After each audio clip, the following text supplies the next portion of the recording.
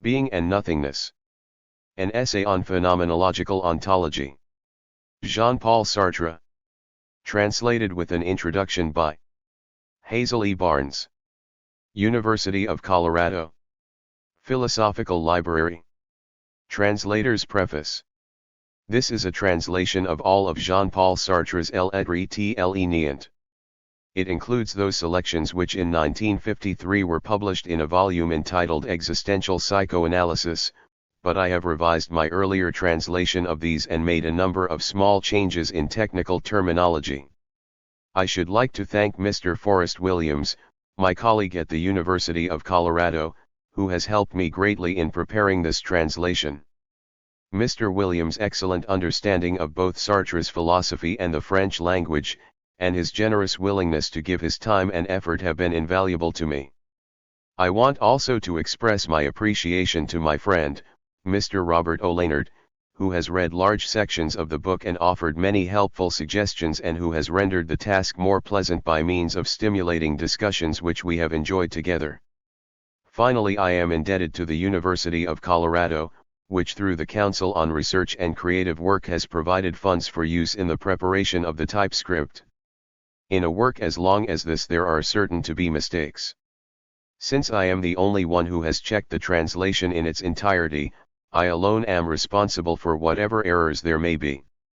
I hope that these may be few enough so that the work may be of benefit to those readers who prefer the ease of their own language to the accuracy of the original. Hazel E. Barnes. University of Colorado. Translator's Introduction. It has been interesting to watch existentialism run through what William James called the classic stages of a theory's career. Any new theory, said James, first is attacked as absurd, then it is admitted to be true, but obvious and insignificant, finally it is seen to be so important that its adversaries claim that they themselves discovered it. Certainly existentialism is way beyond the first stage. As regards Jean-Paul Sartre specifically, it is a long time since serious philosophers have had to waste time and energy in showing that his philosophy is more than the unhappy reactions of France to the occupation and post-war distress. And there are signs that even the third stage has been approached. Stern, for example, while never claiming that he himself has anticipated Sartre's views, does attempt to show for each of Sartre's main ideas a source in the work of another philosopher. Point 2. Yet critics of Sartre's work still tend to deal with them piecemeal, to limit themselves to worrying about the originality of each separate position, to weighing two isolated ideas against each other and testing them for consistency without relating them to the basic framework. Point 3. But one can no more understand Sartre's view of freedom, for instance, without considering his peculiar description of consciousness than one can judge Plato's doctrine that knowledge is recollection without relating it to the theory of the ideas. What critics usually fail to see is that Sartre is one of the very few 20th century philosophers to present us with a total system. One may at will accept or reject this system, but one is not justified in considering any of its parts in isolation from the whole. The new insights which Sartre offers us are sufficiently basic to put all of the familiar concepts in a wholly different light. In a brief introduction, I cannot hope to deal with the mass of detailed evidence needed to show the full scope of Sartre's thought, but I should like to do two things. First, I think it would be profitable to consider briefly earlier works of Sartre's which serve as a kind of foundation for the fuller discussion in Being and Nothingness. Second, I should like to discuss a few of the crucial problems presented in the latter work. In connection with the earlier writing, I shall be concerned only with those aspects which seem to me to be significantly connected with fundamental positions in Being and Nothingness. In the second part, I am making no claim to presenting a full analysis or exposition of the book, but merely offering some general comments as to a possible interpretation of certain central positions. In an article called La Transcendance de l'Ego, Esquisse d'une description phenomenologique for, 1936, Sartre, while keeping within the general province of phenomenology, challenged Husserl's concept of the transcendental ego. The article does more than to suggest some of the principal ideas of being and nothingness. It analyzes in detail certain fundamental positions which, though basic in the later work, are there hurriedly sketched in or even presupposed. Most important is Sartre's rejection of the primacy of the Cartesian cogito. He objects that in Descartes' formula I think, therefore I am, the consciousness which says, I am, is not actually the consciousness which thinks. p. 92, instead we are dealing with a secondary activity. Similarly, says Sartre, Descartes has confused spontaneous doubt, which is a consciousness, with methodical doubt, which is an act. p. 104, when we catch a glimpse of an object, there may be a doubting consciousness of the object as uncertain. But Descartes' cogito has posited this consciousness itself as an object. The Cartesian cogito is not one with the doubting consciousness but has reflected upon it. In other words, this cogito is not Descartes doubting, it is Descartes reflecting upon the doubting. I doubt, therefore I am is really I am aware that I doubt, therefore I am. The Cartesian cogito is reflective, and its object is not itself but the original consciousness of doubting. The consciousness which doubted is now reflected on by the cogito but was never itself reflective, its only object is the object which it is conscious of as doubtful. These conclusions lead Sartre to establish the pre-reflective cogito as the primary consciousness, and in all of his later work he makes this his original point of departure. Now it might seem at first thought that this position would involve an infinite regress. For if the Cartesian cogito reflects not on itself but on the pre-reflective consciousness, then in order for there to be self-consciousness, it might seem that we should need a cogito for the Cartesian cogito, another for this cogito and so on ad infinitum. But this would be the case only if self-consciousness required that the self be posited as an object, and Sartre denies that this is so. The very nature of consciousness is such, he says, that for it, to be and to know itself are one and the same.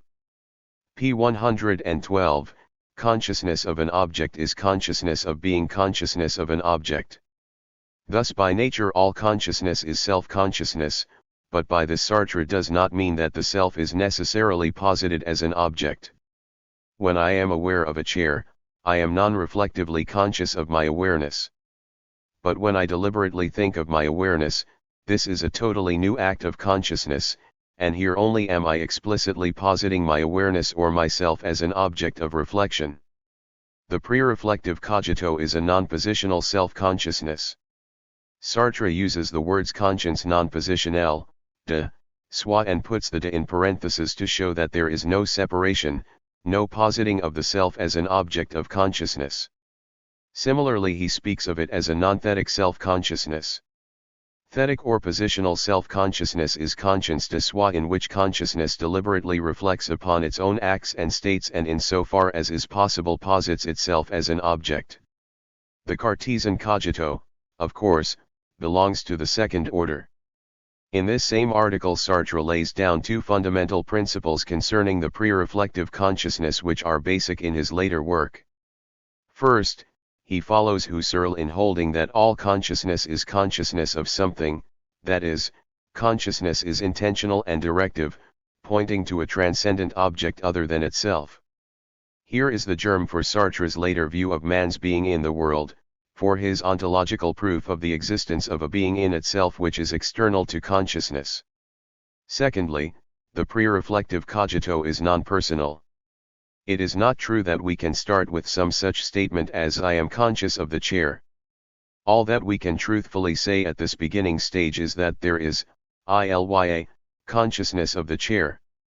The ego, including both the I and the me, does not come into existence until the original consciousness has been made the object of reflection. Thus there is never an ego consciousness but only consciousness of the ego. This is, of course, another reason for Sartre's objecting to the primacy of the Cartesian cogito, for Descartes was actually trying to prove the existence of the I. According to Sartre, the ego is not in consciousness, which is utterly translucent, but in the world, and like the world it is the object of consciousness. This is not, of course, to say that the ego is material but only that it is not a subject which in some sense manipulates or directs consciousness. Strictly speaking, we should never say my consciousness but rather consciousness of me. This startling view is less extreme than it at first appears. It does not mean that consciousness is general, a universal panpsyche. A consciousness is even at the start particular, for the objects of which it is conscious are particular objects and not the whole universe. Thus the consciousnesses of two persons are always individual and always self-consciousnesses, but to be individual and to be self-conscious does not mean to be personal. Another way of putting it is to say that the ego is on the side of the psychic. P. 106, Sartre makes a sharp distinction between the individual consciousness in its purity and psychic qualities, by which he means what is ordinarily thought of as the personality. What he calls the popular view holds that the ego is responsible for psychic states, example love, hate, and that these in turn determine our consciousness. The reality, he claims, is exactly the reverse. Consciousness determines the state, and the states constitute the ego. For example, my immediate reaction of repulsion or attraction to someone is a consciousness. The unity which the reflective consciousness establishes between this reaction and earlier similar ones constitutes my state of love or hate. My ego stands as the ideal unity of all of my states, qualities, and actions, but as such it is an object pole, not a subject. It is the flux of consciousness constituting itself as the unity of itself. P. 100, thus the ego is a synthesis of interiority and transcendence. P. 111, the interiority of the pre-reflective consciousness consists in the fact that for it to know itself and to be are the same, but this pure interiority can only be lived, not contemplated. By definition, pure interiority cannot have an outside.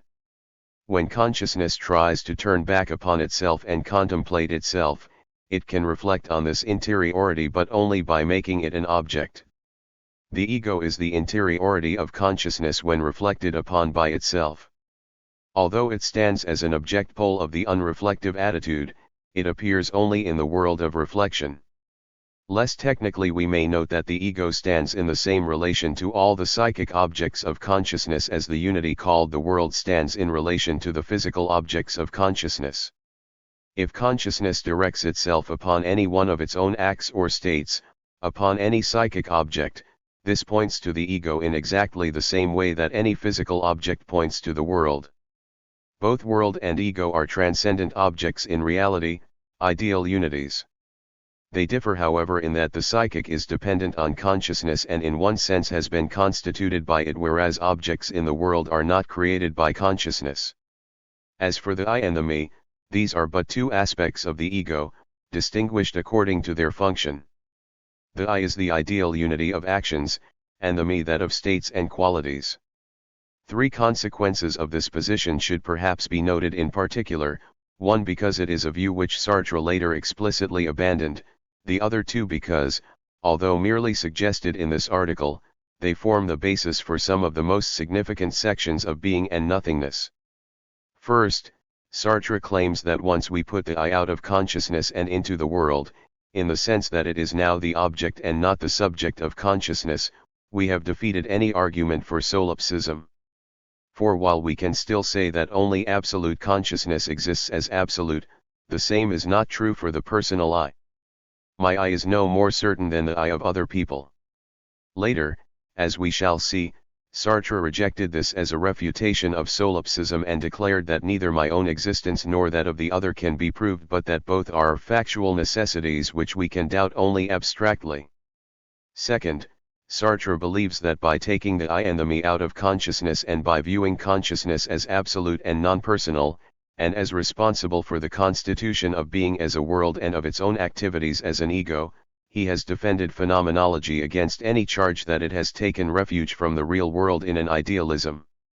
If the ego and the world are both objects of consciousness, if neither has created the other, then consciousness by establishing their relations to each other ensures the active participation of the person in the world. Most important of all, there are in Sartre's claim that consciousness infinitely overflows the I which ordinarily serves to unify it, the foundation for his view of anguish, the germ of his doctrine of bad faith, and a basis for his belief in the absolute freedom of consciousness. Consciousness is afraid of its own spontaneity because it feels itself to be beyond freedom. P. 120, In other words, we feel vertigo or anguish before our recognition that nothing in our own pasts or discernible personality ensures our following any of our usual patterns of conduct. There is nothing to prevent consciousness from making a wholly new choice of its way of being. By means of the ego, consciousness can partially protect itself from this freedom so limitless that it threatens the very bounds of personality. Everything happens as if consciousness constituted the ego as a false image of itself, as if consciousness were hypnotized by this ego which it has established and were absorbed in it. Here undeveloped is the origin of bad faith, the possibility which consciousness possesses of wavering back and forth, demanding the privileges of a free consciousness, yet seeking refuge from the responsibilities of freedom by pretending to be concealed and confined in an already established ego. In the Psychology of the Imagination 5, a treatise on phenomenological psychology which was published in 1940, we find the basis for Sartre's later presentation of nothingness. The main text of the book is concerned with the difference between imagination and perception. Sartre rejects the opinion commonly held that imagination is a vague or faded perception. He points out that frequently the objects of both are the same, but that what distinguishes the two is the conscious attitude toward the object. In the conclusion, he raises a question of much broader significance than the problem of effecting a phenomenological description of imagination. He asks two questions. 1. Is the imaginary function a contingent and metaphysical specification of the essence consciousness, or should it rather be described as a constitutive structure of that essence? 2. Are the necessary conditions for realizing an imaginative consciousness the same or different from the conditions of possibility of a consciousness in general? Throughout the book, Sartre has been stressing the fact that in imagination the object is posited either as absent, as non-existent, as existing elsewhere, or as neutralized, i.e., not posited as existing. Now, in order to effect such a positing, consciousness must exercise its peculiar power of nihilation, nientisation.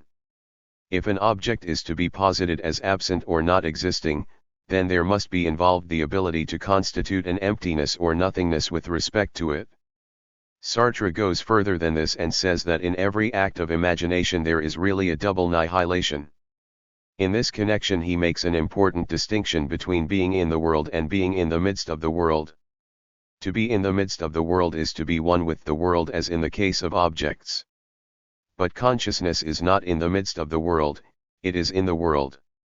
This means that consciousness is inevitably involved with the world, both because we have bodies and because by definition consciousness is consciousness of a transcendent object, but that there is a separation between consciousness and the things in the world. For consciousness in its primary form, as we saw earlier, is a non-positional self-consciousness, hence if consciousness is consciousness of an object, it is consciousness of not being the object. There is, in short, a power of withdrawal in consciousness such that it can nihilate, in case with a region of non-being, the objects of which it is conscious. Imagination requires two of these nihilating acts. When we imagine, we posit a world in which an object is not present in order that we may imagine a world in which our imagined object is present. I do not imagine a tree so long as I am actually looking at one. To accomplish this imagining act, we must first be able to posit the world as a synthetic totality. This is possible only for a consciousness capable of effecting annihilating withdrawal from the world. Then we posit the imagined object as existing somehow apart from the world, thus denying it as being part of the existing world. Hence the imaginative act is constituting, isolating, and nihilating. It constitutes the world as a world, for before consciousness there was no world but only full, undifferentiated being. It then nihilates the world from a particular point of view and by a second act of nihilation isolates the object from the world as out of reach. Once we accept this view of imagination, the answer to Sartre's two questions is clear. Obviously the conditions of possibility for an imagining consciousness are the same as for consciousness in general. Clearly the imaginary function is constitutive of the essence of consciousness. To conceive of a non-imagining consciousness is impossible. For if consciousness could not imagine, this could only be because it lacked the power of negating withdrawal which Sartre calls nihilation, and this would result in so submerging consciousness in the world that it could no longer distinguish itself from the world. If it were possible to conceive for a moment a consciousness which does not imagine, it would have to be conceived as completely engulfed in the existent and without the possibility of grasping anything but the existent. p. 271. In this early book Sartre had already linked the ideas of nothingness and freedom. In order to imagine, consciousness must be free from all specific reality, and this freedom must be able to define itself by a being in the world which is at once the constitution and the negation of the world. p. 269, this means that consciousness must be able to effect the emergence of the unreal. The unreal is produced outside of the world by a consciousness which stays in the world, and it is because he is transcendentally free that man can imagine. p. 271. In The Emotions 6, 1939, Sartre again discusses consciousness, constitution and organization of the world, and from a different point of view, but the underlying ideas of the total involvement of consciousness in any of its acts and its possibility of choosing freely the way in which it will relate itself to the world remain the same. As we should expect, he completely rejects the idea that emotions are forces which can sweep over one and determine consciousness and its actions. Emotion is simply a way by which consciousness chooses to live its relationship to the world. On what we might call the everyday pragmatic level of existence, our perception constitutes the world in terms of demands. We form a sort of ontological map of it in which pathways are traced to and among objects in accordance with the potentialities and resistances of objects in the world. Thus, if I want to go out into the street, I must count on so many steps to be taken, furniture to be avoided, a door to be opened, etc. Or to put it on a non-material level, if I want to persuade someone of a course of action, I must not only plan to use language which means more or less the same to him as to me, but must observe certain rules of intersubjective relations. If I am to appeal to his reason rather than to his prejudice, I must approach him in terms of his experience instead of referring to what he does not know, etc. In short, the objects which I want to realize appear to me as having to be realized in certain ways. The world of our desires, our needs, and our acts, appears as if it were furrowed with strict and narrow paths which lead to one or the other determined end, that is, to the appearance of a created object. p. 57, it might be compared to a pinball machine in which the ball which one wants to end up at a certain defined spot must arrive there by following one of several possible paths filled with pits and barriers. All of this is an anticipation of the hierarchy of instrumental complexes which Sartre describes in detail in Being and Nothingness, and which is vital to his discussion of the body, our situation in general, what he calls our facticity or our being there in the world. It is important to note that although this ontological map depends to an extent on external brute matter and is hence to a significant degree the same for all people, still it is in part dependent on a constituting consciousness. This is true first because without any consciousness there could be no such meaningful organization. But it varies in meaning also according to the object aimed at and the attitude of the consciousness regarding the object. Thus the door may be a means of access to the outside or, if locked, a protection against unwanted guests. The appearance of the environment and its organization vary according to whether I walk or drive.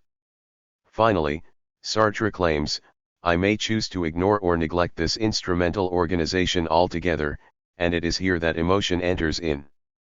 I may in a fit of temper, so to speak, refuse to pull the handle of the pinball machine or say that the ball reached its destination even when it went into the wrong hole, or, to put an extreme case, break the glass and put the ball where I want it, or state that I had never intended really to pull the handle anyway. This world with its ontological markings is difficult, and if the situation becomes too difficult, if my plans meet with utter frustration, I may seek to transform the whole character of the world which blocks me.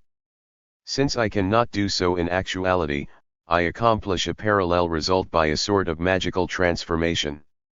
Emotion is a transformation of the world. When the paths traced out become too difficult, or when we see no path, we can no longer live in so urgent and difficult a world. All the ways are barred. However, we must act. So we try to change the world, that is, to live as if the connection between things and their potentialities were not ruled by deterministic processes, but by magic. p. 58, we construct new ways and relationships, but since we cannot do this by changing the world, we change ourselves. In certain cases we may even faint, thus magically and temporarily annihilating the world by nullifying our connection with it. Even joyous emotions fall into this same pattern, since in joy we try to possess all at once and as a whole a desirable situation which, if it is to be really experienced, must be achieved slowly and in terms of instrumental organizations. In summary, emotion is a consciousness personal relation to the world and as such can be temporarily satisfying, but it is fundamentally ineffective and transient with no direct power to affect the environment. In the three works just considered, Sartre shows clearly that he is not following very closely the line of thought laid down by Husserl and his followers, although in all three, as well as in the case of being and nothingness, Sartre calls his approach phenomenological. In these examples, however, we find very little of what we have become accustomed to think of as inseparably connected with existentialism, namely, a concern with the living person and his concrete emotions of anguish, despair, nausea, and the like. Actually, until the publication of Being and Nothingness, Sartre's concern with men's happiness and unhappiness, their ethical problems, purposes, and conduct was expressed largely in his purely literary works. Of these, the novel, Nausea 7, 1937, is richest in philosophical content. In fact, one might truthfully say that the only full exposition of its meaning would be the total volume of Being and Nothingness. But amidst the wealth of material which might serve as a sort of book of illustrations for existentialist motifs, there are two things of particular significance. First, there is the realization on the part of the hero, Roquentin, that being in general and he himself in particular are de trop, that is, existence itself is contingent, gratuitous, unjustifiable.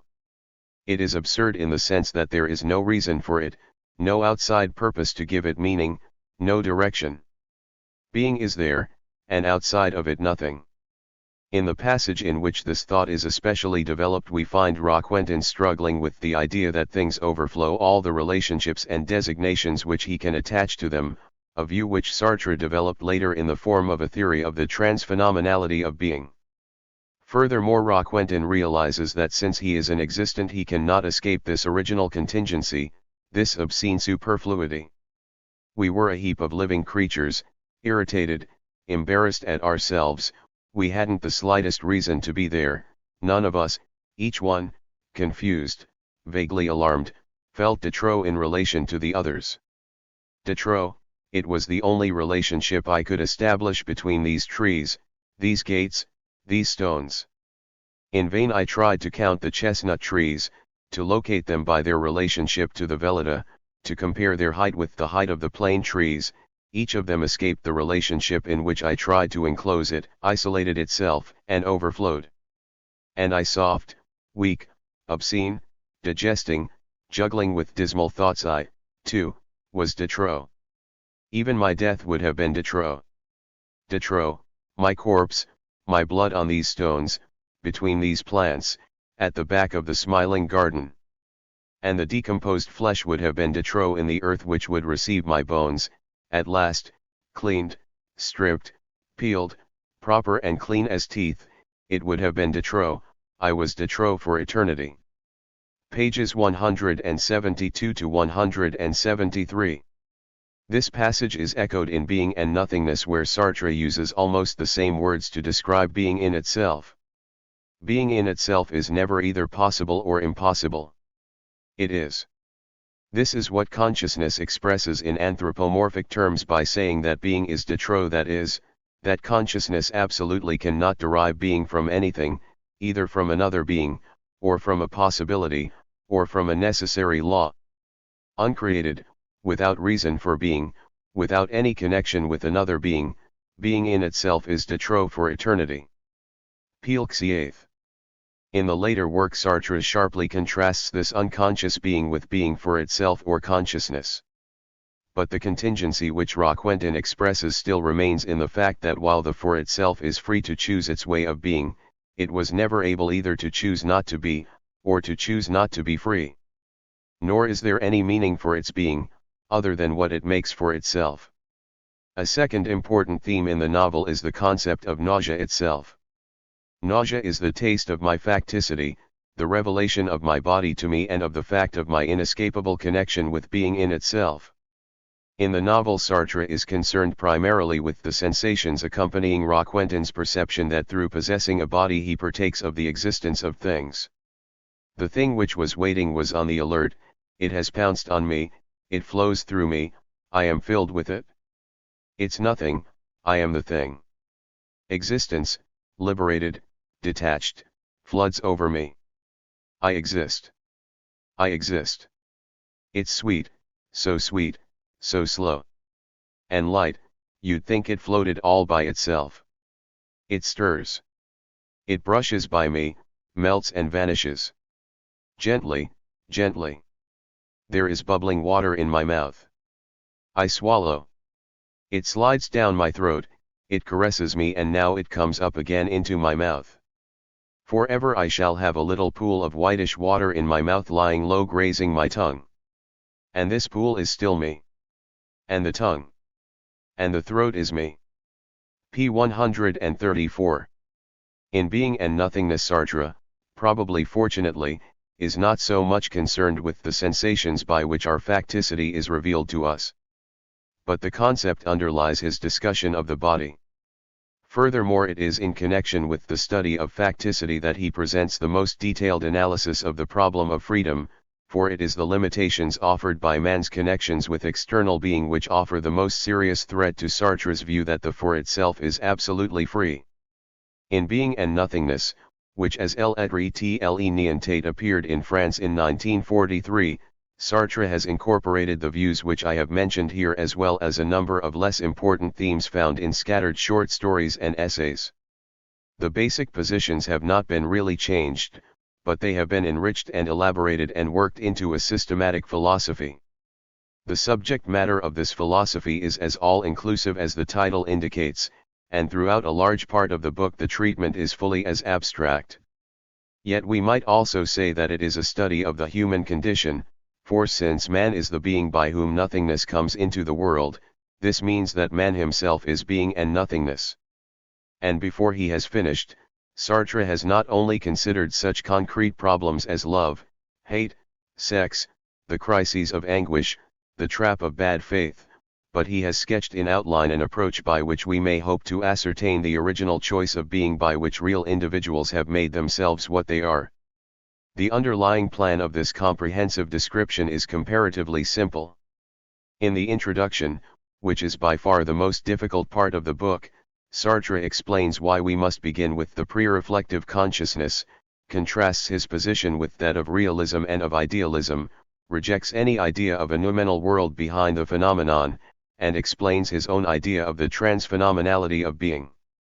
He then proceeds to present his distinction between unconscious being, being in itself, and conscious being, being for itself. Point 9. Obviously certain difficulties arise. In particular, since the two types are radically different and separated from another, how can they both be part of one being? In search of an answer, Sartre in Part 1 focuses on the question itself as a question and reveals the fact that man, or the for itself, can ask questions and can be in question for himself in his very being because of the presence in him of a nothingness. Further examination of this nothingness shows that non-being is the condition of any transcendence toward being. But how can man be his own nothingness and be responsible for the upsurge of nothingness into the world? We learn that nothingness is revealed to us most fully in anguish, and that man generally tries to flee this anguish, this nothingness which he is, by means of bad faith. The study of bad faith reveals to us that whereas being in itself simply is, man is the being who is what he is not and who is not what he is. In other words, man continually makes himself.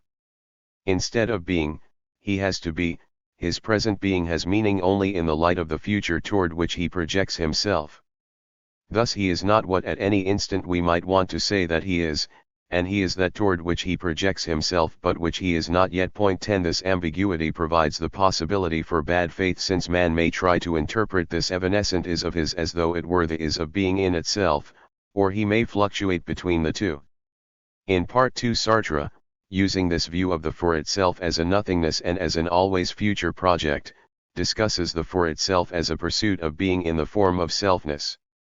This involves the questions of possibility, of value, and of temporality, all of which prove to be integrally related to the basic concept of the for itself as an internal negation of being in itself. But if the for itself is a relation to the in itself, even by way of negation, then we must find some sort of bridge. This bridge is knowledge, the discussion of which concludes Part 2. Since no full presentation of knowledge is possible without consideration of the senses, we are referred to the body. Part 3 begins with a discussion of the body, and we soon perceive that one of the principal characteristics of a body is that it causes me to be seen by the other. Hence Part 3 is largely devoted to the study of being for others, including descriptions of concrete personal relations. Finally, our discovery of our relations with others shows us that the for itself has an outside, that while never able to coincide with the in itself, the for itself is nevertheless in the midst of it. And so at last in Part 4 we return to the in itself. We are concerned with the in itself from two fundamental points of view. First, how can we be in the midst of the in itself without losing our freedom? Here we find the fullest exposition of Sartre's ideas on freedom and facticity. Second, we discover that our fundamental relation to being is such that we desire to appropriate it through either action, possession, or the attempt to become one with it.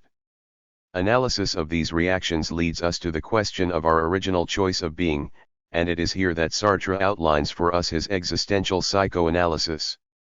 This completes the book save for the conclusion, in which Sartre suggests various metaphysical and ethical implications which may emerge as the result of his long pursuit of being, and also promises us another work in which he will further develop the ethical possibilities.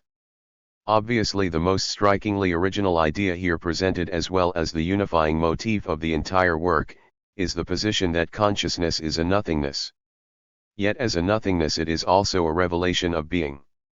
Aside from the paradoxical nature of this position, we are immediately puzzled as to how to relate it to the traditional theories of idealism and realism, and I think that perhaps our best approach to the whole question of the negativity of consciousness is to observe just how Sartre himself believes that he can hold a theory not open to the objections generally directed against either of the others.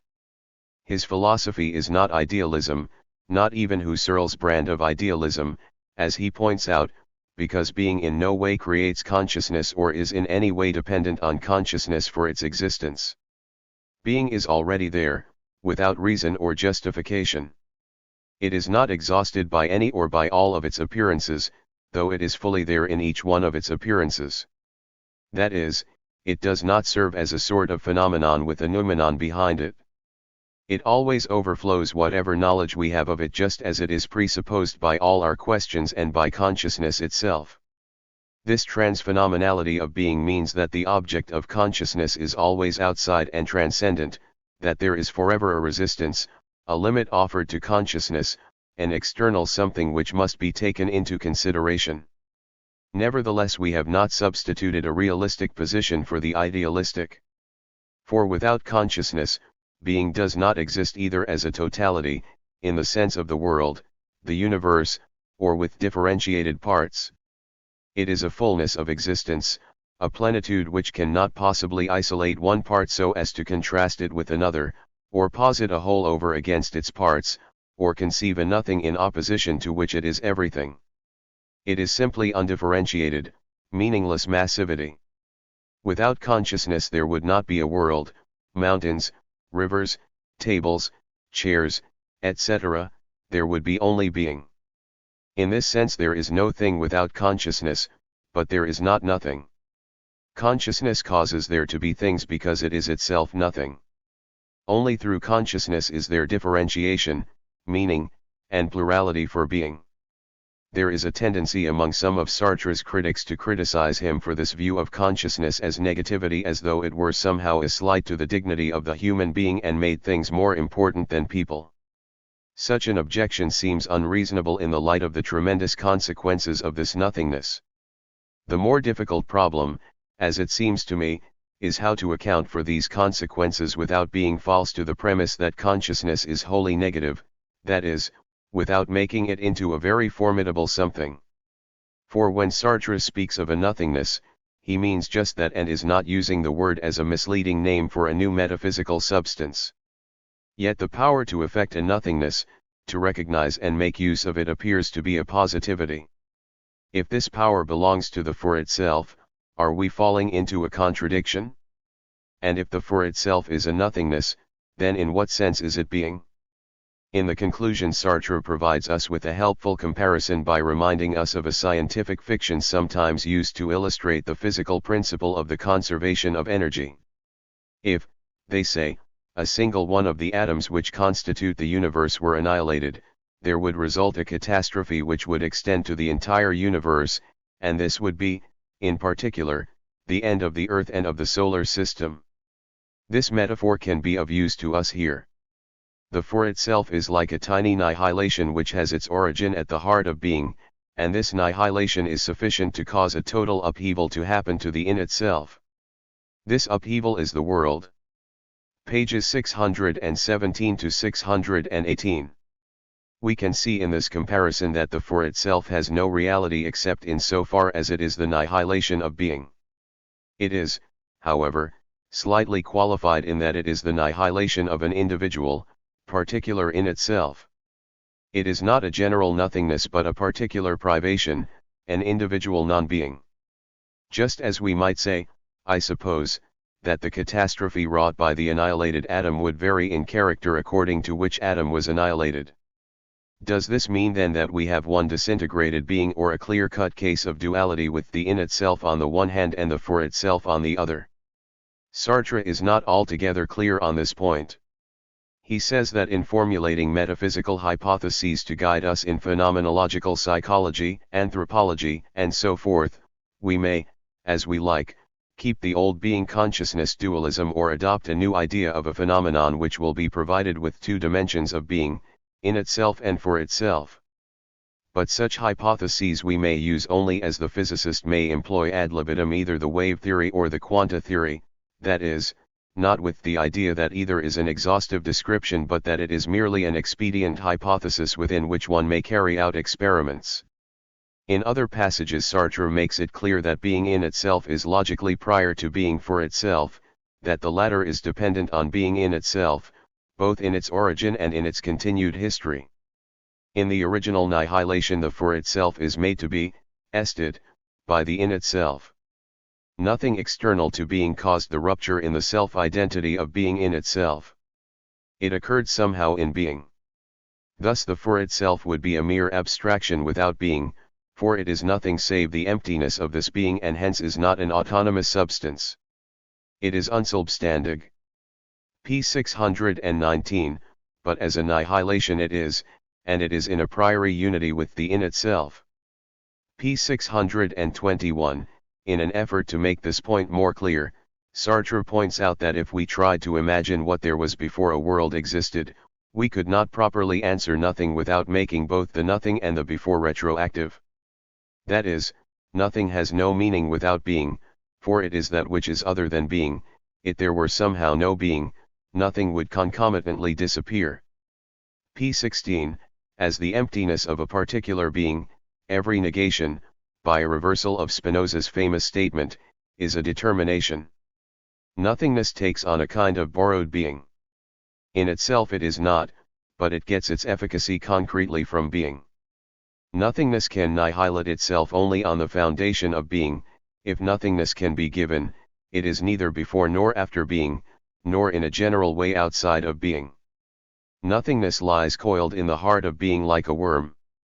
P. 21, thus being in itself is logically prior to being for itself, for the in itself has no need of nothingness since it is a plenitude, but the for itself originates only by means of being and as a rupture at the heart of being. Moreover, the for itself is dependent on the in itself not only in its origin but in its continued existence. We have seen that consciousness is a revelation of being and that this is because consciousness can make a nothingness slip in between itself and being or between the various parts of being, thus bringing about a differentiation. We saw also in connection with the psychology of the imagination that this ability on the part of consciousness to separate itself from the world by annihilation enabled it to effect the emergence of the unreal, thus to distinguish between actual and possible, between image and perception, etc. In Being and Nothingness, Sartre develops consciousness, revealing intuition as being an internal negation. An external negation is simply a distinction between two objects such that it affects neither, e.g. the cup is not the table. But in an internal negation, which can exist only in a consciousness, the being making the negation is affected in its being. Thus consciousness perpetually negates the in itself by realizing inwardly that it is not the in itself. It annihilates the in itself both as a whole and in terms of individual in itselfs or objects. And it is by means of knowing what it is not that consciousness makes known to itself what it is. Thus again in its daily existence the for itself is seen to depend on the in itself. For since it is nothing but the annihilating consciousness of not being its objects, then once more its being depends upon that of its objects. For consciousness, too, negation is determination. It is important to recall that Sartre says of man that he is the being by whom nothingness comes into the world. He does not deny to man any connection with being.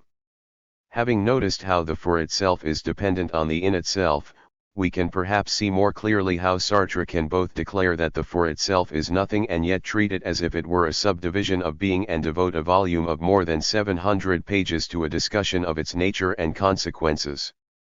By itself the for itself is nothing at all and is not even conceivable, just as a reflection or a shadow which would not be a reflection or shadow of anything could not be conceived. But in relation to being, by being the nothingness of a particular being and thus deriving from the being which it annihilates a sort of marginal, dependent being, it can give a new significance to all of being.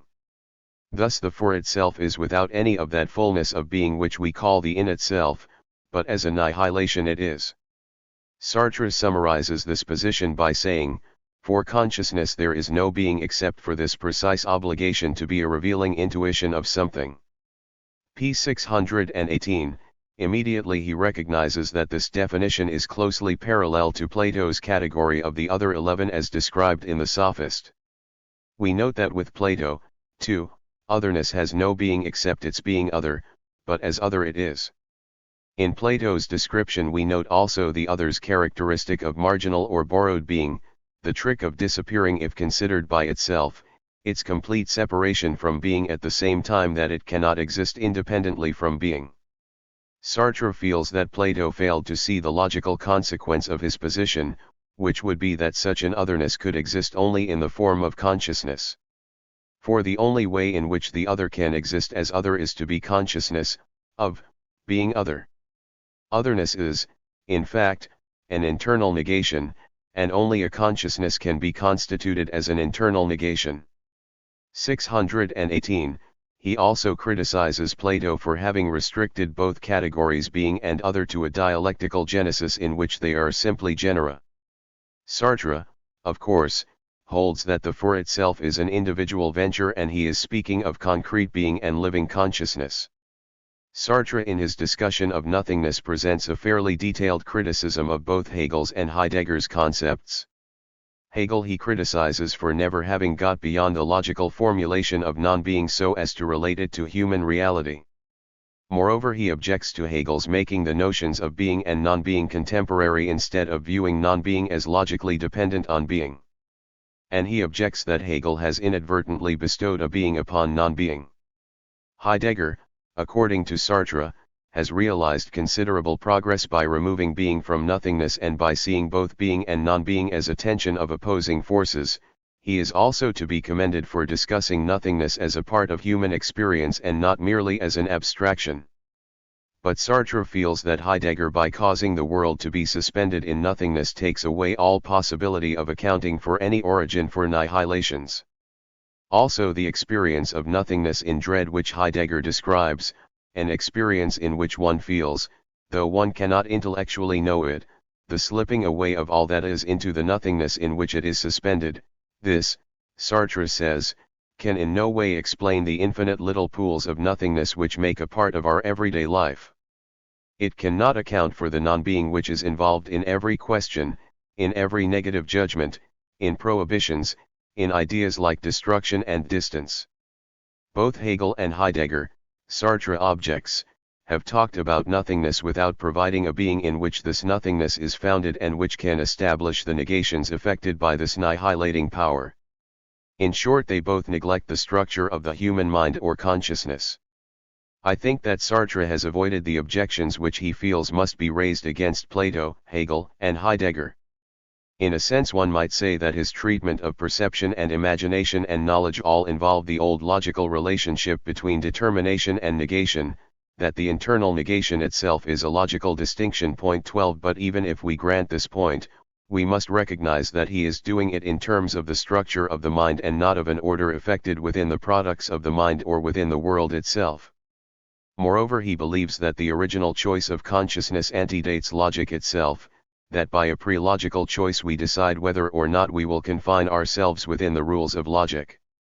In connection with the emotions, we have seen that consciousness may, if it chooses, use its annihilating power for a complete though ineffective and temporary annihilation of the world. Sartre has not restricted the use of nothingness to concepts and relations. He uses it in his discussion of anguish, which reveals considerable indebtedness to Heidegger's treatment of dread.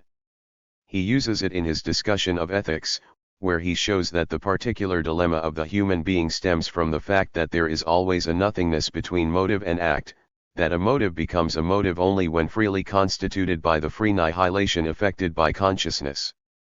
And finally, he uses it in his discussion of freedom.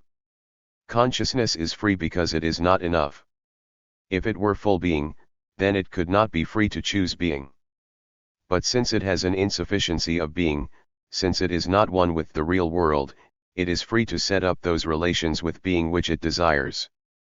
Thus the for itself is a revelation of being, an internal annihilation of being, a relation to being, a desire of being, and a choice of being. Point 13. All of these it can be, only because it is not being. There is no question about the fact that Sartre throws the whole weight of being over onto the side of the in itself, but in terms of significance and activity it is the for itself which is responsible for everything, even though it could not be without the in itself. While the comparison is admittedly a bit far-fetched, I cannot help being reminded in this connection of Schopenhauer's reason, which created by the will turns back upon the will to deny it. As I pointed out above, Sartre criticizes Heidegger for restricting his experience of nothingness to special crises and ignoring the host of everyday situations in which it figures. It is interesting, however, to note that Sartre, on the other hand, ignores an entire set of special experiences in which the idea of nothingness is tremendously important, namely, the whole history of mysticism.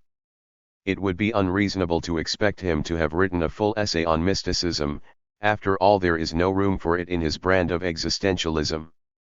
But it is a little surprising that he has not considered the subject at all, both because he is so frequently careful to provide his own explanation for phenomena generally considered religious, and because there is in mystic literature much that would have been fruitful for his analysis.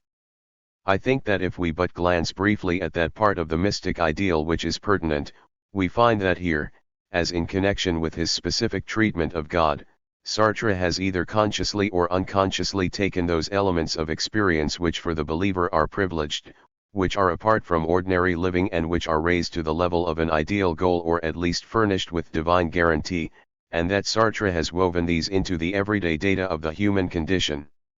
We may note that the mystic's use of the concept of nothingness differs from those already mentioned in 1. Applying the concept in the form of negative definition to the ultimate reality, the one. 2. Presenting the loss of personality, which is a species of nothingness, as an ideal goal. 3. Giving an irrational, one might almost say sensational, cast to the whole experience. Without passing judgment on the validity of the mystic approach, we can at any rate observe that here, as with Sartre, the concept of nothingness, while continuing to be a denial of everything, becomes all important and heavy with consequence. One may hazard guesses as to how all of this came about.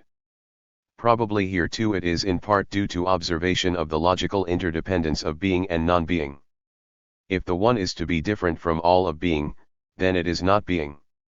The loss of self is probably due partly to the same cause. If we are to be one with God, then we must be not self, as well as to a desire to escape from the responsibility for one's own being.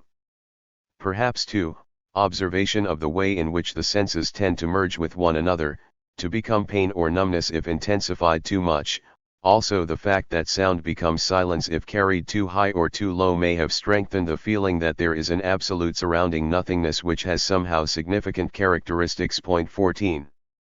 Sartre seems to have reduced all of this to purely human data. Whereas the mystic sets up loss of the personality as a goal, Sartre begins with the non-personal consciousness. In one sense, our recognition of the existence of this consciousness which transcends our ego is still our salvation, for acceptance of one's absolute freedom is the only existence commensurate with an honest desire to exist fully as man. But the recognition comes not in ecstasy but in anguish. It is not a merging with a higher power but a realization of one's isolation, not a vision of eternity but the perception that one is wholly process, the making of a self with which one cannot be united. The mystic looks inward and learns to put away the self and find himself united with the one. The for itself seeks to find the self it can never in any final sense possess. The mystic strives to surpass his being in an absolute nothingness which is somehow fulfilling. The for itself spends its life in a futile pursuit of being and tries in vain to escape the nothingness which it is. We have seen that as nothingness the for itself is not only the internal negation and revelation of being but also the desire and the choice of being. I should like next to examine these last two aspects of the for itself, since on these levels we may see more clearly the significance of Sartre's view in relation to theology, which he attempts to supplant, and to psychology, which he would greatly modify. When we view consciousness as desire, we find the same situation which we have encountered before, that is, its essential structure is negative but the results fully positive. Here as always consciousness is consciousness of something. Thus we find now that it is consciousness of its object as desirable. Desire, like value, resides neither in the outside world nor in consciousness. It is a way by which consciousness relates itself to objects of the world.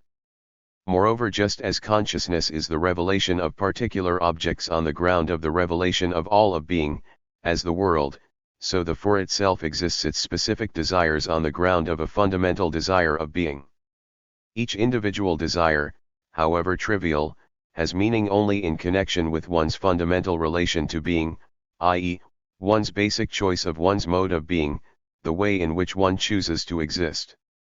Thus somewhat paradoxically every concrete desire, and all desires are concrete, is significant to Sartre as indicating the personal character of the individual under consideration, but it is important not by itself alone but because it points to the all-pervasive irreducible desire which reveals to us the person. Sartre's view is that since the for itself in its relation to objects is confronting the in itself, this means that if it desires these objects, it is desiring to appropriate the in itself.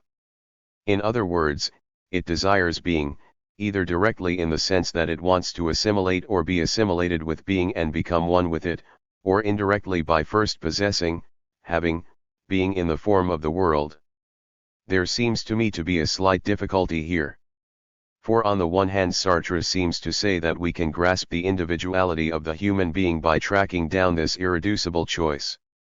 On the other hand, he says that every for itself, with the possible exception of one which has effected an existentialist type of catharsis, basically desires to be one with the in itself, thus gaining an absolute security and certainty, by being a self, a fullness of being, without, however, ceasing to be freely responsible for the self and without ceasing to be aware of thus founding one's own being. Clearly this desire, as Sartre says, is irrational. One cannot both be beyond the need of self-foundation and be responsible for achieving it. It is both the desire of being caused, hence absolute, justified, and the desire of being the cause. In short, the ideal desired is that causa sui which we call God. Man desires to be God.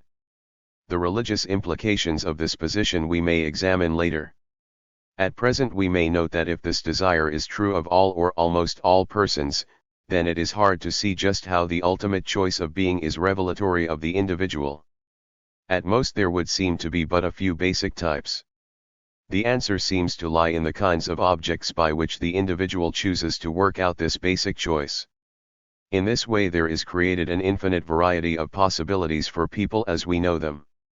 In any case, it may be said that the hypothesis that one's personality is reducible to the basic attitude which is assumed by the for itself confronting the in itself and its own lack of being is no more a threat to the variety of personality structures than the concept of the Freudian libido or the Adlerian will to power.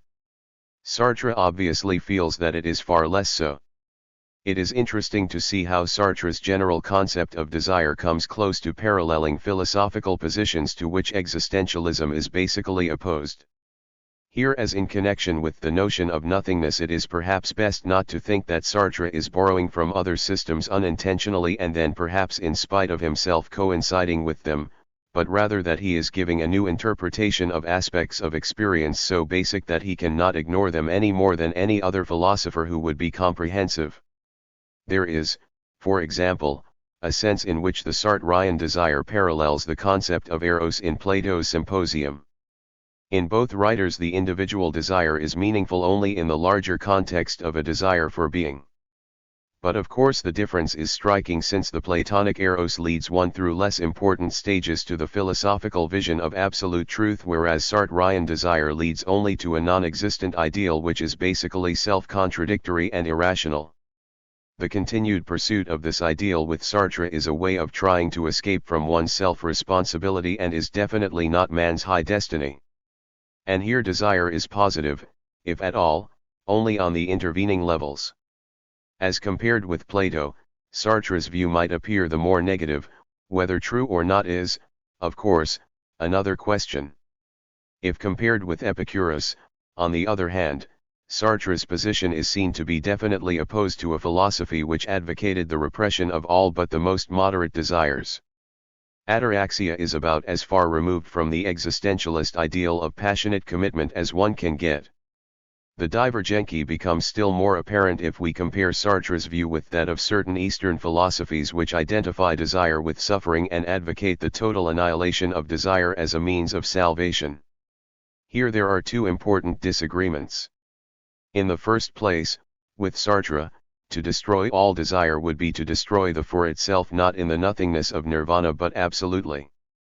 A satisfied for itself would no longer be a for itself. The for itself is desire, that is, it is the annihilating project toward a being which it can never have or be, but which as an end gives the for itself its meaning. In the second place, desire is not placed on the same level by Sartre and, for example, Buddhism. In the latter, desire is the quality of the lesser personalized self which must be destroyed if one is to realize one's greater non-personal potentialities. But with Sartre, desire in its most fundamental sense belongs not to the psyche but to the non-personal consciousness. Only the derived specific desires are determined and evaluated in terms of the ego, which we may recall, is itself an object of consciousness. Here again we find that the goal of Buddhism is part of Sartre's human data. Guilt for Buddhism lies in the specific desires of the personal self. Guilt for Sartre is cherishing the illusion of possessing an absolute self. This discussion of desire leads us naturally into another major topic, a second primary aspect of Sartre's work which, fully as much as his emphasis on the negativity of consciousness, is the object of hostile attack and misunderstanding his atheism. There is a sense in which Sartre has obeyed the requirements of Kierkegaard's either or more literally than most of his critics. The God he rejects is not some vague power, an unknown X which would account for the origin of the universe, nor is it an ideal or a mythos to symbolize man's quest for the good. It is specifically the God of the scholastics, or at least any idea of God as a specific, all-powerful, absolute, existing creator. Many people who consider themselves religious could quite comfortably accept Sartre's philosophy if he did not embarrass them by making his pronouncement, "There is no God," quite so specific. Some even go so far as to insist that his philosophy is religious because it signifies an intense serious concern with ultimate problems and human purposes, and because, contrary to what is often said on other occasions, it includes a sense of human responsibility and sets a high premium on honesty with oneself. This attitude, I think, is mistaken. Sartre's whole endeavor is to explain man's predicament in human terms without postulating an existent God to guarantee anything. Those who read him as religious are saying that one may be religious without any non-human absolute. This may be true, but Sartre says in effect that we must call such a position an atheistic humanism. Kierkegaard would certainly have agreed with him. Point 15. Sartre's religious comments fall under two general headings. First, there are those passages in which he specifically attacks the traditional concepts of God and attempts to prove them false because self-contradictory. Second, throughout all of being and nothingness there are religious overtones, the use of traditional religious phraseology in contexts such that evidently he is attempting to bring into an human framework phenomena frequently held to be religious. The logical arguments focus on three problems. 1. Is the idea of God as a creator self-consistent, and does this leave any room for human freedom? 2. Is there an inconsistency in the view of God as kausasui? 3. Can God exist outside a totality? In considering the concept of God as the creator, Sartre uses artistic creation as a parallel. The book which I write emanates from me, but once created, it is in a sense no longer mine. I cannot control what use is made of it or what people may think that it says to them. It may say something which I never intended. So with the idea of God the creator. If the creature is still inwardly dependent on God, then he is not separate, not free, not an independent existent. But if in his inner being he is not dependent on God, then he no longer can receive from God any justification for his existence or any absoluteness. He does not need a creator. Either man is free and does not derive his meaning from God, or he is dependent on God and not free. For many reasons, some of them already discussed, Sartre rejects the second alternative. He rejects also two other positions closely connected with the idea of God as creator. One of these is Leibniz's view of freedom, according to which God has determined each man's essence and then left him to act freely in accordance with the demands of his essence. Sartre's reply here is to reject the view that this is freedom. He argues that if God has given us an essence, this is to determine all our future actions by one original gesture. Thus by implication Sartre once more rejects a creator because of his own fundamental position on the for itself's total freedom. The other point he makes as the result of an interview which he says that he had with the Reverend Father Boisselot. p. 538, Father Boisselot made the statement that the Last Judgment is a kind of closing of the account effected by God, who determines when one is to die, thus making one finally be what one has been irremediably. Sartre agrees that at the moment of death one becomes only his past and hence an in itself. The meaning of one's life is henceforth to be determined and sustained only as others are interested in interpreting it. But he denies that one's life is free if a God has been able to determine the end of it. According to whether I die before or after completing a great artistic work, or committing a great crime, the meaning of my life will vary greatly. If God is to determine the time, then I shall not have been responsible for making my life what it will have been. Of course, if God does not determine my death, the fact remains that unless I commit suicide, I do not myself determine it. But this undetermined contingency Sartre does not regard as a threat to freedom, rather just one more example of the finitude within which I make myself.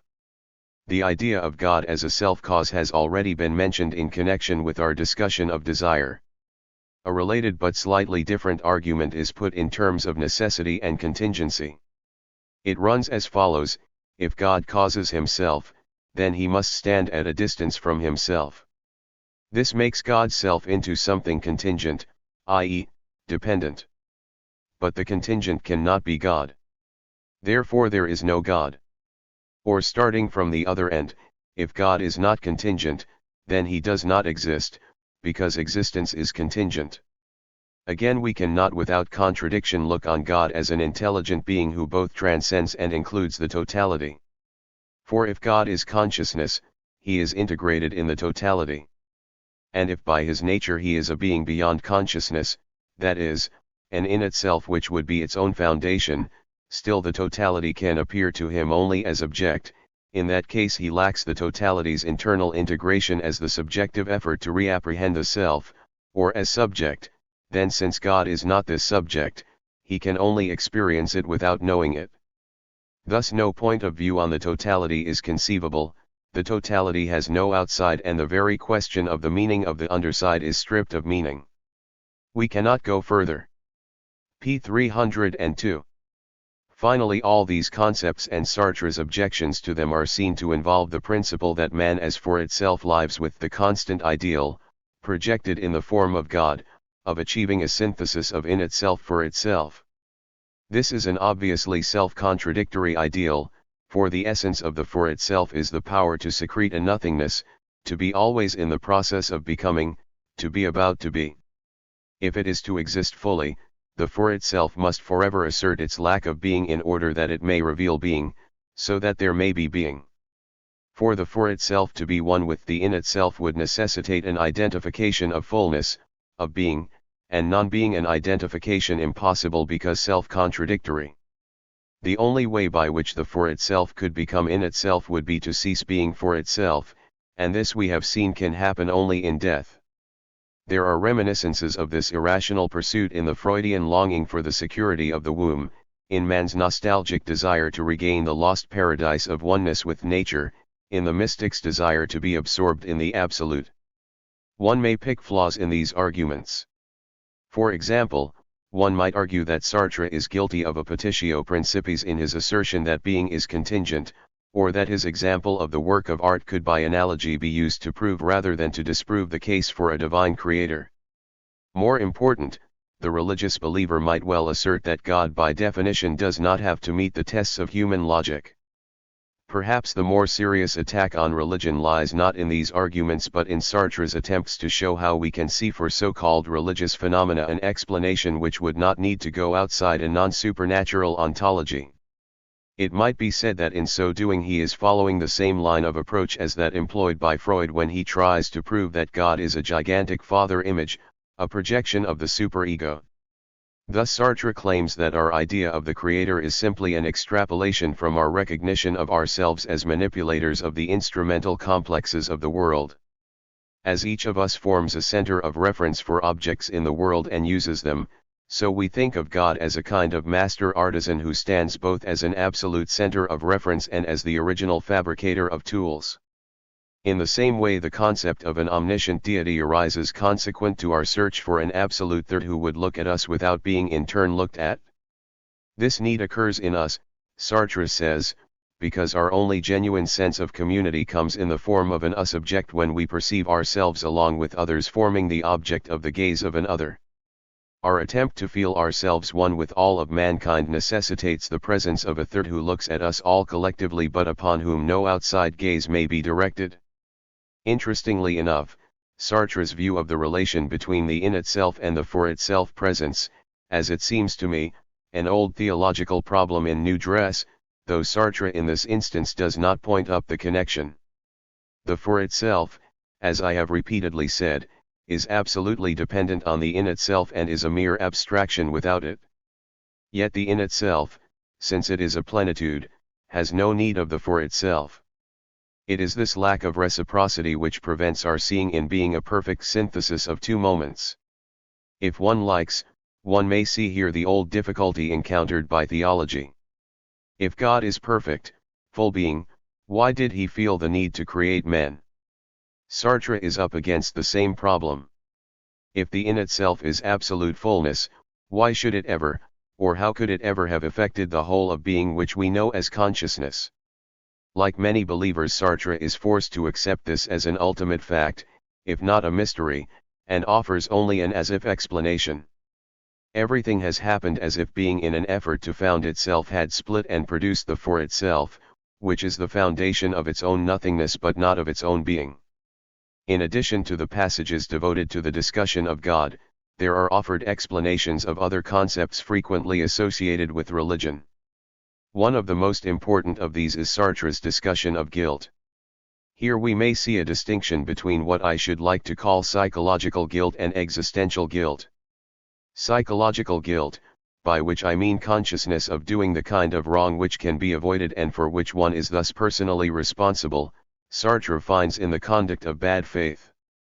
It consists in not accepting one's responsibilities as a for itself, in seeking to blame someone or something for what one has done freely oneself, in choosing to assert one's freedom only where it is expedient and on other occasions to seek refuge in a theory of psychological determinism. It is to pretend that one is born with a determined self instead of recognizing that one spends one's life pursuing and making oneself. It is the refusal to face the anguish which accompanies the recognition of our absolute freedom.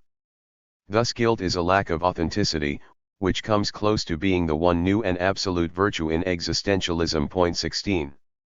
But rather surprisingly, in a non-theistic philosophy we find also a concept of existential guilt, an inescapable guilt, a species of original sin.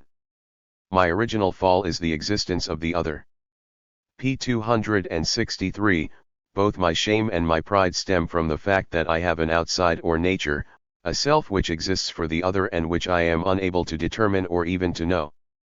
Thus, although I can never, even if I try, be an object to myself, I am made an object for others. It is before the other that I am guilty. I am guilty first when beneath the other's look I experience my alienation and my nakedness as a fall from grace which I must assume. This is the meaning of the famous line from Scripture, "They knew that they were naked." p. 410, thus the for itself, which is to itself wholly subjectivity, feels itself to be guilty because it is made an object by another. It is guilty because it consents to this alienation, and again guilty in that it will inevitably cause the other to experience the same alienation. We cannot live without making objects and means of the other, thus transcending his transcendence, and this is to do violence to his subjectivity. Fear before God, says Sartre, comes when one tries to glorify the subject state by positing oneself as only an object before an absolute subject. p. 290, but for Sartre this would be an intensification of one's psychological guilt, for it amounts to a false denial of one's free subjectivity. The reverse situation occurs when one, without rejecting God's existence, tries to make of him an absolute object by performing black masses, desecrating the host, desiring evil for evil's sake, etc. In this last instance, however, it must be noted that this is to desire evil only in accordance with the conventional definition of it. In many passages where there is no explicit religious association, Sartre seems by his choice of words to indicate such connection. There is, for example, his use of the three ecstasies. The term inevitably suggests mystic connotations. Dyson hints that the concept of three ecstasies may be compared to the Christian Trinity, although he never attempts to carry out the comparison. Point 17. I do not myself see any possibility of sustaining a direct comparison between Sartre's three ecstasies and the Father, Son, and Holy Ghost. But since in each case the ecstasis is that standing apart from self which was the mystic's goal, it seems probable that here, as frequently, Sartre is offering as part of his description of the human condition an experience which in a different context altogether has been given a religious significance. Sartre's three ecstasies are, 1. The ever-renewed internal negation of the in itself by the for itself. This involves the diaspora of the three temporal ecstasies. In the present the for itself is not anything. But it is present to the in itself. In the light of what the for itself chooses to make of the past, by which is meant that which the for itself has been, and in itself from which it is now separated by a nothingness, the for itself thrusts itself toward the future by choosing the self which it will be. 2. The reflection by which the for itself reflects on its original nihilation, a process known as pure reflection, and on its psychic states, impure reflection. 3. Being for others when the for itself realizes that it has a self which exists for the other and which it can never know. Certain other vaguely religious concepts are still more briefly treated. Eternity, for instance, Sartre defines as the ideal value which man is seeking and which is not the infinity of duration, of that vain pursuit after the self for which I am myself responsible. Man seeks a repose in self, the atemporality of the absolute coincidence with himself. p. 141-142, a sacred object is one which in the world points to transcendence beyond the world. p. 374, the margin of unpredictability offered by the unforeseen resistance of the in itself is related to the Greek habit of erecting an altar to an unknown god. p. 507, a kind of corporeal pantheism too receives its due in Sartre's description of one way in which we may exist our body. If a person chooses to identify himself with the body and its pleasures to the fullest extent possible, this may be interpreted as one method by which the for itself makes the in itself exist. In this case the desired synthesis of the in itself with the for itself will be the quasi-pantheistic synthesis of the totality of the in itself with the for itself which recovers it. Here the body is the instrument of the synthesis, it loses itself in fatigue, for example, in order that this in itself may exist to the fullest. p. 456. To such passages may be added others in which the mere language suggests that old terms are being deliberately worked into a new framework. Thus the process by which the for itself faces up to its true being, a process which Sartre tells us is necessary before one can lead an ethical life, is called a catharsis or purification. External objects or beings are revealed as co-present in a world where the for itself unites them with its own blood by that total ecstatic sacrifice of the self which is called presence.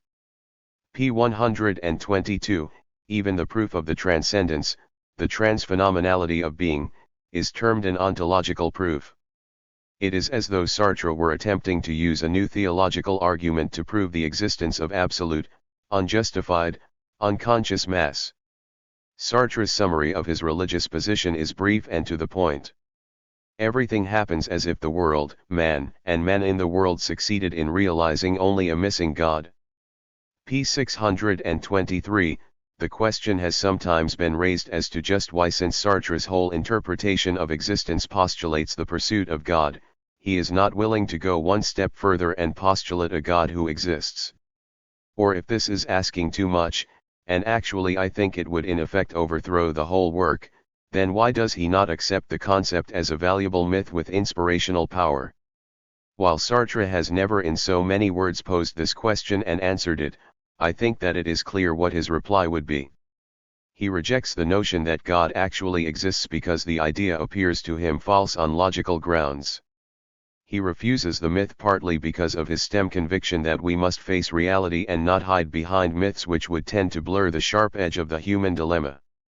He refuses it also because it is, at least he believes, inevitably accompanied by a belief in absolutes and a theory of a human nature which would determine our destiny, because it conceals the fact that each man must discover and affirm his own values, that there is nothing to guarantee the permanent validity of any one set of ideals as compared with another.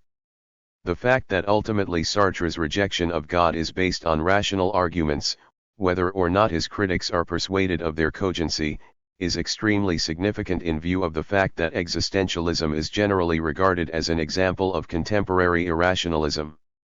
If we examine Sartre's position carefully, we find that it emphasizes both reason and unreason, and in a manner precisely the reverse of what we find in the writings of either the scholastics or the Neoplatonists. In the religious writers we are familiar with the idea that man proceeds within the human sphere by relying on reason, that he may use reason in his initial approach to God, but that the final vision and, paradoxically, the ultimate source of true wisdom is non-rational. All this Sartre completely reverses. When consciousness first chooses its way of being, this is a non-rational, actually a pre-rational choice.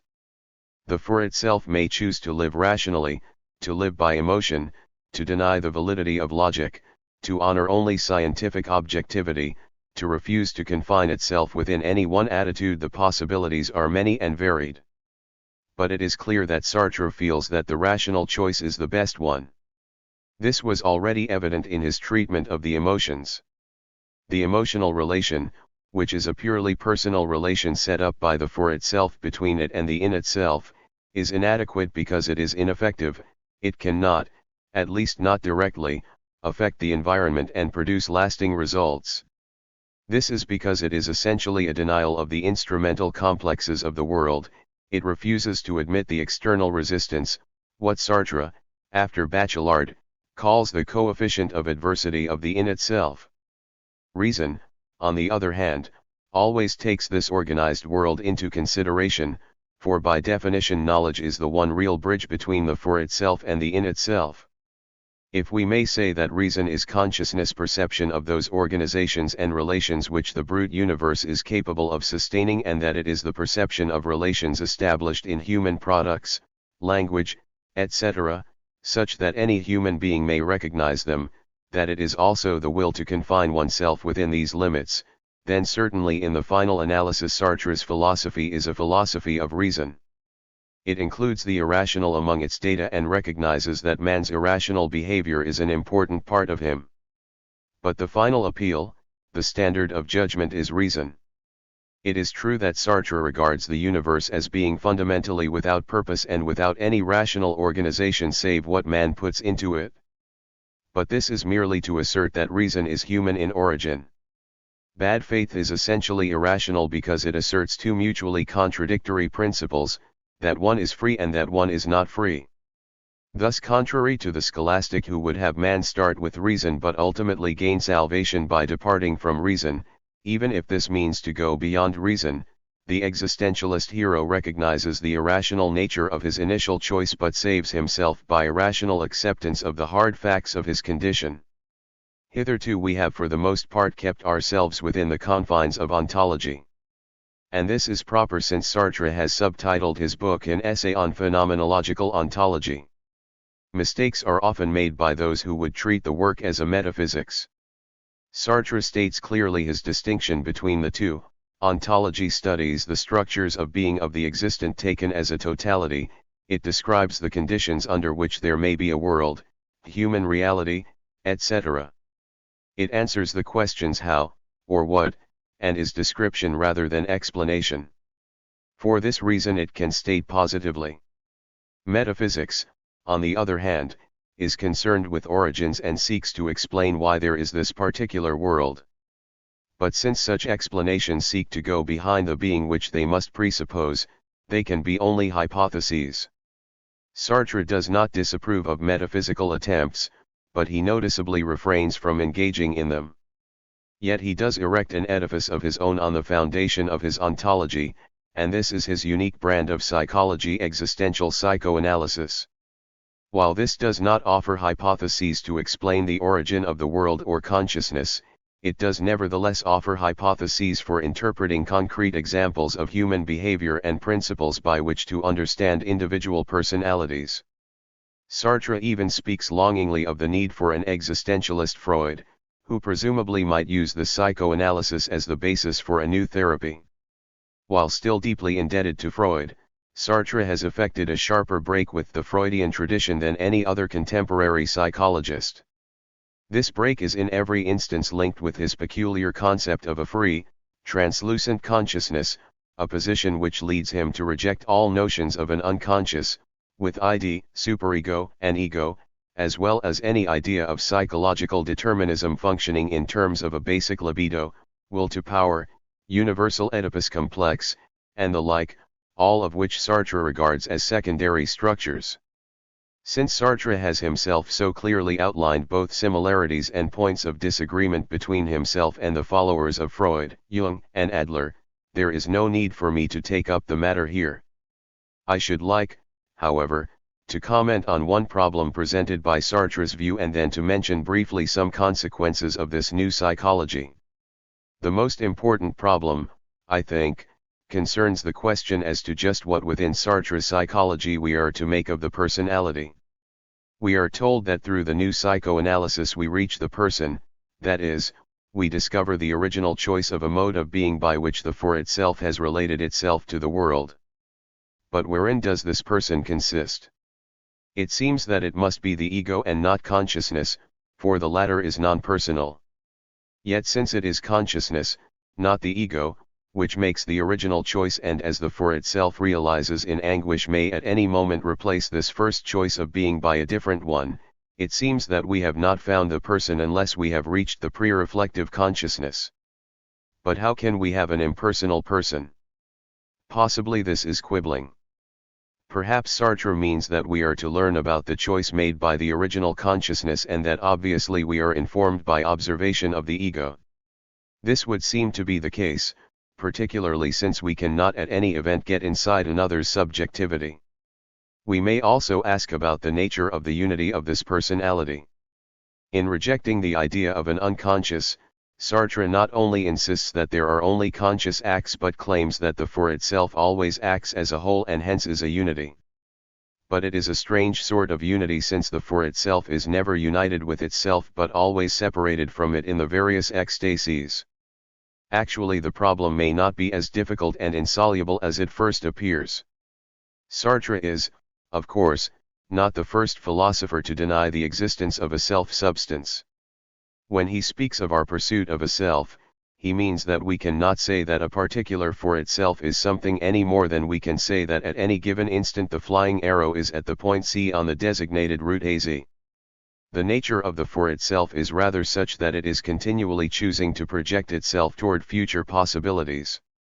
In this sense it is never united with a self because it is process rather than entity. But we need not take the point of view of certain critics who argue that Sartre is here inconsistent in that he describes the for itself as selfless and then treats it as an individualized being. Dyson, for example, discusses Sartre's repudiation of the ego, which in itself is an inaccurate representation, so as to try to show that Sartre needs an ego-less for itself for ontology, but a personal for itself for psychology, for ethics, and for relations with others, and he claims that Sartre alternates between the two concepts. All of Dyson's arguments are based on the assumption that Sartre, in stating that the ego is not identical with the original consciousness, has taken away any reality of being from the for itself and has given up all right to employ the words I or me, but this is a misconception. In the first place, Sartre has not repudiated the ego, he has only made of it an object of the pre-reflective consciousness rather than contemporary with it. But it exists just as much as objects in the world exist. Also, Sartre never denies the existence of an active, organizing, constituent, individual consciousness any more than does William James, who likewise rejected consciousness as an entity. He merely insists that it is essentially a nothingness which is individualized by its objects but never wholly determined by past objects to an extent which would prescribe what it will do with present or future ones. Consciousness can never blot out the fact that it has been aware of certain objects, part of which it has unified within the ideal unity of the ego. At times it may even let itself be trapped by the ego and not actively realize its ability to change its point of view on past objects. But the possibility is there. When Sartre speaks of intersubjective relations, of the phenomenon of bad faith, etc., he is referring to the free consciousness which has been directed towards certain objects, which usually asserts itself consistently with the general character of the ego, but which is not forced to do so. In ordinary experience, consciousness for all practical purposes fully asserts itself through the I, but anguish occasionally warns us that this familiar I is only a screen. Nevertheless, consciousnesses are particular since they appear at a definite time and place, thus annihilating being from a particular point of view. Sartre has warned us, as we said earlier, that strictly speaking one should not say my consciousness but consciousness of me. But if I say consciousness of me and if you say consciousness of me, our consciousnesses are as distinct as the egos of which they are conscious. What then becomes of the unity of the personality in this conception? Consciousness acts as a unity, and since either directly or indirectly through the ego consciousness chooses its way of being, in every external or psychic act in this sense personality is one. But insofar as consciousness may focus on various aspects of the psychic ego, there may result phenomena which look like those of the split personality. In the same way, what seems to be an inconsistent act or a sudden conversion may be due to the fact that consciousness has chosen to act in accordance with an usually ignored part of its psychic past, or that it has totally transcended the ego and made a new choice of being. The latter is a rare event, but biographies and novels as well as the literature of the mystics attest to its occurrence. It would be interesting to ask what, if we follow Sartre's view, would become of the old Socratic dictum that if a man knows the good, he will necessarily choose it. In one passage Sartre seems to restate Socrates' belief almost verbatim. In his discussion of evil he points out that the for itself is not evil any more than it is good, or anything else. For if it were to be evil, it would be an in itself. The for itself, as Sartre is ever reiterating, is its being only in the mode of having to be or of choosing to be. Now among other possibilities from which it chooses, it may choose to be good. It cannot, however, choose to be evil. If I were to be evil for myself, I should of necessity be so in the mode of having to be so and would have to apprehend myself and will myself as evil. But this would mean that I must discover myself as willing what appears to me as the opposite of my good, and precisely because it is evil or the opposite of my good. It is therefore expressly necessary that I will the contrary of what I desire at one and the same moment and in the same relation, that is, I would have to hate myself precisely as I am myself. I would have to approve myself by the same act which makes me blame myself. Pages 273 to 274. All of this is impossible because since I am my own nothingness, I can never gain the necessary objectivity with regard to myself. Yet if one cannot knowingly choose evil, one can be guilty of bad faith and of vice, which somewhat unexpectedly Sartre defines as the love of failure. How is this possible? The answer seems to lie in concluding that an individual for itself may not consider bad faith and love of failure to be evils. It is only from Sartre's point of view, and ours if we follow him, that a person may fail to choose the good, and this is because he does not know what we call evil to be evil. On three other aspects of Sartre's psychology I should like to comment briefly. The first relates to his views on the subjective and the objective as related to the analysis of human character. As pointed out earlier, consciousness cannot take a point of view on itself as a totality. Strictly speaking, any human fact is a subjective fact since any observation of the world is a human subjective observation. But at the same time, while Sartre denies that consciousness can make an object out of itself, his position allows us to see why the for itself can take just as legitimate, and no more so, an objective point of view on certain of its own states as it can on the states of anyone else or as anyone else can with respect to it. If Pierre and Paul are both considering Pierre's love for a certain woman, they are both considering an objective state. For while the immediate impulse is a love consciousness which Pierre is, the state of love is part of Pierre's object ego, or at least his psyche. Both he and Paul may view it as an object. Each judges it in terms of the other objects of which his consciousness is and has been aware. Thus a person may under certain circumstances undertake his own psychoanalysis. He stands before his psyche not in any privileged position but exactly as does the psychiatrist. The relatively higher or lower chances of his success will depend on the practical wisdom which he can bring to bear in his evaluations of his own psychic being. At the same time, neither he nor the psychiatrist can analyze the pre-reflective consciousness, the patient because he is this consciousness, the analyst because he can know it only as object whereas its being is pure subjectivity. Both patient and analyst must attempt to judge the acts of his consciousness through its effects as revealed in the outside world and in the ego. Two other psychological positions, original, I believe, with Sartre, are of particular importance in connection with his views on the for itself's relation with other people, the for others. These are his ideas about the nature of the body and about sexuality.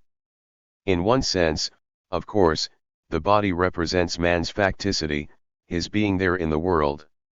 It determines certain physical limits to what the for itself can do within or to the world.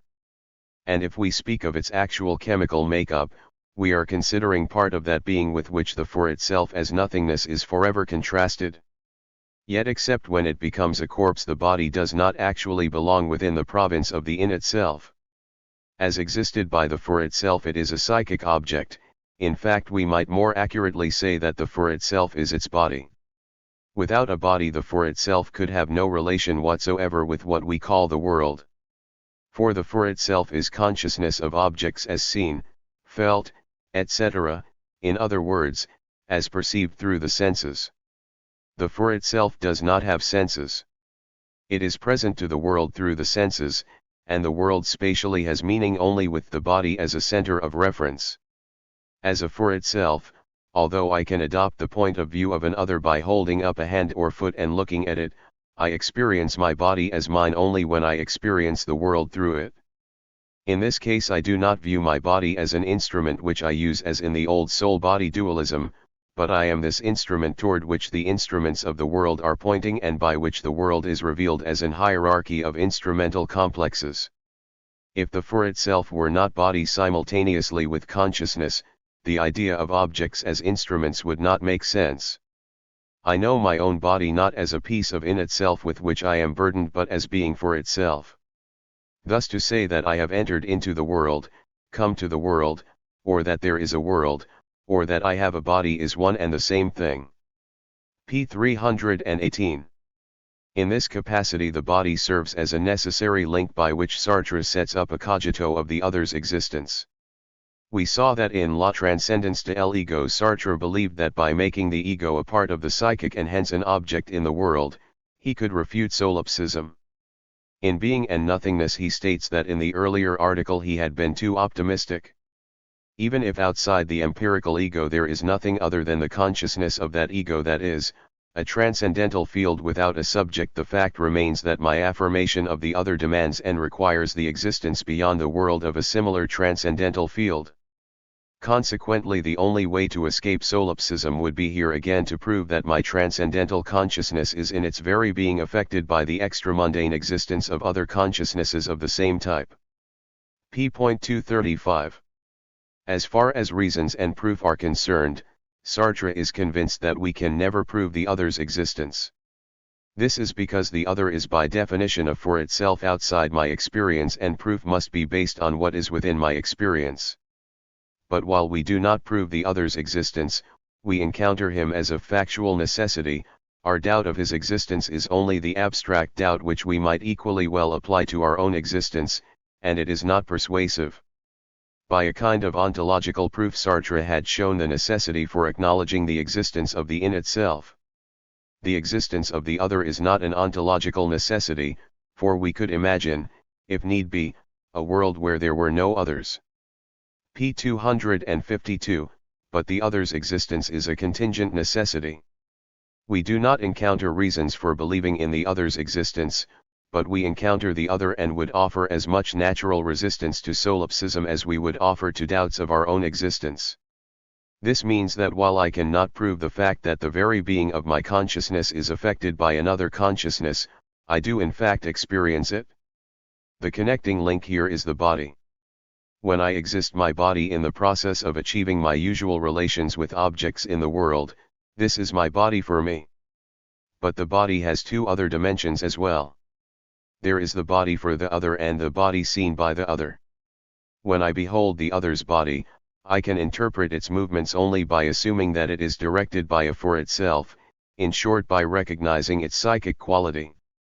But this means that the spatial and instrumental organization of the world which I had effected with my own body as a center of reference is no longer the only possible arrangement. Instead there appears a grouping of objects around the other as center. He has caused an internal hemorrhage of my world which bleeds in his direction. He has stolen my world away from me.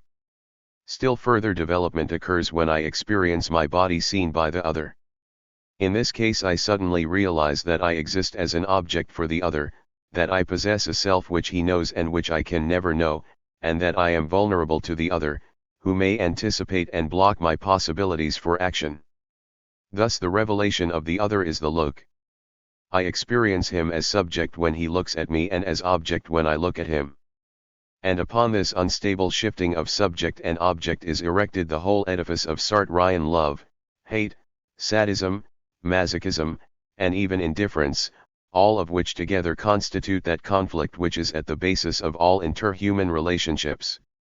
While the body is that through which the look is experienced, it is sexuality which just as much as in Freudian psychology though in a far different way lies at the origin of all human relations. Like Freud, Sartre believes that the mature sex impulse is the result of a long development but that sexuality exists even in the very young child.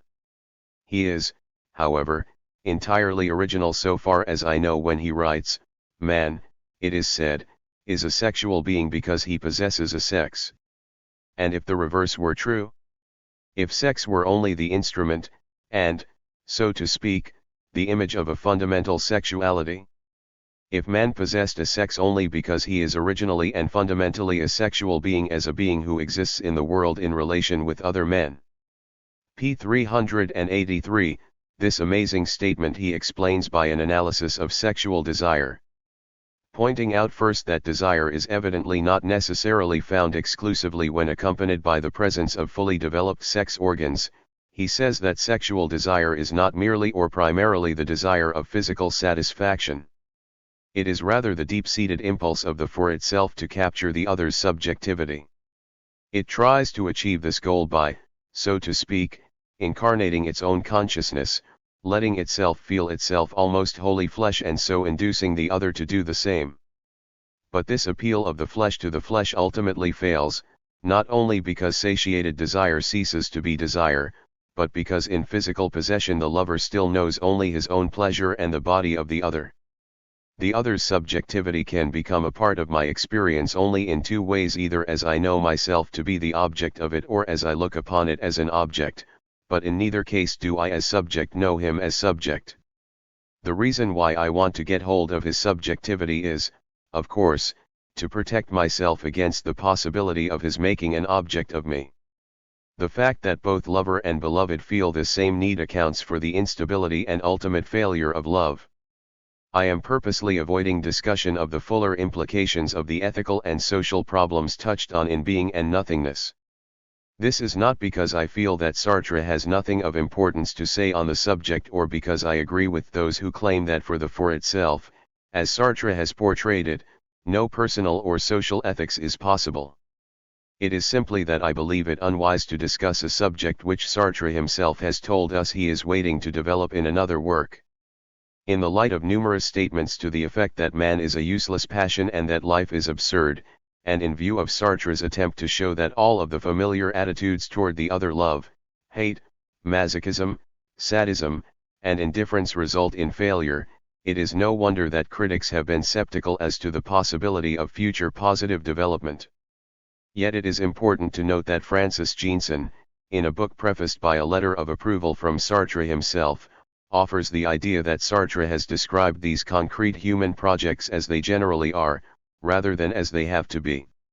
On the level on which the spirit of seriousness chooses to live, life is absurd, but the absurdity consists precisely in maintaining life at this level. 18 If consciousness will practice a purifying reflection, it may find possibilities for a new set of ethical values consistent with its total freedom and unlimited self-responsibility. In the absence of more information about this purifying reflection, we are limited to observation of what Sartre has done in applying his philosophical conclusions in literary analyses. There is at least the foundation for a social ethics in an article which came out in 1946 called Materialism et Revolution, Les Temps Modernes. Here in his portrayal of the new revolutionary, Sartre lays down a plan for a society which would allow for continual self-transcendence in the direction of greater freedom. As yet the nearest approach to an existentialist hero who would represent an ideal of personal ethics seems to be Orestes in The Flies. In this play, which is quite obviously an attack on the spirit of seriousness and conventional religious views, Orestes refuses to join with the people in their feeling of general guilt and need for atonement induced by the sin of Clytemnestra and Aegisthus, Adam and Eve. He will not be awed by a display of the wonders of the universe, the voice out of the whirlwind.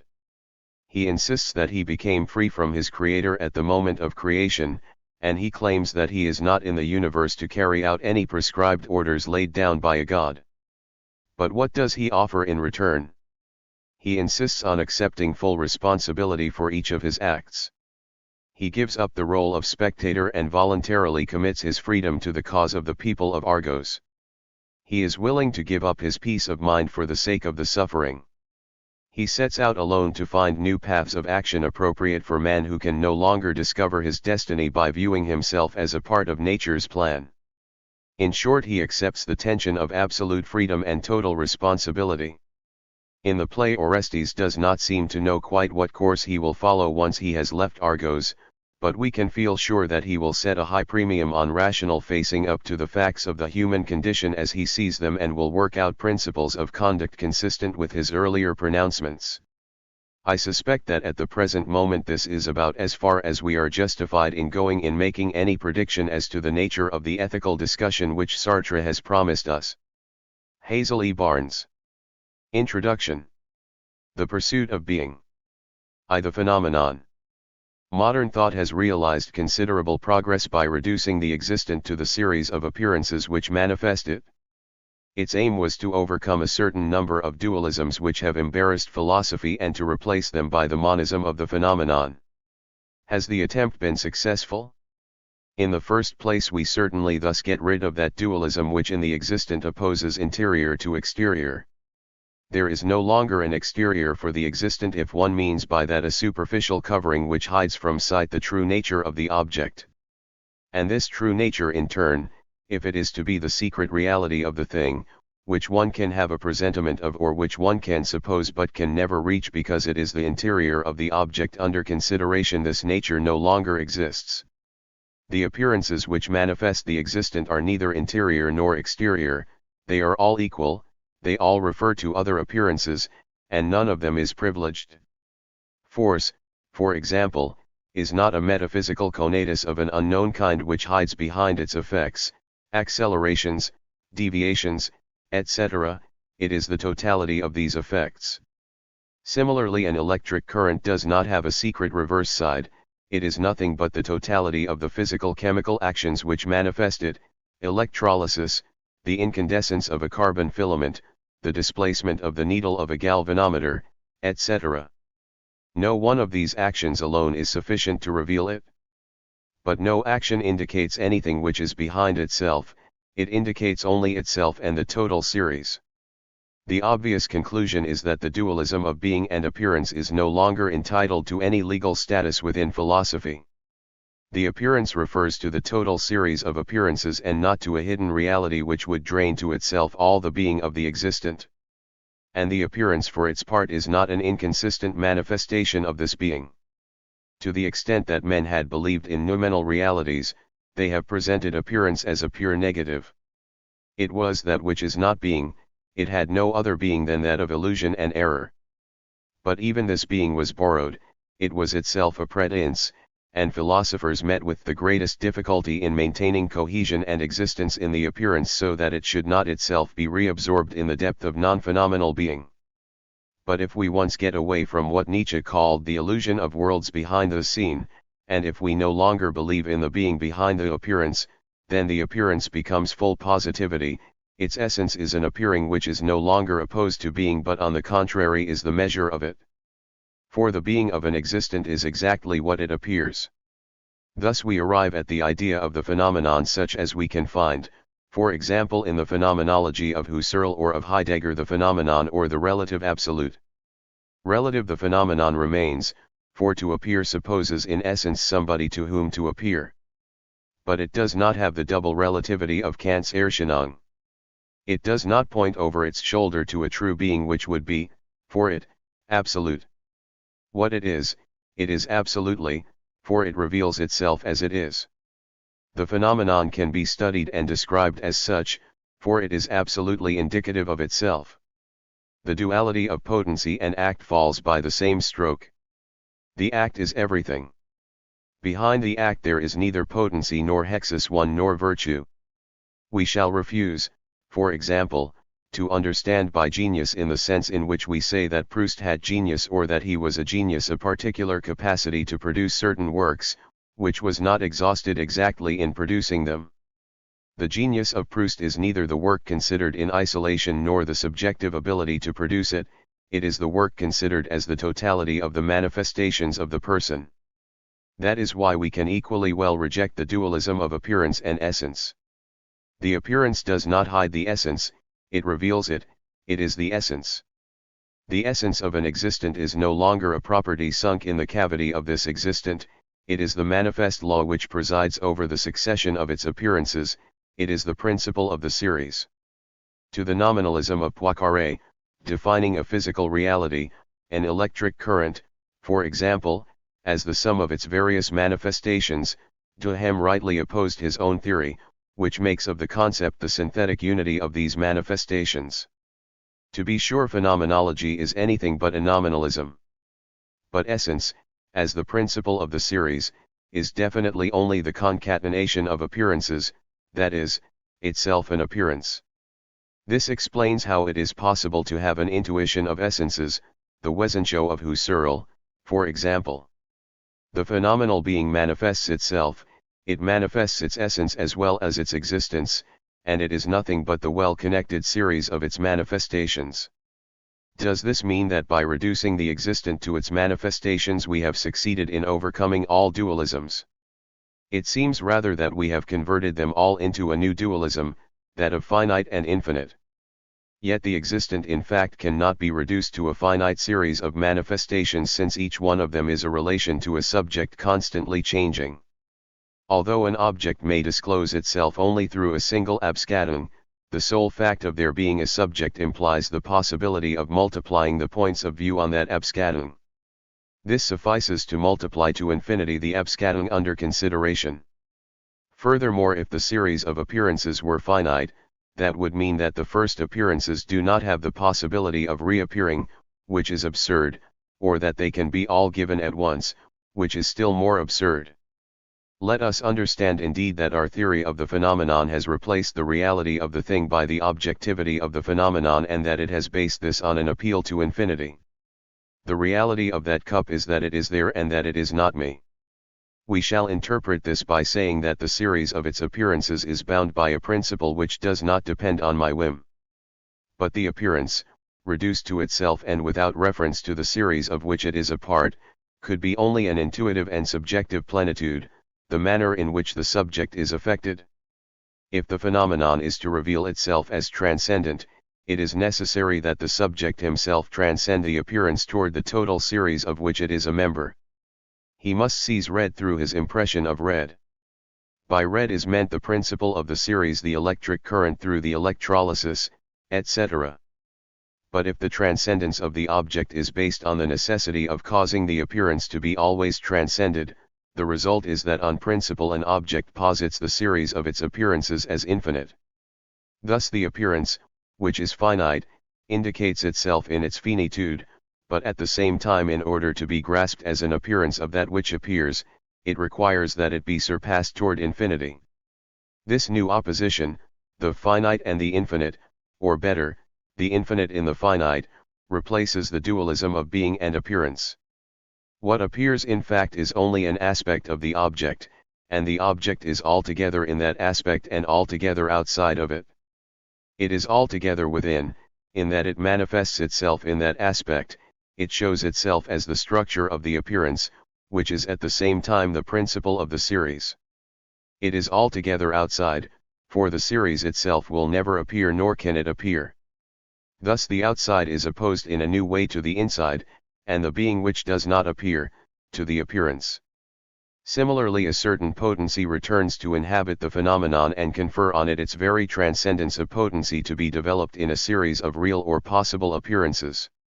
The genius of Proust, even when reduced to the works produced, is no less equivalent to the infinity of possible points of view which one can take on that work, and which we will call the inexhaustibility of Proust's work. But is not this inexhaustibility, which implies a transcendence and a reference to the infinite, is this not an hexis at the exact moment when one apprehends it on the object? The essence finally is radically severed from the individual appearance which manifests it, since on principle it is that which must be able to be manifested by an infinite series of individual manifestations. In thus replacing a variety of oppositions by a single dualism on which they all are based, have we gained or lost? This we shall soon see. For the moment, the first consequence of the theory of the phenomenon is that the appearance does not refer to being as Kant's phenomenon refers to the noumenon. Since there is nothing behind the appearance, and since it indicates only itself, and the total series of appearances, it cannot be supported by any being other than its own. The appearance cannot be the thin film of nothingness which separates the being of the subject from absolute being. If the essence of the appearance is an appearing which is no longer opposed to any being, there arises a legitimate problem concerning the being of this appearing. It is this problem which will be our first concern and which will be the point of departure for our inquiry into being and nothingness. 2. The phenomenon of being and the being of the phenomenon. The appearance is not supported by any existent different from itself, it has its own being. The first being which we meet in our ontological inquiry is the being of the appearance. Is it itself an appearance? It seems so at first. The phenomenon is what manifests itself, and being manifests itself to all in some way, since we can speak of it and since we have a certain comprehension of it. Thus there must be for it a phenomenon of being, an appearance of being, capable of description as such. Being will be disclosed to us by some kind of immediate access, boredom, nausea, etc., and ontology will be the description of the phenomenon of being as it manifests itself, that is, without intermediary. However, for any ontology we should raise a preliminary question: is the phenomenon of being thus achieved identical with the being of phenomena? In other words, is the being which discloses itself to me, which appears to me, of the same nature as the being of existence which appear to me? It seems that there is no difficulty. Husserl has shown how an eidetic reduction is always possible, that is, how one can always pass beyond the concrete phenomenon toward its essence. For Heidegger also human reality is ontological, that is, it can always pass beyond the phenomenon toward its being. But the passage from the particular object to the essence is a passage from homogeneous to homogeneous. Is it the same for the passage from the existent to the phenomenon of being?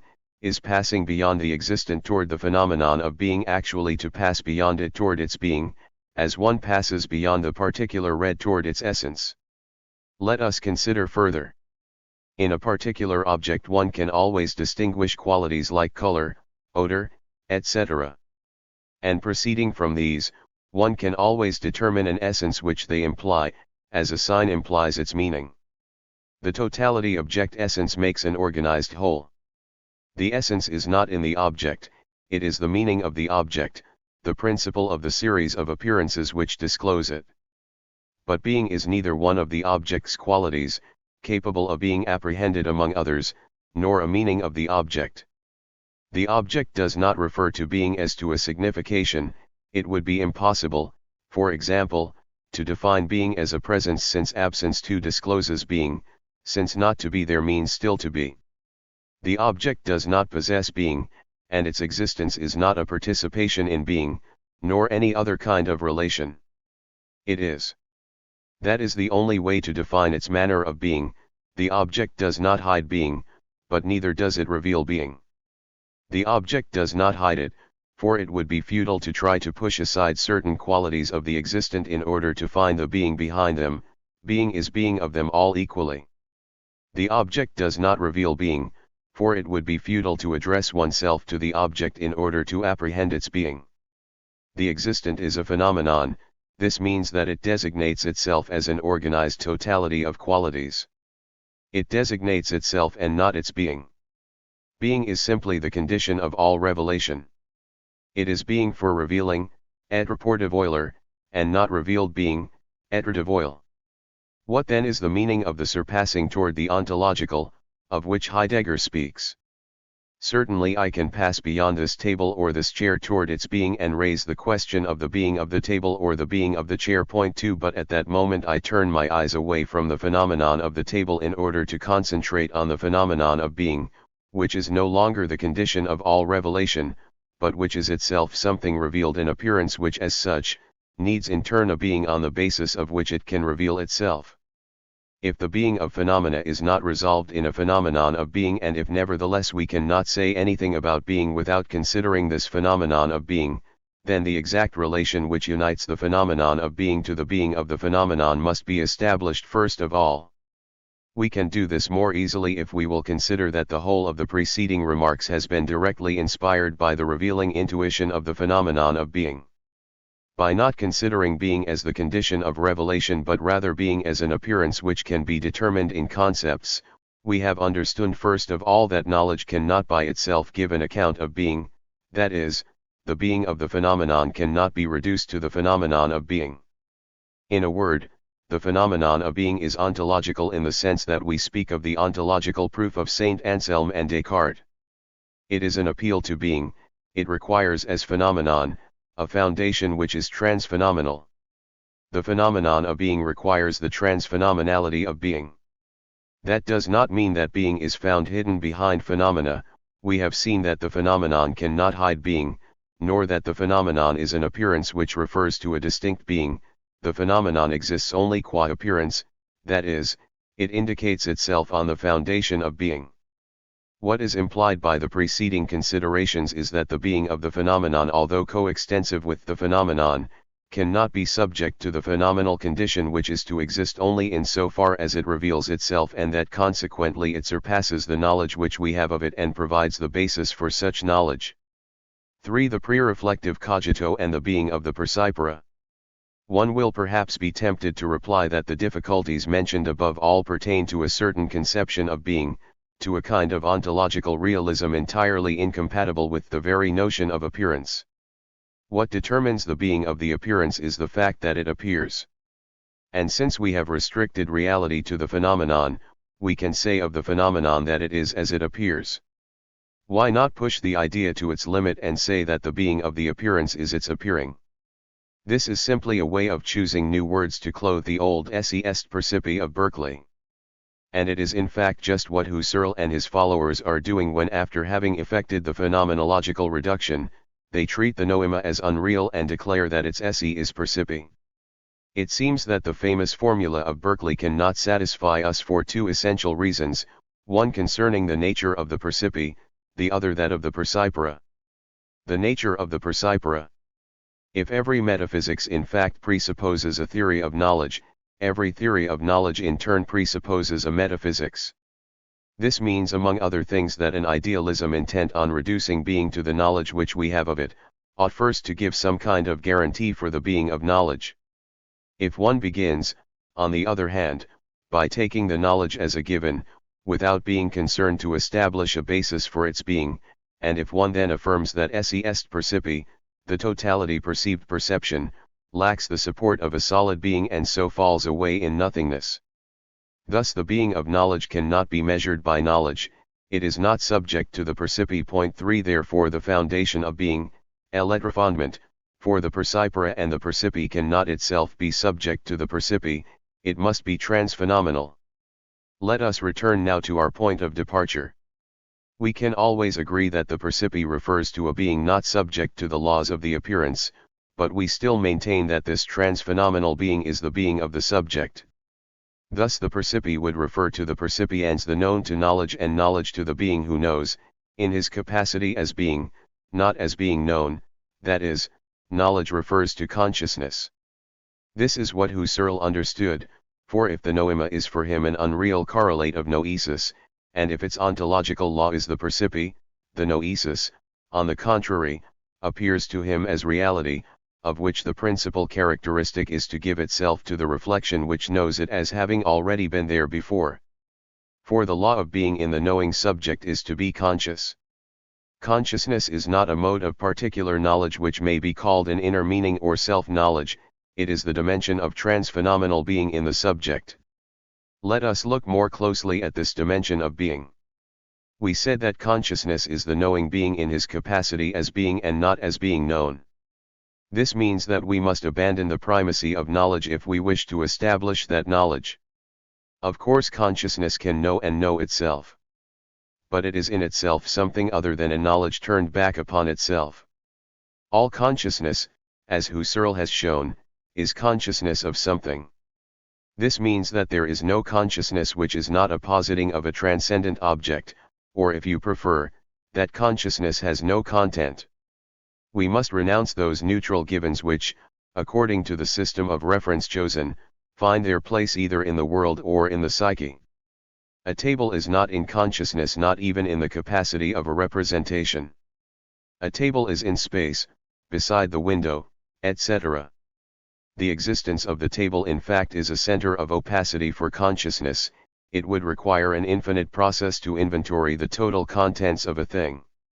To introduce this opacity into consciousness would be to refer to infinity the inventory which it can make of itself, to make consciousness a thing, and to deny the cogito. The first procedure of a philosophy ought to be to expel things from consciousness and to re-establish its true connection with the world, to know that consciousness is a positional consciousness of the world. All consciousness is positional in that it transcends itself in order to reach an object, and it exhausts itself in this same positing.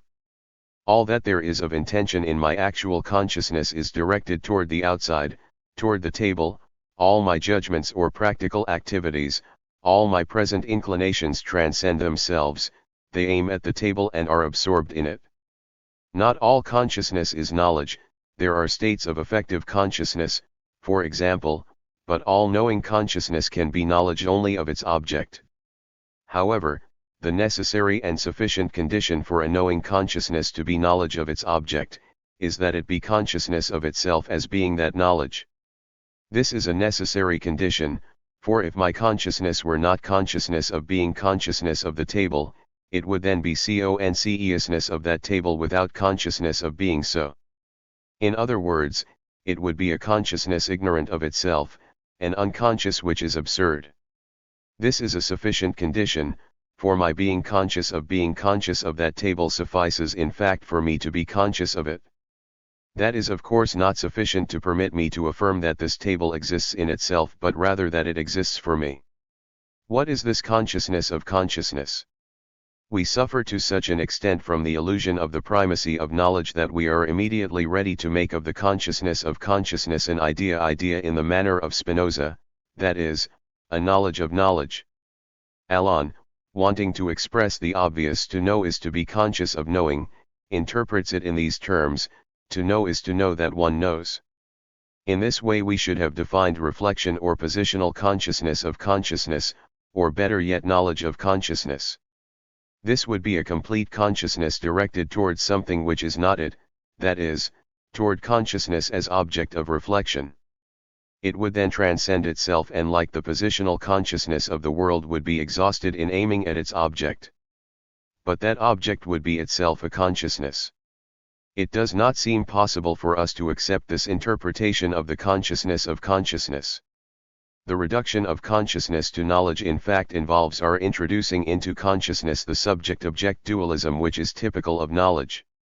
But if we accept the law of the knower-known dyad, then a third term will be necessary in order for the knower to become known in turn, and we will be faced with this dilemma: either we stop at any one term of the series the known, the knower known, the knower known by the knower, etc. In this case the totality of the phenomenon falls into the unknown, that is, we always bump up against a non-self-conscious reflection and a final term. Or else we affirm the necessity of an infinite regress, idea, etc., which is absurd. Thus to the necessity of ontologically establishing consciousness we would add a new necessity, that of establishing it epistemologically.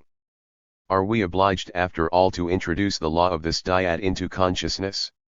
Consciousness of self is not dual.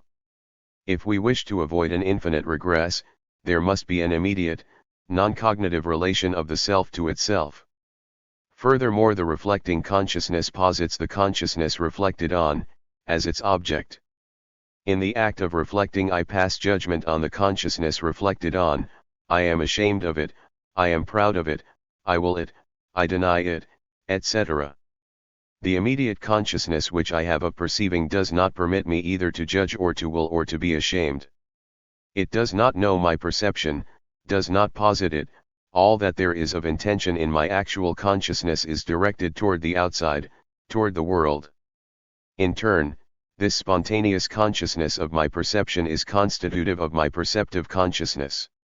In other words, every positional consciousness of an object is at the same time a non-positional consciousness of itself.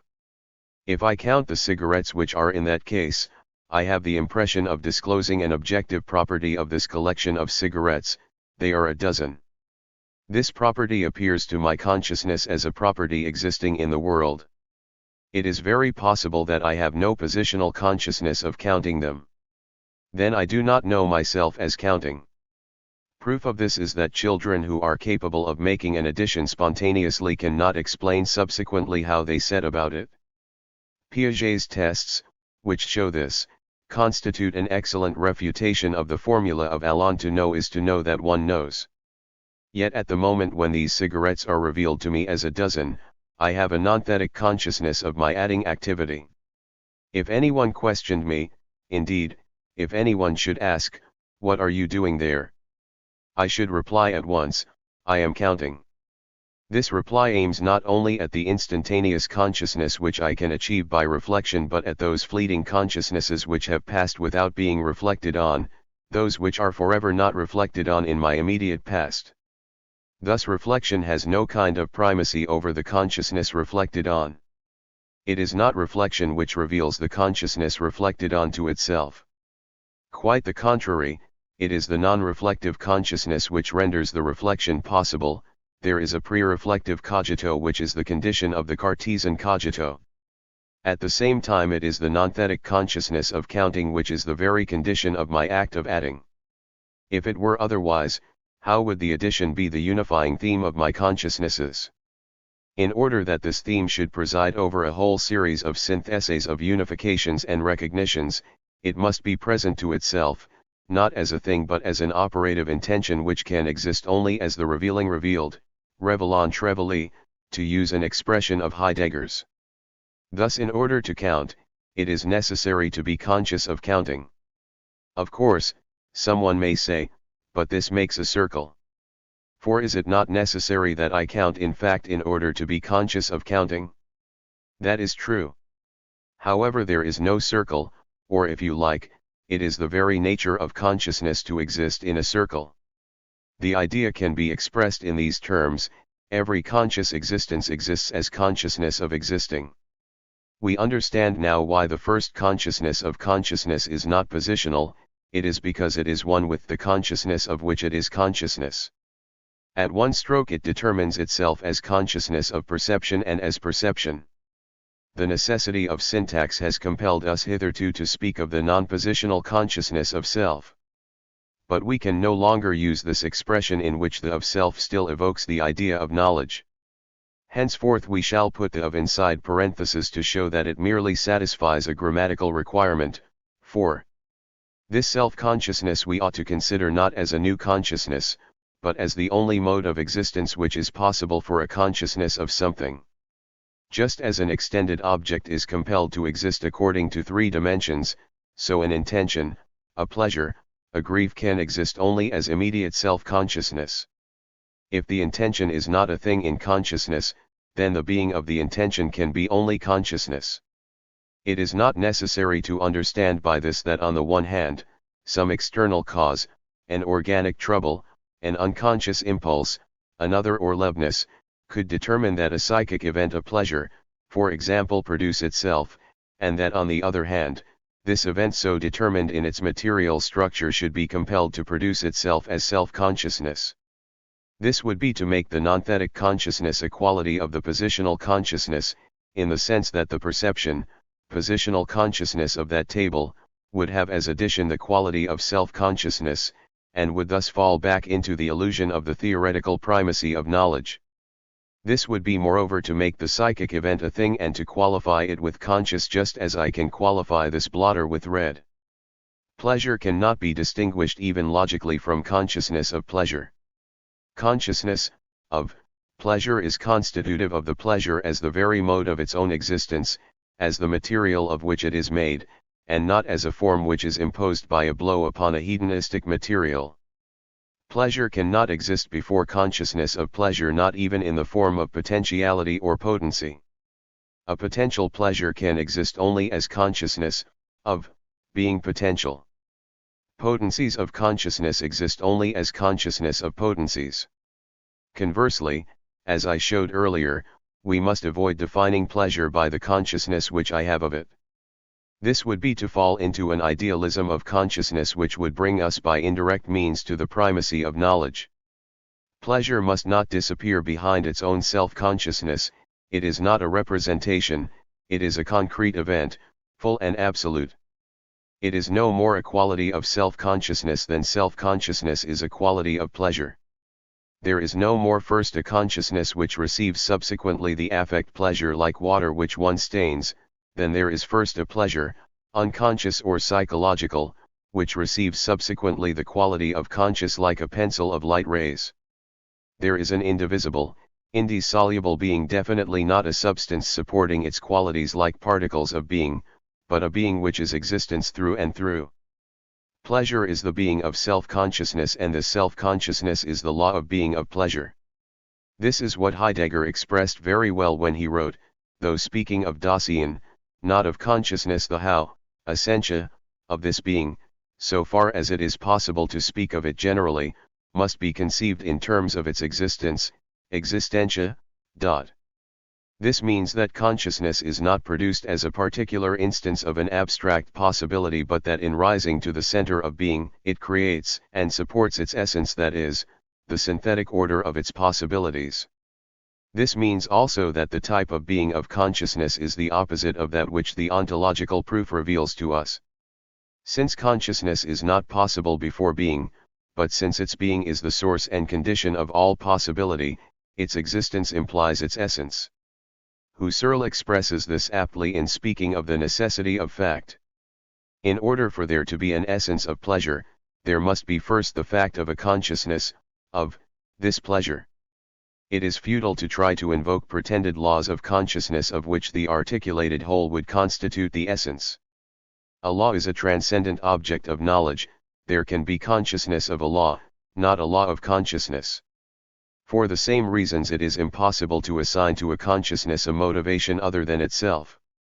Otherwise it would be necessary to conceive that consciousness, to the degree to which it is an effect, is not conscious of itself. It would be necessary in some manner that it should be without being conscious of being. We should fall into that too common illusion which makes consciousness semi-conscious or a passivity. But consciousness is consciousness through and through. It can be limited only by itself. This self-determination of consciousness must not be conceived as a genesis, as a becoming, for that would force us to suppose that consciousness is prior to its own existence. Neither is it necessary to conceive of the self-creation as an act, for in that case consciousness would be conscious of itself as an act, which it is not. Consciousness is a plenum of existence, and this determination of itself by itself is an essential characteristic. It would even be wise not to misuse the expression cause of self, which allows us to suppose a progression, a relation of self-cause to self-effect. It would be more exact to say very simply, the existence of consciousness comes from consciousness itself. By that we need not understand that consciousness derives from nothingness. There cannot be nothingness of consciousness before consciousness. Before consciousness one can conceive only of a plenum of being of which no element can refer to an absent consciousness. If there is to be nothingness of consciousness, there must be a consciousness which has been and which is no more, and a witnessing consciousness which poses the nothingness of the first consciousness for a synthesis of recognition. Consciousness is prior to nothingness and is derived from being. 5. One will perhaps have some difficulty in accepting these conclusions. But considered more carefully, they will appear perfectly clear.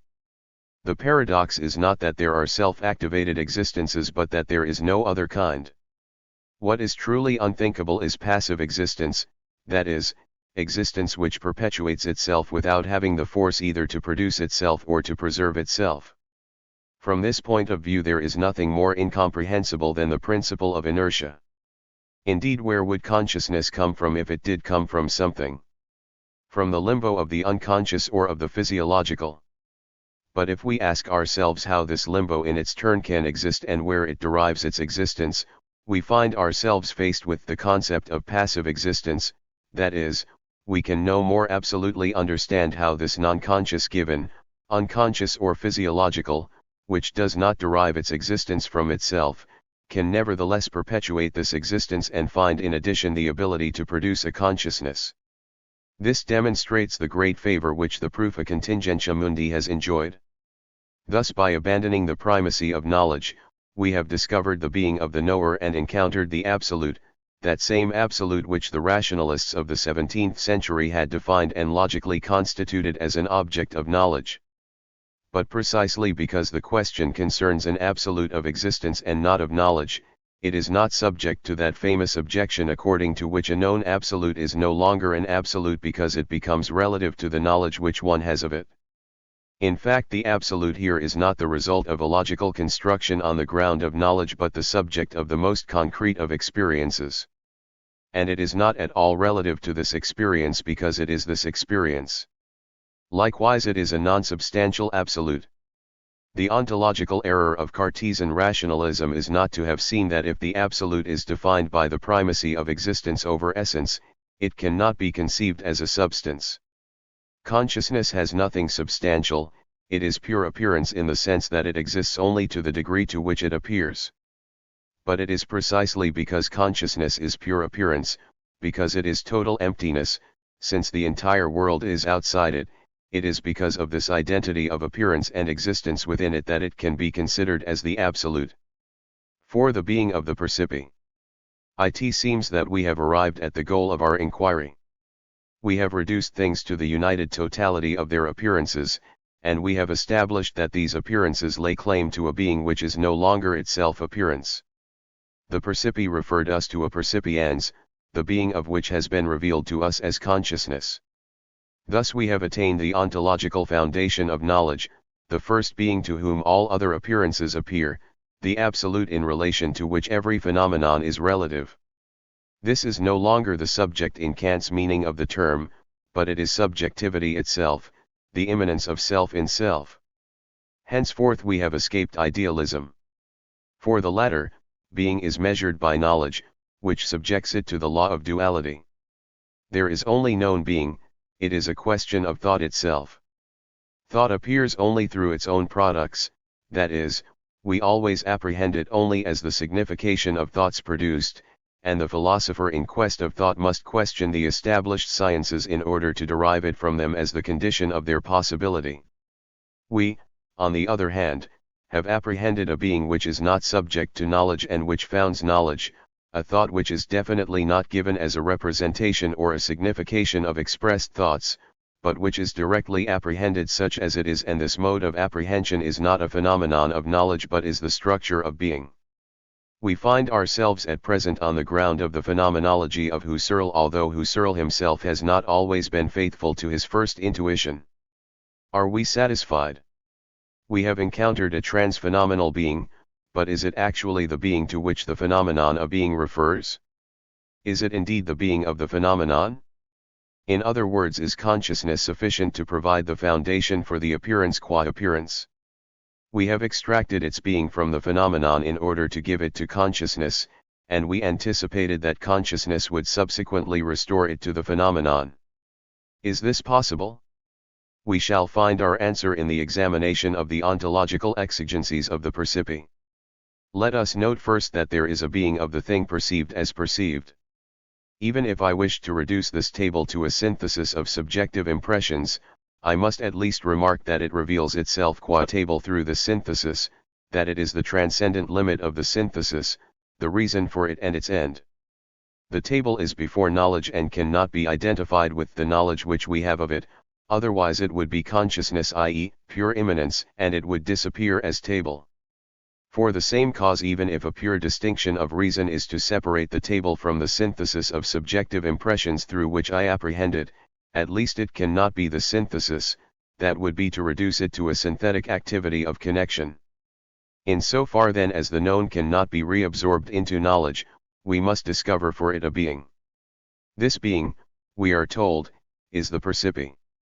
Let us recognize first of all that the being of the percipi cannot be reduced to that of the percipiens, i.e., to consciousness any more than the table is reduced to the bond of representations. At most we can say that it is relative to this being. But this relativity does not render unnecessary an examination of the being of the percipi. Now the mode of the percipi is the passive. If then the being of the phenomenon resides in its percipi, this being is passivity. Relativity and passivity, such are the characteristic structures of the esse in so far as this is reduced to the percipi. What is passivity? I am passive when I undergo a modification of which I am not the origin, that is, neither the source nor the creator. Thus my being supports a mode of being of which it is not the source. Yet in order for me to support, it is still necessary that I exist, and due to this fact my existence is always situated on the other side of passivity. To support passively, for example, is a conduct which I assume and which engages my liberty as much as to reject resolutely. If I am to be for always the one who has been offended, I must persevere in my being, that is, I myself assume my existence. But all the same I respond on my own account in some way and I assume my offense, I cease to be passive in relation to it. Hence we have this choice of alternatives, either, indeed, I am not passive in my being, in which case I become the foundation of my affections even if at first I have not been the origin of them, or I am affected with passivity in my very existence, my being is a received being, and hence all falls into nothingness. Thus passivity is a doubly relative phenomenon, relative to the activity of the one who acts and to the existence of the one who suffers. This implies that passivity cannot affect the actual being of the passive existent, it is a relation of one being to another being and not of one being to a nothingness. It is impossible that the percipere affects the perceptum of being, for in order for the perceptum to be affected it would of necessity have to be already given in some way and exist before having received being. One can conceive of a creation on condition that the created being recover itself, tear itself away from the creator in order to close in on itself immediately and assume its being. It is in this sense that a book exists as distinct from its author. But if the act of creation is to be continued indefinitely, if the created being is to be supported even in its inmost parts, if it does not have its own independence, if it is in itself only nothingness, then the creature is in no way distinguished from its creator, it is absorbed in him, we are dealing with a false transcendence, and the creator cannot have even an illusion of getting out of his subjectivity. 6. Furthermore, the passivity of the recipient demands an equal passivity on the part of the agent.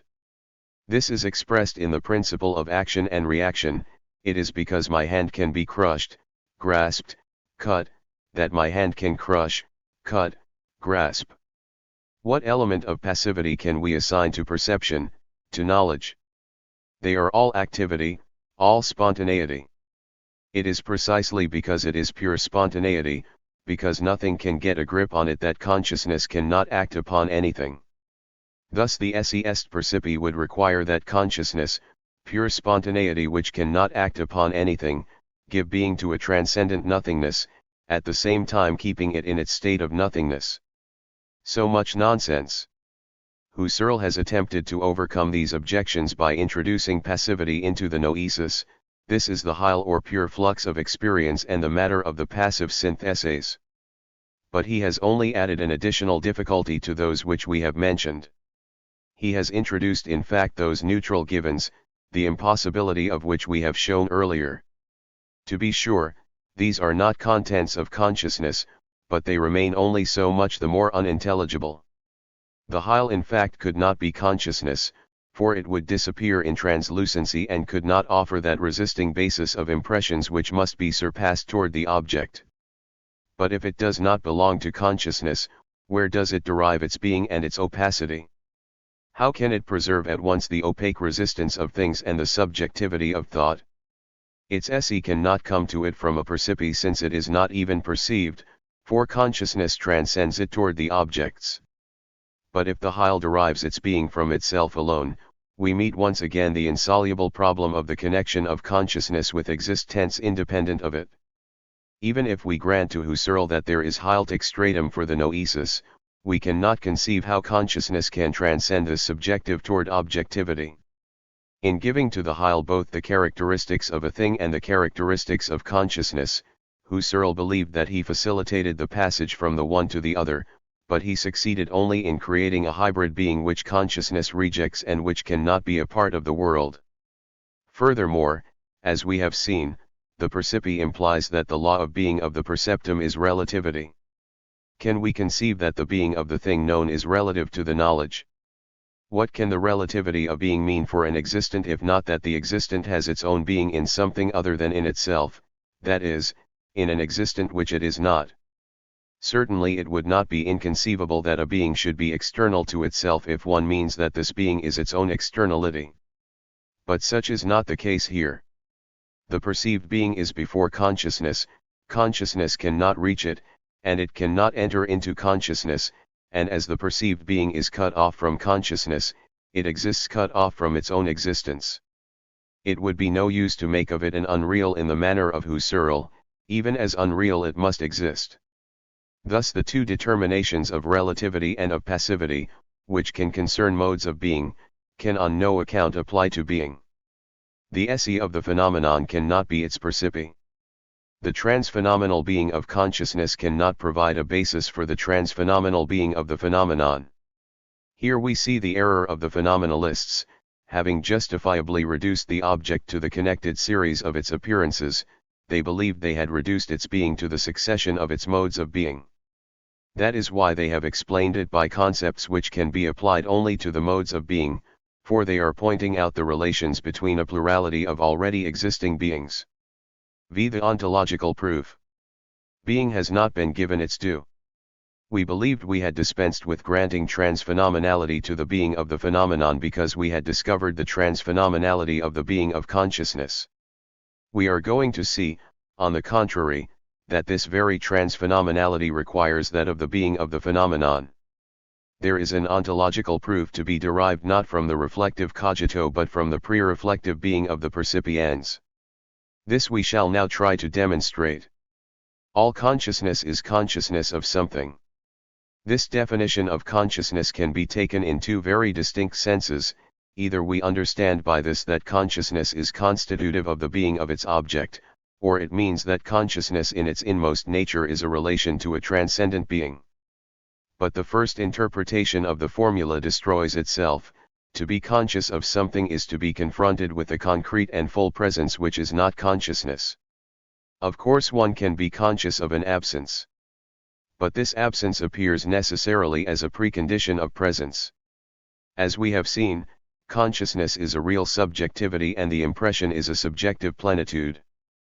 But this subjectivity cannot go out of itself to posit a transcendent object in such a way as to endow it with a plenitude of impressions. 7 If then we wish at any price to make the being of the phenomenon depend on consciousness, the object must be distinguished from consciousness not by its presence but by its absence, not by its plenitude, but by its nothingness. If being belongs to consciousness, the object is not consciousness, not to the extent that it is another being, but that it is non-being. This is the appeal to the infinite of which we spoke in the first section of this work.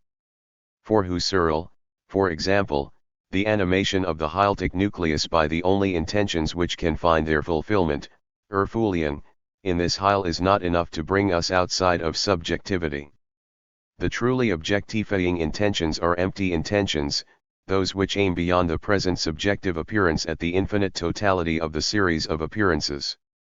We must further understand that the intentions aim at appearances which are never to be given at one time.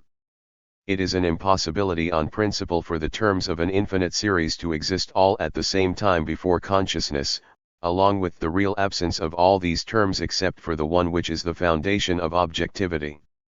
If present these impressions even in infinite number would dissolve in the subjective, it is their absence which gives them objective being. Thus the being of the object is pure non-being. It is defined as a lack. It is that which escapes, that which by definition will never be given, that which offers itself only in fleeting and successive profiles. But how can non-being be the foundation of being? How can the absent, expected subjective become thereby the objective? A great joy which I hope for, a grief which I dread, acquire from that fact a certain transcendence. This I admit. But that transcendence in immanence does not bring us out of the subjective. It is true that things give themselves in profile, that is, simply by appearances. And it is true that each appearance refers to other appearances. But each of them is already in itself alone a transcendent being, not a subjective material of impressions, a plenitude of being, not a lack of presence, not an absence. It is futile by a sleight of hand to attempt to found the reality of the object on the subjective plenitude of impressions and its objectivity on non-being. The objective will never come out of the subjective, nor the transcendent from immanence, nor being from non-being. But, we are told, Husserl defines consciousness precisely as a transcendence. In truth he does. This is what he posits. This is his essential discovery. But from the moment that he makes of the noema an unreal, a correlate of the noesis, a noema whose esse is percipi, he is totally unfaithful to his principle. Consciousness is consciousness of something. This means that transcendence is the constitutive structure of consciousness, that is, that consciousness is born supported by a being which is not itself. This is what we call the ontological proof. No doubt someone will reply that the existence of the demand of consciousness does not prove that this demand ought to be satisfied. But this objection cannot hold up against an analysis of what Husserl calls intentionality, though, to be sure, he misunderstood its essential character. To say that consciousness is consciousness of something means that for consciousness there is no being outside of that precise obligation to be a revealing intuition of something, i.e., of a transcendent being. Not only does pure subjectivity, if initially given, fail to transcend itself to posit the objective, a pure subjectivity disappears. What can properly be called subjectivity is consciousness, of consciousness. But this consciousness, of being, consciousness must be qualified in some way, and it can be qualified only as revealing intuition or it is nothing. Now a revealing intuition implies something revealed. Absolute subjectivity can be established only in the face of something revealed, immanence can be defined only within the apprehension of a transcendent. It might appear that there is an echo here of Kant's refutation of problematical idealism. But we ought rather to think of Descartes. We are here on the ground of being, not of knowledge. It is not a question of showing that the phenomena of inner sense imply the existence of objective spatial phenomena, but that consciousness implies in its being a non-conscious and trans-phenomenal being. In particular, there is no point in replying that in fact subjectivity implies objectivity and that it constitutes itself in constituting the objective. We have seen that subjectivity is powerless to constitute the objective. To say that consciousness is consciousness of something is to say that it must produce itself as a revealed revelation of a being which is not it and which gives itself as already existing when consciousness reveals it. Thus we have left pure appearance and have arrived at full being. Consciousness is a being whose existence posits its essence, and inversely it is consciousness of a being, whose essence implies its existence, that is, in which appearance lays claim to being. Being is everywhere. Certainly we could apply to consciousness the definition which Heidegger reserves for Dasein and say that it is a being such that in its being is in question. But it would be necessary to complete the definition and formulate it more like this: consciousness is a being such that in its being is in question in so far as this being implies a being other than itself. We must understand that this being is no other than the trans-phenomenal being of phenomena and not a noumenal being which is hidden behind them. It is the being of this table, of this package of tobacco, of the lamp, more generally the being of the world which is implied by consciousness. It requires simply that the being of that which appears does not exist only in so far as it appears. The trans-phenomenal being of what exists for consciousness is itself in itself, lui-même en soi. 6. Being in itself. We can now form a few definite conclusions about the phenomenon of being, which we have considered in order to make the preceding observations. Consciousness is the revealed revelation of existence, and existence appear before consciousness on the foundation of their being. Nevertheless, the primary characteristic of the being of an existent is never to reveal itself completely to consciousness. An existent cannot be stripped of its being. Being is the ever-present foundation of the existent, it is everywhere in it and nowhere. There is no being which is not the being of a certain mode of being, none which cannot be apprehended through the mode of being which manifests being and veils it at the same time. Consciousness can always pass beyond the existent, not toward its being, but toward the meaning of this being. That is why we call it ontological, since a fundamental characteristic of its transcendence is to transcend the ontic toward the ontological. The meaning of the being of the existent in so far as it reveals itself to consciousness is the phenomenon of being. This meaning has itself a being, based on which it manifests itself. It is from this point of view that we can understand the famous scholastic argument according to which there is a vicious circle in every proposition which concerns being, since any judgment about being already implies being. But in actuality there is no vicious circle, for it is not necessary again to pass beyond the being of this meaning toward its meaning. The meaning of being is valid for the being of every phenomenon, including its own being. The phenomenon of being is not being, as we have already noted.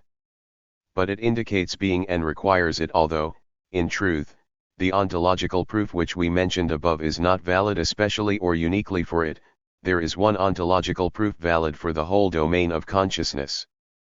But this proof is sufficient to justify all the information which we can derive from the phenomenon of being. The phenomenon of being, like every primary phenomenon, is immediately disclosed to consciousness. We have at each instant what Heidegger calls a pre-ontological comprehension of it, that is, one which is not accompanied by a fixing in concepts and elucidation. For us at present, then, there is no question of considering this phenomenon for the sake of trying to fix the meaning of being. We must observe always 1. That this elucidation of the meaning of being is valid only for the being of the phenomenon. Since the being of consciousness is radically different, its meaning will necessitate a particular elucidation, in terms of the revealed revelation of another type of being, being for itself, l'être pour soi, which we shall define later and which is opposed to the being in itself, l'être en soi, of the phenomenon. 2. That the elucidation of the meaning of being in itself which we are going to attempt here can be only provisional. The aspects which will be revealed imply other significations which ultimately we must apprehend and determine.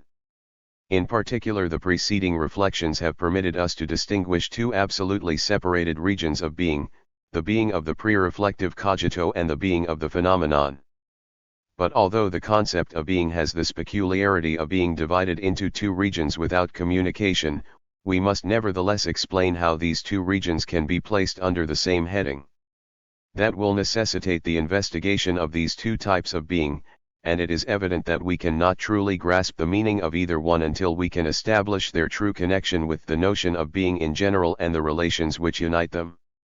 We have indeed established by the examination of non-positional self-consciousness that the being of the phenomenon can on no account act upon consciousness. In this way we have ruled out a realistic conception of the relations of the phenomenon with consciousness. We have shown also by the examination of the spontaneity of the non-reflective cogito that consciousness cannot get out of its subjectivity if the latter has been initially given, and that consciousness cannot act upon transcendent being nor without contradiction admit of the passive elements necessary in order to constitute a transcendent being arising from them. Thus we have ruled out the idealist solution of the problem. It appears that we have barred all doors and that we are now condemned to regard transcendent being and consciousness as two closed totalities without possible communication. It will be necessary to show that the problem allows a solution other than realism or idealism. A certain number of characteristics can be fixed on immediately because for the most part they follow naturally from what we have just said. A clear view of the phenomenon of being has often been obscured by a very common prejudice which we shall call creationism. Since people supposed that God had given being to the world, being always appeared tainted with a certain passivity. But a creation ex nihilo cannot explain the coming to pass of being, for if being is conceived in a subjectivity, even a divine subjectivity, it remains a mode of intrasubjective being. Such subjectivity cannot have even the representation of an objectivity, and consequently it cannot even be affected with the will to create the objective. Furthermore, being, if it is suddenly placed outside the subjective by the fulguration of which Leibniz speaks, can only affirm itself as distinct from and opposed to its creator, otherwise it dissolves in him. The theory of perpetual creation, by removing from being what the Germans call Selbstständigkeit, makes it disappear in the divine subjectivity. If being exists as over against God, it is its own support, it does not preserve the least trace of divine creation. In a word, even if it had been created, being in itself would be inexplicable in terms of creation, for it assumes its being beyond the creation. This is equivalent to saying that being is uncreated. But we need not conclude that being creates itself, which would suppose that it is prior to itself. Being cannot be causa sui in the manner of consciousness. Being is itself.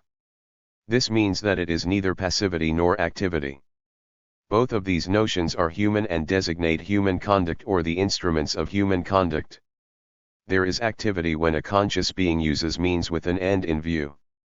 And we call those objects passive on which our activity is exercised, inasmuch as they do not spontaneously aim at the end which we make them serve.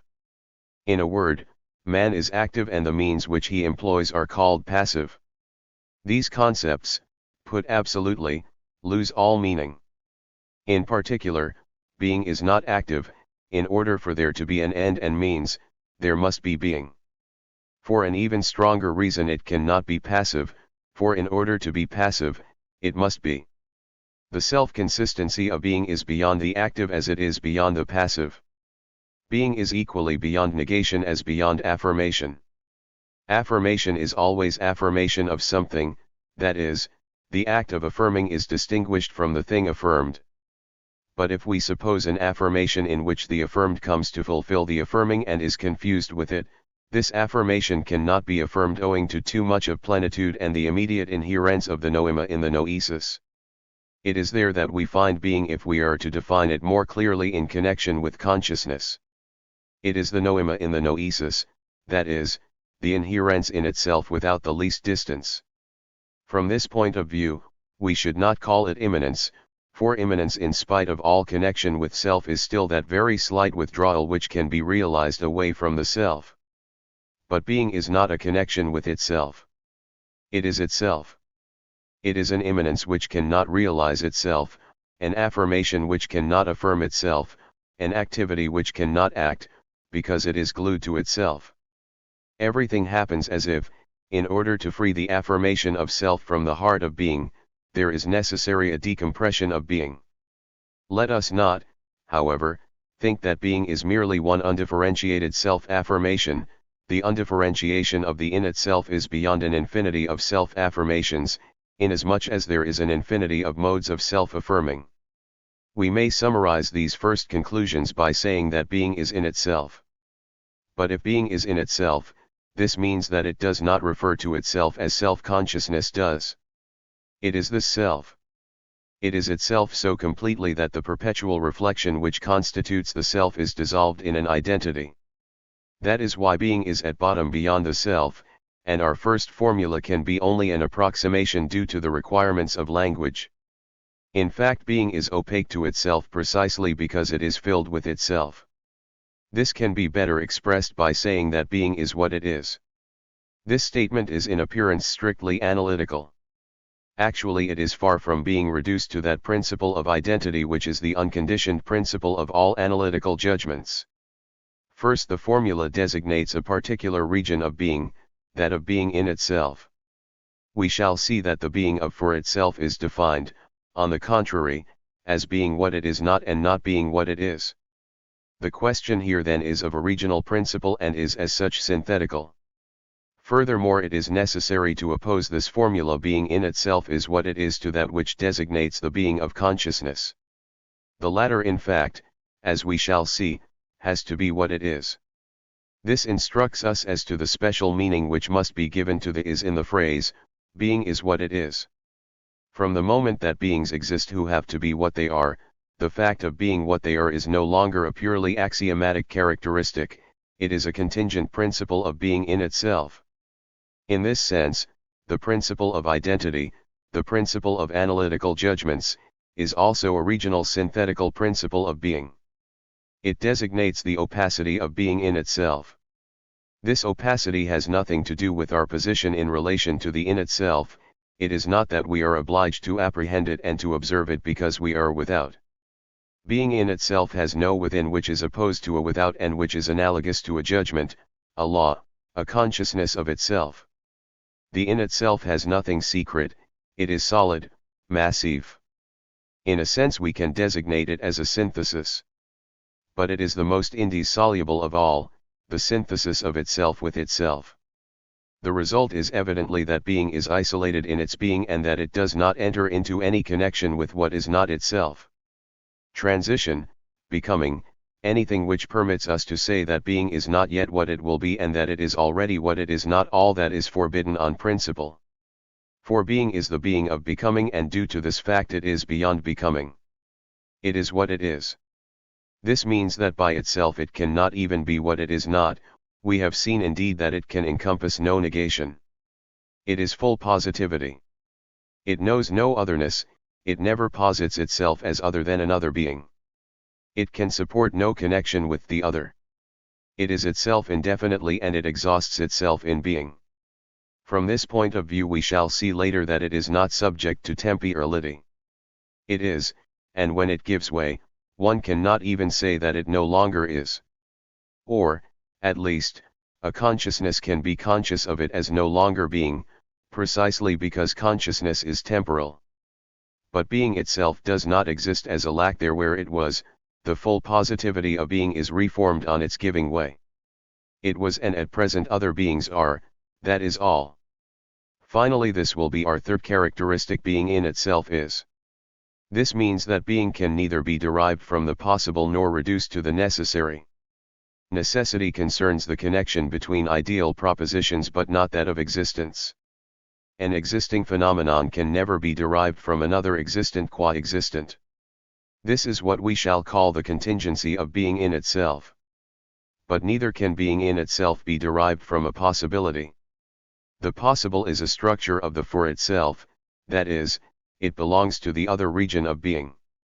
Being in itself is never either possible or impossible. It is.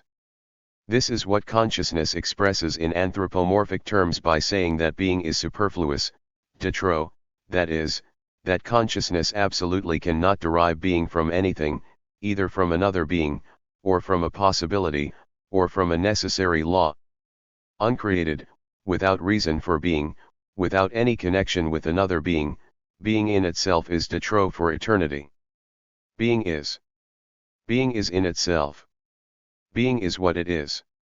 These are the three characteristics which the preliminary examination of the phenomenon of being allows us to assign to the being of phenomena. For the moment it is impossible to push our investigation further. This is not yet the examination of the in itself, which is never anything but what it is, which will allow us to establish and to explain its relations with the for itself.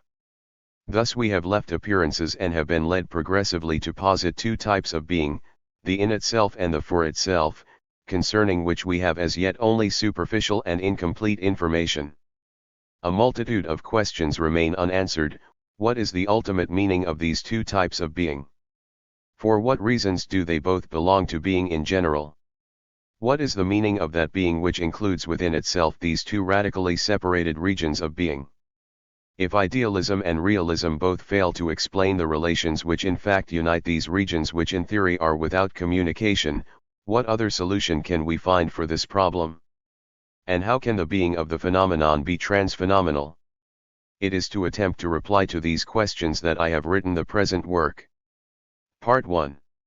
The Problem of Nothingness. Chapter 1. The Origin of Negation. The question. Our inquiry has led us to the heart of being. But we have been brought to an impasse since we have not been able to establish the connection between the two regions of being which we have discovered. No doubt this is because we have chosen an unfortunate approach. Descartes found himself faced with an analogous problem when he had to deal with the relation between soul and body. He planned then to look for the solution on that level where the union of thinking substance and extended substance was actually effected, that is, in the imagination. His advice is valuable. To be sure, our concern is not that of Descartes, and we do not conceive of imagination as he did. But what we can retain is the reminder that it is not profitable first to separate the two terms of a relation in order to try to join them together again later. The relation is a synthesis. Consequently, the results of analysis cannot be covered over again by the moments of the synthesis. M. Laporte says that an abstraction is made when something not capable of existing in isolation is thought of as in an isolated state. The concrete, by contrast, is a totality which can exist by itself alone. Husserl is of the same opinion. For him red is an abstraction because color cannot exist without form. On the other hand, a spatial temporal thing, with all its determinations, is an example of the concrete. From this point of view, Consciousness is an abstraction since it conceals within itself an ontological source in the region of the in itself, and conversely the phenomenon is likewise an abstraction since it must appear to consciousness. The concrete can be only the synthetic totality of which consciousness, like the phenomenon, constitutes only moments. The concrete is man within the world in that specific union of man with the world which Heidegger, for example, calls being in the world. We deliberately begin with the abstract if we question experience as Kant does, inquiring into the conditions of its possibility, or if we effect a phenomenological reduction like Husserl, who would reduce the world to the state of the no-immacorrelate of consciousness. But we will no more succeed in restoring the concrete by the summation or organization of the elements which we have abstracted from it than Spinoza can reach substance by the infinite summation of its modes. The relation of the regions of being is an original emergence and is a part of the very structure of these beings. But we discovered this in our first observations. It is enough now to open our eyes and question ingenuously this totality which is man in the world. It is by the description of this totality that we shall be able to reply to these two questions. 1. What is the synthetic relation which we call being in the world? 2. What must man and the world be in order for a relation between them to be possible? In truth, the two questions are interdependent, and we cannot hope to reply to them separately. But each type of human conduct, being the conduct of man in the world, can release for us simultaneously man, the world, and the relation which unites them, only on condition that we envisage these forms of conduct as realities objectively apprehensible and not as subjective affects which disclose themselves only in the face of reflection. We shall not limit ourselves to the study of a single pattern of conduct. We shall try on the contrary to describe several and proceeding from one kind of conduct to another, attempt to penetrate into the profound meaning of the relation man-world. But first of all we should choose a single pattern which can serve us as a guiding thread in our inquiry. Now this very inquiry furnishes us with the desired conduct. This man that I am, if I apprehend him such as he is at this moment in the world, I establish that he stands before being in an attitude of interrogation. At the very moment when I ask, is there any conduct which can reveal to me the relation of man with the world? I pose a question. This question I can consider objectively, for it matters little whether the questioner is myself or the reader who reads my work and who is questioning along with me. But on the other hand, the question is not simply the objective totality of the words printed on this page, it is indifferent to the symbols which express it. In a word, it is a human attitude filled with meaning. What does this attitude reveal to us? In every question we stand before a being which we are questioning. Every question presupposes a being who questions and a being which is questioned. This is not the original relation of man to being in itself, but rather it stands within the limitations of this relation and takes it for granted. On the other hand, this being which we question about something. That about which I question the being participates in the transcendence of being. I question being about its ways of being or about its being. From this point of view the question is a kind of expectation, I expect a reply from the being questioned.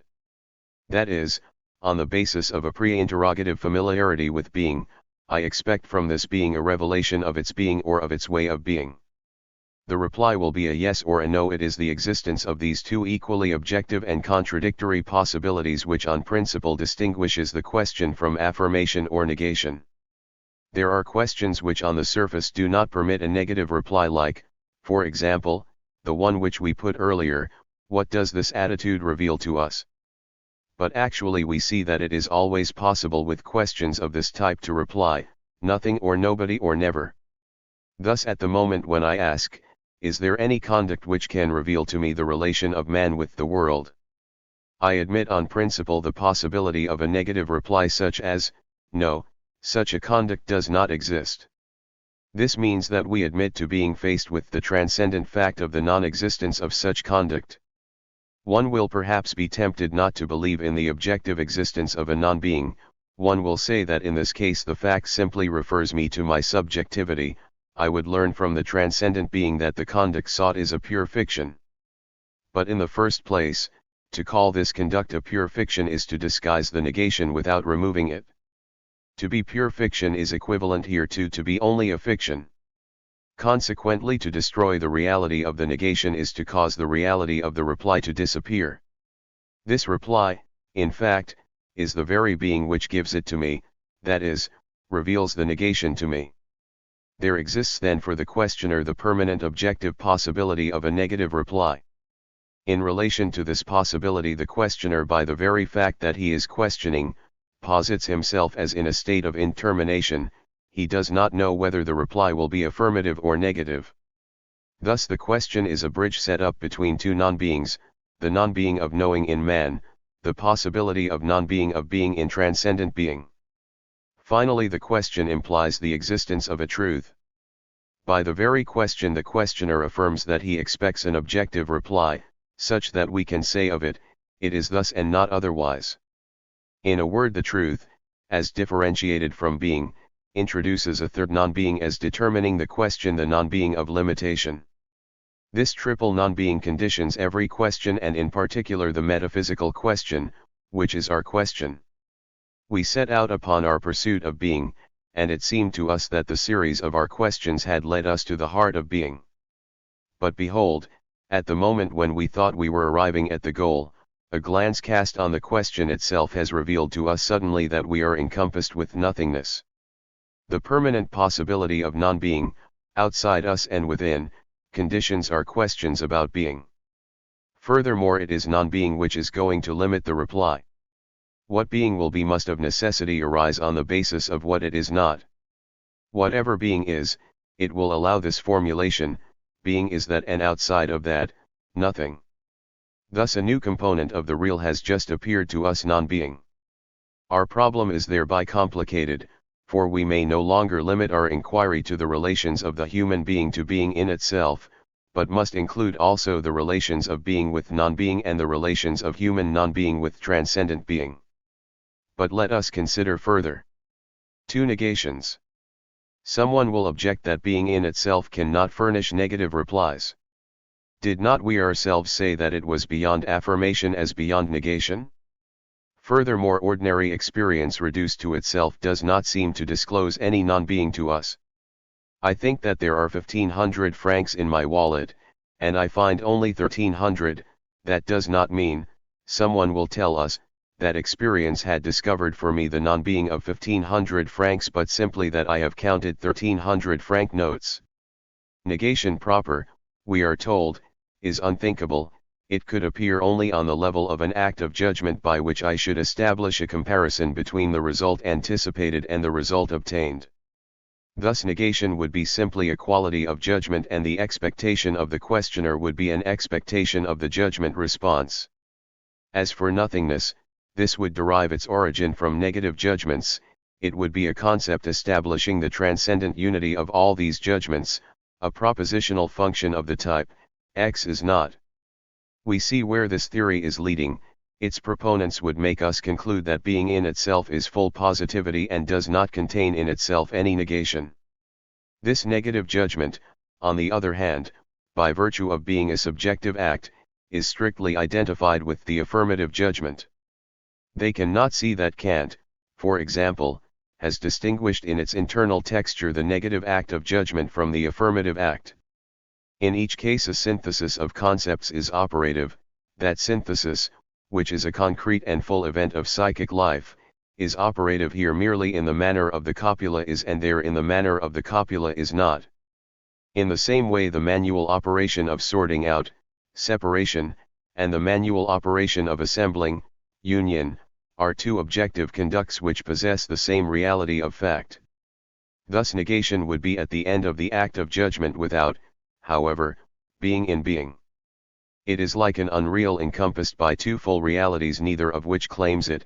Being in itself, if questioned about negation, refers to judgment, since being is only what it is, and judgment, a wholly psychic positivity, refers to being, since judgment formulates a negation which concerns being and which consequently is transcendent.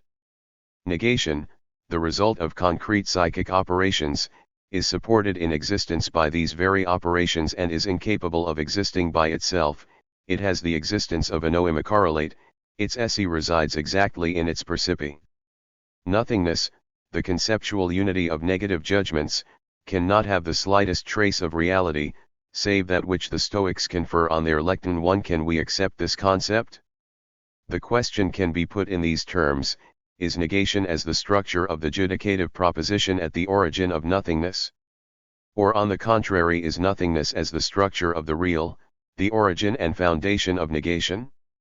Thus the problem of being had referred us first to that of the question as a human attitude, and the problem of the question now refers us to that of the being of negation. It is evident that non-being always appears within the limits of a human expectation. It is because I expect to find 1,500 francs that I find only 1,300. It is because a physicist expects a certain verification of his hypothesis that nature can tell him no. It would be in vain to deny that negation appears on the original basis of a relation of man to the world. The world does not disclose its non-beings to one who has not first posited them as possibilities. But is this to say that these non-beings are to be reduced to pure subjectivity?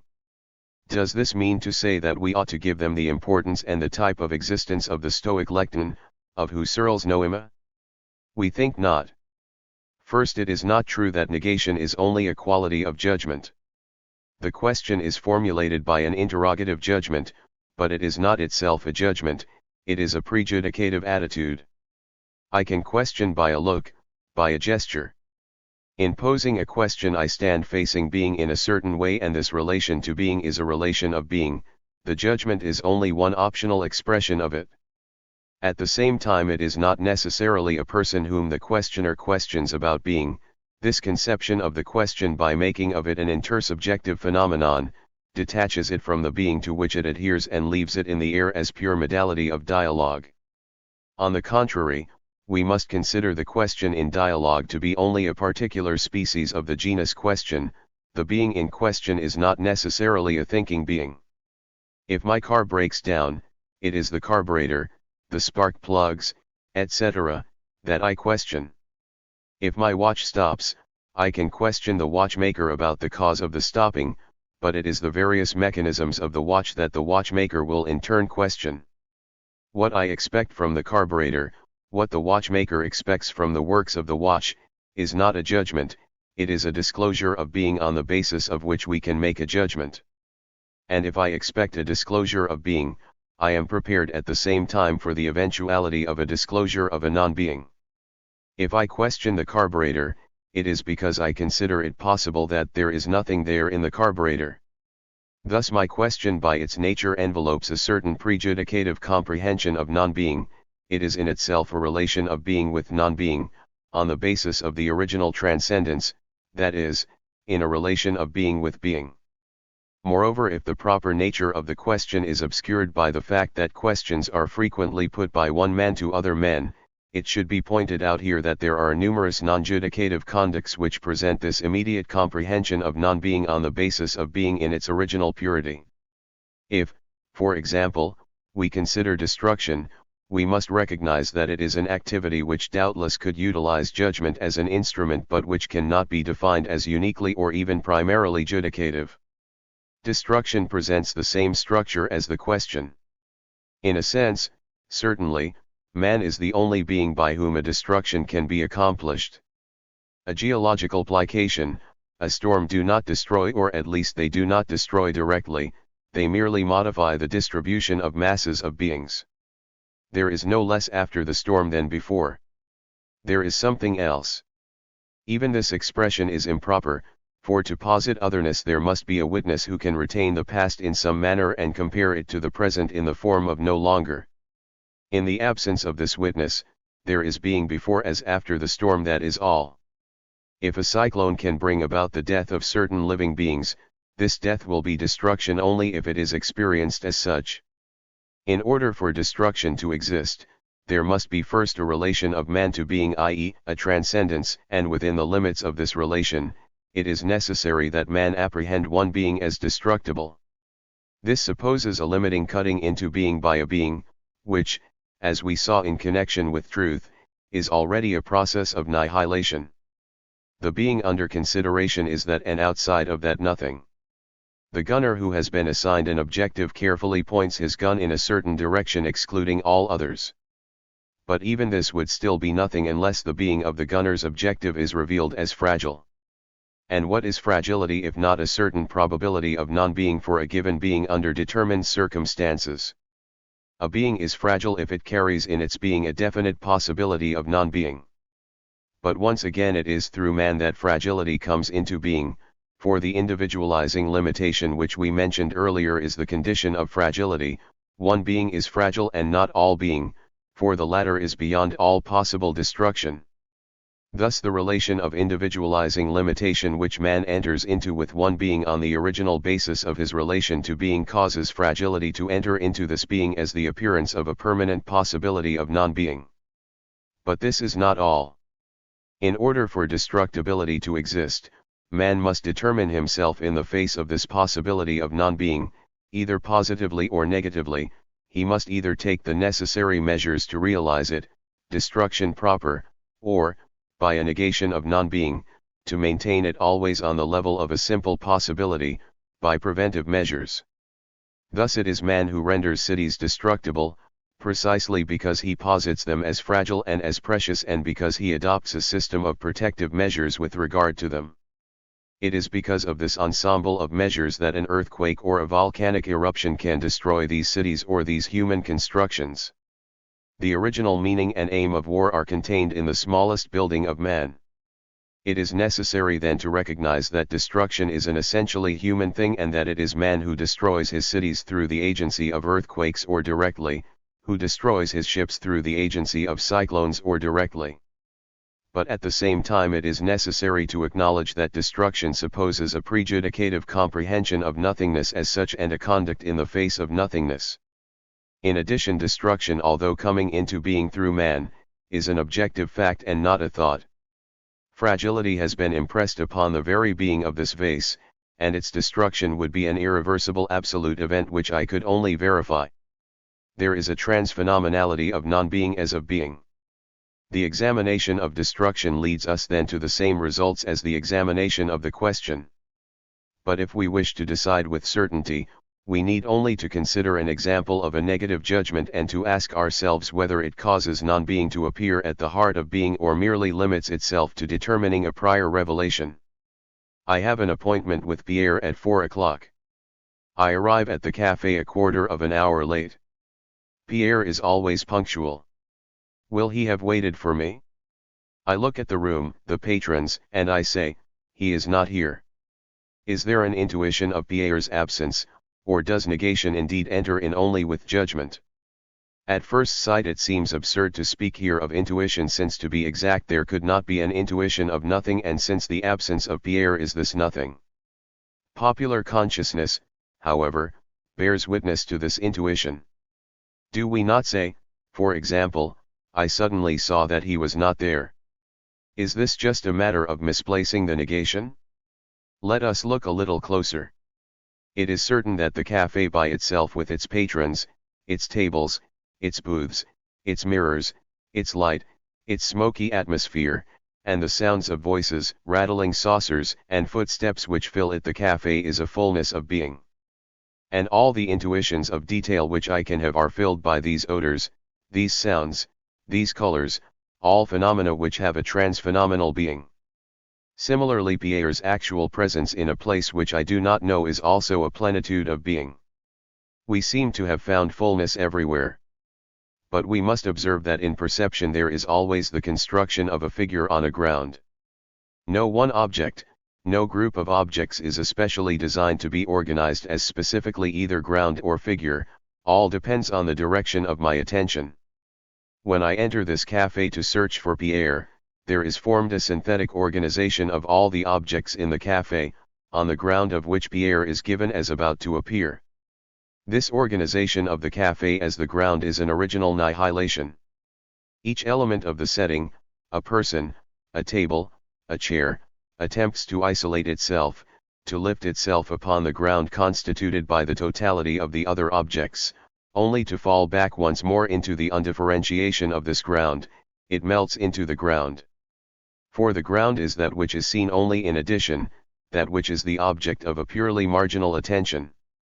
Thus the original nihilation of all the figures which appear and are swallowed up in the total neutrality of a ground is the necessary condition for the appearance of the principal figure, which is here the person of Pierre. This nihilation is given to my intuition. I am witness to the successive disappearance of all the objects which I look at, in particular of the faces, which detain me for an instant, could this be Pierre, and which as quickly decompose precisely because they are not the face of Pierre. Nevertheless, if I should finally discover Pierre, my intuition would be filled by a solid element. I should be suddenly arrested by his face, and the whole café would organize itself around him as a discrete presence. But now Pierre is not here. This does not mean that I discover his absence in some precise spot in the establishment. In fact, Pierre is absent from the whole café. His absence fixes the café in its evanescence. The café remains ground. It persists in offering itself as an undifferentiated totality to my only marginal attention. It slips into the background. It pursues its nihilation. Only it makes itself ground for a determined figure. It carries the figure everywhere in front of it, presents the figure everywhere to me. This figure, which slips constantly between my look and the solid, real objects of the café, is precisely a perpetual disappearance. It is Pierre raising himself as nothingness on the ground of the nihilation of the café. So that what is offered to intuition is a flickering of nothingness. It is the nothingness of the ground, the nihilation of which summons and demands the appearance of the figure, and it is the figure, the nothingness, which slips as a nothing to the surface of the ground. It serves as foundation for the judgment Pierre is not here. It is in fact the intuitive apprehension of a double nihilation. To be sure, Pierre's absence supposes an original relation between me and this café. There is an infinity of people who are without any relation with this café for want of a real expectation which establishes their absence. But, to be exact, I myself expected to see Pierre, and my expectation has caused the absence of Pierre to happen as a real event concerning this café. It is an objective fact at present that I have discovered this absence, and it presents itself as a synthetic relation between Pierre and the setting in which I am looking for him. Pierre absent haunts this café and is the condition of its self-nihilating organization as ground. By contrast, judgments which I can make subsequently to amuse myself, such as, Wellington is not in this café, Paul Valéry is no longer here, etc. These have a purely abstract meaning. They are pure applications of the principle of negation without real or efficacious foundation, and they never succeed in establishing a real relation between the café and Wellington or Valéry. Here the relation is merely thought. This example is sufficient to show that non-being does not come to things by a negative judgment. It is the negative judgment, on the contrary, which is conditioned and supported by non-being. How could it be otherwise? How could we even conceive of the negative form of judgment if all is plenitude of being and positivity? We believed for a moment that the negation could arise from the comparison instituted between the result anticipated and the result obtained. But let us look at that comparison. Here is an original judgment, a concrete, positive psychic act which establishes a fact. There are 1,300 francs in my wallet. Then there is another which is something else, no longer it but an establishing of fact and an affirmation. I expected to find 1,500 francs. There we have real and objective facts, psychic, and positive events, affirmative judgments. Where are we to place negation? Are we to believe that it is a pure and simple application of a category? And do we wish to hold that the mind in itself possesses the not as a form of sorting out and separation? But in this case we remove even the slightest suspicion of negativity from the negation. If we admit that the category of the not which exists in fact in the mind and is a positive and concrete process to brace and systematize our knowledge, if we admit first that it is suddenly released by the presence in us of certain affirmative judgments and then that it comes suddenly to mark with its seal certain thoughts which result from these judgments, by these considerations we will have carefully stripped negation of all negative function. For negation is a refusal of existence. By means of it a being, or a way of being, is posited, then thrown back to nothingness. If negation is a category, if it is only a sort of plug set indifferently on certain judgments, then how will we explain the fact that it can annihilate a being, cause it suddenly to arise, and then appoint it to be thrown back to non-being? If prior judgments establish fact, like those which we have taken for examples, negation must be like a free discovery, it must tear us away from this wall of positivity which encircles us. Negation is an abrupt break in continuity which cannot in any case result from prior affirmations, it is an original and irreducible event. Here we are in the realm of consciousness. Consciousness moreover cannot produce a negation except in the form of consciousness of negation.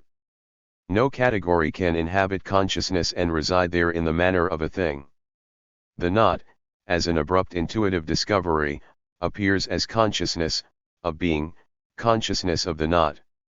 In a word, if being is everywhere, it is not only nothingness which, as Bergson maintains, is inconceivable, for negation will never be derived from being. The necessary condition for our saying not is that non-being be a perpetual presence in us and outside of us, that nothingness haunt being. But where does nothingness come from? If it is the original condition of the questioning attitude and more generally of all philosophical or scientific inquiry, what is the original relation of the human being to nothingness? What is the original annihilating conduct? 3. The dialectical concept of nothingness. It is still too soon for us to hope to disengage the meaning of this nothingness, against which the question has suddenly thrown us. But there are several conclusions which we can formulate even now. In particular, it would be worthwhile to determine the relations between being and that non-being which haunts it. We have established a certain parallelism between the types of conduct man adopts in the face of being and those which he maintains in the face of nothingness, and we are immediately tempted to consider being and non-being as two complementary components of the real like dark and light. In short, we would then be dealing with two strictly contemporary notions which would somehow be united in the production of existence and which it would be useless to consider in isolation. Pure being and pure non-being would be two abstractions which could be reunited only on the basis of concrete realities. Such is certainly the point of view of Hegel. It is in the logic in fact that he studies the relations of being and non-being, and he calls the logic the system of the pure determinations of thought. He defines more fully by saying, thoughts as they are ordinarily represented, are not pure thoughts, for by a being which is thought, we understand a being of which the content is an empirical content. In logic, thoughts are apprehended in such a way that they have no other content than the content of pure thought, which content is engendered by it. 2. To be sure, these determinations are what is deepest in things, but at the same time when one considers them in and for themselves, one deduces them from thought itself and discovers in them their truth. However, the effort of Hegelian logic is to make clear the inadequacy of the notions, which it considers one by one, and the necessity, in order to understand them, of raising each to a more complete notion which surpasses them while integrating them. 3. One can apply to Hegel what Le Sen said of the philosophy of Hamelin: each of the lower terms depends on the higher term, as the abstract on the concrete which is necessary for it to realize itself. The true concrete for Hegel is the existent with its essence, it is the totality produced by the synthetic integration of all the abstract moments which are surpassed in it by requiring their complement. In this sense, being will be the most abstract of abstractions and the poorest, if we consider it in itself, that is, by separating it from its surpassing toward essence. In fact, being is related to essence as the immediate to the mediate. Things in general are, but their being consists in manifesting their essence. Being passes into essence. One can express this by saying, being presupposes essence. Although essence appears in relation to being as mediated, essence is nevertheless the true origin. Being returns to its ground, being is surpassed in essence. 4. Thus being cut from essence, which is its ground, becomes mere empty immediacy. This is how the phenomenology of mind defines it, by presenting pure being from the point of view of truth as the immediate. If the beginning of logic is to be the immediate, we shall then find beginning in being, which is the intermination which precedes all determination, the undetermined as the absolute point of departure. But being thus undetermined immediately passes into its opposite.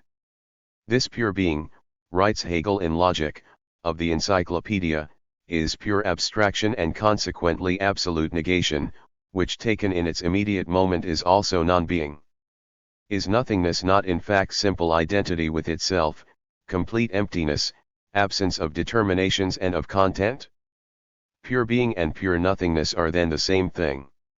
Or rather, it is true to say that they are different, but as here the difference is not yet a determined difference, for being and non-being constitute the immediate moment such as it is in them, this difference cannot be named, it is only a pure opinion. 5. This means concretely that there is nothing in heaven or on earth which does not contain in itself being and nothingness. 6. It is still too soon for us to discuss the Hegelian concept itself. We need all the results of our study in order to take a position regarding this. It is appropriate here to observe only that being is reduced by Hegel to a signification of the existent. Being is enveloped by essence, which is its foundation and origin. Hegel's whole theory is based on the idea that a philosophical procedure is necessary in order at the outset of logic to rediscover the immediate in terms of the mediated, the abstract in terms of the concrete on which it is grounded. But we have already remarked that being does not hold the same relation to the phenomenon as the abstract holds to the concrete. Being is not one structure among others, one moment of the object, it is the very condition of all structures and of all moments.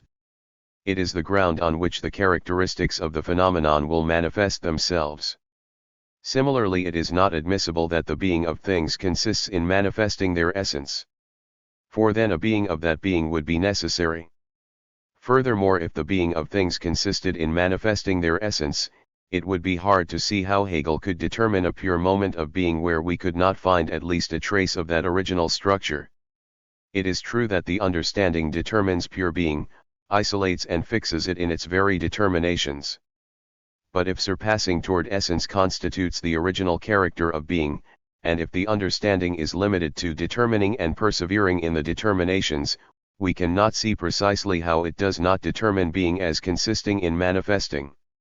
It might be said in defense of Hegel that every determination is negation. But the understanding in this sense is limited to denying that its object is other than it is. That is sufficient doubtless to prevent all dialectical process, but not enough to effect its disappearance at the threshold of its surpassing. In so far as being surpasses itself towards something else, it is not subject to the determinations of the understanding. But in so far as it surpasses itself, that is, in so far as it is in its very depths, the origin of its own surpassing being must on the contrary appear such as it is to the understanding which fixes it in its own determinations.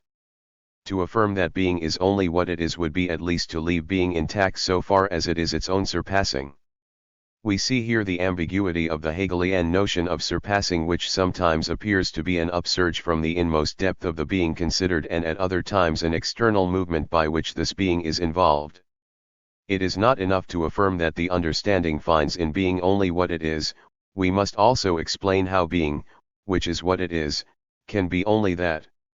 Such an explanation would derive its legitimacy from the consideration of the phenomenon of being as such and not from the negating processes of the understanding. But what needs examination here is especially Hegel's statement that being and nothingness constitute two opposites, the difference between which on the level of abstraction under consideration is only a simple opinion. To oppose being to nothingness as thesis and antithesis, as Hegel does, is to suppose that they are logically contemporary. Thus simultaneously two opposites arise as the two limiting terms of a logical series. Here we must note carefully that opposites alone can enjoy the simultaneity because they are equally positive, or equally negative. But non-being is not the opposite of being, it is its contradiction. This implies that logically nothingness is subsequent to being, since it is being, first posited, then denied. It cannot be therefore that being and non-being are concepts with the same content, since on the contrary non-being supposes an irreducible mental act. Whatever may be the original undifferentiation of being, non-being is that same undifferentiation denied. This permits Hegel to make being pass into nothingness. This is what by implication has introduced negation into his very definition of being. This is self-evident, since any definition is negative, since Hegel has told us, making use of a statement of Spinoza's, that omnis determinatio est negatio. And does he not write, it does not matter what the determination or content is which would distinguish being from something else, whatever would give it a content would prevent it from maintaining itself in its purity. It is pure in termination and emptiness. Nothing can be apprehended in it. Thus anyone who introduces negation into being from outside will discover subsequently that he makes it pass into non-being. But here we have a play on words involving the very idea of negation. For if I refuse to allow being any determination or content, I am nevertheless forced to affirm at least that it is. Thus, let anyone deny being whatever he wishes, he cannot cause it not to be, thanks to the very fact that he denies that it is this or that. Negation cannot touch the nucleus of being, which is absolute plenitude and entire positivity. By contrast, non-being is a negation which aims at this nucleus of absolute density. Non-being is denied at the heart of being. When Hegel writes, being and nothingness are empty abstractions, and the one is as empty as the other, 7 he forgets that emptiness is emptiness of something. 8 Being is empty of all other determination than identity with itself, but non-being is empty of being. In a word, we must recall here against Hegel that being is and that nothingness is not. Thus even though being cannot be the support of any differentiated quality, nothingness is logically subsequent to it, since it supposes being in order to deny it, since the irreducible quality of the not comes to add itself to that undifferentiated mass of being in order to release it. That does not mean only that we should refuse to put being and non-being on the same plane, but also that we must be careful never to posit nothingness as an original abyss from which being arose.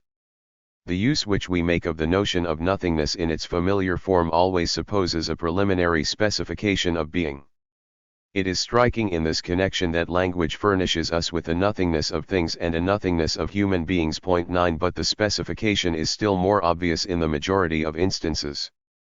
We say, pointing to a particular collection of objects, touch nothing, which means, very precisely, nothing of that collection. Similarly, if we question someone on well-determined events in his private or public life, he may reply, I know nothing. And this nothing includes the totality of the facts on which we questioned him. Even Socrates, with his famous statement, I know that I know nothing, designates by this nothing the totality of being considered as truth.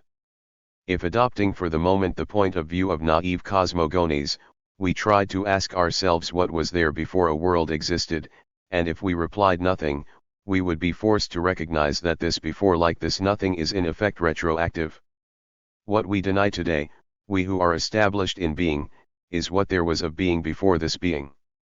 Negation here springs from a consciousness which is turned back toward the beginning.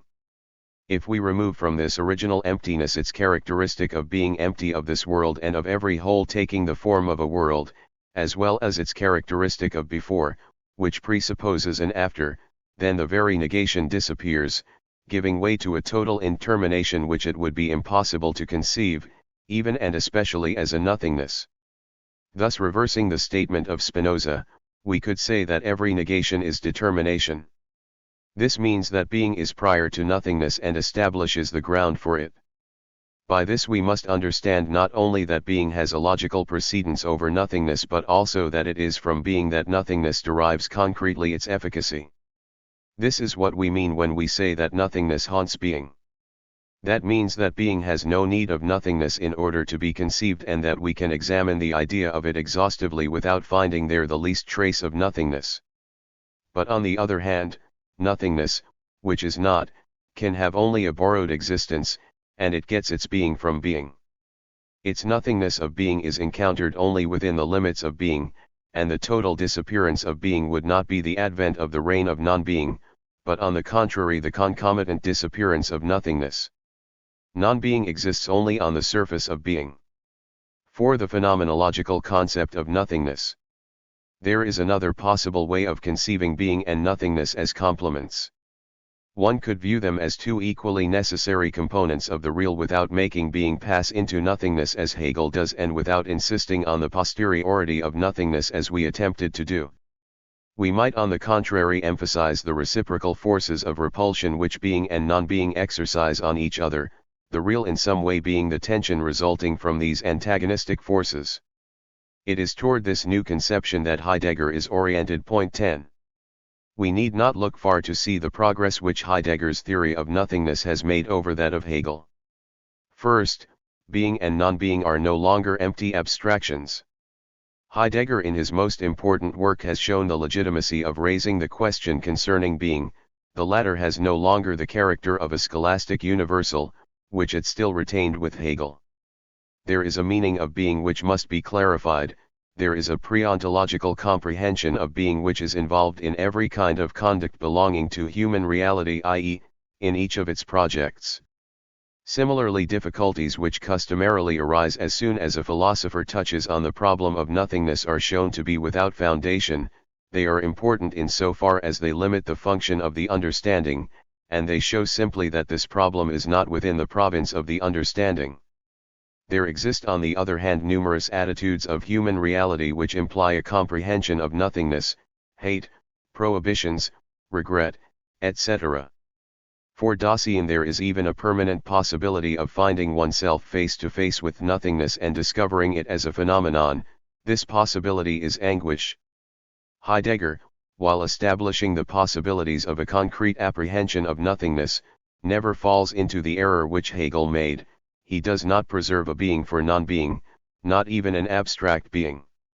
Nothing is not, it annihilates itself. 11 It is supported and conditioned by transcendence.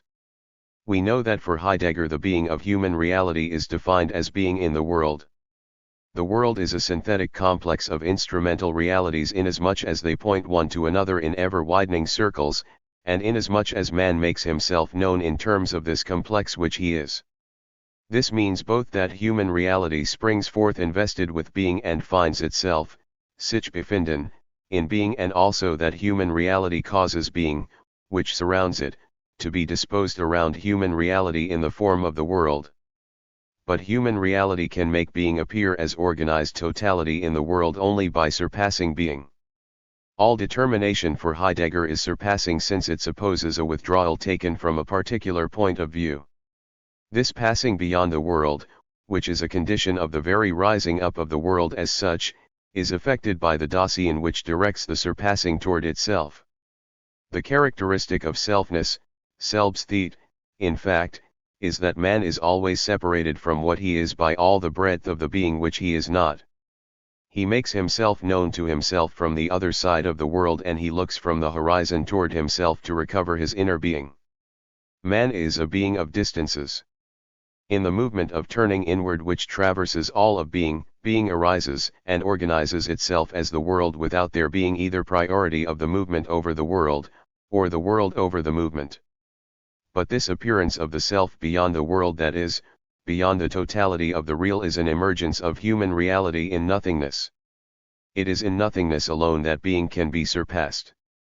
At the same time it is from the point of view of beyond the world that being is organized into the world, which means on the one hand that human reality rises up as an emergence of being in non-being, and on the other hand that the world is suspended in nothingness. Anguish is the discovery of this double, perpetual annihilation. It is in terms of this surpassing of the world that Dasein manages to realize the contingency of the world, that is, to raise the question, how does it happen that there is something rather than nothing? Thus the contingency of the world appears to human reality in so far as human reality has established itself in nothingness in order to apprehend the contingency. Here then is nothingness surrounding being on every side and at the same time expelled from being. Here nothingness is given as that by which the world receives its outlines as the world. Can this solution satisfy us? Certainly it cannot be denied that the apprehension of the world qua world is annihilation. From the moment the world appears qua world, it gives itself as being only that. The necessary counterpart of this apprehension then is indeed the emergence of human reality in nothingness. But where does human reality get its power of emerging thus in non-being? Without a doubt Heidegger is right in insisting on the fact that negation derives its foundation from nothingness. But if nothingness provides a ground for negation, it is because nothingness envelopes the not within itself as its essential structure. In other words, it is not as undifferentiated emptiness or as a disguised otherness 12 that nothingness provides the ground for negation. Nothingness stands at the origin of the negative judgment because it is itself negation. It founds the negation as an act because it is the negation as being. Nothingness can be nothingness only by annihilating itself expressly as nothingness of the world, that is, in its annihilation it must direct itself expressly toward this world in order to constitute itself as refusal of the world. Nothingness carries being in its heart. But how does the emergence account for this annihilating refusal? Transcendence, which is the project of self beyond, is far from being able to establish nothingness. On the contrary, it is nothingness which is at the very heart of transcendence and which conditions it. Now the characteristic of Heidegger's philosophy is to describe Dasein by using positive terms which hide the implicit negations. Dasein is outside of itself, in the world, it is a being of distances, it is care, it is its own possibilities, etc. All this amounts to saying that Dasein is not in itself, that it is not in immediate proximity to itself, and that it surpasses the world inasmuch as it posits itself as not being in itself and as not being the world. In this sense Hegel is right rather than Heidegger when he states that mind is the negative. Actually we can put to each of them the same question, phrased slightly differently. We should say to Hegel, it is not sufficient to posit mind as mediation and the negative, it is necessary to demonstrate negativity as the structure of being of mind. What must mind be in order to be able to constitute itself as negative? And we can ask the same question of Heidegger in these words, if negation is the original structure of transcendence, what must be the original structure of human reality in order for it to be able to transcend the world? In both cases we are shown a negating activity and there is no concern to ground this activity upon a negative being. Heidegger in addition makes of nothingness a sort of intentional correlate of transcendence, without seeing that he has already inserted it into transcendence itself as its original structure. Furthermore, what is the use of affirming that nothingness provides the ground for negation, if it is merely to enable us to form subsequently a theory of non-being which by definition separates nothingness from all concrete negation? If I emerge in nothingness beyond the world, how can this extramundane nothingness furnish a foundation for those little pools of non-being which we encounter each instant in the depth of being?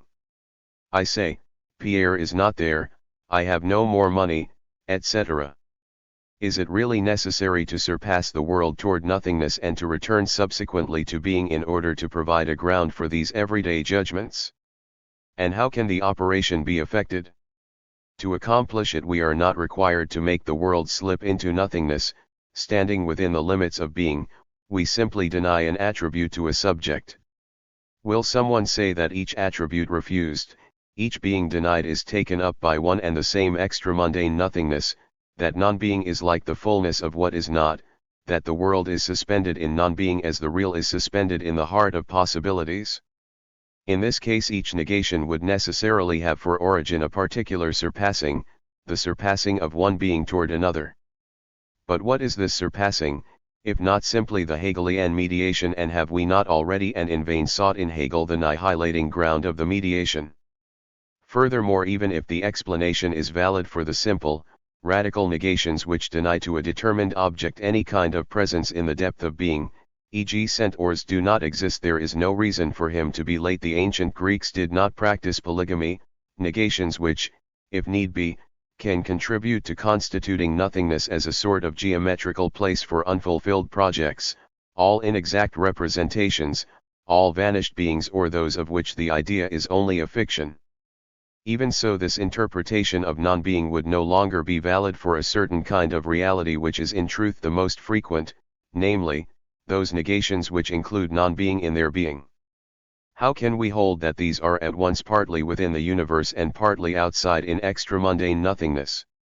Take for example the notion of distance, which conditions the determination of a location, the localization of a point. It is easy to see that it possesses a negative moment. Two points are distant when they are separated by a certain length. The length, a positive attribute of a segment of a straight line, intervenes here by virtue of the negation of an absolute, undifferentiated proximity, someone might perhaps seek to reduce distance to being only the length of the segment of which the 2 points considered, A and B, would be the limits.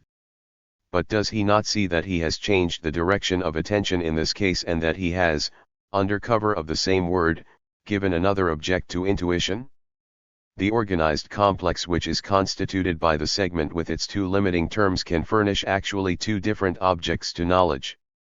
We can in fact give the segment as immediate object of intuition, in which case the segment represents a full, concrete tension, of which the length is a positive attribute, and the 2 points A and B appear only as a moment of the whole, that is, as they are implicated by the segment itself as its limits. Then the negation, expelled from the segment and its length, takes refuge in the 2 limits. To say that point B is a limit of the segment is to say that the segment does not extend beyond this point. Negation is here a secondary structure of the object. If, on the other hand, we direct our attention to the 2 points A and B, they arise as immediate objects of intuition on the ground of space. The segment disappears as a full, concrete object. It is apprehended in terms of 2 points as the emptiness, the negativity which separates them. Negation is not subject to the points, which cease to be limits in order to impregnate the very length of the segment with distance. Thus the total form constituted by the segment and its 2 limits with its inner structure of negation is capable of letting itself be apprehended in 2 ways. Rather, there are 2 forms, and the condition of the appearance of the one is the disintegration of the other, exactly as in perception we constitute a particular object as a figure by rejecting another so as to make of it a ground, and conversely.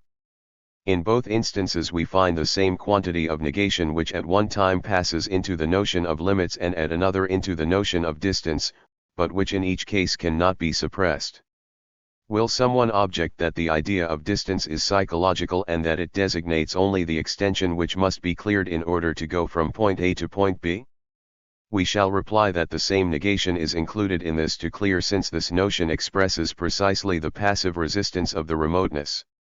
We will willingly admit with Heidegger that human reality is remote from itself, that is, that it rises in the world as that which creates distances and at the same time causes them to be removed, and for an end. But this remoteness from self, even if it is the necessary condition in order that there may be remoteness in general, envelopes remoteness in itself as the negative structure which must be surmounted. It will be useless to attempt to reduce distance to the simple result of a measurement. What has become evident in the course of the preceding discussion is that the 2 points and the segment which is enclosed between them have the indissoluble unity of what the Germans call a Gestalt. Negation is the cement which realizes this unity. It defines precisely the immediate relation which connects these 2 points and which presents them to intuition as the indissoluble unity of the distance. This negation can be covered over only by claiming to reduce distance to the measurement of a length, for negation is the raison d'être of that measurement. What we have just shown by the examination of distance, we could just as well have brought out by describing realities like absence, change, otherness, repulsion, regret, distraction, etc. There is an infinite number of realities which are not only objects of judgment, but which are experienced, opposed, feared, etc., by the human being, and which in their inner structure are inhabited by negation, as by a necessary condition of their existence. We shall call them negates. Point 13. Kant caught a glimpse of their significance when he spoke of regulative concepts, e.g. the immortality of the soul, types of syntheses of negative and positive in which negation is the condition of positivity. The function of negation varies according to the nature of the object considered. Between wholly positive realities, which however retain negation as the condition of the sharpness of their outlines, as that which fixes them as what they are, and those in which the positivity is only an appearance concealing a whole of nothingness, all gradations are possible. In any case it is impossible to throw these negations back into an extramundane nothingness, since they are dispersed in being, are supported by being, and are conditions of reality. Nothingness beyond the world accounts for absolute negation, but we have just discovered a swarm of ultramundane beings which possess as much reality and efficacy as other beings, but which enclose within themselves non-being. They require an explanation which remains within the limits of the real. Nothingness, if it is supported by being, vanishes qua nothingness, and we fall back upon being. Nothingness can be annihilated only on the foundation of being. If nothingness can be given, it is neither before nor after being, nor in a general way outside of being. Nothingness lies coiled in the heart of being like a worm. The origin of nothingness. It would be well at this point to cast a glance backward and to measure the road already covered. We raised first the question of being. Then, examining this very question conceived as a type of human conduct, we questioned this in turn. We next had to recognize that no question could be asked, in particular not that of being, if negation did not exist. But this negation itself, when inspected more closely, referred us back to nothingness as its origin and foundation. In order for negation to exist in the world, and in order that we may consequently raise questions concerning being, it is necessary that in some way nothingness be given. We perceived then that nothingness can be conceived neither outside of being, nor as a complementary, abstract notion, nor as an infinite milieu where being is suspended. Nothingness must be given at the heart of being, in order for us to be able to apprehend that particular type of realities which we have called negatives. But this intramundane nothingness cannot be produced by being in itself. The notion of being as full positivity does not contain nothingness as one of its structures. We cannot even say that being excludes it. Being lacks all relation with it. Hence the question which is put to us now with a particular urgency: if nothingness can be conceived neither outside of being, nor in terms of being, and if on the other hand, since it is non-being, it cannot derive from itself the necessary force to annihilate itself, where does nothingness come from? If we wish to pursue the problem further, we must first recognize that we cannot grant to nothingness the property of annihilating itself. For although the expression to annihilate itself is thought of as removing from nothingness the last semblance of being, we must recognize that only being can annihilate itself. However it comes about, in order to annihilate itself, it must be. But nothingness is not. If we can speak of it, it is only because it possesses an appearance of being, a borrowed being, as we have noted above. Nothingness is not, nothingness is made to be. 14 Nothingness does not annihilate itself, nothingness is annihilated. It follows therefore that there must exist a being. This cannot be the in itself, of which the property is to annihilate nothingness, to support it in its being, to sustain it perpetually in its very existence, a being by which nothingness comes to things. But how can this being be related to nothingness so that through it nothingness comes to things? We must observe first that the being postulated cannot be passive in relation to nothingness, cannot receive it. Nothingness could not come to this being except through another being, which would be an infinite regress. But on the other hand, the being by which nothingness comes to the world cannot produce nothingness while remaining indifferent to that production, like the Stoic cause which produces its effect without being itself changed. It would be inconceivable that a being which is full positivity should maintain and create outside itself a nothingness or transcendent being, for there would be nothing in being by which being could surpass itself toward non-being. The being by which nothingness arrives in the world must annihilate nothingness in its being, and even so it still runs the risk of establishing nothingness as a transcendent in the very heart of immanence unless it annihilates nothingness in its being in connection with its own being. The being by which nothingness arrives in the world is a being such that in its being, the nothingness of its being is in question. The being by which nothingness comes to the world must be its own nothingness. By this we must understand not an annihilating act, which would require in turn a foundation in being, but an ontological characteristic of the being required.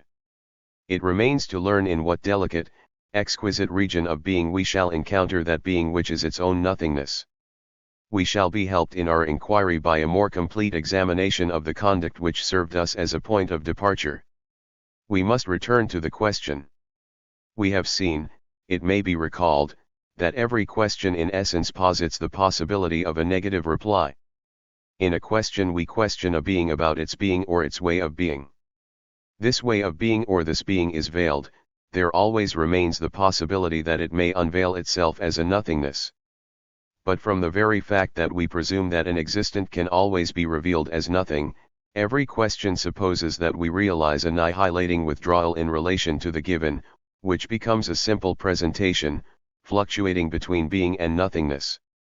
It is essential therefore that the questioner have the permanent possibility of dissociating himself from the causal series which constitutes being and which can produce only being. If we admitted that the question is determined in the questioner by universal determinism, the question would thereby become unintelligible and even inconceivable. A real cause, in fact, produces a real effect, and the caused being is wholly engaged by the cause in positivity. To the extent that its being depends on the cause, it cannot have within itself the tiniest germ of nothingness. Thus, insofar as the questioner must be able to effect in relation to the questioned a kind of annihilating withdrawal, he is not subject to the causal order of the world, he detaches himself from being. This means that by a double movement of annihilation, he annihilates the thing questioned in relation to himself by placing it in a neutral state, between being and non-being, and that he annihilates himself in relation to the thing questioned by wrenching himself from being in order to be able to bring out of himself the possibility of a non-being. Thus, in posing a question, a certain negative element is introduced into the world. We see nothingness making the world iridescent, casting a shimmer over things. But at the same time the question emanates from a questioner who, in order to motivate himself in his being as one who questions, disengages himself from being. This disengagement is then by definition a human process.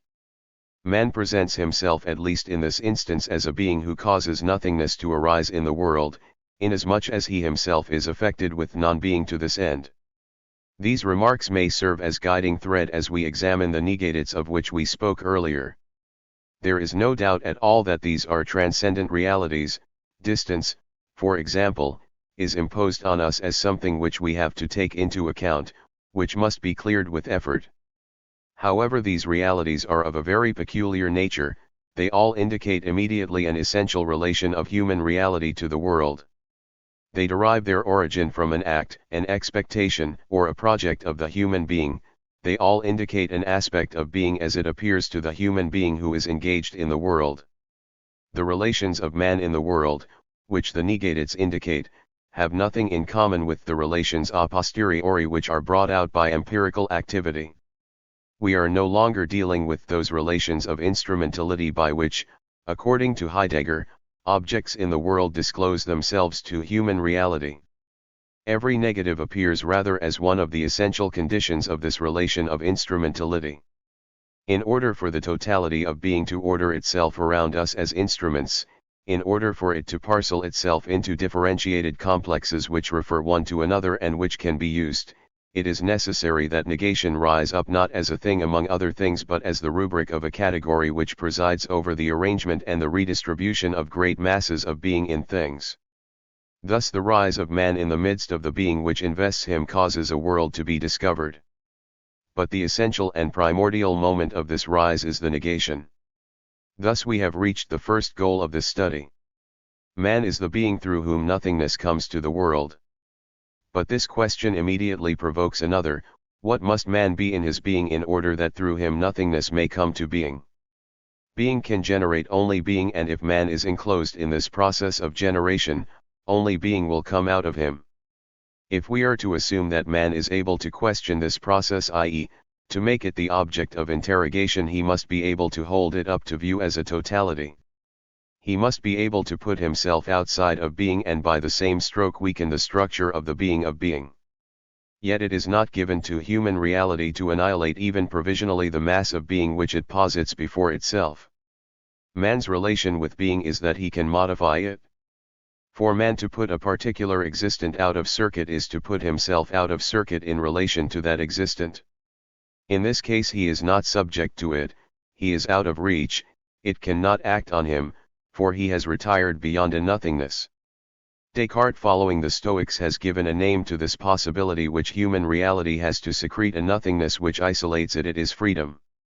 But freedom here is only a name.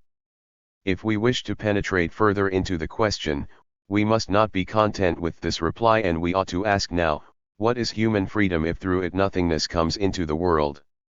It is not yet possible to deal with the problem of freedom in all its fullness. Point 15. In fact, the steps which we have completed up to now show clearly that freedom is not a faculty of the human soul to be envisaged and described in isolation.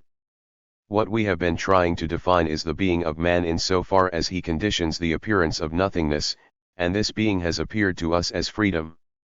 Thus freedom as the requisite condition for the annihilation of nothingness is not a property which belongs among others to the essence of the human being. We have already noticed furthermore that with man the relation of existence to essence is not comparable to what it is for the things of the world. Human freedom precedes essence in man and makes it possible. The essence of the human being is suspended in his freedom. What we call freedom is impossible to distinguish from the being of human reality. Man does not exist first in order to be free subsequently. There is no difference between the being of man and his being free. This is not the time to make a frontal attack on a question which can be treated exhaustively only in the light of a rigorous elucidation of the human being.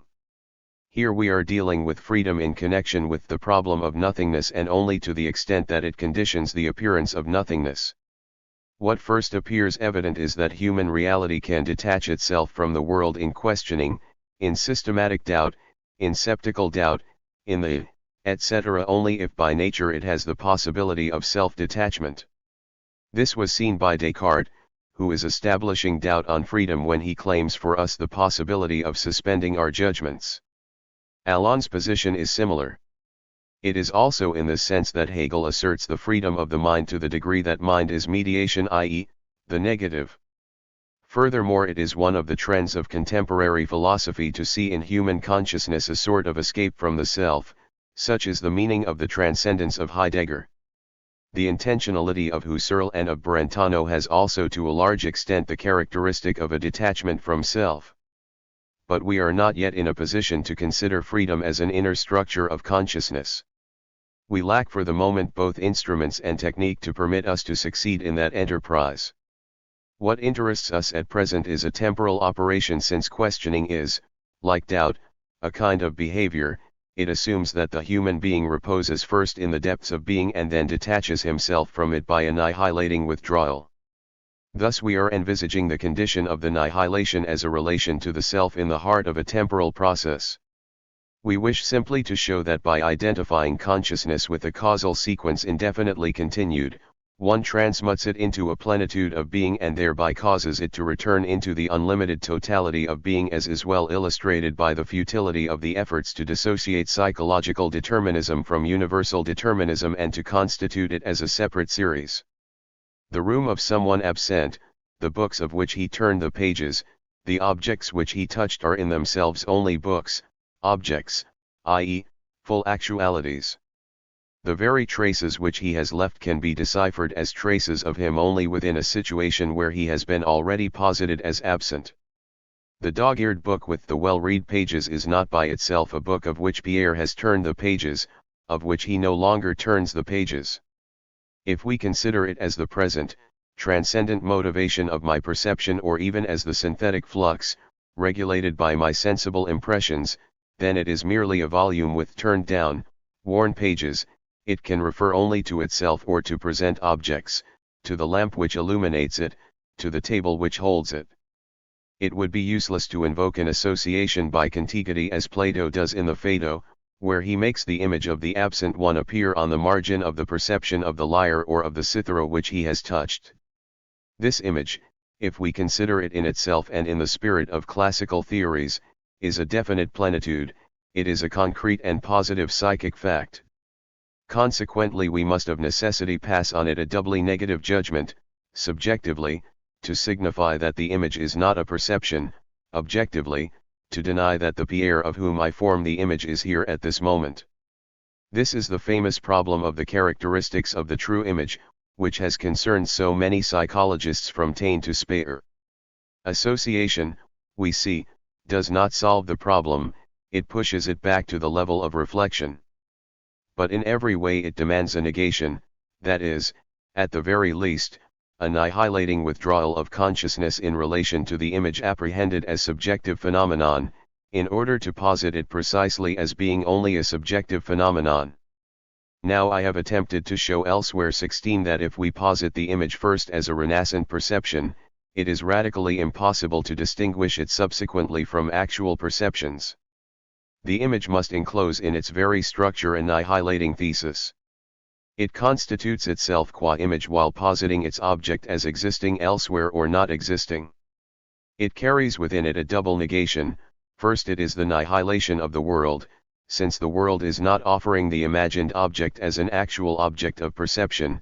Secondly, the annihilation of the object of the image, it is posited as not actual, and finally by the same stroke it is the annihilation of itself, since it is not a concrete, full psychic process. In explaining how I apprehend the absence of Pierre in the room, it would be useless to invoke those famous empty intentions of Husserl, which are in great part constitutive of perception. Among the various perceptive intentions, indeed, there are relations of motivation, but motivation is not causation, and among these intentions, some are full, i.e., filled with what they aim at, and others empty. But precisely because the matter which should fill the empty intentions does not exist, it cannot be this which motivates them in their structure. And since the other intentions are full, neither can they motivate the empty intentions inasmuch as the latter are empty. Moreover, these intentions are of psychic nature, and it would be an error to envisage them in the mode of things, that is, as recipients which would first be given, which according to circumstances could be emptied or filled, and which would be by nature indifferent to their state of being empty or filled. It seems that Husserl has not always escaped the materialist illusion. To be empty, an intention must be conscious of itself as empty and precisely as empty of the exact matter at which it aims. An empty intention constitutes itself as empty to the exact extent that it posits its matter as non-existing or absent. In short, an empty intention is a consciousness of negation which transcends itself toward an object which it posits as absent or non-existent. Thus, whatever may be the explanation which we give of it, Pierre's absence, in order to be established or realized, requires a negative moment by which consciousness, in the absence of all prior determination, constitutes itself as negation. If in terms of my perceptions of the room, I conceive of the former inhabitant who is no longer in the room, I am of necessity forced to produce an act of thought which no prior state can determine nor motivate, in short to effect in myself a break with being. And in so far as I continually use negatives to isolate and determine existence, i.e., to think them the succession of my states of consciousness, is a perpetual separation of effect from cause, since every annihilating process must derive its source only from itself. Inasmuch as my present state would be a prolongation of my prior state, every opening by which negation could slip through would be completely blocked. Every psychic process of annihilation implies then a cleavage between the immediate psychic past and the present. This cleavage is precisely nothingness. At least, someone will say, there remains the possibility of successive implication between the annihilating processes. My establishment of Pierre's absence could still be determinant for my regret at not seeing him. You have not excluded the possibility of a determinism of annihilations. But aside from the fact that the original annihilation of the series must necessarily be disconnected from the prior positive processes, what can be the meaning of a motivation of nothingness by nothingness? A being indeed can annihilate itself perpetually, but to the extent that it annihilates itself, it forgoes being the origin of another phenomenon, even of a second annihilation. It remains to explain what this separation is, this disengaging of consciousness which conditions every negation. If we consider the prior consciousness envisaged as motivation, we see suddenly and evidently that nothing has just slipped in between that state and the present state. There has been no break in continuity within the flux of the temporal development, for that would force us to return to the inadmissible concept of the infinite divisibility of time and of the temporal point or instant as the limit of the division. Neither has there been an abrupt interpolation of an opaque element to separate prior from subsequent in the way that a knife blade cuts a piece of fruit in two. Nor is there a weakening of the motivating force of the prior consciousness, it remains what it is, it does not lose anything of its urgency. What separates prior from subsequent is exactly nothing. This nothing is absolutely impassible, just because it is nothing, For in every obstacle to be cleared there is something positive which gives itself as about to be cleared. The prior consciousness is always there, though with the modification of pastness. It constantly maintains a relation of interpretation with the present consciousness, but on the basis of this existential relation it is put out of the game, out of the circuit, between parentheses, exactly as in the eyes of one practicing the phenomenological, the world both is within him and outside of him. Thus the condition on which human reality can deny all or part of the world is that human reality carry nothingness within itself as the nothing which separates its present from all its past. But this is still not all, for the nothing envisaged would not yet have the sense of nothingness, a suspension of being which would remain unnamed, which would not be consciousness of suspending being, would come from outside consciousness, and by reintroducing opacity into the heart of this absolute lucidity, would have the effect of cutting it in 2.17. Furthermore, this nothing would by no means be negative. Nothingness, as we have seen above, is the ground of the negation because it conceals the negation within itself, because it is the negation as being. It is necessary then that conscious being constitute itself in relation to its past as separated from this past by a nothingness.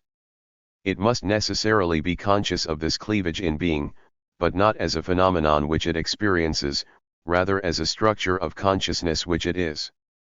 Freedom is the human being putting his past out of play by secreting his own nothingness. Let us understand indeed that this original necessity of being its own nothingness does not belong to consciousness intermittently and on the occasion of particular negations. This does not happen just at a particular moment in psychic life when negative or interrogative attitudes appear. Consciousness continually experiences itself as the nihilation of its past being. But someone doubtless will believe that he can use against us here an objection which we have frequently raised ourselves. If the nihilating consciousness exists only as consciousness of nihilation, we ought to be able to define and describe a constant mode of consciousness, present qua consciousness, which would be consciousness of nihilation. Does this consciousness exist? Behold, a new question has been raised here. If freedom is the being of consciousness, consciousness ought to exist a consciousness of freedom. What form does this consciousness of freedom assume? In freedom the human being is his own past, as also his own future, in the form of annihilation. If our analysis has not led us astray, there ought to exist for the human being, in so far as he is conscious of being, a certain mode of standing opposite his past and his future, as being both this past and this future and as not being them. We shall be able to furnish an immediate reply to this question. It is in anguish that man gets the consciousness of his freedom, or if you prefer, anguish is the mode of being of freedom as consciousness of being. It is in anguish that freedom is, in its being, in question for itself. Kierkegaard, describing anguish in the face of what one lacks, characterizes it as anguish in the face of freedom. But Heidegger, whom we know to have been greatly influenced by Kierkegaard 18, considers anguish instead as the apprehension of nothingness. These two descriptions of anguish do not appear to us contradictory, on the contrary the one implies the other.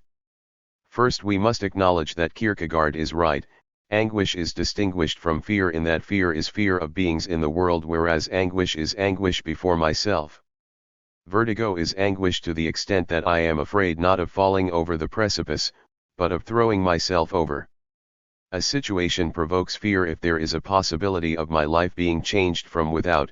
My being provokes anguish to the extent that I distrust myself and my own reactions in that situation.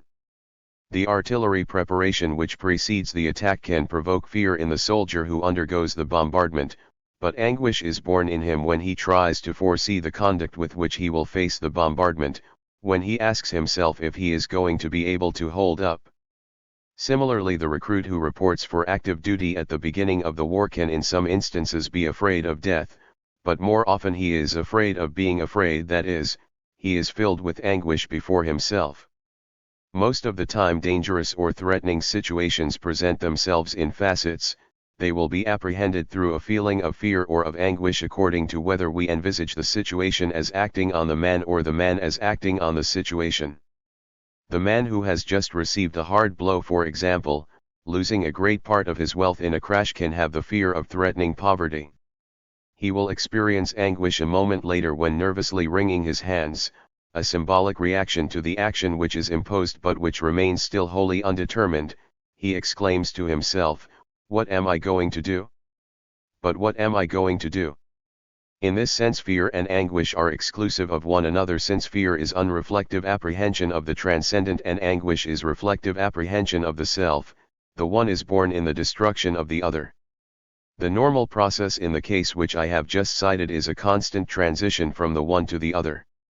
But there exist also situations where anguish appears pure, that is, without ever being preceded or followed by fear. If, for example, I have been raised to a new dignity and charged with a delicate and flattering mission, I can feel anguish at the thought that I will not be capable perhaps of fulfilling it, and yet I will not have the least fear in the world of the consequences of my possible failure. What is the meaning of anguish in the various examples which I have just given? Let us take up again the example of vertigo. Vertigo announces itself through fear. I am on a narrow path without a guardrail which goes along a precipice. The precipice presents itself to me as to be avoided, it represents a danger of death. At the same time I conceive of a certain number of causes, originating in universal determinism, which can transform that threat of death into reality. I can slip on a stone and fall into the abyss, the crumbling earth of the path can give way under my steps. Through these various anticipations, I am given to myself as a thing, I am passive in relation to these possibilities, they come to me from without, in so far as I am also an object in the world, subject to gravitation, they are my possibilities. At this moment fear appears, which in terms of the situation is the apprehension of myself as a destructible transcendent in the midst of transcendence, as an object which does not contain in itself the origin of its future disappearance. My reaction will be of the reflective order, I will pay attention to the stones in the road, I will keep myself as far as possible from the edge of the path. I realize myself as pushing away the threatening situation with all my strength, and I project before myself a certain number of future conducts destined to keep the threats of the world at a distance from me. These conducts are my possibilities. I escape fear by the very fact that I am placing myself on a plane where my own possibilities are substituted for the transcendent probabilities where human action had no place. But these conducts, precisely because they are my possibilities, do not appear to me as determined by foreign causes. Not only is it not strictly certain that they will be effective, in particular it is not strictly certain that they will be adopted, for they do not have existence sufficient in itself. We could say, varying the expression of Berkeley, that their being is a sustained being and that their possibility of being is only an autobe-sustained 19. Due to this fact their possibility has as a necessary condition the possibility of negative conduct, not to pay attention to the stones in the road, to run, to think of something else, and the possibility of the opposite conduct, to throw myself over the precipice. The possibility which I make my concrete possibility can appear as my possibility only by raising itself on the basis of the totality of the logical possibilities which the situation allows. But these rejected possibles in turn have no other being than their sustained being, it is I who sustain them in being, and inversely, their present non-being is and ought not to be sustained. No external cause will remove them. I alone am the permanent source of their non-being. I engage myself in them, in order to cause my possibility to appear, I posit the other possibilities so as to annihilate them. This would not produce anguish if I could apprehend myself in my relations with these possibles as a cause producing its effects. In this case the effect defined as my possibility would be strictly determined. But then it would cease to be possible, it would become simply about to happen. If then I wished to avoid anguish and vertigo, it would be enough if I were to consider the motives, instinct of self-preservation, prior fear, etc., which make me reject the situation envisaged, as determining my prior activity in the same way that the presence at a determined point of one given mass determines the courses followed by other masses. It would be necessary, in other words, that I apprehend in myself a strict psychological determinism. But I am in anguish precisely because any conduct on my part is only possible, and this means that while constituting a totality of motives for pushing away that situation, I at the same moment apprehend these motives as not sufficiently effective. At the very moment when I apprehend my being as horror of the precipice, I am conscious of that horror as not determinate in relation to my possible conduct. In one sense that horror calls for prudent conduct, and it is in itself a pre-outline of that conduct. In another sense, it posits the final developments of that conduct only as possible, precisely because I do not apprehend it as the cause of these final developments but as need, appeal, etc. Now, as we have seen, consciousness of being is the being of consciousness. There is no question here of a contemplation which I could make after the event, of an horror already constituted. It is the very being of horror to appear to itself as not being the cause of the conduct it calls for. In short, to avoid fear, which reveals to me a transcendent future strictly determined, I take refuge in reflection, but the latter has only an undetermined future to offer.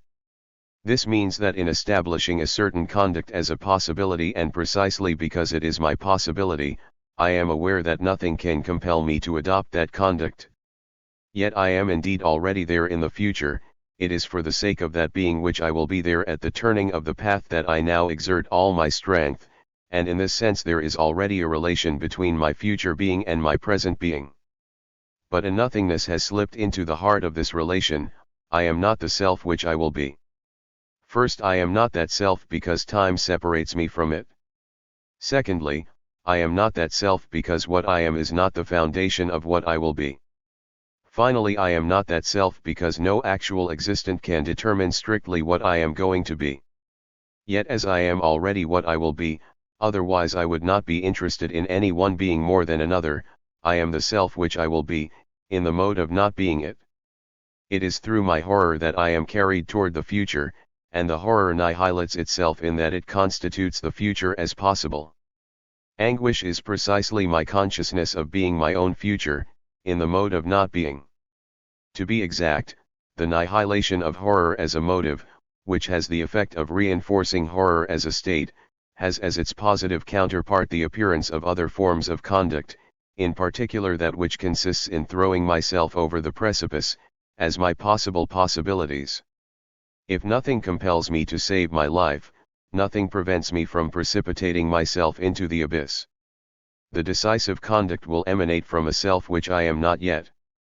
Thus the self which I am depends on the self which I am not yet to the exact extent that the self which I am not yet does not depend on the self which I am. Vertigo appears as the apprehension of this dependence. I approach the precipice, and my scrutiny is searching for myself in my very depths. In terms of this moment, I play with my possibilities. My eyes, running over the abyss from top to bottom, imitate the possible fall and realize it symbolically. At the same time suicide, from the fact that it becomes a possibility possible for me, now causes to appear possible motives for adopting it. Suicide would cause anguish to cease. Fortunately these motives in their turn, from the sole fact that they are motives of a possibility, present themselves as ineffective, as non-determinate. They can no more produce the suicide than my horror of the fall can determine me to avoid it.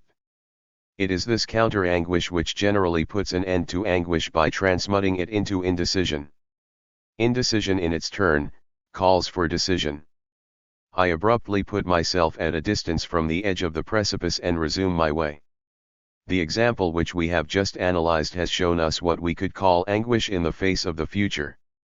There exists another, anguish in the face of the past. It is that of the gambler who has freely and sincerely decided not to gamble anymore and who, when he approaches the gaming table, suddenly sees all his resolutions melt away. This phenomenon has often been described as if the sight of the gaming table reawakened in us a tendency which entered into conflict with our former resolution and ended by drawing us in spite of this. Aside from the fact that such a description is done in materialistic terms and peoples the mind with opposing forces, there is, for example, the moralist's famous struggle of reason with the passions. It does not account for the facts.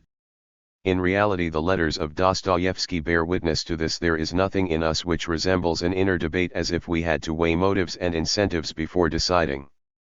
The earlier resolution of not playing anymore is always there, and in the majority of cases the gambler, when in the presence of the gaming table, turns toward it as if to ask it for help, for he does not wish to play, or rather, having taken his resolution the day before, he thinks of himself still as not wishing to play anymore. He believes in the effectiveness of this resolution. But what he apprehends then in anguish is precisely the total inefficacy of the past resolution. It is there doubtless, but fixed, ineffectual, surpassed by the very fact that I am conscious of it. The resolution is still me to the extent that I realize constantly my identity with myself across the temporal flux, but it is no longer me due to the fact that it has become an object for my consciousness. I am not subject to it, it fails in the mission which I have given it. The resolution is there still, I am it in the mode of not being. What the gambler apprehends at this instant is again the permanent rupture in determinism. It is nothingness which separates him from himself. I should have liked so much not to gamble anymore. Yesterday I even had a synthetic apprehension of the situation, threatening ruin, disappointment of my relatives, as forbidding me to play. It seemed to me that I had established a real barrier between gambling and myself, and now I suddenly perceive that my former understanding of the situation is no more than a memory of an idea, a memory of a feeling. In order for it to come to my aid once more, I must remake it ex nihilo and freely. The not gambling is only one of my possibilities, as the fact of gambling is another of them, neither more nor less. I must rediscover the fear of financial ruin or of disappointing my family, etc. I must recreate it as experienced fear. It stands behind me like a boneless phantom. It depends on me alone to lend it flesh. I am alone and naked before temptation as I was the day before. After having patiently built up barriers and walls, after enclosing myself in the magic circle of a resolution, I perceive with anguish that nothing prevents me from gambling. The anguish is me, since by the very fact of taking my position in existence as consciousness of being, I make myself not to be the past of good resolutions which I am. It would be in vain to object that the sole condition of this anguish is ignorance of the underlying psychological determinism. According to such a view, my anxiety would come from lack of knowing the real and effective incentives which in the darkness of the unconscious determine my action. In reply, we shall point out first that anguish has not appeared to us as a proof of human freedom. The latter was given to us as the necessary condition for the question. We wished only to show that there exists a specific consciousness of freedom, and we wished to show that this consciousness is anguish. This means that we wished to establish anguish in its essential structure as consciousness of freedom. Now, from this point of view, the existence of a psychological determinism could not invalidate the results of our description. Either indeed anguish is actually an unrealized ignorance of this determinism, and then anguish apprehends itself in fact as freedom, or else one may claim that anguish is consciousness of being ignorant of the real causes of our acts. In the latter case, anguish would come from that of which we have a presentiment, a screen deep within ourselves for monstrous motives which would suddenly release guilty acts. But in this case we should suddenly appear to ourselves as things in the world, we should be to ourselves our own transcendent situation. Then anguish would disappear to give way to fear, for fear is a synthetic apprehension of the transcendent as dreadful. This freedom which reveals itself to us in anguish can be characterized by the existence of that nothing which insinuates itself between motives and act. It is not because I am free that my act is not subject to the determination of motives. On the contrary, the structure of motives as ineffective is the condition of my freedom. If someone asks what this nothing is which provides a foundation for freedom, we shall reply that we cannot describe it since it is not, but we can at least hint at its meaning by saying that this nothing is made to be by the human being in his relation with himself. The nothing here corresponds to the necessity for the motive to appear as motive only as a correlate of a consciousness of motive. In short, as soon as we abandon the hypothesis of the contents of consciousness, we must recognize that there is never a motive in consciousness. Motives are only for consciousness. And due to the very fact that the motive can arise only as appearance, it constitutes itself as ineffective. Of course it does not have the externality of a temporal spatial thing, it always belongs to subjectivity and it is apprehended as mine. but it is by nature transcendence in immanence, and consciousness is not subject to it because of the very fact that consciousness posits it, for consciousness has now the task of conferring on the motive its meaning and its importance. Thus the nothing which separates the motive from consciousness characterizes itself as transcendence in immanence.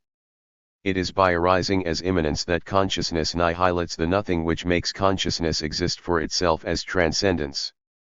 But we see that the nothingness which is the condition of all transcendent negation can be elucidated only in terms of two other original annihilations. 1. Consciousness is not its own motive inasmuch as it is empty of all content. This refers us to annihilating structure of the pre-reflective cogito. 2. Consciousness confronts its past and its future as facing a self which it is in the mode of not being. This refers us to annihilating structure of temporality. There can be for us as yet no question of elucidating these two types of annihilation. We do not at the moment have the necessary techniques at our disposal. It is sufficient to observe here that the definitive explanation of negation cannot be given without a description of self-consciousness and of temporality. What we should note at present is that freedom, which manifests itself through anguish, is characterized by a constantly renewed obligation to remake the self which designates the free being. As a matter of fact, when we showed earlier that my possibilities were filled with anguish because it depended on me alone to sustain them in their existence, that did not mean that they derived from a me which to itself at least, would first be given and would then pass in the temporal flux from one consciousness to another consciousness. The gambler who must realize anew the synthetic apperception of a situation which would forbid him to play, must rediscover at the same time the self which can appreciate that situation, which is in situation. This self with its a priori and historical content is the essence of man. Anguish as the manifestation of freedom in the face of self means that man is always separated by a nothingness from his essence. We should refer here to Hegel's statement, Wesen ist was Joesen ist. Essence is what has been. Essence is everything in the human being which we can indicate by the words that is. Due to this fact it is the totality of characteristics which explain the act. But the act is always beyond that essence. It is a human act only in so far as it surpasses every explanation which we can give of it, precisely because the very application of the formula that is to man causes all that is designated, to have been. Man continually carries with him a prejudicative comprehension of his essence, but due to this very fact he is separated from it by a nothingness. Essence is all that human reality apprehends in itself as having been. It is here that anguish appears as an apprehension of self inasmuch as it exists in the perpetual mode of detachment from what is, better yet, in so far as it makes itself exist as such. For we can never apprehend an orloveness as a living consequence of that nature which is ours. The overflow of our consciousness progressively constitutes that nature, but it remains always behind us and it dwells in us as the permanent object of our retrospective comprehension. It is in so far as this nature is a demand without being a recourse that it is apprehended in anguish. In anguish freedom is anguished before itself inasmuch as it is instigated and bound by nothing. Someone will say, freedom has just been defined as a permanent structure of the human being. If anguish manifests it, then anguish ought to be a permanent state of my affectivity. But, on the contrary, it is completely exceptional. How can we explain the rarity of the phenomenon of anguish? We must note first of all that the most common situations of our life, those in which we apprehend our possibilities as such by means of actively realizing them, do not manifest themselves to us through anguish because their very structure excludes anguished apprehension. Anguish in fact is the recognition of a possibility as my possibility, that is, it is constituted when consciousness sees itself cut from its essence by nothingness or separated from the future by its very freedom. This means that annihilating nothing removes from me all excuse and that at the same time what I project as my future being is always annihilated and reduced to the rank of simple possibility because the future which I am remains out of my reach. But we ought to remark that in these various instances we have to do with a temporal form where I await myself in the future, where I make an appointment with myself on the other side of that hour, of that day, or of that month. Anguish is the fear of not finding myself at that appointment, of no longer even wishing to bring myself there. But I can also find myself engaged in acts which reveal my possibilities to me at the very instant when they are realized. In lighting this cigarette I learn my concrete possibility, or if you prefer, my desire of smoking. It is by the very act of drawing toward me this paper and this pen that I give to myself as my most immediate possibility the act of working at this book. There I am engaged, and I discover it at the very moment when I am already throwing myself into it. At that instant, to be sure, it remains my possibility, since I can at each instant turn myself away from my work, push away the notebook, put the cap on my fountain pen. But this possibility of interrupting the action is rejected on a second level by the fact that the action which discovers itself to me through my act tends to crystallize as a transcendent, relatively independent form. The consciousness of man in action is non-reflective consciousness. It is consciousness of something, and the transcendent which discloses itself to this consciousness is of a particular nature. It is a structure of exigency in the world, and the world correlatively discloses in it complex relations of instrumentality. In the act of tracing the letters which I am writing, the whole sentence, still unachieved, is revealed as a passive exigency to be written. It is the very meaning of the letters which I form, and its appeal is not put into question, precisely because I cannot write the words without transcending them toward the sentence and because I discover it as the necessary condition for the meaning of the words which I am writing. At the same time, in the very framework of the act, an indicative complex of instruments reveals itself and organizes itself, pen, ink, paper, lines, margin, etc., a complex which cannot be apprehended for itself but which rises in the heart of the transcendence which discloses to me as a passive exigency the sentence to be written. Thus in the quasi-generality of everyday acts, I am engaged, I have ventured, and I discover my possibilities by realizing them, and in the very act of realizing them as exigencies, urgencies, instrumentalities. Of course, in every act of this kind, there remains the possibility of putting this act into question in so far as it refers to more distant, more essential ends as to its ultimate meanings and my essential possibilities. For example, the sentence which I write is the meaning of the letters which I trace, but the whole work which I wish to produce is the meaning of the sentence. And this work is a possibility in connection with which I can feel anguish. It is truly my possibility, and I do not know whether I will continue it tomorrow. Tomorrow in relation to it my freedom can exercise its annihilating power. But that anguish implies the apprehension of the work as such as my possibility. I must place myself directly opposite it and realize my relation to it. This means that I ought not only to raise with reference to it objective questions such as, is it necessary to write this work, for these questions refer me simply to wider objective significations, such as, is it opportune to write it at this moment? Isn't this just a repetition of another such book? Is its material of sufficient interest? Has it been sufficiently thought through, etc. All significations which remain transcendent and give themselves as a multitude of exigencies in the world. In order for my freedom to be anguished in connection with the book which I am writing, this book must appear in its relation with me. On the one hand, I must discover my essence as what I have been wanting to write this book, I have conceived it, I have believed that it would be interesting to write it, and I have constituted myself in such a way that it is not possible to understand me without taking into account the fact that this book has been my essential possibility. On the other hand, I must discover the nothingness which separates my freedom from this essence. I have been wanting to write, but nothing, not even what I have been, can compel me to write it. Finally, I must discover the nothingness which separates me from what I shall be. I discover that the permanent possibility of abandoning the book is the very condition of the possibility of writing it and the very meaning of my freedom.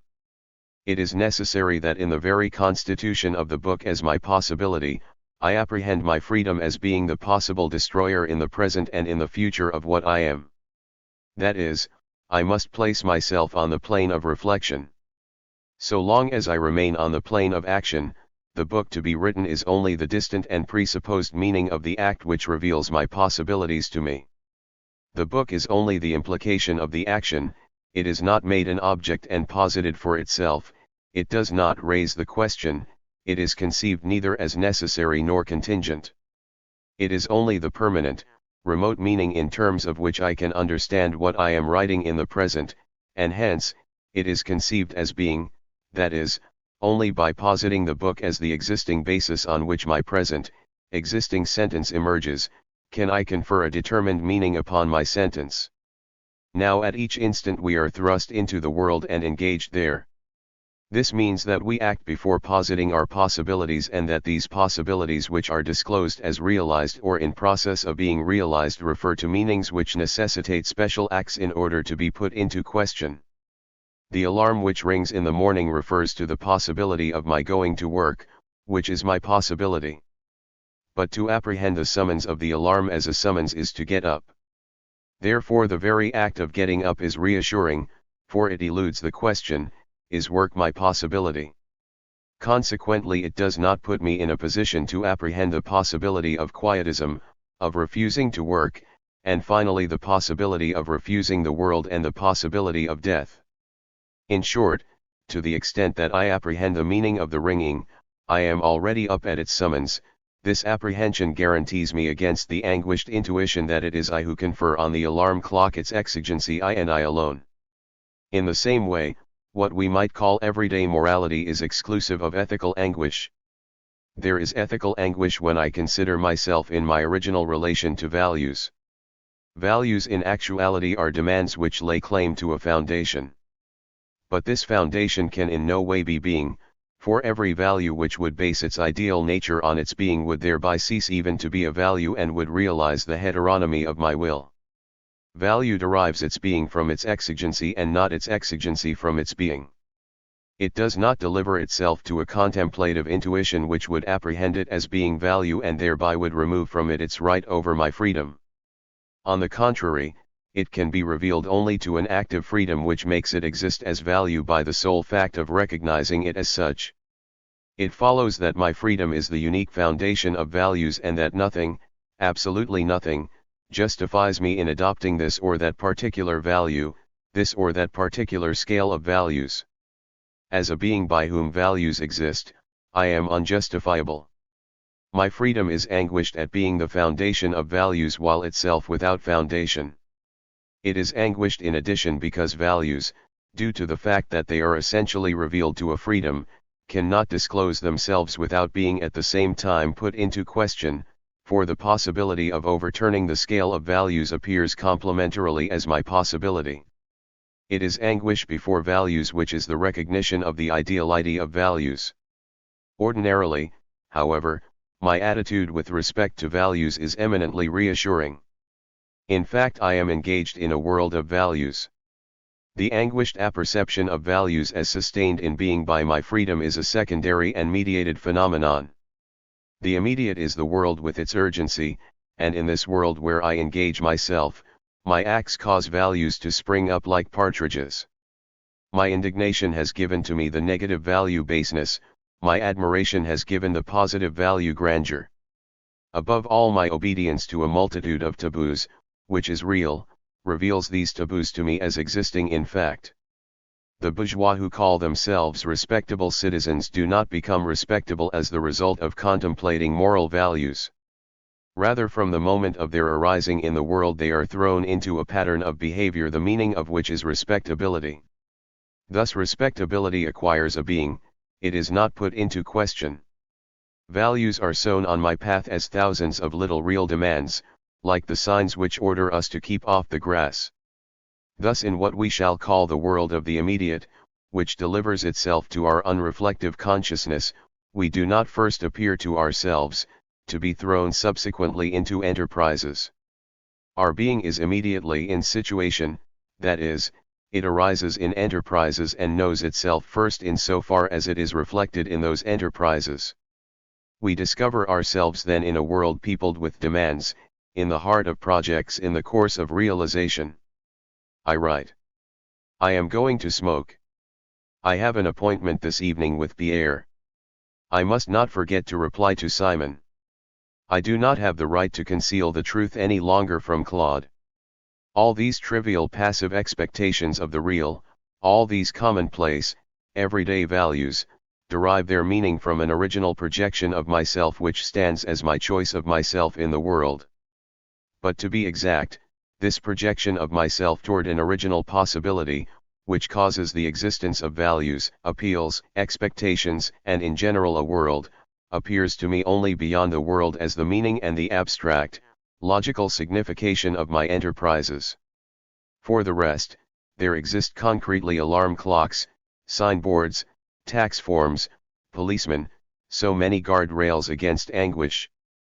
But as soon as the enterprise is held at a distance from me, as soon as I am referred to myself because I must await myself in the future, then I discover myself suddenly as the one who gives its meaning to the alarm clock, the one who by a signboard forbids himself to walk on a flower bed or on the lawn, the one from whom the boss's order borrows its urgency, the one who decides the interest of the book which he is writing, the one finally who makes the values exist in order to determine his action by their demands.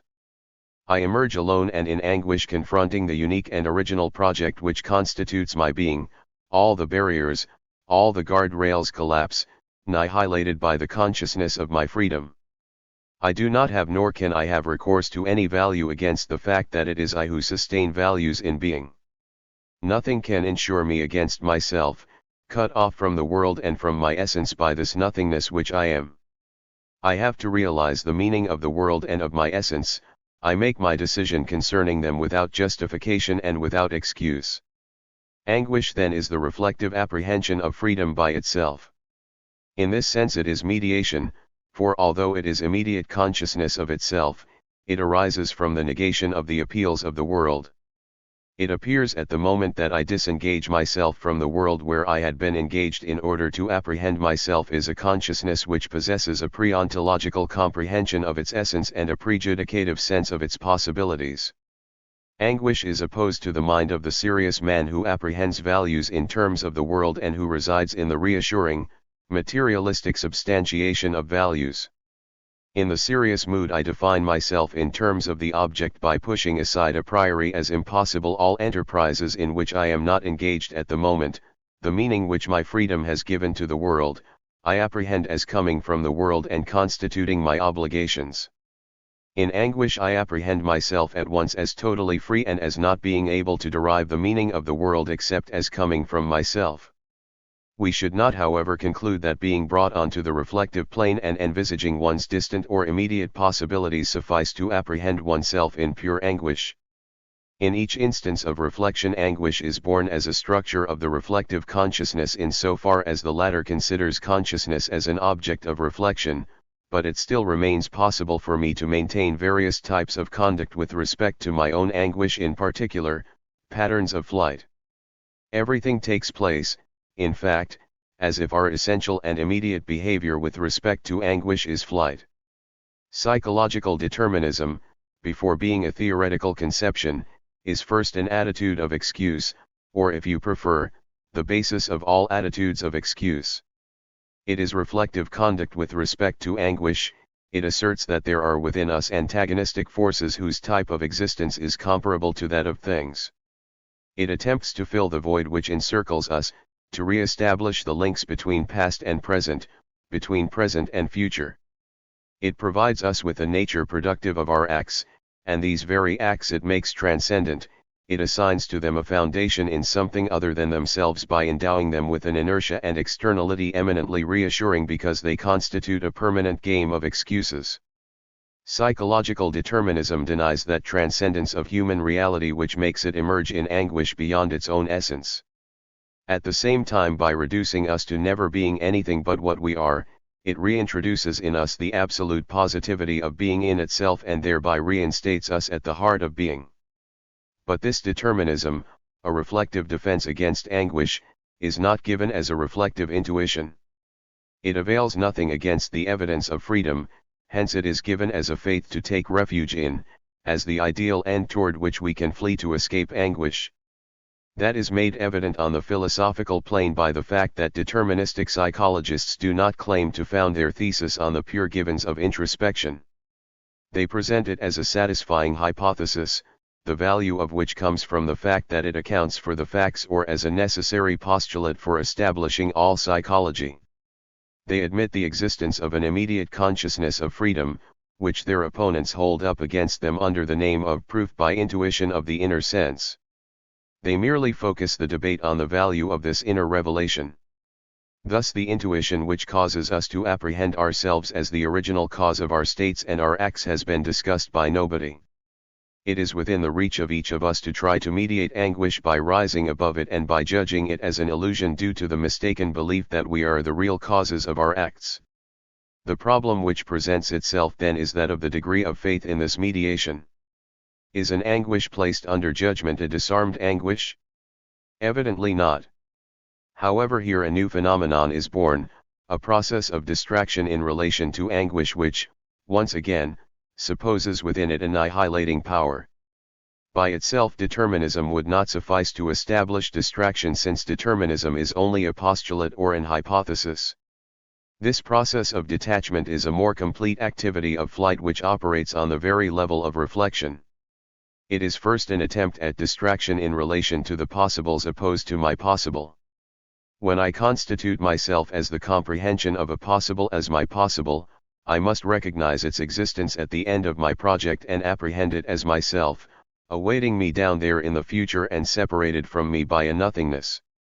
In this sense I apprehend myself as the original source of my possibility, and it is this which ordinarily we call the consciousness of freedom. It is this structure of consciousness and this alone that the proponents of free will have in mind when they speak of the intuition of the inner sense. But it happens that I force myself at the same time to be distracted from the constitution of other possibilities which contradict my possibility. In truth, I cannot avoid positing their existence by the same movement which generates the chosen possibility as mine. I cannot help constituting them as living possibilities, that is, as having the possibility of becoming my possibilities. But I force myself to see them as endowed with a transcendent, purely logical being, in short, as things. If on the reflective plane I envisage the possibility of writing this book as my possibility, then between this possibility and my consciousness I cause a nothingness of being to arise which constitutes the writing of the book as a possibility, and which I apprehend precisely in the permanent possibility that the possibility of not writing the book is my possibility. But I attempt to place myself on the other side of the possibility of not writing it as I might do with respect to an observable object, and I let myself be penetrated with what I wish to see there. I try to apprehend the possibility of not writing as needing to be mentioned merely as a reminder, as not concerning me. It must be an external possibility in relation to me, like movement in relation to the motionless billiard ball. If I could succeed in this, the possibilities hostile to my possibility would be constituted as logical entities and would lose their effectiveness. They would no longer be threatening, since they would be outsiders, since they would surround my possible as purely conceivable eventualities, that is, fundamentally, conceivable by another or as possibles of another who might find himself in the same situation. They would belong to the objective situation as a transcendent structure, or if you prefer, to utilize Heidegger's terminology, I shall write this book but someone could also not write it. Thus I should hide from myself the fact that the possibles are myself and that they are immanent conditions of the possibility of my possible. They would preserve just enough being to preserve for my possible its character as gratuitous, as a free possibility for a free being, but they would be disarmed of their threatening character. They would not interest me. The chosen possible would appear due to its selection as my only concrete possible, and consequently the nothingness which separates me from it and which actually confers on it its possibility would collapse. But flight before anguish is not only an effort at distraction before the future, it attempts also to disarm the past of its threat. What I attempt to flee here is my very transcendence in so far as it sustains and surpasses my essence. I assert that I am my essence in the mode of being of the in itself. At the same time I always refuse to consider that essence as being historically constituted and as implying my action as a circle implies its properties.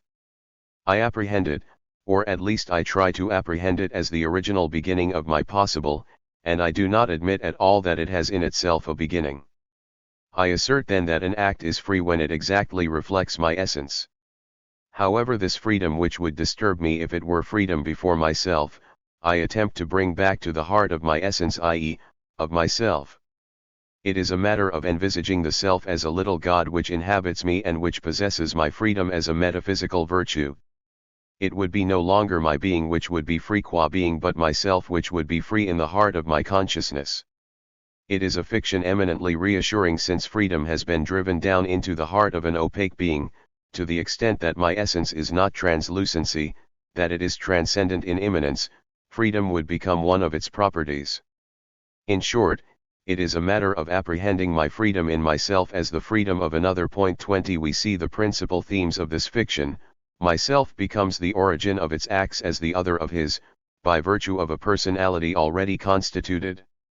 To be sure, he, the self, lives and transforms himself. We will admit even that each of his acts can contribute to transforming him. But these harmonious, continued transformations are conceived on a biological order. They resemble those which I can establish in my friend Pierre when I see him after a separation.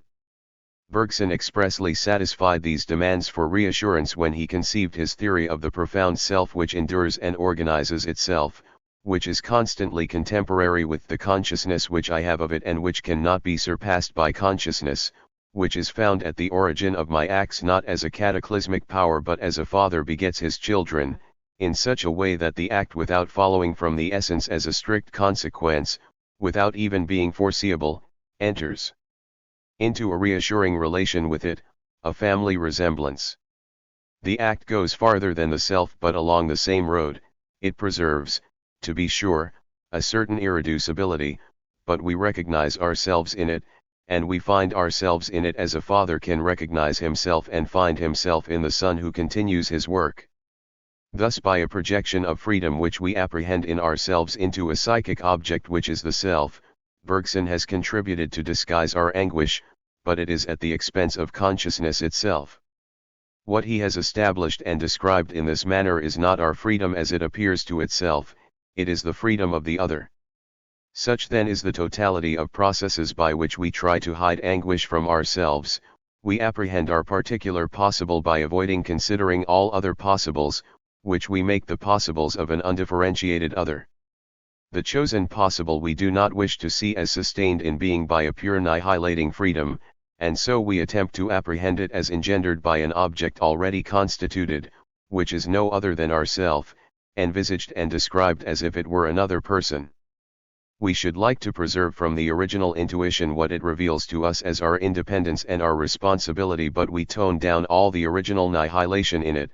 Moreover, we are always ready to take refuge in a belief in determinism if this freedom weighs upon us or if we need an excuse. Thus we flee from anguish by attempting to apprehend ourselves from without as an other or as a thing. What we are accustomed to call a revelation of the inner sense or an original intuition of our freedom contains nothing original. It is an already constructed process, expressly designed to hide from ourselves anguish, the veritable immediate given of our freedom. Do these various constructions succeed in stifling or hiding our anguish? It is certain that we cannot overcome anguish, for we are anguish. As for veiling it, aside from the fact that the very nature of consciousness and its translucency forbid us to take the expression literally, we must note the particular type of behavior which it indicates. We can hide an external object because it exists independently of us. For the same reason we can turn our look or our attention away from it, that is, very simply, fix our eyes on some other object. Henceforth each reality, mine and that of the object, resumes its own life, and the accidental relation which united consciousness to the thing disappears without thereby altering either existence. But if I am what I wish to veil, the question takes on quite another aspect. I can in fact wish not to see a certain aspect of my being only if I am acquainted with the aspect which I do not wish to see. This means that in my being I must indicate this aspect in order to be able to turn myself away from it. Better yet, I must think of it constantly in order to take care not to think of it. In this connection it must be understood not only that I must of necessity perpetually carry within me what I wish to flee, but also that I must aim at the object of my flight in order to flee it. This means that anguish, the intentional aim of anguish, and a flight from anguish toward reassuring myths must all be given in the unity of the same consciousness. In a word, I flee in order not to know, but I cannot avoid knowing that I am fleeing, and the flight from anguish is only a mode of becoming conscious of anguish. Thus anguish, properly speaking, can be neither hidden nor avoided. Yet to flee anguish and to be anguish cannot be exactly the same thing. If I am my anguish in order to flee it, that presupposes that I can disenter myself in relation to what I am, that I can be anguish in the form of not being it, that I can dispose of annihilating power at the heart of anguish itself. This annihilating power annihilates anguish in so far as I flee it and annihilates itself in so far as I am anguish in order to flee it. This attitude is what we call bad faith. There is then no question of expelling anguish from consciousness nor of constituting it in an unconscious psychic phenomenon. Very simply, I can make myself guilty of bad faith while apprehending the anguish which I am, and this bad faith, intended to fill up the nothingness which I am in my relation to myself, precisely implies the nothingness which it suppresses. We are now at the end of our first description. The examination of the negation cannot lead us farther.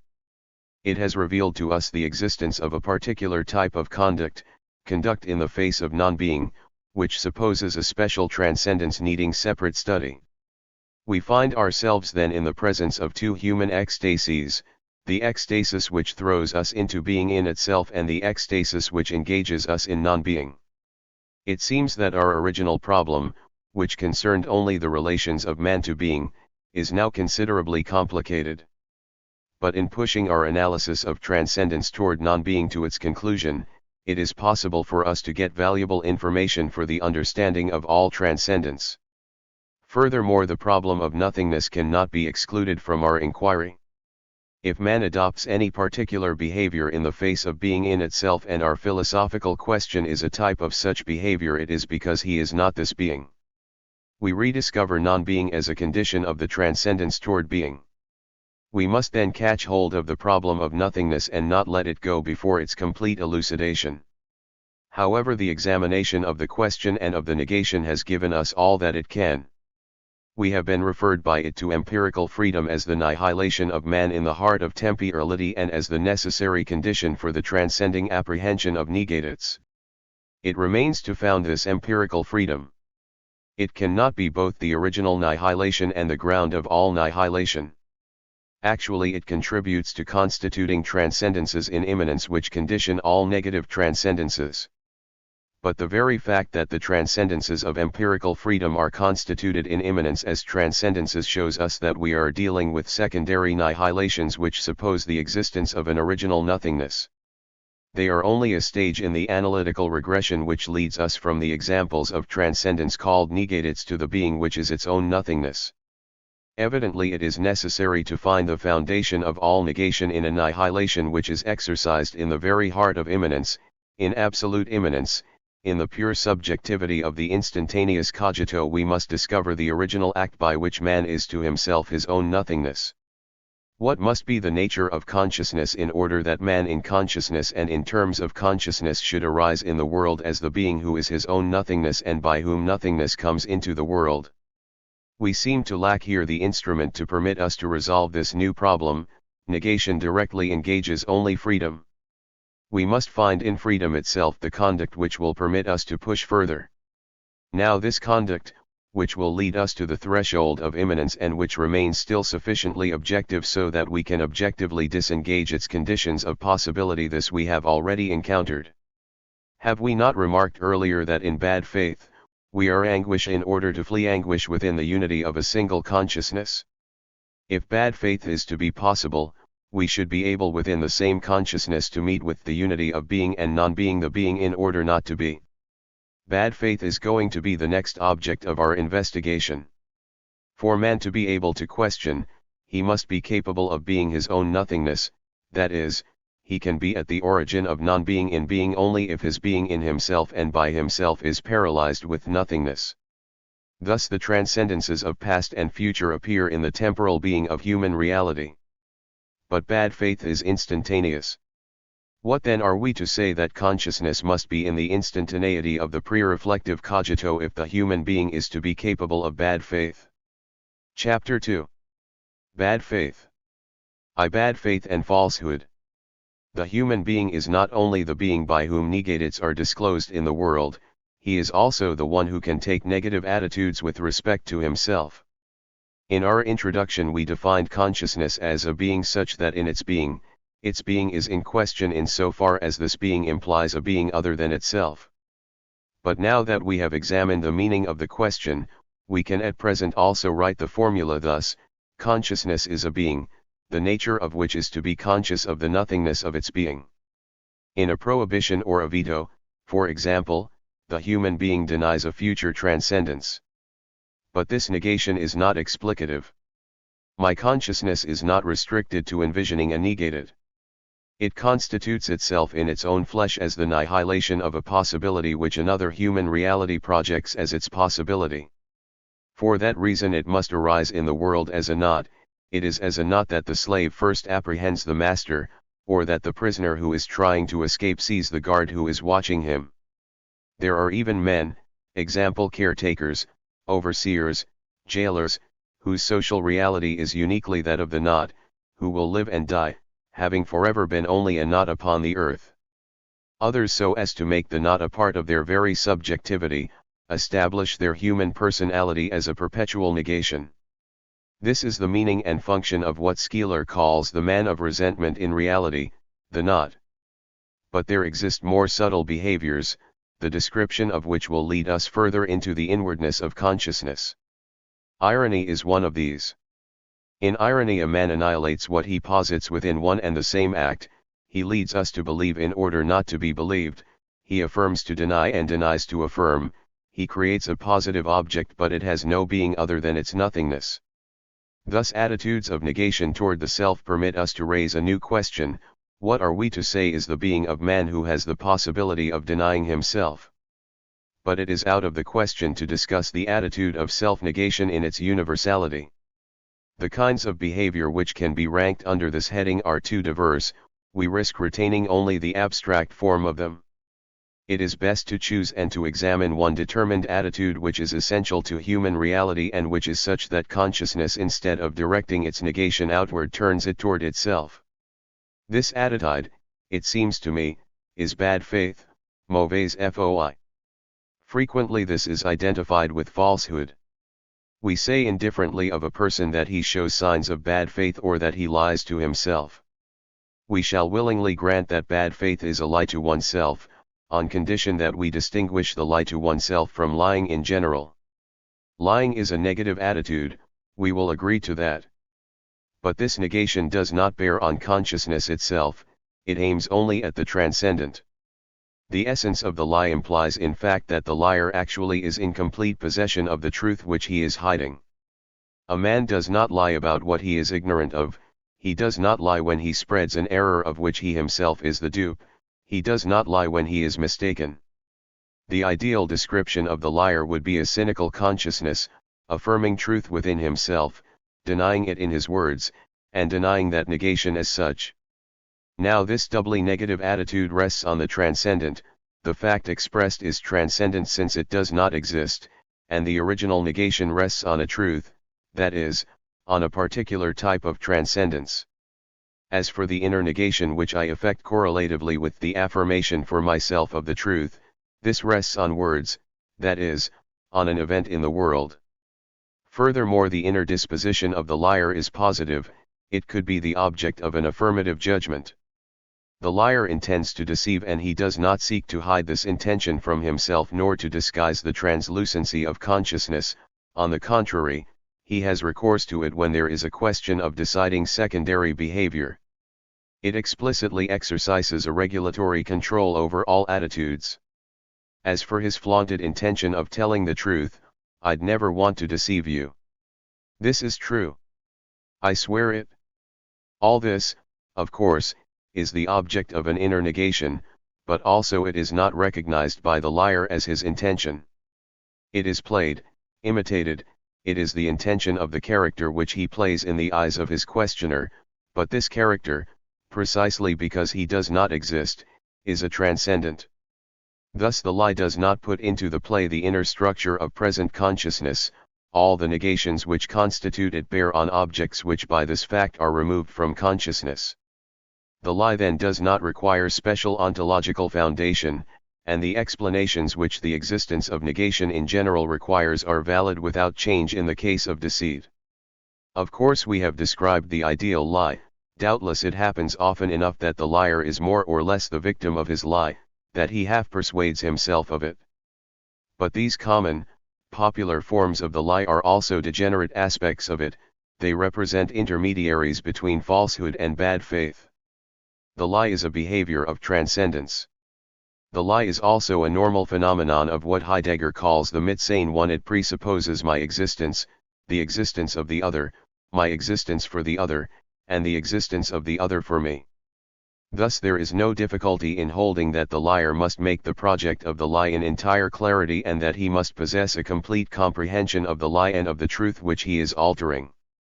It is sufficient that an overall opacity hide his intentions from the other, it is sufficient that the other can take the lie for truth. By the lie consciousness affirms that it exists by nature as hidden from the other, it utilizes for its own profit the ontological duality of myself and myself in the eyes of the other.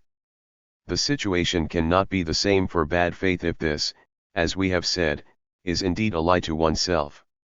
To be sure, the one who practices bad faith is hiding a displeasing truth or presenting as truth a pleasing untruth. Bad faith then has in appearance the structure of falsehood.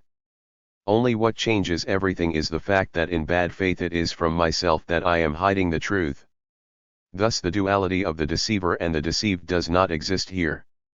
Bad faith on the contrary implies in essence the unity of a single consciousness.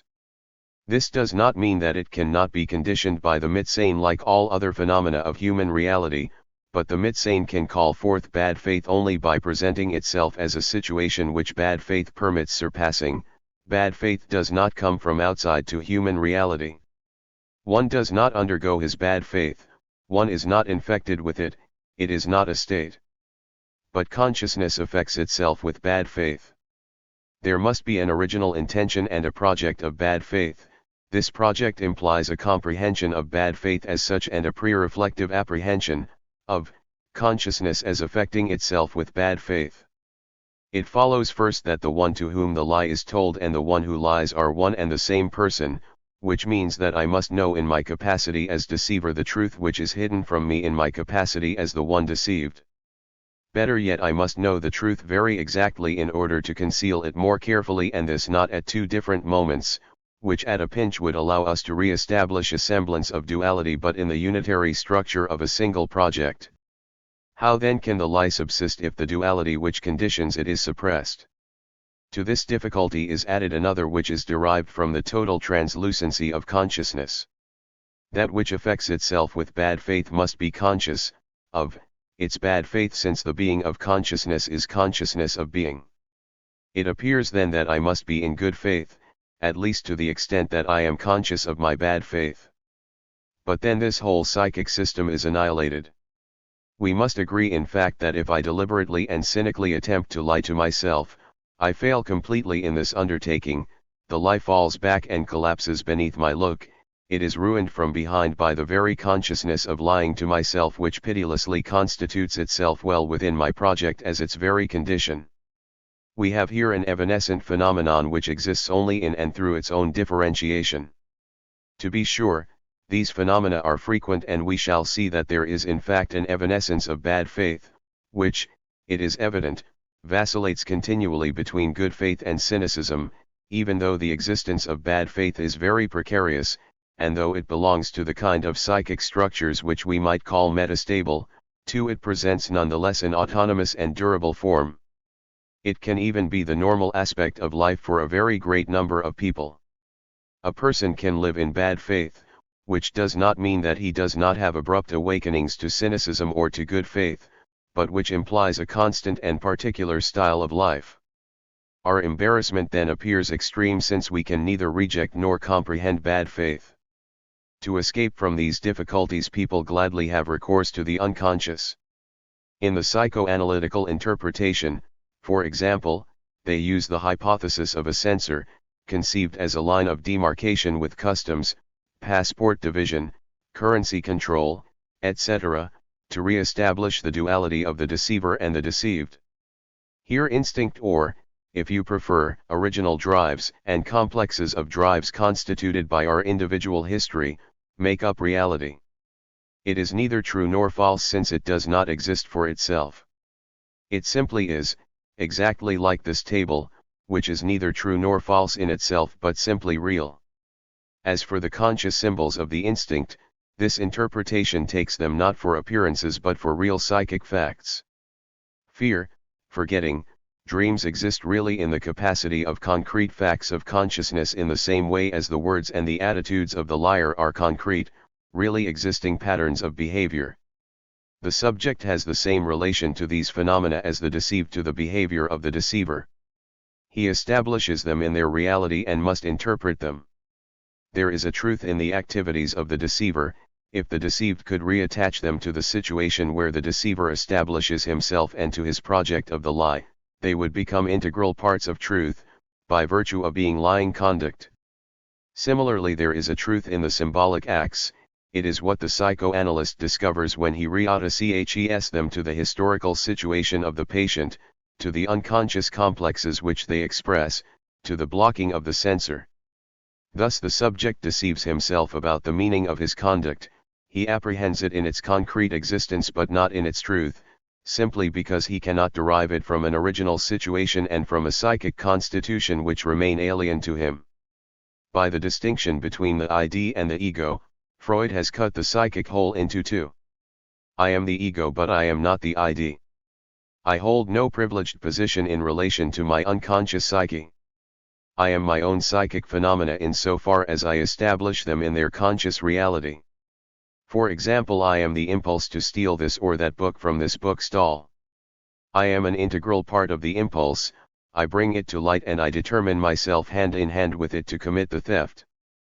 But I am not those psychic facts, insofar as I receive them passively and am obliged to resort to hypotheses about their origin and their true meaning, just as the scholar makes conjectures about the nature and essence of an external phenomenon. This theft, for example, which I interpret as an immediate impulse determined by the rarity, the interest, or the price of the volume which I am going to steal, it is in truth a process derived from self-punishment, which is attached more or less directly to an Oedipus complex. The impulse toward the theft contains a truth which can be reached only by more or less probable hypotheses. The criterion of this truth will be the number of conscious psychic facts which it explains. From a more pragmatic point of view, it will be also the success of the psychiatric cure which it allows. Finally, the discovery of this truth will necessitate the cooperation of the psychoanalyst, who appears as the mediator between my unconscious drives and my conscious life. The other appears as being able to effect the synthesis between the unconscious thesis and the conscious antithesis. I can know myself only through the mediation of the other, which means that I stand in relation to my ID, in the position of the other. If I have a little knowledge of psychoanalysis, I can, under circumstances particularly favorable, try to psychoanalyze myself. But this attempt can succeed only if I distrust every kind of intuition, only if I apply to my case from the outside, abstract schemes and rules already learned. As for the results, whether they are obtained by my efforts alone or with the cooperation of a technician, they will never have the certainty which intuition confers, they will possess simply the always increasing probability of scientific hypotheses. The hypothesis of the Oedipus complex, like the atomic theory, is nothing but an experimental idea. As Peirce said, it is not to be distinguished from the totality of experiences which it allows to be realized and the results which it enables us to foresee. Thus psychoanalysis substitutes for the notion of bad faith, the idea of a lie without a liar. It allows me to understand how it is possible for me to be lied to without lying to myself, since it places me in the same relation to myself that the other is in respect to me. It replaces the duality of the deceiver and the deceived, the essential condition of the lie, by that of the ID and the ego. It introduces into my subjectivity the deepest intersubjective structure of the MIT sen. Can this explanation satisfy us? Considered more closely, the psychoanalytic theory is not as simple as it first appears. It is not accurate to hold that the idea is presented as a thing in relation to the hypothesis of the psychoanalyst, for a thing is indifferent to the conjectures which we make concerning it, while the idea on the contrary is sensitive to them when we approach the truth. Freud in fact reports resistance when at the end of the first period the doctor is approaching the truth. This resistance is objective behavior apprehended from without. The patient shows defiance, refuses to speak, gives fantastic accounts of his dreams, sometimes even removes himself completely from the psychoanalytic treatment. It is a fair question to ask what part of himself can thus resist. It cannot be the ego, envisaged as a psychic totality of the facts of consciousness. This could not suspect that the psychiatrist is approaching the end, since the ego's relation to the meaning of its own reactions is exactly like that of the psychiatrist himself. At the very most, it is possible for the ego to appreciate objectively the degree of probability in the hypotheses set forth, as a witness of the psychoanalysis might be able to do, according to the number of subjective facts which they explain. Furthermore, this probability would appear to the ego to border on certainty, which he could not take offense at, since most of the time it is he who by a conscious decision is in pursuit of the psychoanalytic therapy. Are we to say that the patient is disturbed by the daily revelations which the psychoanalyst makes to him, and that he seeks to remove himself, at the same time pretending in his own eyes to wish to continue the treatment? In this case it is no longer possible to resort to the unconscious to explain bad faith. It is there in full consciousness, with all its contradictions. But this is not the way that the psychoanalyst means to explain this resistance. For him it is secret and deep, it comes from afar, it has its roots in the very thing which the psychoanalyst is trying to make clear. Furthermore, it is equally impossible to explain the resistance as emanating from the complex which the psychoanalyst wishes to bring to light. The complex as such is rather the collaborator of the psychoanalyst, since it aims at expressing itself in clear consciousness, since it plays tricks on the censor and seeks to elude it. The only level on which we can locate the refusal of the subject is that of the censor. It alone can comprehend the questions or the revelations of the psychoanalyst as approaching more or less near to the real drives which it strives to repress, it alone, because it alone knows what it is repressing. If we reject the language and the materialistic mythology of psychoanalysis, we perceive that the censor, in order to apply its activity with discernment, must know what it is repressing. In fact, if we abandon all the metaphors representing the repression as the impact of blind forces, we are compelled to admit that the censor must choose, and in order to choose must be aware of so doing. How could it happen otherwise that the censor allows lawful sexual impulses to pass through, that it permits needs, hunger, thirst, sleep, to be expressed in clear consciousness? And how are we to explain that it can relax its surveillance, that it can even be deceived by the disguises of the instinct? But it is not sufficient that it discern the condemned drives, it must also apprehend them as to be repressed, which implies in it at the very least an awareness of its activity. In a word, how could the censor discern the impulses needing to be repressed without being conscious of discerning them? How can we conceive of a knowledge which is ignorant of itself? To know is to know that one knows, said Alon. Let us say rather, all knowing is consciousness of knowing. Thus the resistance of the patient implies on the level of the censor an awareness of the thing repressed as such, a comprehension of the end toward which the questions of the psychoanalyst are leading, and an act of synthetic connection by which it compares the truth of the repressed complex to the psychoanalytic hypothesis which aims at it. These various operations in their turn imply that the censor is conscious of itself. But what type of self-consciousness can the censor have? It must be the consciousness of being conscious of the drive to be repressed, but precisely in order not be conscious of it. What does this mean if not that the censor is in bad faith? Psychoanalysis has not gained anything for us, since in order to overcome bad faith, it has established between the unconscious and consciousness an autonomous consciousness in bad faith. The effort to establish a veritable duality and even a trinity, es, ich, Ubrick expressing themselves through the censor, has resulted in a mere verbal terminology. The very essence of the reflexive idea of hiding something from oneself implies the unity of one and the same psychic mechanism and consequently a double activity in the heart of unity, tending on the one hand to maintain and locate the thing to be concealed and on the other hand to repress and disguise it. Each of the two aspects of this activity is complementary to the other, that is, it implies the other in its being. By separating consciousness from the unconscious by means of the censor, psychoanalysis has not succeeded in dissociating the two phases of the act, since the libido is a blind conatus toward conscious expression and since the conscious phenomenon is a passive, faked result. Psychoanalysis has merely localized this double activity of repulsion and attraction on the level of the censor. Furthermore, the problem still remains of accounting for the unity of the total phenomenon, repression of the drive which disguises itself and passes in symbolic form, to establish comprehensible connections among its different phases. How can the repressed drive disguise itself if it does not include 1. The consciousness of being repressed, 2. The consciousness of having been pushed back because it is what it is, 3. A project of disguise? No mechanistic theory of condensation or of transference can explain these modifications by which the drive itself is affected, for the description of the process of disguise implies a veiled appeal to finality.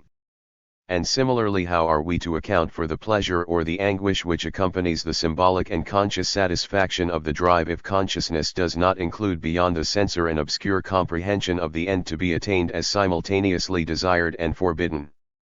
By rejecting the conscious unity of the psyche, Freud is obliged to imply everywhere a magic unity linking distant phenomena across obstacles, just as sympathetic magic unites the spellbound person and the wax image fashioned in his likeness. The unconscious drive, Trieb, through magic is endowed with the character repressed or condemned, which completely pervades it, colors it, and magically provokes its symbolism.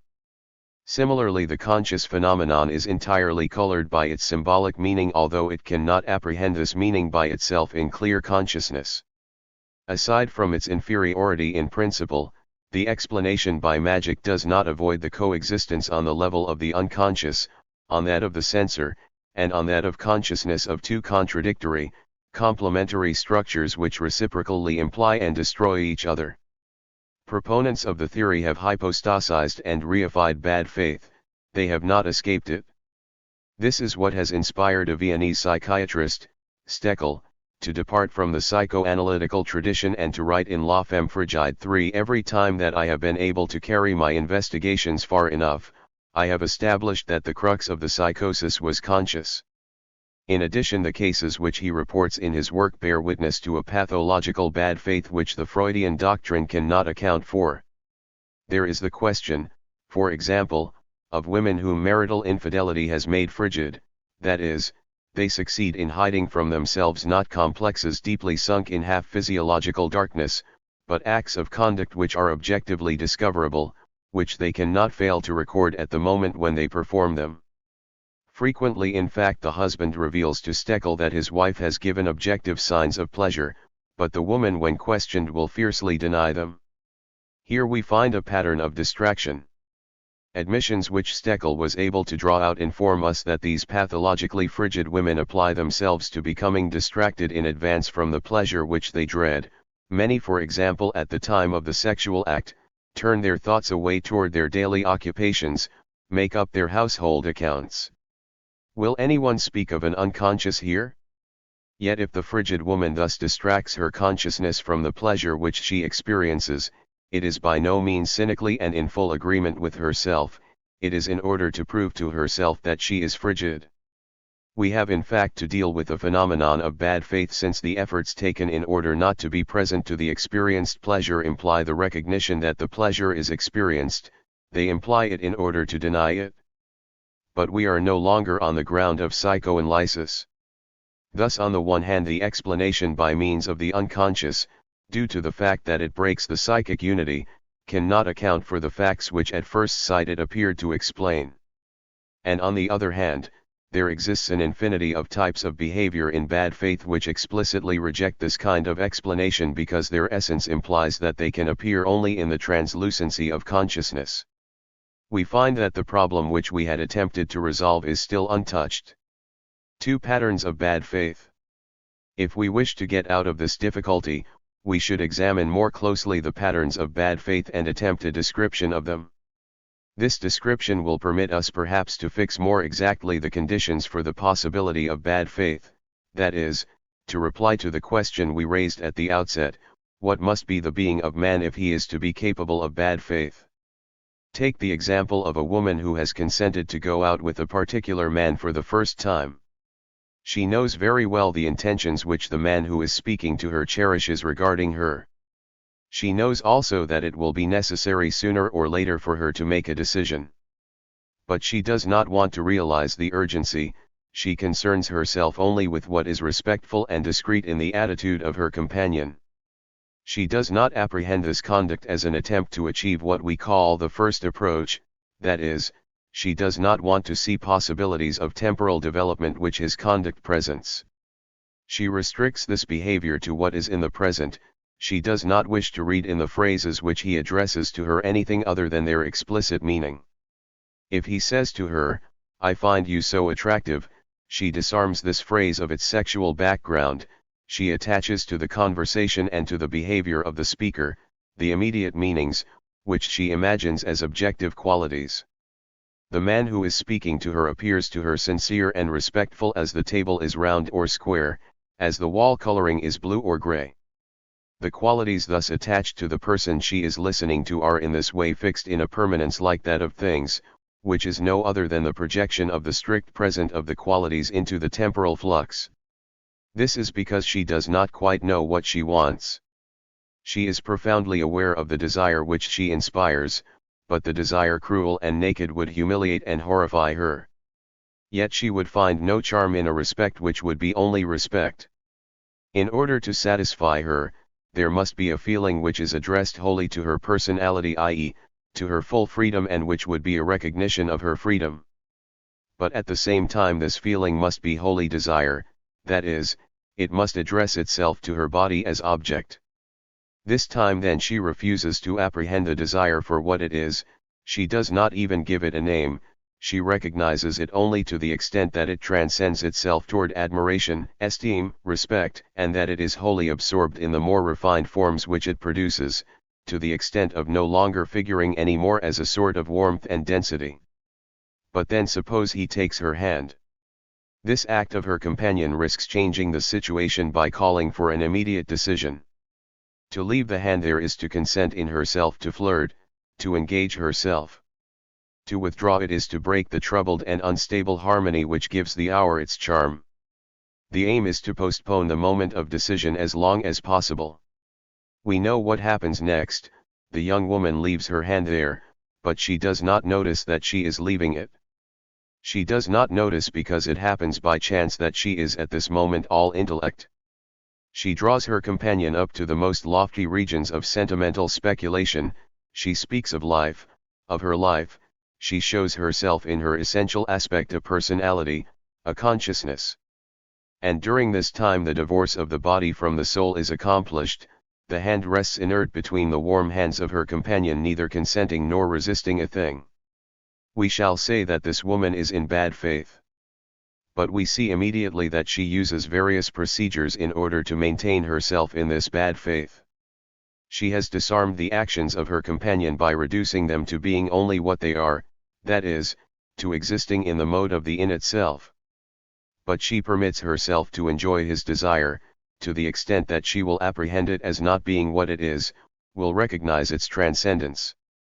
Finally, while sensing profoundly the presence of her own body to the degree of being disturbed, perhaps she realizes herself as not being her own body, and she contemplates it as though from above, as a passive object to which events can happen but which can neither provoke them nor avoid them because all its possibilities are outside of it. What unity do we find in these various aspects of bad faith? It is a certain art of forming contradictory concepts which unite in themselves both an idea and the negation of that idea. The basic concept which is thus engendered, utilizes the double property of the human being, who is at once a facticity and a transcendence. These two aspects of human reality are and ought to be capable of a valid coordination. But bad faith does not wish either to coordinate them nor to surmount them in a synthesis. Bad faith seeks to affirm their identity while preserving their differences. It must affirm facticity as being transcendence and transcendence as being facticity, in such a way that at the instant when a person apprehends the one, he can find himself abruptly faced with the other. We can find the prototype of formulae of bad faith in certain famous expressions which have been rightly conceived to produce their whole effect in a spirit of bad faith. Take for example the title of a work by Jacques Chardin, Love is much more than love. 4 We see here how unity is established between present love in its facticity, the contact of two skins, sensuality, egoism, Proust's mechanism of jealousy, Adler's battle of the sexes, etc., and love as transcendence, Mauriac's river of fire, the longing for the infinite, Plato's eros, Lawrence's deep cosmic intuition, etc. Here we leave facticity to find ourselves suddenly beyond the present and the factual condition of man, beyond the psychological, in the heart of metaphysics. On the other hand, the title of a play by Sartre, I Am Too Great for Myself 5, which also presents characters in bad faith, throws us first into full transcendence in order suddenly to imprison us within the narrow limits of our factual essence. We will discover this structure again in the famous sentence, "He has become what he was," or in its no less famous opposite, "Eternity at last changes each man into himself." 6 It is well understood that these various formulae have only the appearance of bad faith. They have been conceived in this paradoxical form explicitly to shock the mind and discountenance it by an enigma. But it is precisely this appearance which is of concern to us. What counts here is that the formulae do not constitute new, solidly structured ideas. On the contrary, they are formed so as to remain in perpetual disintegration and so that we may slide at any time from naturalistic present to transcendence and vice versa. We can see the use which bad faith can make of these judgments, which all aim at establishing that I am not what I am. If I were only what I am, I could, for example, seriously consider an adverse criticism which someone makes of me, question myself scrupulously, and perhaps be compelled to recognize the truth in it. But thanks to transcendence, I am not subject to all that I am. I do not even have to discuss the justice of the reproach. As Suzanne says to Figaro, to prove that I am right would be to recognize that I can be wrong. I am on a plane where no reproach can touch me, since what I really am is my transcendence. I flee from myself, I escape myself, I leave my tattered garment in the hands of the fault finder. But the ambiguity necessary for bad faith comes from the fact that I affirm here that I am my transcendence in the mode of being of a thing. It is only thus, in fact, that I can feel that I escape all reproaches. It is in the sense that our young woman purifies the desire of anything humiliating by being willing to consider it only as pure transcendence, which she avoids even naming. But inversely, I am too great for myself, while showing our transcendence changed into facticity, is the source of an infinity of excuses for our failures or our weaknesses. Similarly, the young coquette maintains transcendence to the extent that the respect, the esteem manifested by the actions of her admirer are already on the plane of the transcendent. But she arrests this transcendence, she glues it down with all the facticity of the present. Respect is nothing other than respect, it is an arrested surpassing which no longer surpasses itself toward anything. But although this metastable concept of transcendence facticity is one of the most basic instruments of bad faith, it is not the only one of its kind.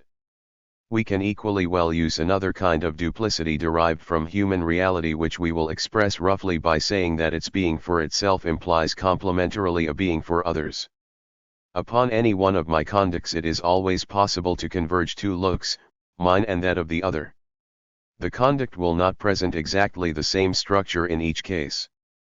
But as we shall see later, as each look perceives it, there is between these two aspects of my being, no difference between appearance and being, as if I were to myself the truth of myself and as if the other possessed only a deformed image of me.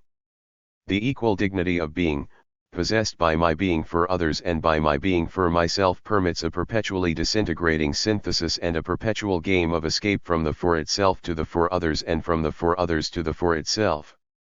We have seen also the use which our young lady made of our being in the midst of the world, i.e., of our inert presence as a passive object among other objects in order to relieve herself suddenly from the functions of her being in the world that is, from the being which causes there to be a world by projecting itself beyond the world toward its own possibilities. Let us note finally the confusing syntheses which play on the annihilating ambiguity of these temporal ecstasies, affirming at once that I am what I have been, the man who deliberately arrests himself at one period in his life and refuses to take into consideration the later changes, and that I am not what I have been, the man who in the face of reproaches or rancor dissociates himself from his past by insisting on his freedom and on his perpetual recreation.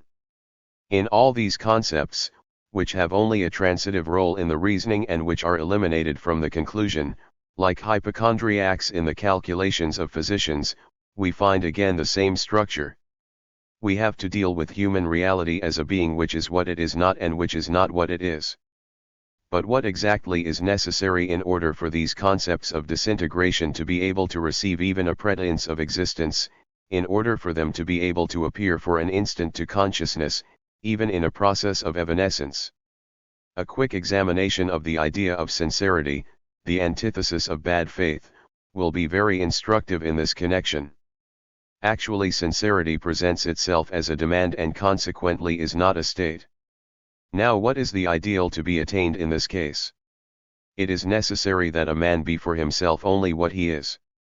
But is this not precisely the definition of the in itself, or if you prefer the principle of identity?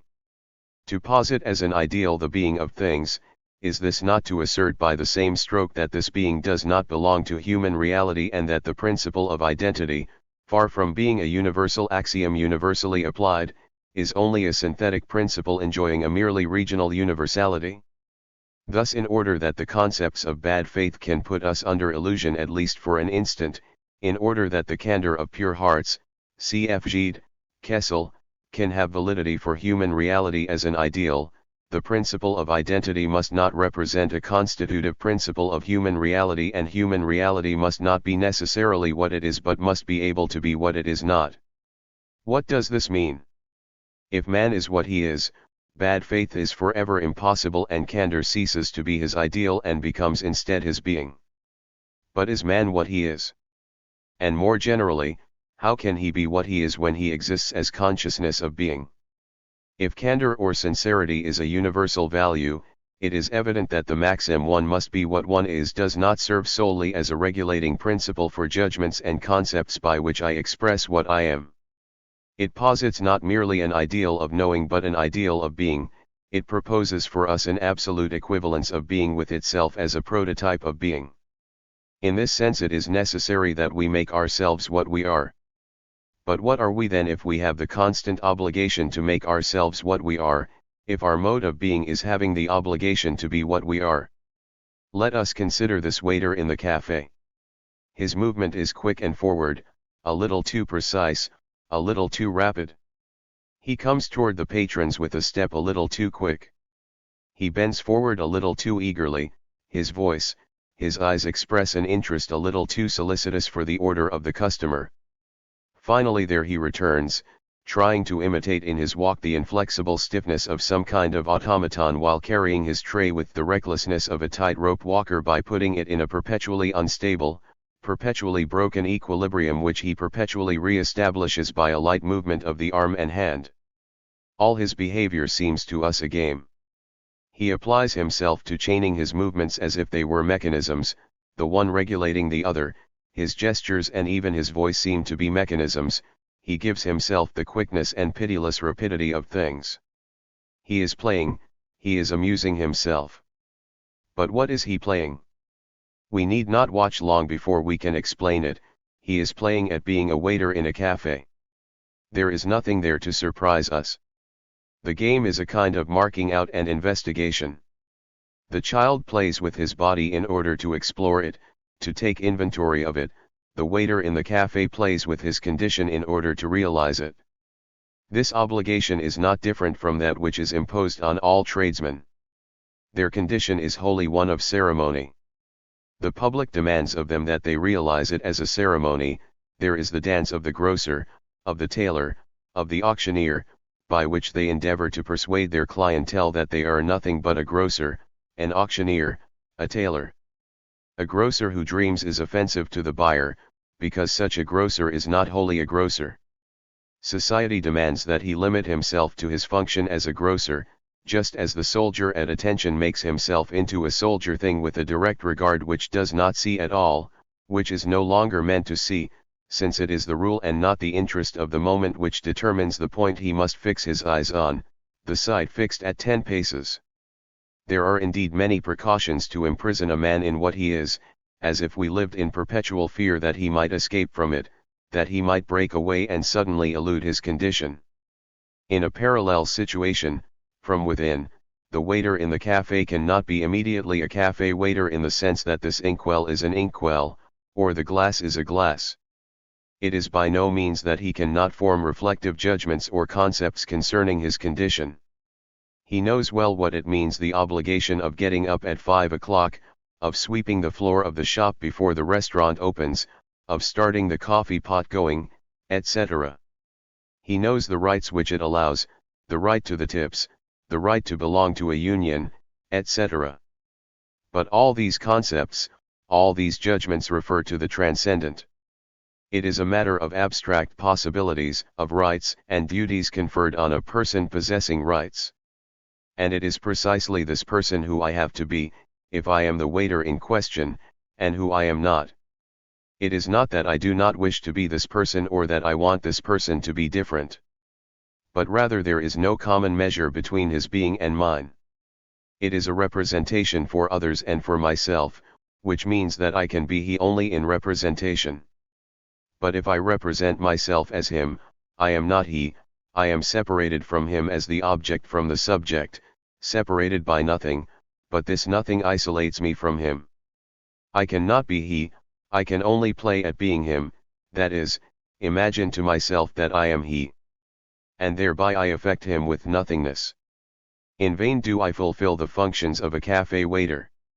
I can be he only in the neutralized mode, as the actor is Hamlet, by mechanically making the typical gestures of my state and by aiming at myself as an imaginary cafe waiter through those gestures taken as an analog. 7. What I attempt to realize is a being in itself of the cafe waiter, as if it were not just in my power to confer their value and their urgency upon my duties and the rights of my position, as if it were not my free choice to get up each morning at 5 o'clock or to remain in bed, even though it meant getting fired. As if from the very fact that I sustain this role in existence I did not transcend it on every side, as if I did not constitute myself as one beyond my condition. Yet there is no doubt that I am in a sense a cafe waiter, otherwise could I not just as well call myself a diplomat or a reporter. But if I am one, this cannot be in the mode of being in itself. I am a waiter in the mode of being what I am not. Furthermore, we are dealing with more than mere social positions. I am never any one of my attitudes, any one of my actions. The good speaker is the one who plays at speaking, because he cannot be speaking. The attentive pupil who wishes to be attentive, his eyes riveted on the teacher, his ears open wide, so exhausts himself in playing the attentive role that he ends up by no longer hearing anything.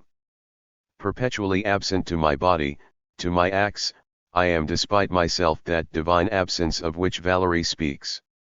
I cannot say either that I am here or that I am not here, in the sense that we say that box of matches is on the table. This would be to confuse my being in the world with a being in the midst of the world.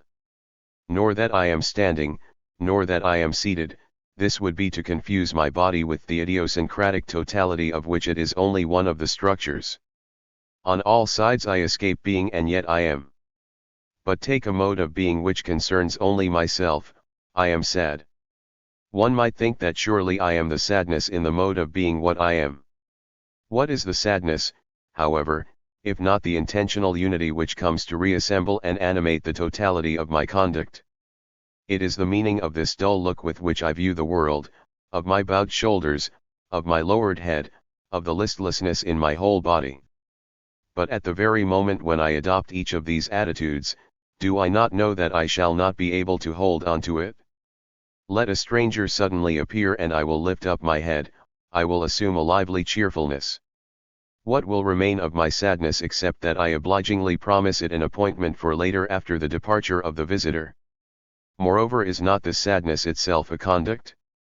Is it not consciousness which affects itself with sadness as a magical recourse against a situation too urgent?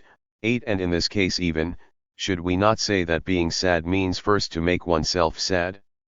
That may be, someone will say, but after all, doesn't giving oneself the being of sadness mean to receive this being? It makes no difference from where I receive it. The fact is that a consciousness which affects itself with sadness is sad precisely for this reason. But it is difficult to comprehend the nature of consciousness. The being sad is not a ready-made being which I give to myself as I can give this book to my friend. I do not possess the property or affecting myself with being. If I make myself sad, I must continue to make myself sad from beginning to end. I cannot treat my sadness as an impulse finally achieved and put it on file without recreating it, nor can I carry it in the manner of an inert body which continues its movement after the initial shock. There is no inertia in consciousness. If I make myself sad, it is because I am not sad. The being of the sadness escapes me by and in the very act by which I affect myself with it. The being in itself of sadness perpetually haunts my consciousness, of being sad, but it is as a value which I cannot realize. It stands as a regulative meaning of my sadness, not as its constitutive modality. Someone may say that my consciousness at least is, whatever may be the object or the state of which it makes itself consciousness. But how do we distinguish my consciousness, of being sad from sadness? Is it not all one? It is true in a way that my consciousness is, if one means by this that for another it is a part of the totality of being on which judgments can be brought to bear. But it should be noted, as Husserl clearly understood, that my consciousness appears originally to the other as an absence. It is the object always present as the meaning of all my attitudes and all my conduct, and always absent, for it gives itself to the intuition of another as a perpetual question, still better, as a perpetual freedom. When Pierre looks at me, I know of course that he is looking at me. His eyes, things in the world, are fixed on my body, a thing in the world that is the objective fact of which I can say, it is. But it is also a fact in the world. The meaning of this look is not a fact in the world, and this is what makes me uncomfortable. Although I make smiles, promises, threats, nothing can get hold of the approbation, the free judgment which I seek. I know that it is always beyond. I sense it in my very attitude, which is no longer like that of the worker toward the things he uses as instruments. My reactions, to the extent that I project myself toward the other, are no longer for myself but are rather mere presentations.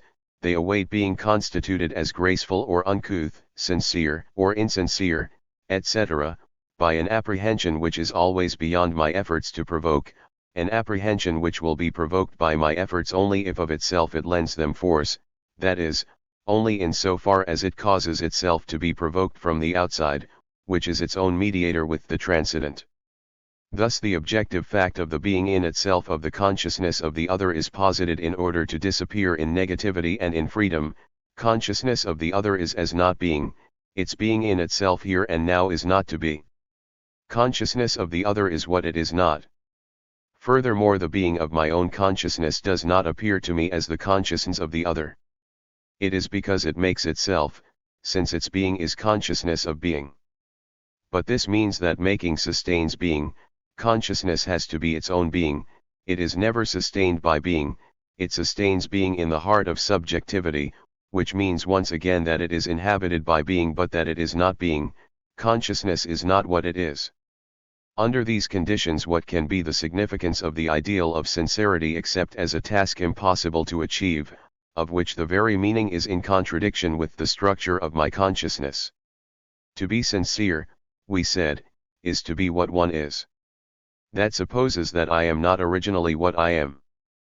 But here naturally Kant's "you ought, therefore you can" is implicitly understood. I can become sincere, this is what my duty and my effort to achieve sincerity imply. But we definitely establish that the original structure of not being what one is renders impossible in advance all movement toward being in itself or being what one is. And this impossibility is not hidden from consciousness, on the contrary, it is the very stuff of consciousness, it is the embarrassing constraint which we constantly experience, it is our very incapacity to recognize ourselves, to constitute ourselves as being what we are. It is this necessity which means that, as soon as we posit ourselves as a certain being, by a legitimate judgment, based on inner experience or correctly deduced from a priori or empirical premises, then by that very positing we surpass this being, and that not toward another being but toward emptiness, toward nothing. How then can we blame another for not being sincere or rejoice in our own sincerity, since this sincerity appears to us at the same time to be impossible? How can we in conversation, in confession, in introspection, even attempt sincerity, since the effort will by its very nature be doomed to failure, and since at the very time when we announce it we have a prejudicative comprehension of its futility? In introspection I try to determine exactly what I am, to make up my mind to be my true self without delay, even though it means consequently to set about searching for ways to change myself. But what does this mean if not that I am constituting myself as a thing? Shall I determine the ensemble of purposes and motivations which have pushed me to do this or that action? But this is already to postulate a causal determinism which constitutes the flow of my states of consciousness as a succession of physical states. Shall I uncover in myself drives, even though it be to affirm them in shame? But is this not deliberately to forget that these drives are realized with my consent, that they are not forces of nature but that I lend them their efficacy by a perpetually renewed decision concerning their value? Shall I pass judgment on my character, on my nature? Is this not to veil from myself at that moment what I know only too well, that I thus judge a past to which by definition my present is not subject? The proof of this is that the same man who in sincerity posits that he is what in actuality he was, is indignant at the reproach of another and tries to disarm it by asserting that he can no longer be what he was. We are readily astonished and upset when the penalties of the court affect a man who in his new freedom is no longer the guilty person he was. But at the same time we require of this man that he recognize himself as being this guilty one. What then is sincerity except precisely a phenomenon of bad faith? Have we not shown indeed that in bad faith human reality is constituted as a being which is what it is not and which is not what it is? Let us take an example. A homosexual frequently has an intolerable feeling of guilt, and his whole existence is determined in relation to this feeling. One will readily foresee that he is in bad faith. In fact, it frequently happens that this man, while recognizing his homosexual inclination, while avowing each and every particular misdeed which he has committed, refuses with all his strength to consider himself a pederast. His case is always different, peculiar. There enters into it something of a game, of chance, of bad luck. The mistakes are all in the past, they are explained by a certain conception of the beautiful which women cannot satisfy. We should see in them the results of a restless search, rather than the manifestations of a deeply rooted tendency, etc., etc. Here is assuredly a man in bad faith who borders on the comic sense. Acknowledging all the facts which are imputed to him, he refuses to draw from them the conclusion which they impose. His friend, who is his most severe critic, becomes irritated with this duplicity. The critic asks only one thing, and perhaps then he will show himself indulgent, that the guilty one recognize himself as guilty, that the homosexual declare frankly, whether humbly or boastfully matters little, I am a pederast. We ask here, who is in bad faith? The homosexual or the champion of sincerity? The homosexual recognizes his faults, but he struggles with all his strength against the crushing view that his mistakes constitute for him a destiny. He does not wish to let himself be considered as a thing. He has an obscure but strong feeling that an homosexual is not an homosexual as this table is a table or as this red-haired man is red-haired. It seems to him that he has escaped from each mistake as soon as he has posited it and recognized it. He even feels that the psychic duration by itself cleanses him from each misdeed, constitutes for him an undetermined future, causes him to be born anew. Is he wrong? Does he not recognize in himself the peculiar, irreducible character of human reality? His attitude includes then an undeniable comprehension of truth. but at the same time he needs this perpetual rebirth, this constant escape in order to live. He must constantly put himself beyond reach in order to avoid the terrible judgment of collectivity. Thus he plays on the word being. He would be right actually if he understood the phrase, I am not a pederast in the sense of I am not what I am. That is, if he declared to himself, to the extent that a pattern of conduct is defined as the conduct of a pederast and to the extent that I have adopted this conduct, I am a pederast. But to the extent that human reality cannot be finally defined by patterns of conduct, I am not one. But instead he slides surreptitiously towards a different connotation of the word being. He understands not being in the sense of not being in itself. He lays claim to not being a pederast in the sense in which this table is not an inkwell. He is in bad faith. But the champion of sincerity is not ignorant of the transcendence of human reality, and he knows how at need to appeal to it for his own advantage. He makes use of it even and brings it up in the present argument. Does he not wish, first in the name of sincerity, then of freedom, that the homosexual reflect on himself and acknowledge himself as an homosexual? Does he not let the other understand that such a confession will win indulgence for him? What does this mean if not that the man who will acknowledge himself as an homosexual will no longer be the same as the homosexual whom he acknowledges being, and that he will escape into the region of freedom and of goodwill? The critic asks the man then to be what he is in order no longer to be what he is. It is the profound meaning of the saying, a sin confessed is half pardoned. The critic demands of the guilty one that he constitute himself as a thing, precisely in order no longer to treat him as a thing. And this contradiction is constitutive of the demand of sincerity. Who can not see how offensive to the other and how reassuring for me is a statement such as, he's just a pederast, which removes a disturbing freedom from a trait and which aims at henceforth constituting all the acts of the other as consequences following strictly from his essence. That is actually what the critic is demanding of his victim, that he constitute himself as a thing, that he should entrust his freedom to his friend as a fief, in order that the friend should return it to him subsequently like a suzerain to his vassal. The champion of sincerity is in bad faith to the degree that in order to reassure himself, he pretends to judge, to the extent that he demands that freedom as freedom constitute itself as a thing. We have here only one episode in that battle to the death of consciousnesses which Hegel calls the relation of the master and the slave.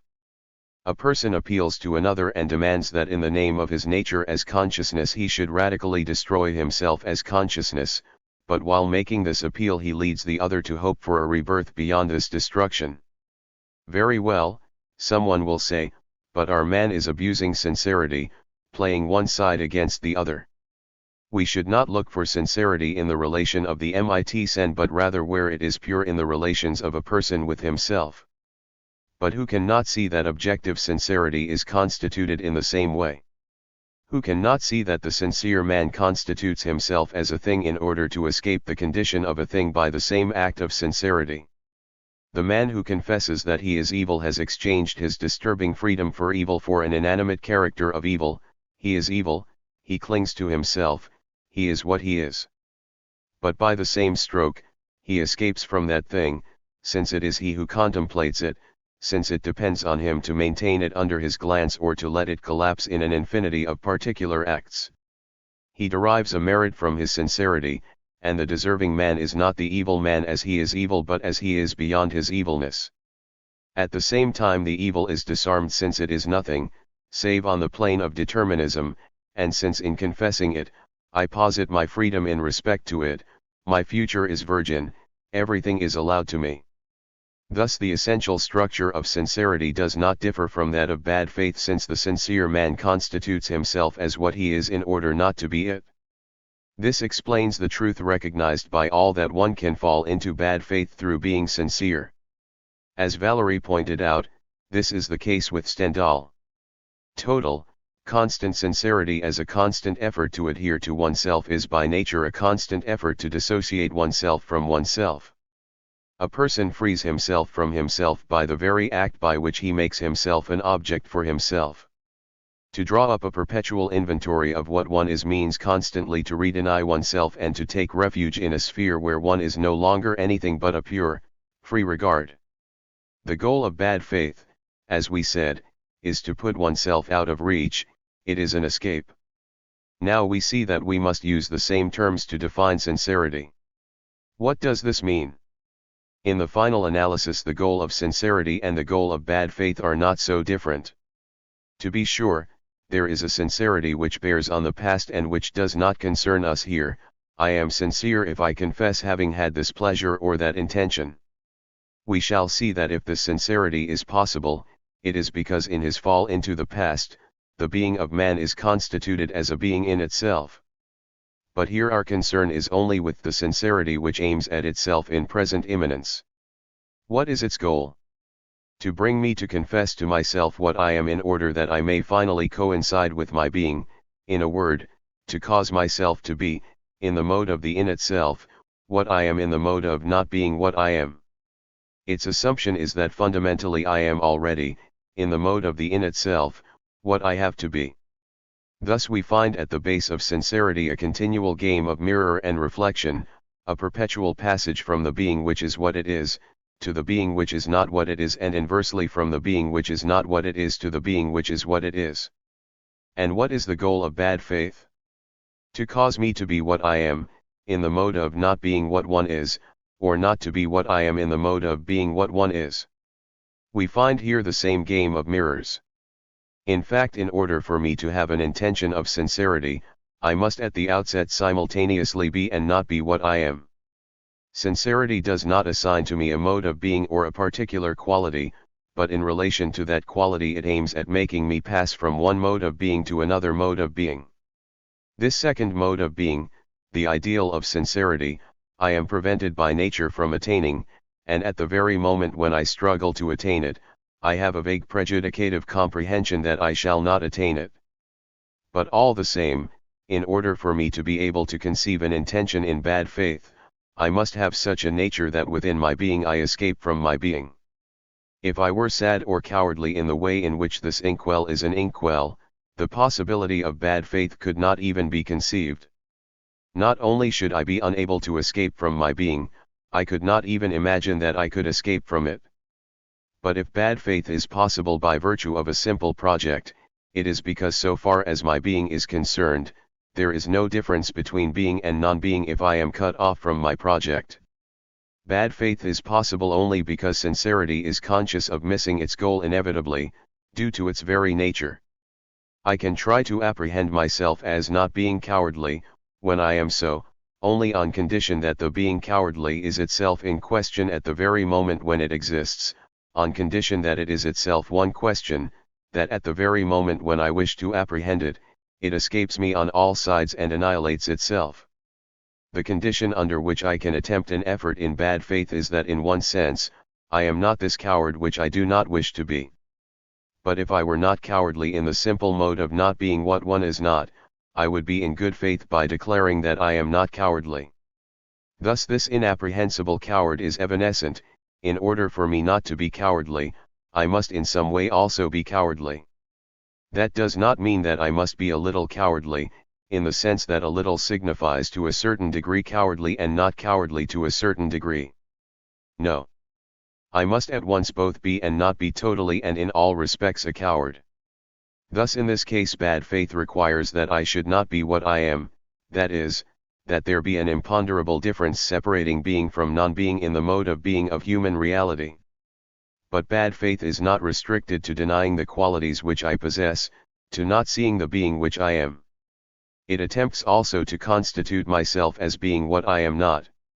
It apprehends me positively as courageous when I am not so. And that is possible, once again, only if I am what I am not, that is, if non-being in me does not have being even as non-being. Of course necessarily I am not courageous, otherwise bad faith would not be bad faith. But in addition my effort in bad faith must include the ontological comprehension that even in my usual being what I am not it really, and that there is no such difference between the being of being sad, for example, which I am in the mode of not being what I am, and the non-being of not being courageous which I wish to hide from myself. Moreover, it is particularly requisite that the very negation of being should be itself the object of a perpetual nihilation, that the very meaning of non-being be perpetually in question in human reality. If I were not courageous in the way in which this inkwell is not a table, that is, if I were isolated in my cowardice, propped firmly against it, incapable of putting it in relation to its opposite, if I were not capable of determining myself as cowardly, that is, to deny courage to myself and thereby to escape my cowardice in the very moment that I posit it, if it were not on principle impossible for me to coincide with my not being courageous as well as with my being courageous, then any project of bad faith would be prohibited me.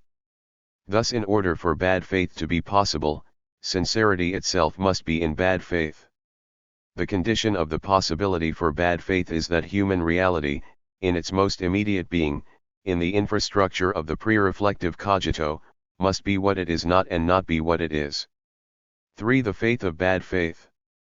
We have indicated for the moment only those conditions which render bad faith conceivable, the structures of being which permit us to form concepts of bad faith. We cannot limit ourselves to these considerations. We have not yet distinguished bad faith from falsehood. The two-faced concepts which we have described would without a doubt be utilized by a liar to discountenance his questioner, although their two-faced quality, being established on the being of man and not on some empirical circumstance, can and ought to be evident to all. The true problem of bad faith stems evidently from the fact that bad faith is faith. It cannot be either a cynical lie or certainty if certainty is the intuitive possession of the object.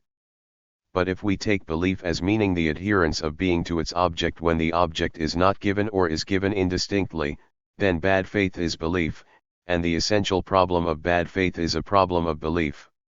How can we believe by bad faith in the concepts which we forge expressly to persuade ourselves? We must note in fact that the project of bad faith must be itself in bad faith. I am not only in bad faith at the end of my effort when I have constructed my two-faced concepts and when I have persuaded myself. In truth, I have not persuaded myself, to the extent that I could be so persuaded. I have always been so. And at the very moment when I was disposed to put myself in bad faith, I of necessity was in bad faith with respect to this same disposition. For me to have represented it to myself as bad faith would have been cynicism. To believe it sincerely innocent would have been in good faith.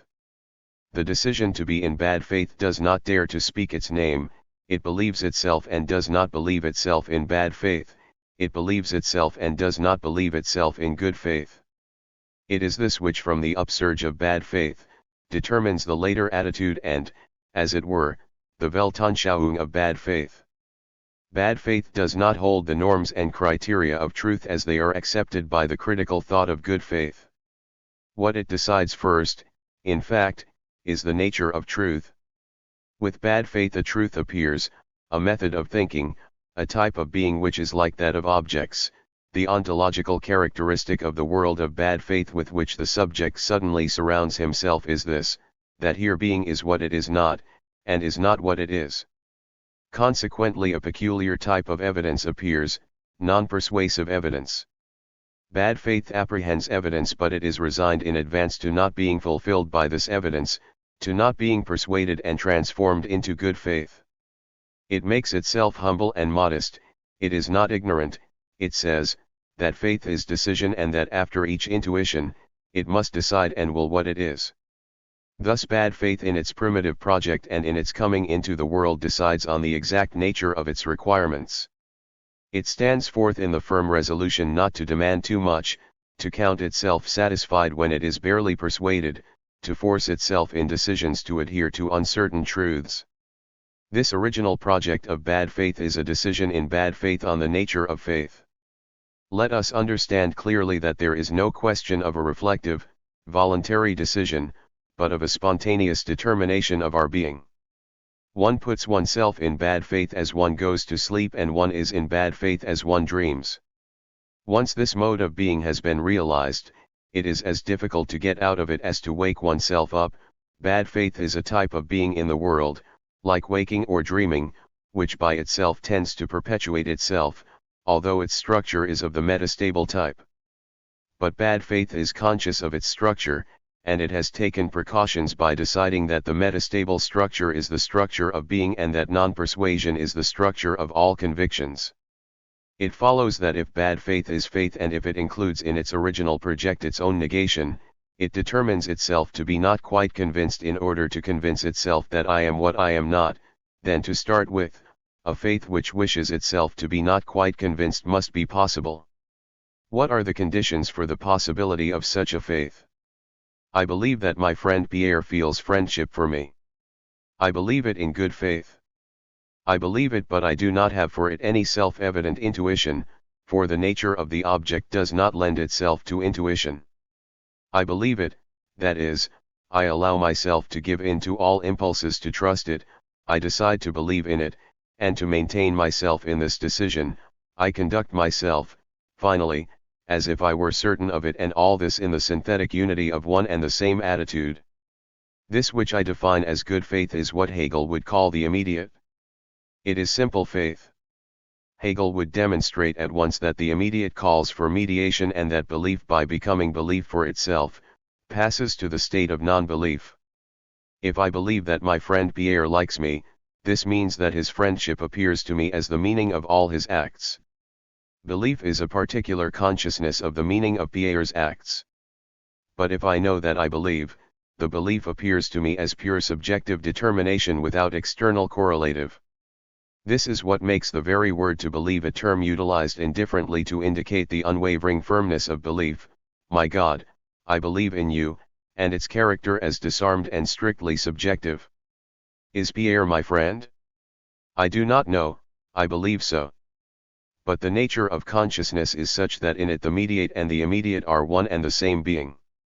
To believe is to know that one believes, and to know that one believes is no longer to believe.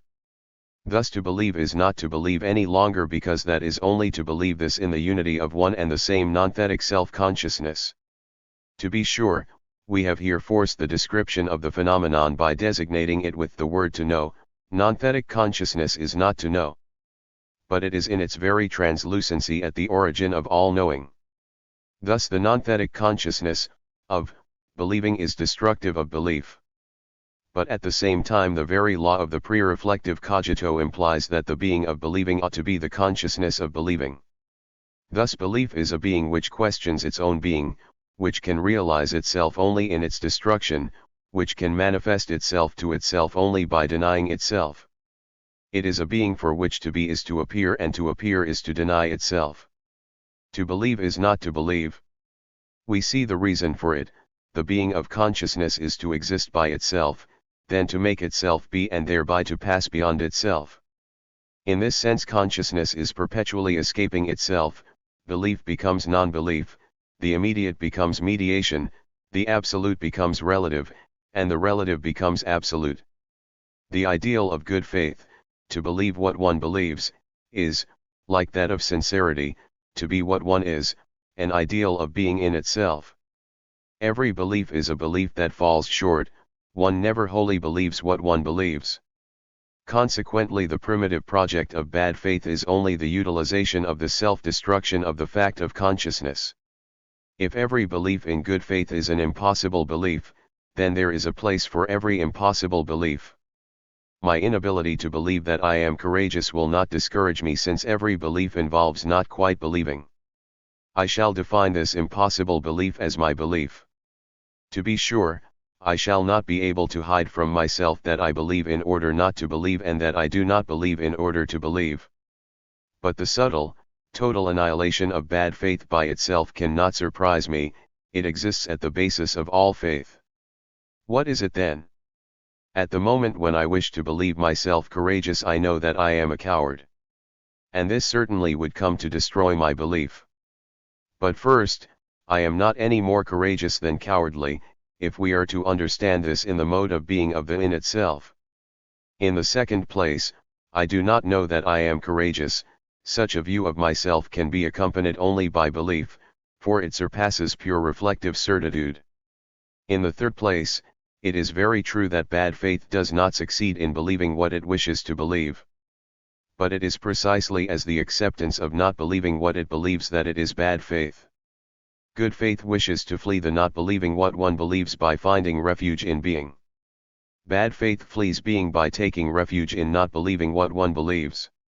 It has disarmed all beliefs in advance, those which it would like to take hold of, and, by the same stroke, the others, those which it wishes to flee. In willing this self-destruction of belief, from which science escapes by searching for evidence, it ruins the beliefs which are opposed to it, which reveal themselves as being only belief. Thus we can better understand the original phenomenon of bad faith. In bad faith there is no cynical lie nor knowing preparation for deceitful concepts. But the first act of bad faith is to flee what it cannot flee, to flee what it is. The very project of flight reveals to bad faith an inner disintegration in the heart of being, and it is this disintegration which bad faith wishes to be. In truth, the two immediate attitudes which we can take in the face of our being are conditioned by the very nature of this being and its immediate relation with the in itself. Good faith seeks to flee the inner disintegration of my being in the direction of the in itself which it should be and is not. Bad faith seeks to flee the in itself by means of the inner disintegration of my being. But it denies this very disintegration as it denies that it is itself bad faith. Bad faith seeks by means of not being what one is to escape from the in itself which I am not in the mode of being what one is not. It denies itself as bad faith and aims at the in itself which I am not in the mode of not being what one is not. 9. If bad faith is possible, it is because it is an immediate, permanent threat to every project of the human being. It is because consciousness conceals in its being a permanent risk of bad faith. The origin of this risk is the fact that the nature of consciousness simultaneously is to be what it is not and not to be what it is.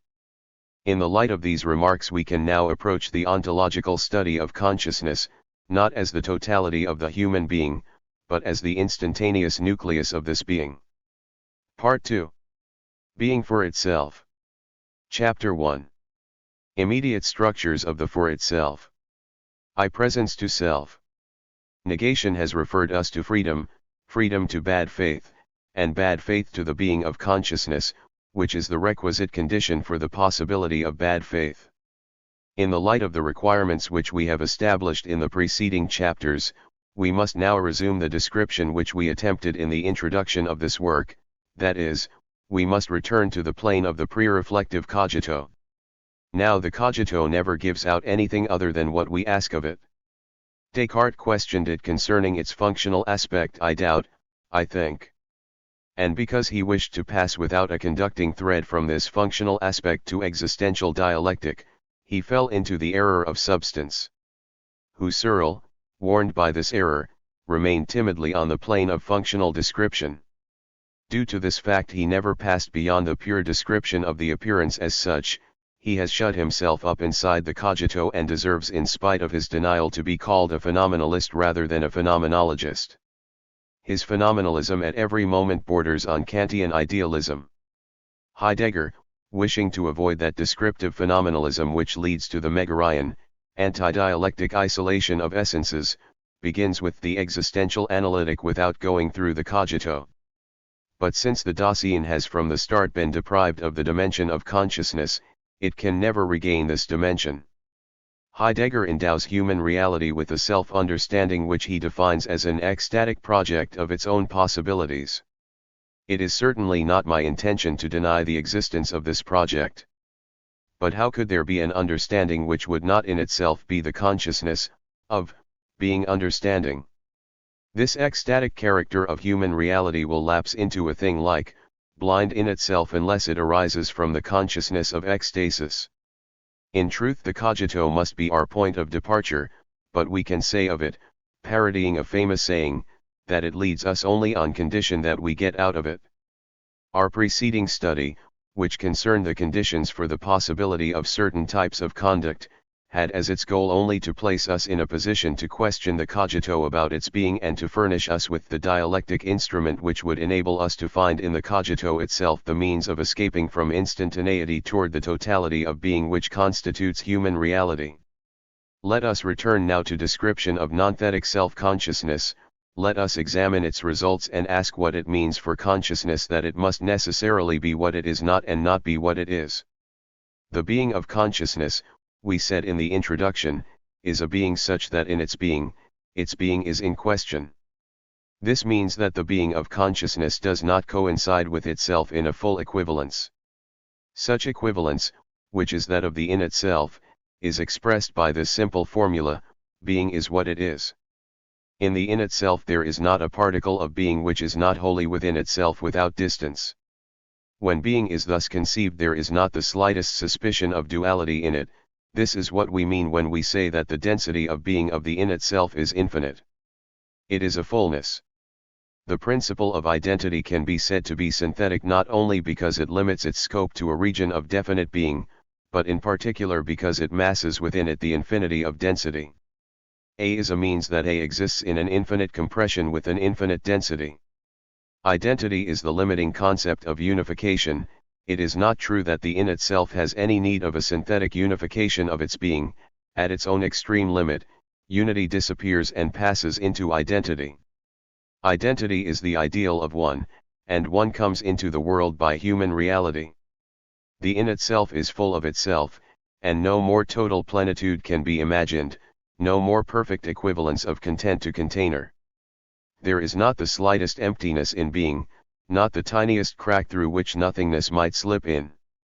The distinguishing characteristic of consciousness, on the other hand, is that it is a decompression of being. Indeed, it is impossible to define it as coincidence with itself.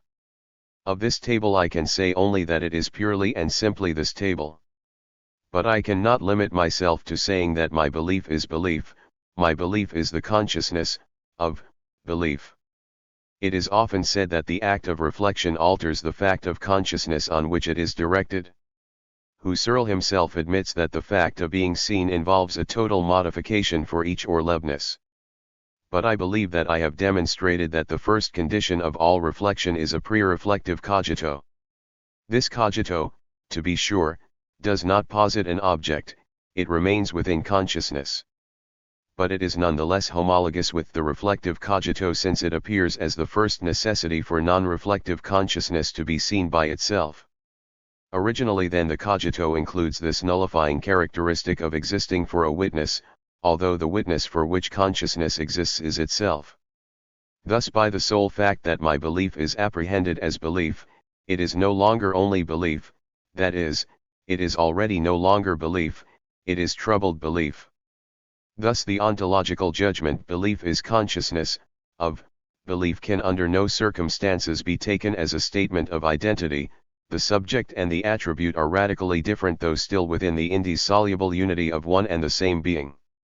Very well, someone will say, but at least we must say that consciousness of belief is consciousness of belief. We rediscover identity and the in itself on this level.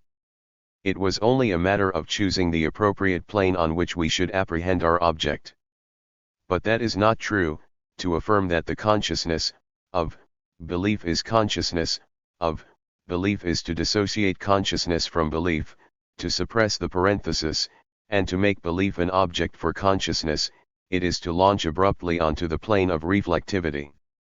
A consciousness of belief which would be only consciousness of belief would in fact have to assume consciousness of itself as consciousness of belief. Belief would become a pure transcending and noematic qualification of consciousness. Consciousness would be free to determine itself as it pleased in the face of that belief. It would resemble that impassive regard which, according to Victor Cousin, consciousness casts on psychic phenomena in order to elucidate them one by one. But the analysis of methodical doubt which Husserl attempted has clearly shown the fact that only reflective consciousness can be dissociated from what is posited by the consciousness reflected on. It is on the reflective level only that we can attempt in one a putting between parentheses, only there that we can refuse what Husserl calls the Mitmachen point to the consciousness of belief, while irreparably altering belief, does not distinguish itself from belief, it exists in order to perform the act of faith. Thus we are obliged to admit that the consciousness of belief is belief. At its origin we have apprehended this double game of reference: consciousness of belief is belief and belief is consciousness of belief. On no account can we say that consciousness is consciousness or that belief is belief. Each of the terms refers to the other and passes into the other, and yet each term is different from the other. We have seen that neither belief nor pleasure nor joy can exist before being conscious. Consciousness is the measure of their being, yet it is no less true that belief, owing to the very fact that it can exist only as troubled, exists from the start as escaping itself, as shattering the unity of all the concepts in which one can wish to enclose it. Thus consciousness, of, belief and belief are one and the same being, the characteristic of which is absolute immanence. But as soon as we wish to grasp this being, it slips between our fingers, and we find ourselves faced with a pattern of duality, with a game of reflections. For consciousness is a reflection, reflet, but qua reflection it is exactly the one reflecting, reflection, and if we attempt to grasp it as reflecting, it vanishes and we fall back on the reflection. This structure of the reflection reflecting, reflet refletant, has disconcerted philosophers, who have wanted to explain it by an appeal to infinity, either by positing it as an idea as Spinoza did, who calls it an idea, etc., or by defining it in the manner of Hegel as a return upon itself, as the veritable infinite. But the introduction of infinity into consciousness, aside from the fact that it fixes the phenomenon and obscures it, is only an explicative theory expressly designed to reduce the being of consciousness to that of the in itself. Yet if we accept the objective existence of the reflection reflecting as it is given, we are obliged to conceive a mode of being different from that of the in itself, not a unity which contains a duality, not a synthesis which surpasses and lifts the abstract moments of the thesis and of the antithesis, but a duality which is unity, a reflection, reflet, which is its own reflecting, reflection.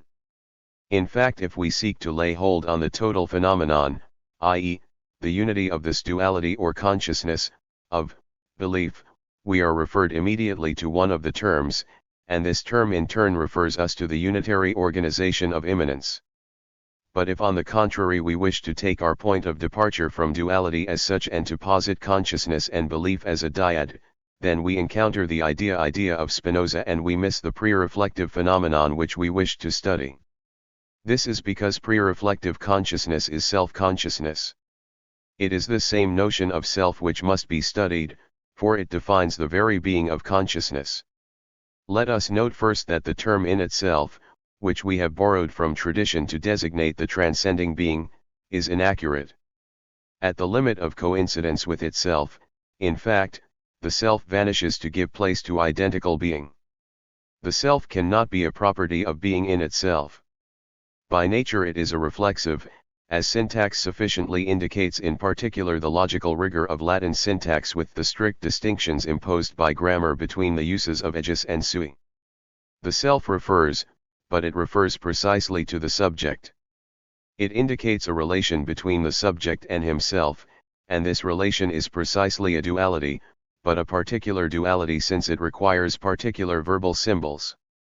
But on the other hand, the self does not designate being either as subject or as predicate.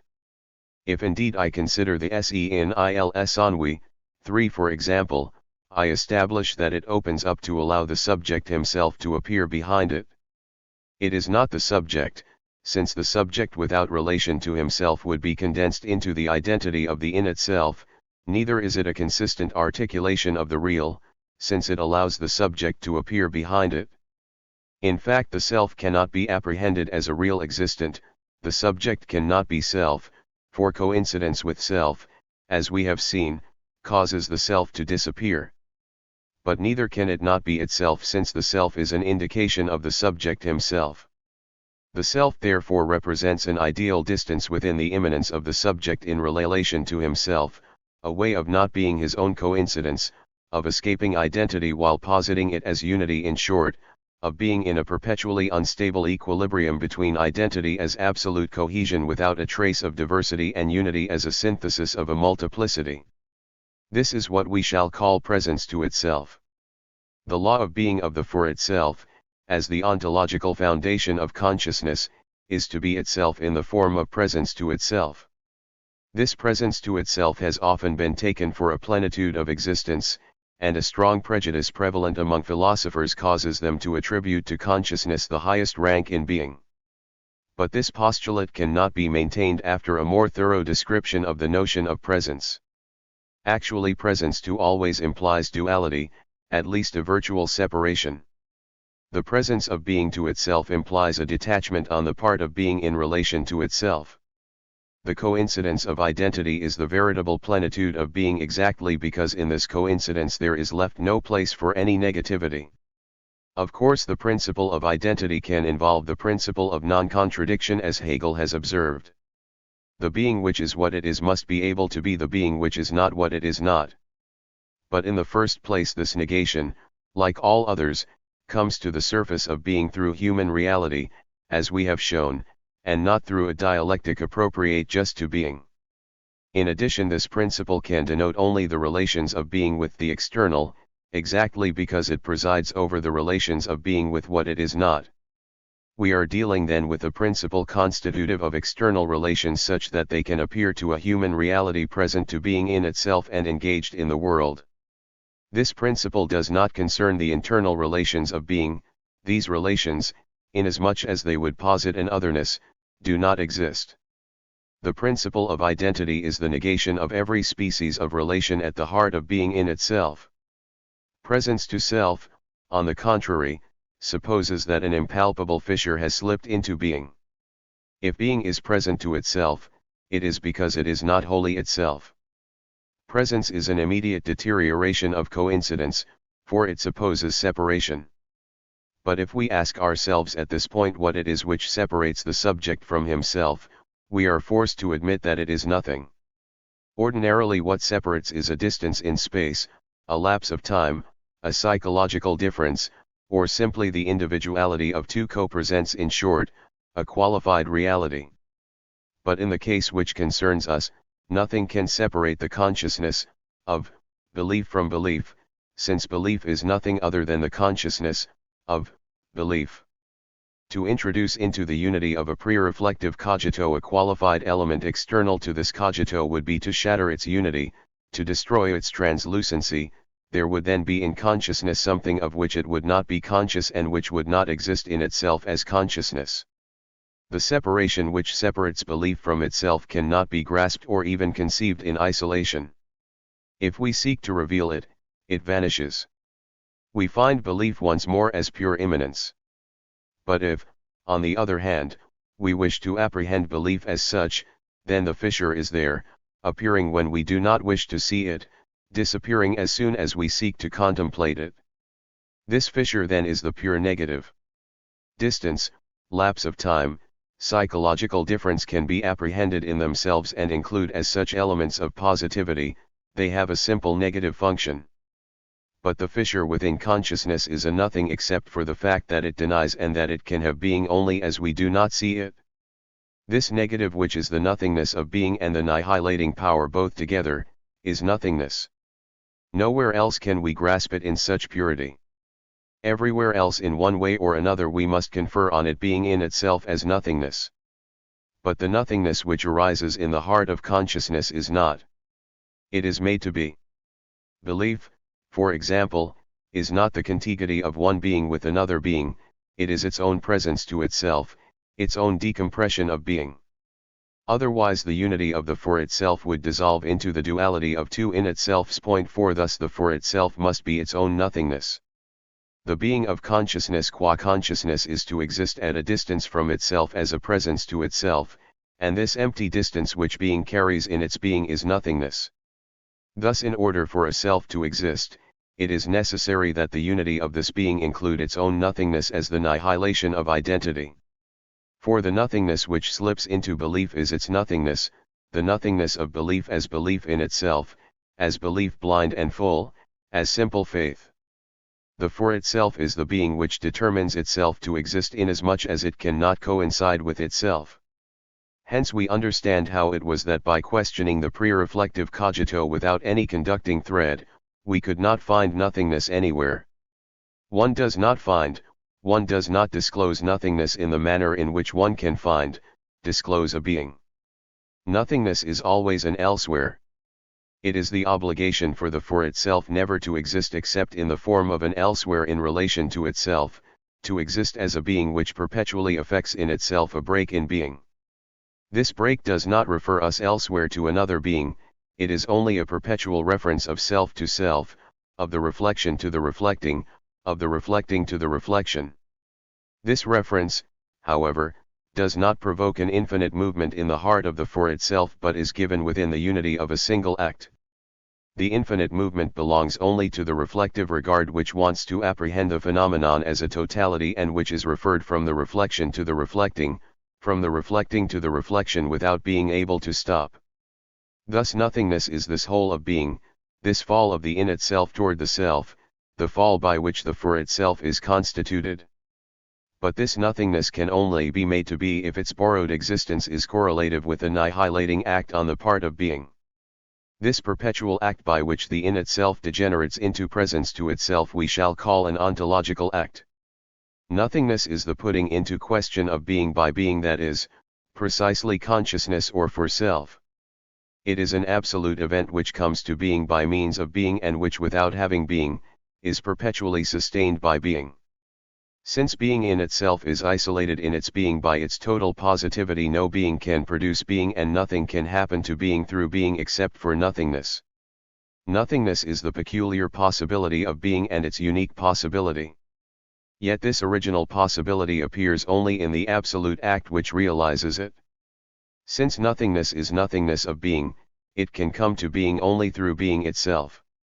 Of course it comes to being through a particular being, which is human reality. But this being is constituted as human reality inasmuch as this being is nothing but the original project of its own nothingness. Human reality is being in so far as within its being and for its being it is the unique foundation of nothingness at the heart of being. 2. The facticity of the for itself. Yet the for itself is. It is, we may say, even if it is a being which is not what it is and which is what it is not. It is, since whatever reefs there may be to cause it to founder, still the project of sincerity is at least conceivable. The for itself is, in the manner of an event, in the sense in which I can say that Philip too has been, that my friend Pierre is or exists. The for itself is, in so far as it appears in a condition which it has not chosen, as Pierre is a French bourgeois in 1942, as Schmidt was a Berlin worker in 1870, it is in so far as it is thrown into a world and abandoned in a situation, it is as pure contingency inasmuch as for it as for things in the world, as for this wall, this tree, this cup, the original question can be posited, why is this being exactly such and not otherwise? It is in so far as there is in it something of which it is not the foundation its presence to the world. Being apprehends itself as not being its own foundation, and this apprehension is at the basis of every cogito. In this connection it is to be noted that it reveals itself immediately to the reflective cogito of Descartes. When Descartes wants to profit from this revelation, he apprehends himself as an imperfect being since he doubts. But in this imperfect being, he establishes the presence of the idea of perfection. He apprehends then a cleavage between the type of being which he can conceive and the being which he is. It is this cleavage or lack of being which is at the origin of the second proof of the existence of God. In fact, if we get rid of the scholastic terminology, what remains of this proof? The very clear indication that the being which possesses in itself the idea of perfection cannot be its own foundation, for if it were, it would have produced itself in conformance with that idea. In other words, a being which would be its own foundation could not suffer the slightest discrepancy between what it is and what it conceives, for it would produce itself in conformance with its comprehension of being and could conceive only of what it is. But this apprehension of being as a lack of being in the face of being is first a comprehension on the part of the cogito of its own contingency. I think, therefore I am. What am I? A being which is not its own foundation, which qua being, could be other than it is to the extent that it does not account for its being. This is that first intuition of our own contingency which Heidegger gives as the first motivation for the passage from the unauthentic to the authentic. 5 There is restlessness, an appeal to the conscience, rough de jouissance, a feeling of guilt. In truth, Heidegger's description shows all too clearly his anxiety to establish an ontological foundation for an ethics with which he claims not to be concerned, as also to reconcile his humanism with the religious sense of the transcendent. The intuition of our contingency is not identical with a feeling of guilt. Nevertheless, it is true that in our own apprehension of ourselves, we appear to ourselves as having the character of an unjustifiable fact. Earlier, however, we apprehended ourselves as consciousness, that is, as a being which exists by itself. 6. How within the unity of one and the same upsurge into being, can we be that being which exists by itself as not being the foundation of its being? Or in other words, since the for itself in so far as it is not its own being, i.e., is not the foundation of it, how can it as for itself, be the foundation of its own nothingness? The answer is in the question. While being is indeed the foundation of nothingness as the nihilation of its own being, that is not the same as saying that it is the foundation of its being. To found its own being, it would have to exist at a distance from itself, and that would imply a certain nihilation of the being founded as of the being which founds a duality which would be unity. Here we should fall back into the case of the for itself. In short, every effort to conceive of the idea of a being which would be the foundation of its being results inevitably in forming that of a being which, contingent as being in itself, would be the foundation of its own nothingness. The act of causation by which God is causa sui is a annihilating act, like every recovery of the self by the self, to the same degree that the original relation of necessity is a return to self, a reflexivity. This original necessity in turn appears on the foundation of a contingent being, precisely that being which is in order to be the cause of itself. Leibniz's effort to define necessity in terms of possibility, a definition taken up again by Kant, is undertaken from the point of view of knowledge and not from the point of view of being. The passage from possibility to being such as Leibniz conceives it, the necessary is a being whose possibility implies its existence, marks the passage from our ignorance to knowledge. In fact, since possibility precedes existence, it can be possibility only with respect to our thought. It is an external possibility in relation to the being whose possibility it is, since being unrolls from it like a consequence from a principle. But we pointed out earlier that the notion of possibility could be considered in two aspects. We can make of it a subjective indication. The statement, "It is possible that Pierre is dead," indicates that I am in ignorance concerning Pierre's fate, and in this case it is a witness who decides the possible in the presence of the world. Being has its possibility outside of itself in the pure regard which gauges its chances of being. Possibility can indeed be given to us before being, but it is to us that it is given, and it is in no way the possibility of this being. The billiard ball which rolls on the table does not possess the possibility of being turned from its path by a fold in the cloth, neither does the possibility of deviation belong to the cloth. It can be established only by a witness synthetically as an external relation. But possibility can also appear to us as an ontological structure of the real. Then it belongs to certain beings as their possibility, it is the possibility which they are, which they have to be. In this case, being sustains its own possibilities in being, it is their foundation, and the necessity of being cannot then be derived from its possibility. In a word, God, if he exists, is contingent. Thus the being of consciousness, since this being is in itself in order to annihilate itself in for itself, remains contingent, that is, it is not the role of consciousness either to give being to itself or to receive it from others. In addition to the fact that the ontological proof, like the cosmological proof, fails to establish a necessary being, the explanation and the foundation of my being in so far as I am a particular being cannot be sought in necessary being. The premises, everything which is contingent must find a foundation in a necessary being. Now I am contingent, mark a desire to find a foundation and do not furnish the explicative link with a real foundation. Such premises could not in any way account for this contingency, but only for the abstract idea of contingency in general. Furthermore, the question here is one of value, not fact. Point 7. But while being in itself is contingent, it recovers itself by degenerating into a for itself. It is, in order to lose itself in a for itself. In a word, being is and can only be. but the peculiar possibility of being that which is revealed in the annihilating act is of being the foundation of itself as consciousness through the sacrificial act which annihilates being. The for itself is the in itself losing itself as in itself in order to found itself as consciousness. Thus consciousness holds within itself its own being as consciousness, and since it is its own annihilation, it can refer only to itself, but that which is annihilated ate in consciousness, though we cannot call it the foundation of consciousness, is the contingent in itself. The in itself cannot provide the foundation for anything. If it founds itself, it does so by giving itself the modification of the for itself. It is the foundation of itself in so far as it is already no longer in itself, and we encounter here again the origin of every foundation. If being in itself can be neither its own foundation nor that of other beings, the whole idea of foundation comes into the world through the for itself. It is not only that the for itself as annihilated in itself is itself given a foundation, but with it foundation appears for the first time. We indicated earlier that we can be nothing without playing at being. 9 If I am a cafe waiter, we said, this can be only in the mode of not being one. And that is true. If I could be a cafe waiter, I should suddenly constitute myself as a contingent block of identity. And that I am not. This contingent being in itself always escapes me.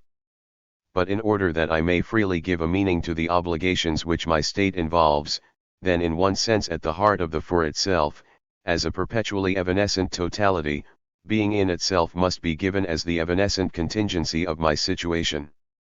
This is the result of the fact that while I must play at being a cafe waiter in order to be one, still it would be in vain for me to play at being a diplomat or a sailor, for I would not be one. This inapprehensible fact of my condition, this impalpable difference which distinguishes this drama of realization from drama pure and simple, is what causes the for itself, while choosing the meaning of its situation and while constituting itself as the foundation of itself in situation, not to choose its position. This part of my condition is what causes me to apprehend myself simultaneously as totally responsible for my being inasmuch as I am its foundation, and yet as totally unjustifiable. Without facticity, consciousness could choose its attachments to the world in the same way as the souls in Plato's Republic choose their condition. I could determine myself to be born a worker or to be born a bourgeois. But on the other hand, facticity cannot constitute me as being a bourgeois or being a worker. It is not even strictly speaking a resistance of fact, since it is only by recovering it in the substructure of the pre-reflective cogito that I confer on it its meaning and its resistance. Facticity is only one indication which I give myself of the being to which I must reunite myself in order to be what I am. It follows that this in itself, engulfed and annihilated in the absolute event which is the appearance of the foundation or upsurge of the for itself, remains at the heart of the for itself as its original contingency.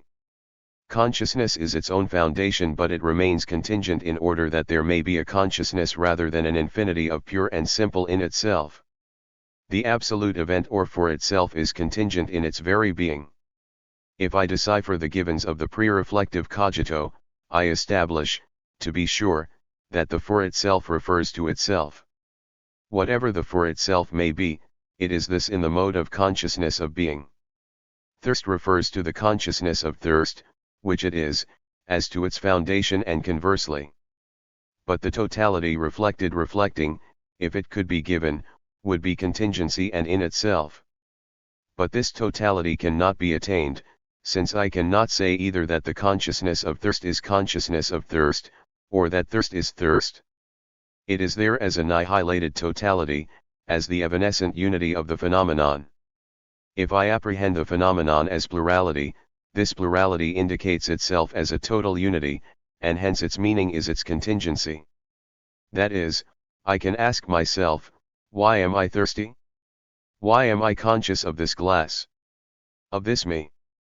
But as I consider this totality in itself, it annihilates itself under my regard.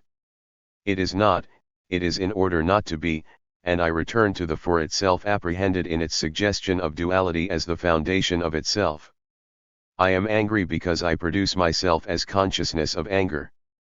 Suppress this self-causation which constitutes the being of the for itself, and you will no longer find anything, not even anger in itself, for anger exists by nature as for itself. Thus the for itself is sustained by a perpetual contingency for which it assumes the responsibility and which it assimilates without ever being able to suppress it. This perpetually evanescent contingency of the in itself which, without ever allowing itself to be apprehended, haunts the for itself and reduces it to being in itself. This contingency is what we shall call the facticity of the for itself. It is this facticity which permits us to say that the for itself is, that it exists, although we can never realize the facticity and although we always apprehend it through the for itself. It is impossible to grasp facticity in its brute nudity, since all that we will find of it is already recovered and freely constructed.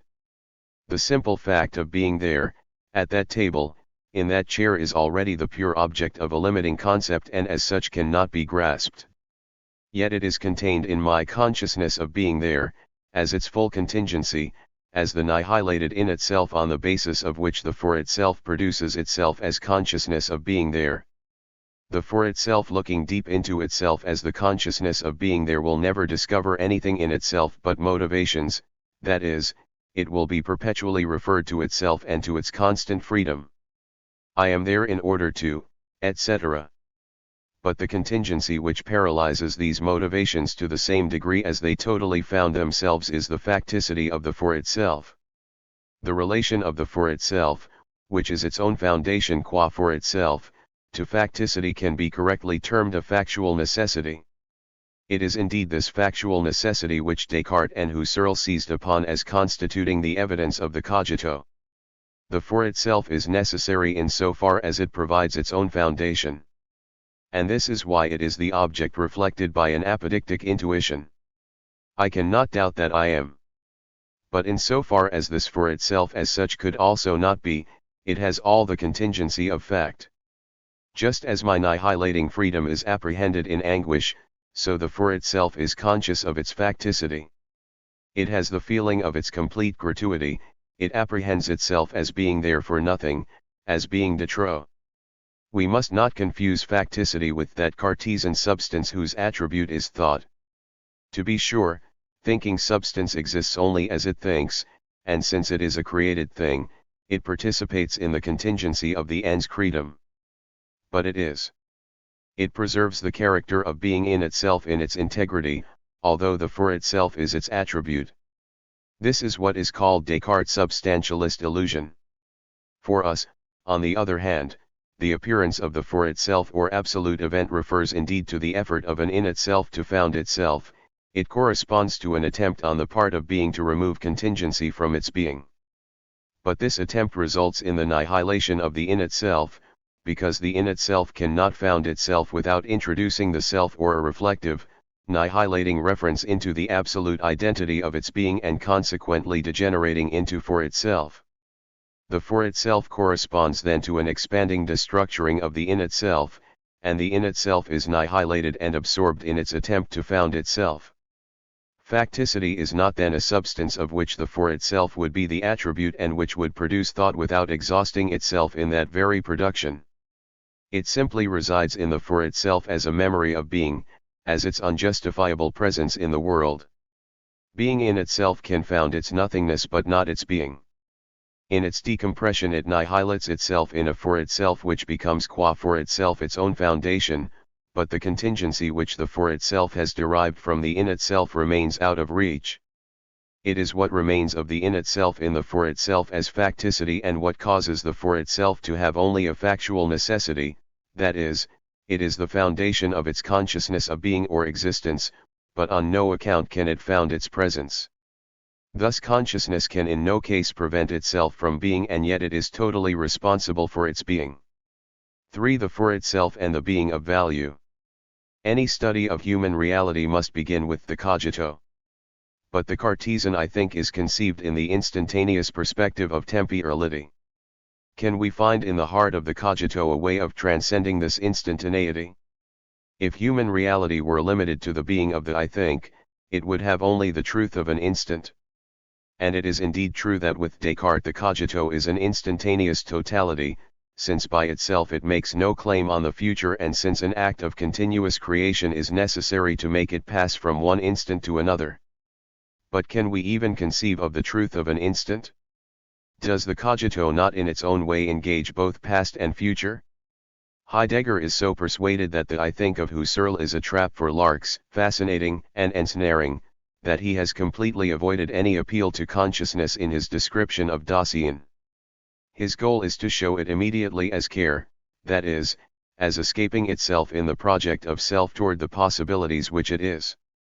It is this projection of the self outside the self which he calls understanding, Verstand, and which permits him to establish human reality as being a revealing revealed. But this attempt to show first the escape from self of the Dasein is going to encounter in turn insurmountable difficulties. We cannot first suppress the dimension consciousness, not even if it is in order to re-establish it subsequently. Understanding has meaning only if it is consciousness of understanding. My possibility can exist as my possibility only if it is my consciousness which escapes itself toward my possibility. Otherwise the whole system of being and its possibilities will fall into the unconscious, that is, into the in itself. Behold, we are thrown back again towards the cogito. We must make this our point of departure. Can we extend it without losing the benefits of reflective evidence? What has the description of the for itself revealed to us? First, we have encountered annihilation in which the being of the for itself is affected in its being. This revelation of nothingness did not seem to us to pass beyond the limits of the cogito. But let us consider more closely. The for itself cannot sustain annihilation without determining itself as a lack of being. This means that the annihilation does not coincide with a simple introduction of emptiness into consciousness. An external being has not expelled the in itself from consciousness, rather the for itself is perpetually determining itself not to be the in itself. This means that it can establish itself only in terms of the in itself and against the in itself. Thus, since the annihilation is the annihilation of being, it represents the original connection between the being of the for itself and the being of the in itself. The concrete, real in itself is wholly present to the heart of consciousness as that which consciousness determines itself not to be. The cogito must necessarily lead us to discover this total, out-of-reach presence of the in itself. Of course, the fact of this presence will be the very transcendence of the for itself. But it is precisely the annihilation which is the origin of transcendence, conceived as the original bond between the for itself and the in itself. Thus we catch a glimpse of a way of getting out of the cogito. We shall see later indeed that the profound meaning of the cogito is essentially to refer outside itself. But it is not yet time to describe this characteristic of the for itself. What our ontological description has immediately revealed is that this being is the foundation of itself as a lack of being, that is, that it determines its being by means of a being which it is not. Nevertheless, there are many ways of not being, and some of them do not touch the inner nature of the being which is not what it is not. If, for example, I say of an inkwell that it is not a bird, the inkwell and the bird remain untouched by the negation. This is an external relation which can be established only by a human reality acting as witness. By contrast, there is a type of negation which establishes an internal relation between what one denies and that concerning which the denial is made. Point 10. Of all internal negations, the one which penetrates most deeply into being, the one which constitutes in its being the being concerning which it makes the denial along with the being which it denies this negation, is lack. This lack does not belong to the nature of the in itself, which is all positivity. It appears in the world only with the upsurge of human reality. It is only in the human world that there can be lacks. A lack presupposes a trinity, that which is missing or the lacking, that which misses what is lacking or the existing, and a totality which has been broken by the lacking and which would be restored by the synthesis of the lacking and the existing. This is the lacked. 11. The being which is released to the intuition of human reality is always that to which something is lacking, i.e., the existing. For example, if I say that the moon is not full and that 1/4 is lacking, I base this judgment on full intuition of the crescent moon. Thus what is released to intuition is an in itself which by itself is neither complete nor incomplete, but which simply is what it is, without relation with other beings. In order for this in itself to be grasped as the crescent moon, it is necessary that a human reality surpass the given toward the project of the realized totality, here the disk of the full moon, and return toward the given to constitute it as the crescent moon, that is, in order to realize it in its being in terms of the totality which becomes its foundation. In this same surpassing, the lacking will be posited as that whose synthetic addition to the existing will reconstitute the synthetic totality of the lacked. In this sense the lacking is of the same nature as the existing. It would suffice to reverse the situation in order for it to become the existing to which the lacking is missing, while the existing would become the lacking. This lacking as the complement of the existing is determined in its being by the synthetic totality of the lacked. Thus in the human world, the incomplete being which is released to intuition as lacking is constituted in its being by the lack, that is, by what it is not. It is the full moon which confers on the crescent moon its being as crescent. What is not determines what is. It is in the being of the existing, as the correlate of a human transcendence, to lead outside itself to the being which it is not as to its meaning. Human reality by which lack appears in the world must be itself a lack. For lack can come into being only through lack, the in itself cannot be the occasion of lack in the in itself. In other words, in order for being to be lacking or lacked, it is necessary that a being make itself its own lack. Only a being which lacks can surpass being toward the lacked. The existence of desire as a human fact is sufficient to prove that human reality is a lack. In fact, how can we explain desire if we insist on viewing it as a psychic state, that is, as a being whose nature is to be what it is?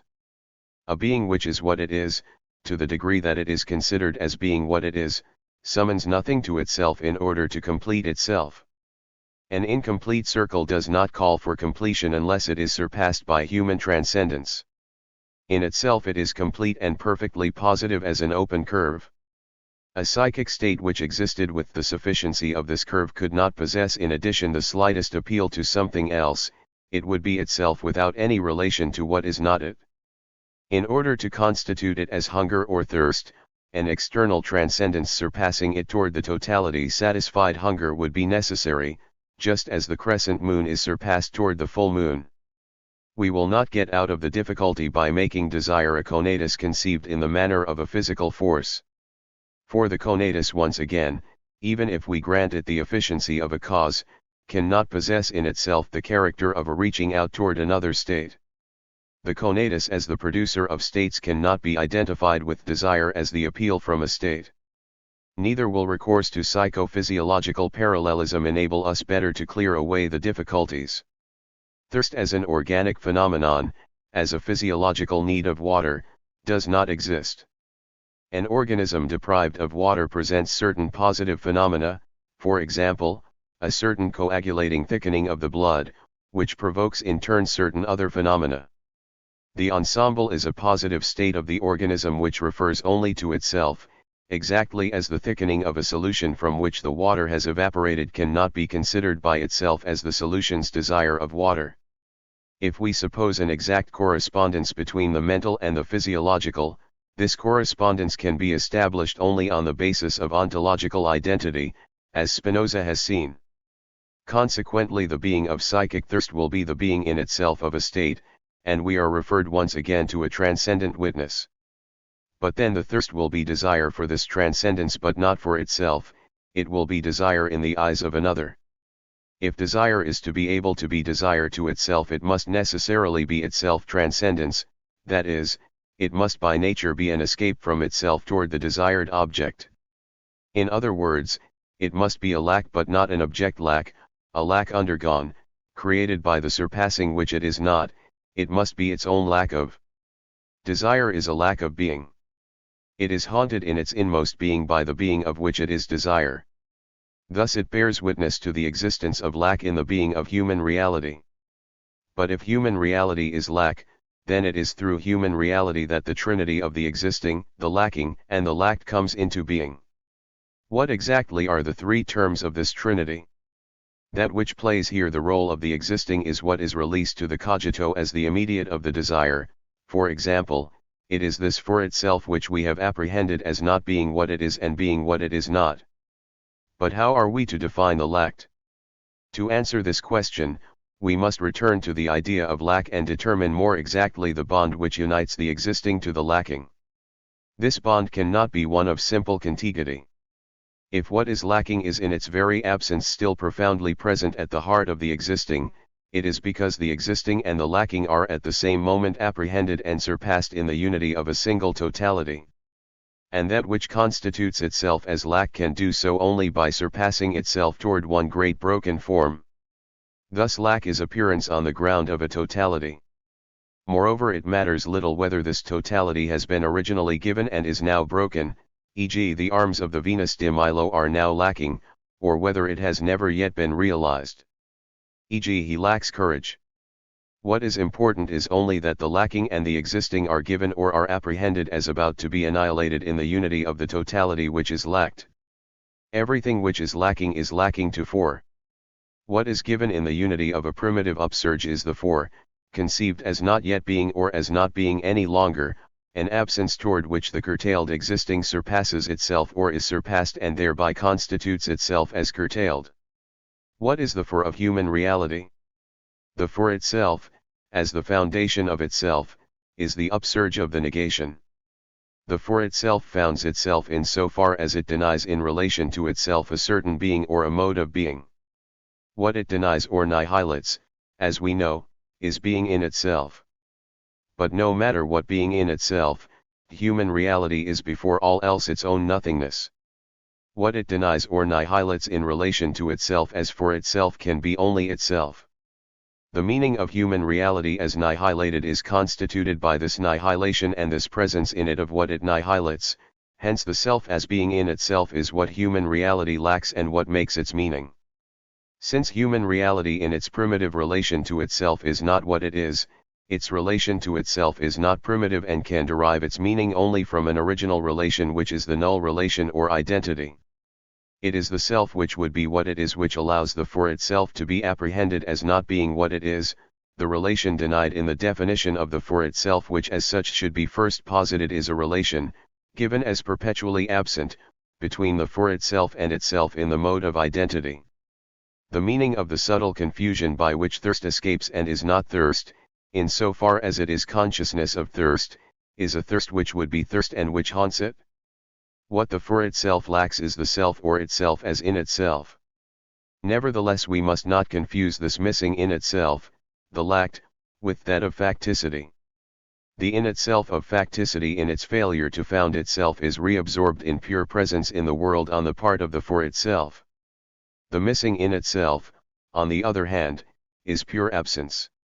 Moreover, the failure of the act to found the in itself has caused the for itself to rise up from the in itself as the foundation of its own nothingness. But the meaning of the missing act of founding remains as transcendent. The for itself in its being is failure because it is the foundation only of itself as nothingness. In truth, this failure is its very being, but it has meaning only if the for itself apprehends itself as failure in the presence of the being which it has failed to be, that is, of the being which would be the foundation of its being and no longer merely the foundation of its nothingness, or, to put it another way, which would be its foundation as coincidence with itself. By nature the cogito refers to the lacking and to the lacked, for the cogito is haunted by being, as Descartes well realized. Such is the origin of transcendence. Human reality is its own surpassing toward what it lacks. It surpasses itself toward the particular being which it would be if it were what it is.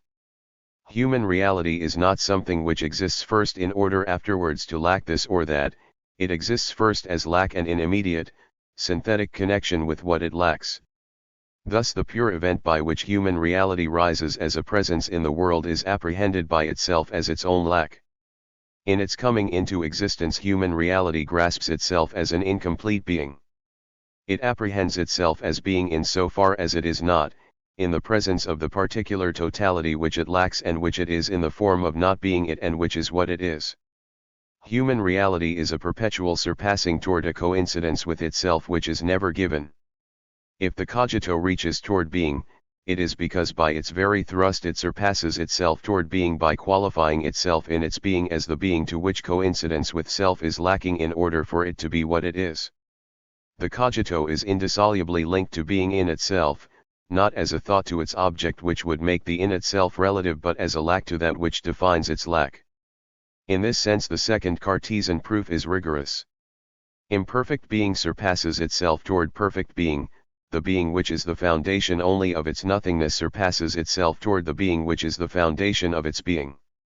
But the being toward which human reality surpasses itself is not a transcendent God, it is at the heart of human reality, it is only human reality itself as totality. This totality is not the pure and simple contingent in itself of the transcendent. If what consciousness apprehends as the being toward which it surpasses itself were the pure in itself, it would coincide with the annihilation of consciousness. But consciousness does not surpass itself toward its annihilation, it does not want to lose itself in the in itself of identity at the limit of its surpassing. It is for the for itself as such that the for itself lays claim to being in itself. Thus this perpetually absent being which haunts the for itself is itself fixed in the in itself. It is the impossible synthesis of the for itself and the in itself, it would be its own foundation not as nothingness but as being and would preserve within it the necessary translucency of consciousness along with the coincidence with itself of being in itself. It would preserve in it that turning back upon the self which conditions every necessity and every foundation. But this return to the self would be without distance, it would not be presence to itself, but identity with itself. In short, this being would be exactly the self which we have shown can exist only as a perpetually evanescent relation, but it would be the self as substantial being. Thus human reality arises as such in the presence of its own totality or self as a lack of that totality. And this totality cannot be given by nature, since it combines in itself the incompatible characteristics of the in itself and the for itself. Let no one reproach us with capriciously inventing a being of this kind, when by a further movement of thought the being and absolute absence of this totality are hypostasized as transcendence beyond the world, it takes on the name of God. Is not God a being who is what he is in that he is all positivity and the foundation of the world and at the same time a being who is not what he is and who is what he is not in that he is self-consciousness and the necessary foundation of himself? The being of human reality is suffering because it rises in being as perpetually haunted by a totality which it is without being able to be it, precisely because it could not attain the in itself without losing itself as for itself. Human reality therefore is by nature an unhappy consciousness with no possibility of surpassing its unhappy state. But what exactly is the nature of this being toward which unhappy consciousness surpasses itself? Shall we say that it does not exist? Those contradictions which we discovered in it prove only that it cannot be realized. Nothing can hold out against this self-evident truth. Consciousness can exist only as engaged in this being which surrounds it on all sides and which paralyzes it with its phantom presence. Shall we say that it is a being relative to consciousness? This would be to confuse it with the object of a thesis. This being is not posited through and before consciousness. There is no consciousness of this being since it haunts nonthetic self-consciousness. It points to consciousness as the meaning of its being and yet consciousness is no more conscious of it than of itself. Still it cannot escape from consciousness, but inasmuch as consciousness enjoys being a consciousness, of, being, this being is there. Consciousness does not confer meaning on this being as it does for this inkwell or this pencil, but without this being, which it is in the form of not being it, consciousness would not be consciousness, i.e., lack. On the contrary, consciousness derives for itself its meaning as consciousness from this being. This being comes into the world along with consciousness, at once in its heart and outside it, it is absolute transcendence in absolute immanence. It has no priority over consciousness, and consciousness has no priority over it. They form a dyad.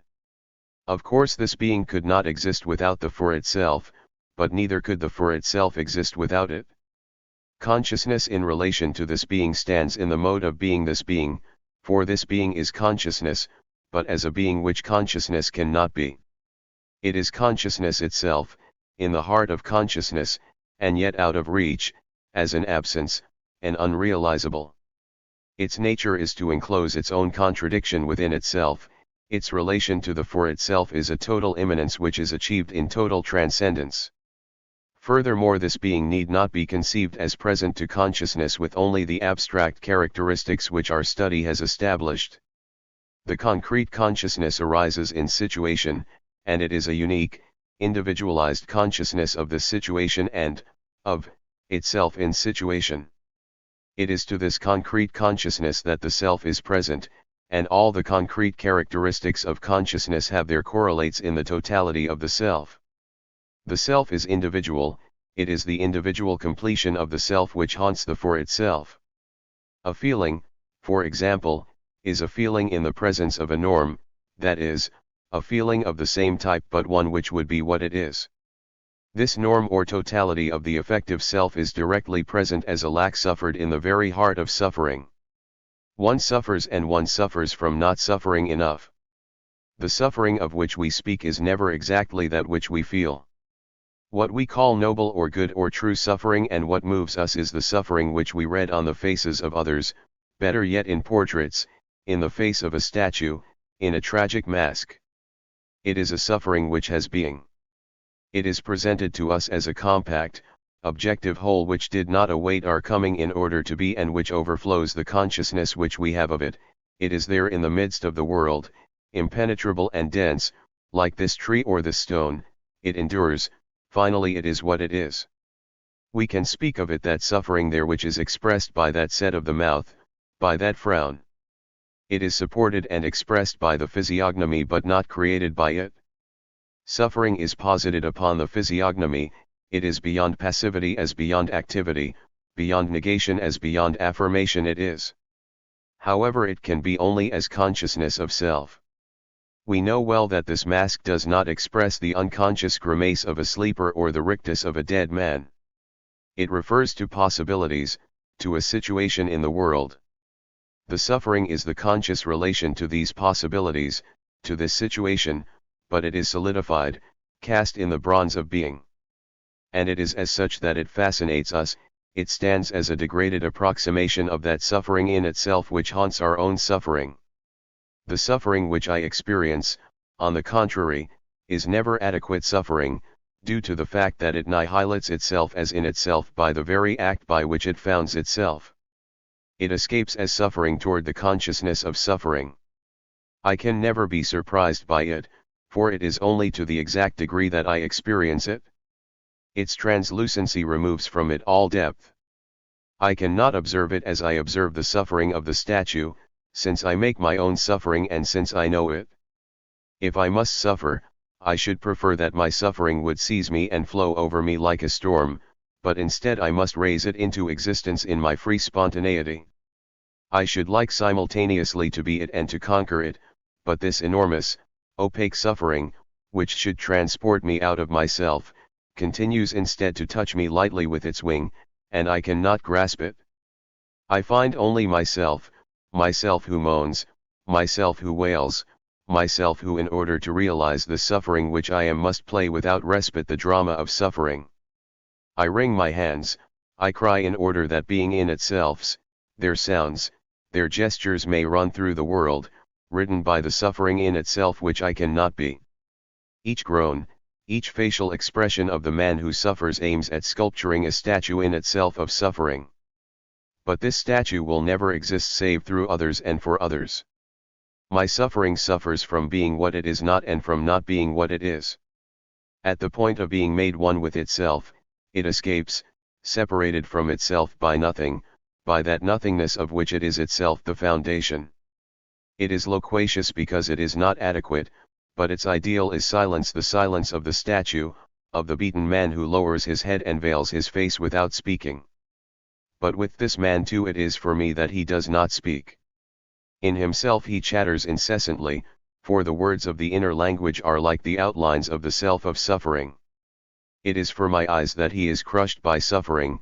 In himself he feels himself responsible for that grief which he wills even while not wishing it and which he does not wish even while willing it, that grief which is haunted by a perpetual absence, the absence of the motionless, mute suffering which is the self, the concrete, out of reach totality of the for itself which suffers, the for of human reality in suffering. We can see that my suffering never posits this suffering in itself which visits it. My real suffering is not an effort to reach to the self. But it can be suffering only as consciousness, of, not being enough suffering in the presence of that full and absent suffering. Now we can ascertain more exactly what is the being of the self. It is value. Value is affected with the double character, which moralists have very inadequately explained, of both being unconditionally and not being. Qua value indeed, value has being, but this normative existent does not have to be precisely as reality. Its being is to be value, that is, not to be being. Thus the being of value qua value is the being of what does not have being. Value then appears inapprehensible. To take it as being is to risk totally misunderstanding its unreality and to make of it, as sociologists do, a requirement of fact among other facts.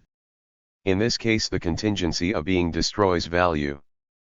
But conversely, if one looks only at the ideality of values, one is going to extract being from them, and then for lack of being, they dissolve. Of course, as Skeeler has shown, I can achieve an intuition of values in terms of concrete exemplifications. I can grasp nobility in a noble act.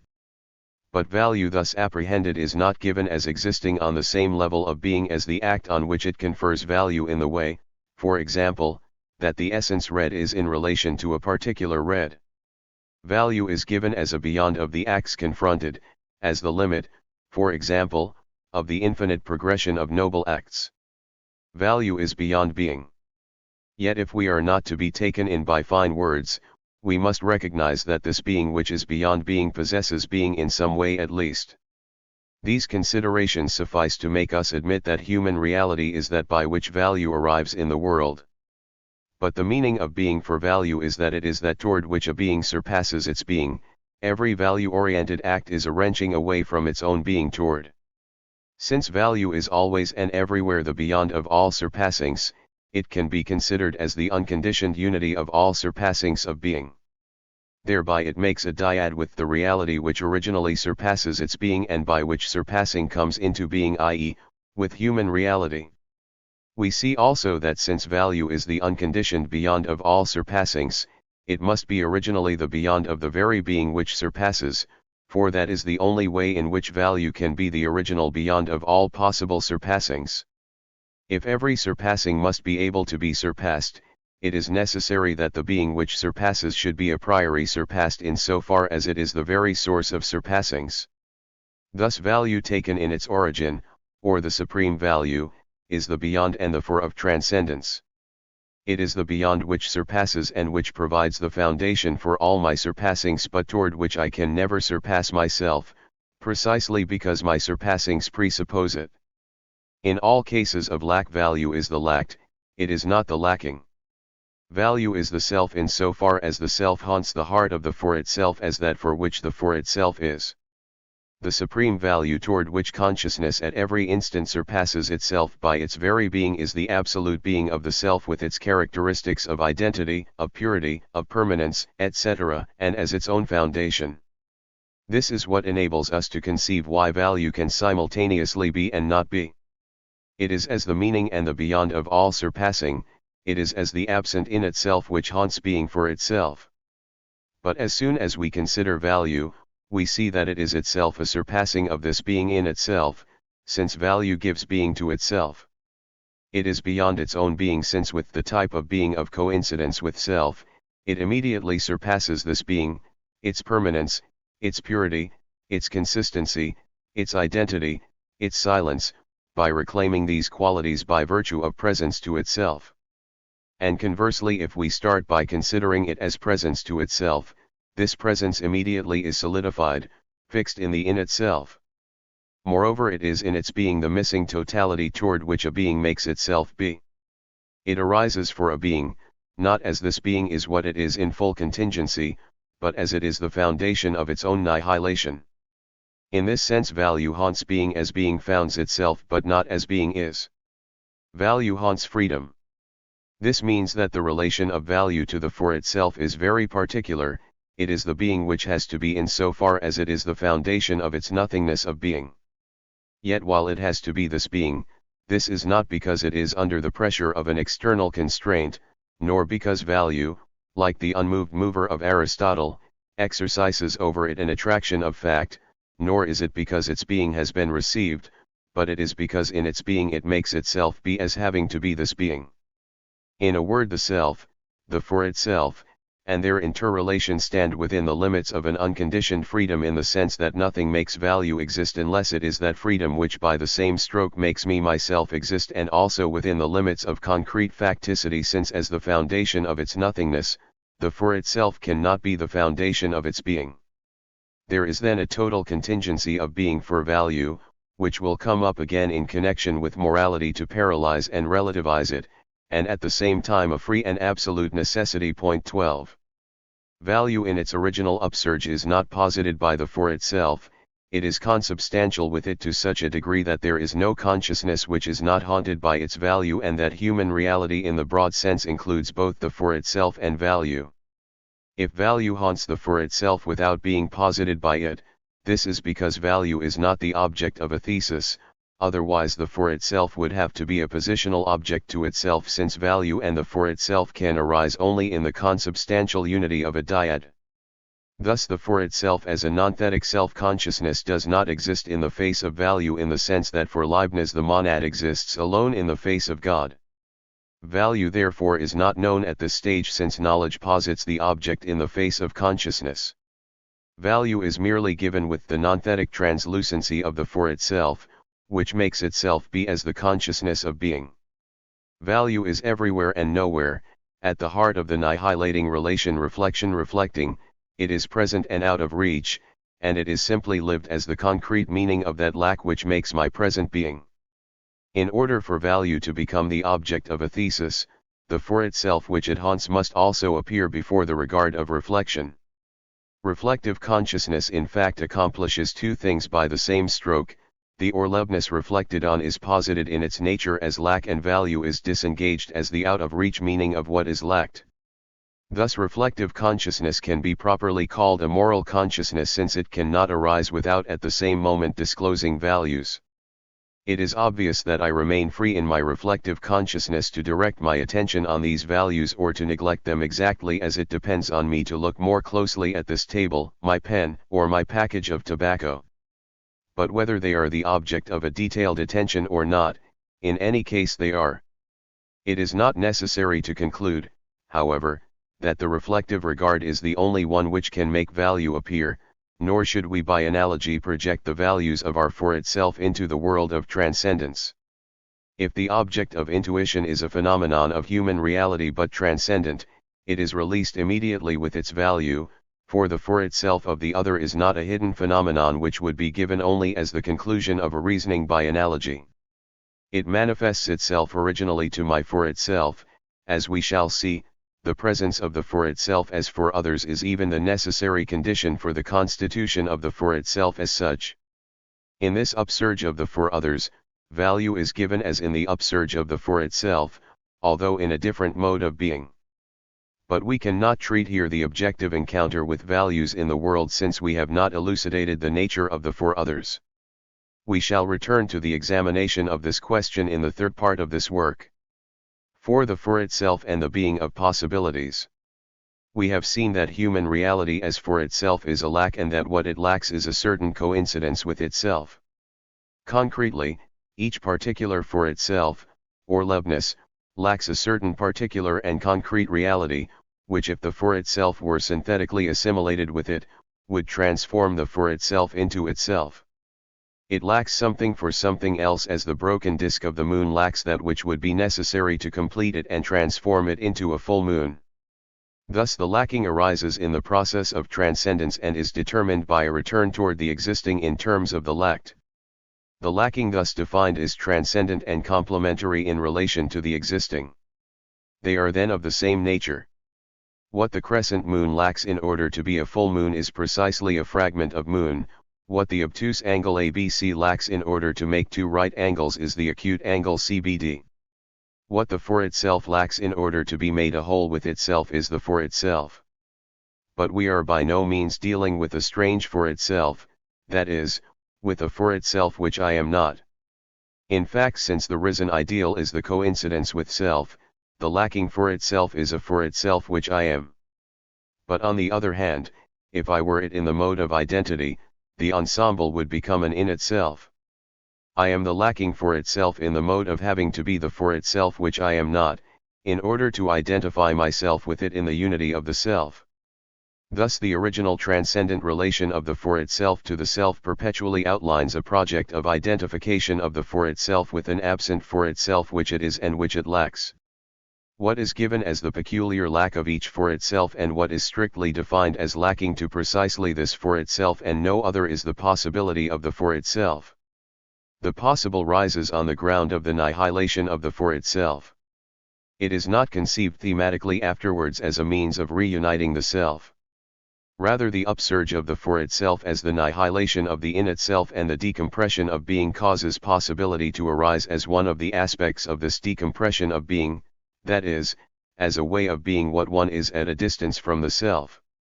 Thus the for itself cannot appear without being haunted by value and projected toward its own possibles.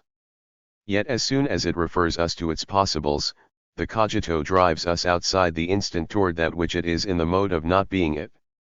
In order to understand better how human reality both is and is not its own possibilities, we must return to the notion of the possible and attempt to elucidate it. With the possible as with value there is the greatest difficulty in understanding its being, for it is given as prior to the being of which it is the pure possibility, and yet qua possible, at least, it necessarily must have being. Do we not say, it is possible that he may come? Since Leibniz the term possible is usually applied to an event which is not engaged in an existing causal series such that the event can be surely determined and which involves no contradiction either with itself or with the system under consideration. Thus to find the possible is possible only with regard to knowledge since we are not in a position either to affirm or to deny the possible confronted. Hence we may take two attitudes in the face of the possible. We can consider, as Spinoza did, that possibilities exist only in connection with our ignorance and that they disappear when our ignorance disappears. In this case the possible is only a subjective stage on the road to perfect knowledge, it has only the reality of a psychic mode, as confused or curtailed thought it has a concrete being but not as a property of the world. But it is also permissible, as Leibniz does, to make of the infinity of possibles objects of thought for the divine understanding and so confer on them a mode of absolute reality. This position reserves for the divine will the power to realize the best system among them.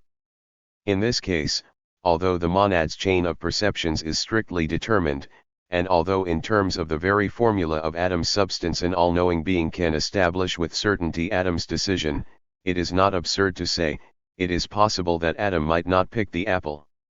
This means only that there exists by virtue of the thought of the divine understanding another system of co-possibles such that Adam figures there as having not eaten the fruit of the tree of knowledge. But is this conception so different from that of Spinoza? Actually the reality of the possible is uniquely that of the divine thought. This means that it has being as thought which has not been realized. Of course the idea of subjectivity has been here pushed to its limit, for we are dealing with a divine consciousness, not mine, and if we have at the outset made a point of confusing subjectivity and finitude, subjectivity disappears when the understanding becomes infinite. Yet the fact remains that the possible is a thought which is only thought. Leibniz himself seems to have wished to confer an autonomy and a sort of peculiar weight on possibilities, for several of the metaphysical fragments published by Couturat show us possibles organizing themselves into systems of co-possibles in which the fullest and richest tend by themselves to be realized. But there is here only a suggestion of such a doctrine, and Leibniz has not developed it, doubtless because he could not do so. To give possibles a tendency toward being means either that the possible is already in full being and that it has the same type of being in the sense that we grant to the bud a tendency to become a flower, or else that the possible in the bosom of the divine understanding is already an idea force and that the maximum of idea forces organized in a system automatically releases the divine will. But in the latter case we do not get out of the subjective. If then we define possible as non-contradictory, it can have being only as the thought of a being prior to the real world or prior to the pure consciousness of the world such as it is. In either case the possible loses its nature as possible and is reabsorbed in the subjective being of the representation. But this represented being of the possible cannot account for its nature, on the contrary it destroys its nature. In the everyday use which we make of the possible, we can in no way apprehend it either as an aspect of our ignorance or as a non-contradictory structure belonging to a world not realized and at the margin of this world. The possible appears to us as a property of beings. After glancing at the sky I state, it is possible that it may rain. I do not understand the possible here as meaning without contradiction with the present state of the sky. This possibility belongs to the sky as a threat, it represents a surpassing on the part of these clouds, which I perceive, toward rain. The clouds carry this surpassing within themselves, which means not that the surpassing will be realized but only that the structure of being of the cloud is a transcendence toward rain. The possibility here is given as belonging to a particular being for which it is a power.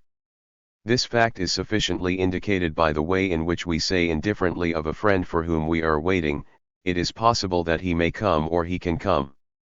Thus the possible cannot be reduced to a subjective reality. Neither is it prior to the real or to the true. It is a concrete property of already existing realities. In order for the rain to be possible, there must be clouds in the sky. To suppress being in order to establish the possible in its purity is an absurd attempt. The frequently cited passage from not being to being via possibility does not correspond to the real. To be sure, the possible state does not exist yet, but it is the possible state of a certain existent which sustains by its being the possibility and the non-being of its future state. Certainly we are running the risk of letting these few remarks lead us to the Aristotelian potentiality. This would be to fall from Charybdis to Scylla, to avoid the purely logical conception of possibility only to fall into a magical conception. Being in itself cannot be potentiality or have potentialities. In itself it is what it is in the absolute plenitude of its identity. The cloud is not potential rain, it is, in itself, a certain quantity of water vapor, which at a given temperature and under a given pressure is strictly what it is. The in itself is actuality. But we can conceive clearly enough how the scientific attitude in its attempt to dehumanize the world has encountered possibilities as potentialities and has got rid of them by making of them the pure subjective results of our logical calculation and of our ignorance. The first scientific step is correct. The possible comes into the world through human reality. These clouds can change into rain only if I surpass them towards the rain, just as the crescent moon lacks a portion of the disk only if I surpass the crescent towards the full moon. But was it necessary afterwards to make of the possible a simple given of our psychic subjectivity? Just as there can be lack in the world only if it comes to the world through a being which is its own lack, so there can be possibility in the world only if it comes through a being which is for itself in its own possibility. But to be exact, possibility cannot in essence coincide with the pure thought of possibilities. In fact, if possibility is not first given as an objective structure of beings or of a particular being, then thought, however we consider it, cannot enclose the possible within it as its thought content. If we consider possibles in the heart of the divine understanding as the content of the divine thought, beheld they become purely and simply concrete representations.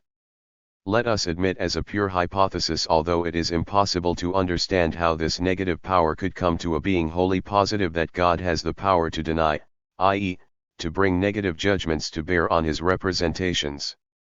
Even so, we cannot understand how he could transform these representations into possibles.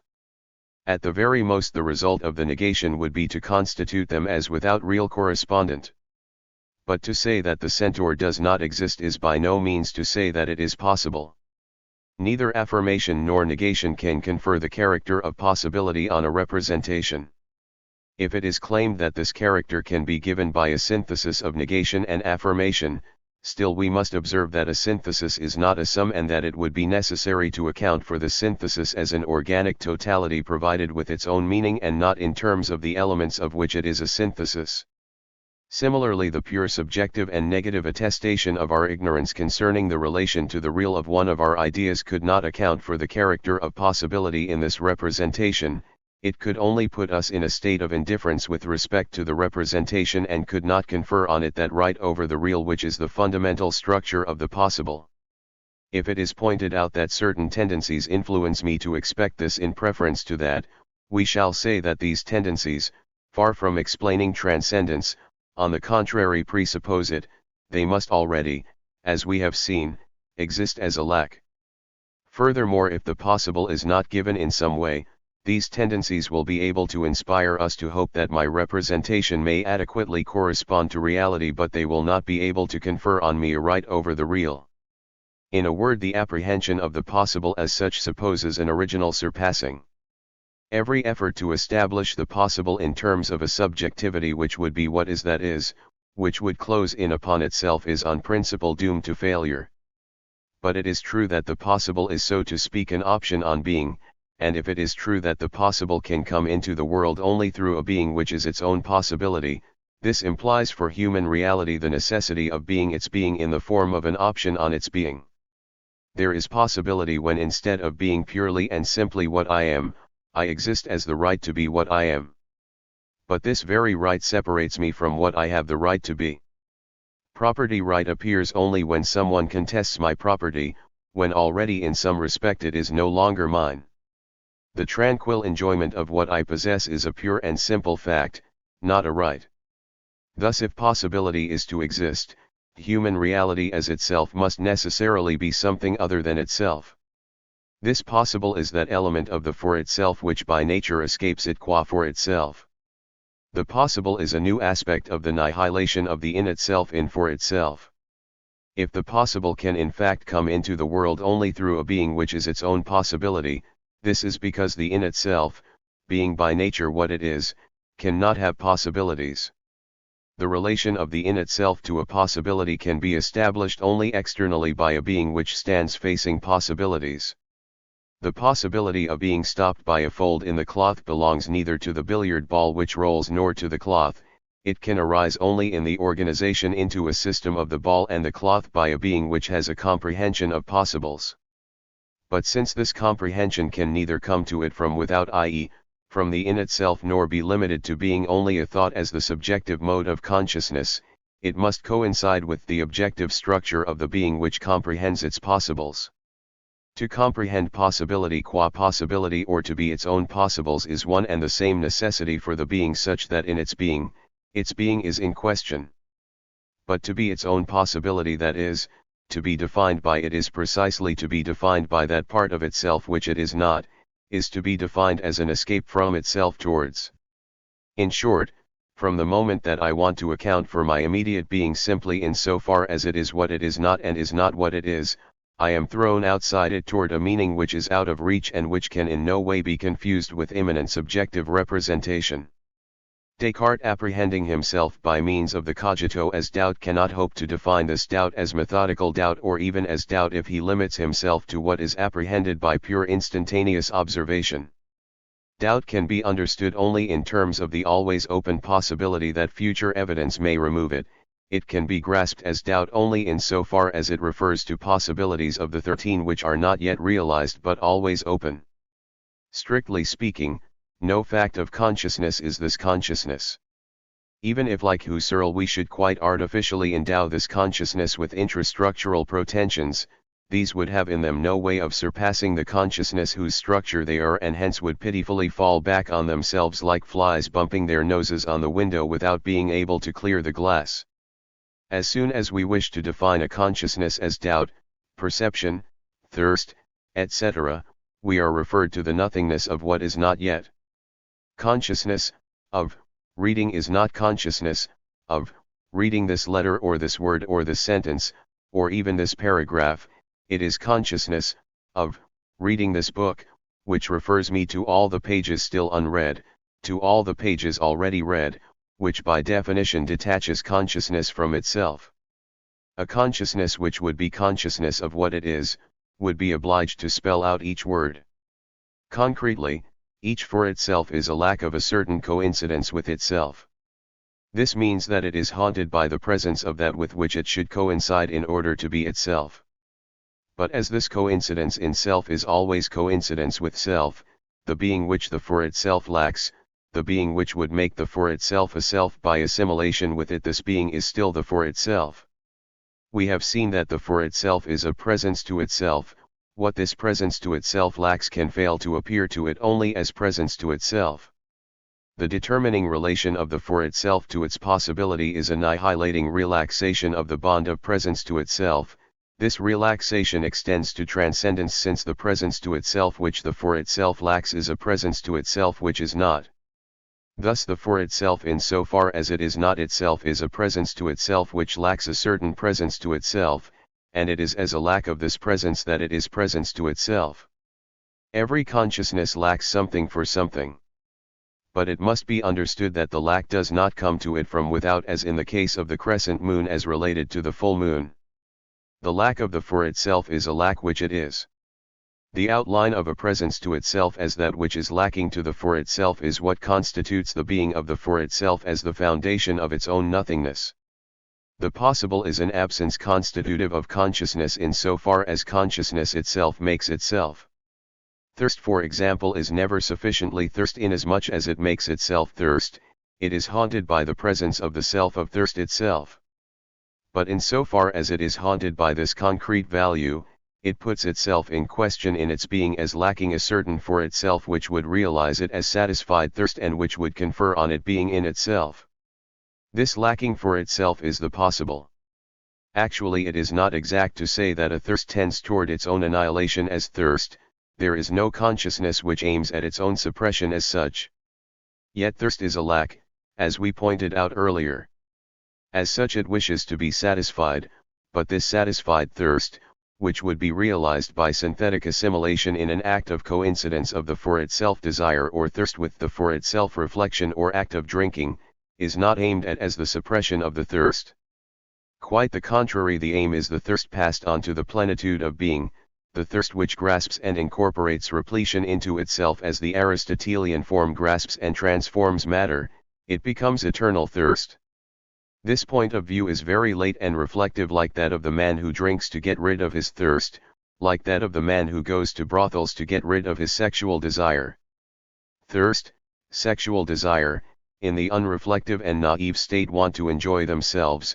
They seek that coincidence with self which is satisfaction, where thirst knows itself as thirst at the same time that the drinking satisfies it, when by the very fact of its fulfillment it loses its character as lack while making itself be thirst in and through the satisfaction. Thus Epicurus is right and wrong at the same time. In itself indeed desire is an emptiness. But no non-reflective project aims simply at suppressing this void. Desire by itself tends to perpetuate itself. Man clings ferociously to his desires. What desire wishes to be is a filled emptiness, but one which shapes its repletion as a mold shapes the bronze which has been poured inside it. The possible of the consciousness of thirst is the consciousness of drinking. We know moreover that coincidence with the self is impossible, for the for itself attained by the realization of the possible will make itself be as for itself, that is, with another horizon of possibilities. Hence the constant disappointment which accompanies repletion. The famous, "Is it only this?" which is not directed at the concrete pleasure which satisfaction gives, but at the evanescence of the coincidence with self. Thereby we catch a glimpse of the origin of temporality, since thirst is its possible at the same time that it is not its possible. This nothingness which separates human reality from itself is at the origin of time. But we shall come back to this.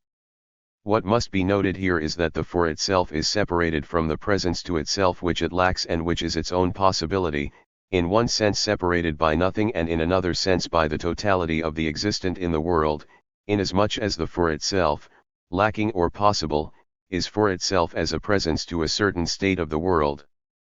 In this sense the being beyond which the for itself projects the coincidence with itself is the world or distance of infinite being beyond which man must be reunited with his possible. We shall use the expression circuit of selfness, circuit de ipsite, for the relation of the for itself with the possible which it is, and world for the totality of being in so far as it is traversed by the circuit of selfness. We are now in a position to elucidate the mode of being of the possible. The possible is the something which the for itself lacks in order to be itself. Consequently it is not appropriate to say that it is qua possible unless by being we are to understand the being of an existent which is made to be in so far as it is made not to be, or if you prefer, the appearance at a distance of what I am. The possible does not exist as a pure representation, not even as a denied one, but as a real lack of being which, qua lack, is beyond being. It has the being of a lack, and as lack, it lacks being. The possible is not, the possible is possibilized to the exact degree that the for itself makes itself be. The possible determines in schematic outline a location in the nothingness which the for itself is beyond itself. Naturally it is not at first thematically posited, it is outlined beyond the world and gives my present perception its meaning as this is apprehended in the world in the circuit of selfness. But neither is the possible ignored or unconscious, it outlines the limits of the nonthetic self-consciousness as a nonthetic consciousness.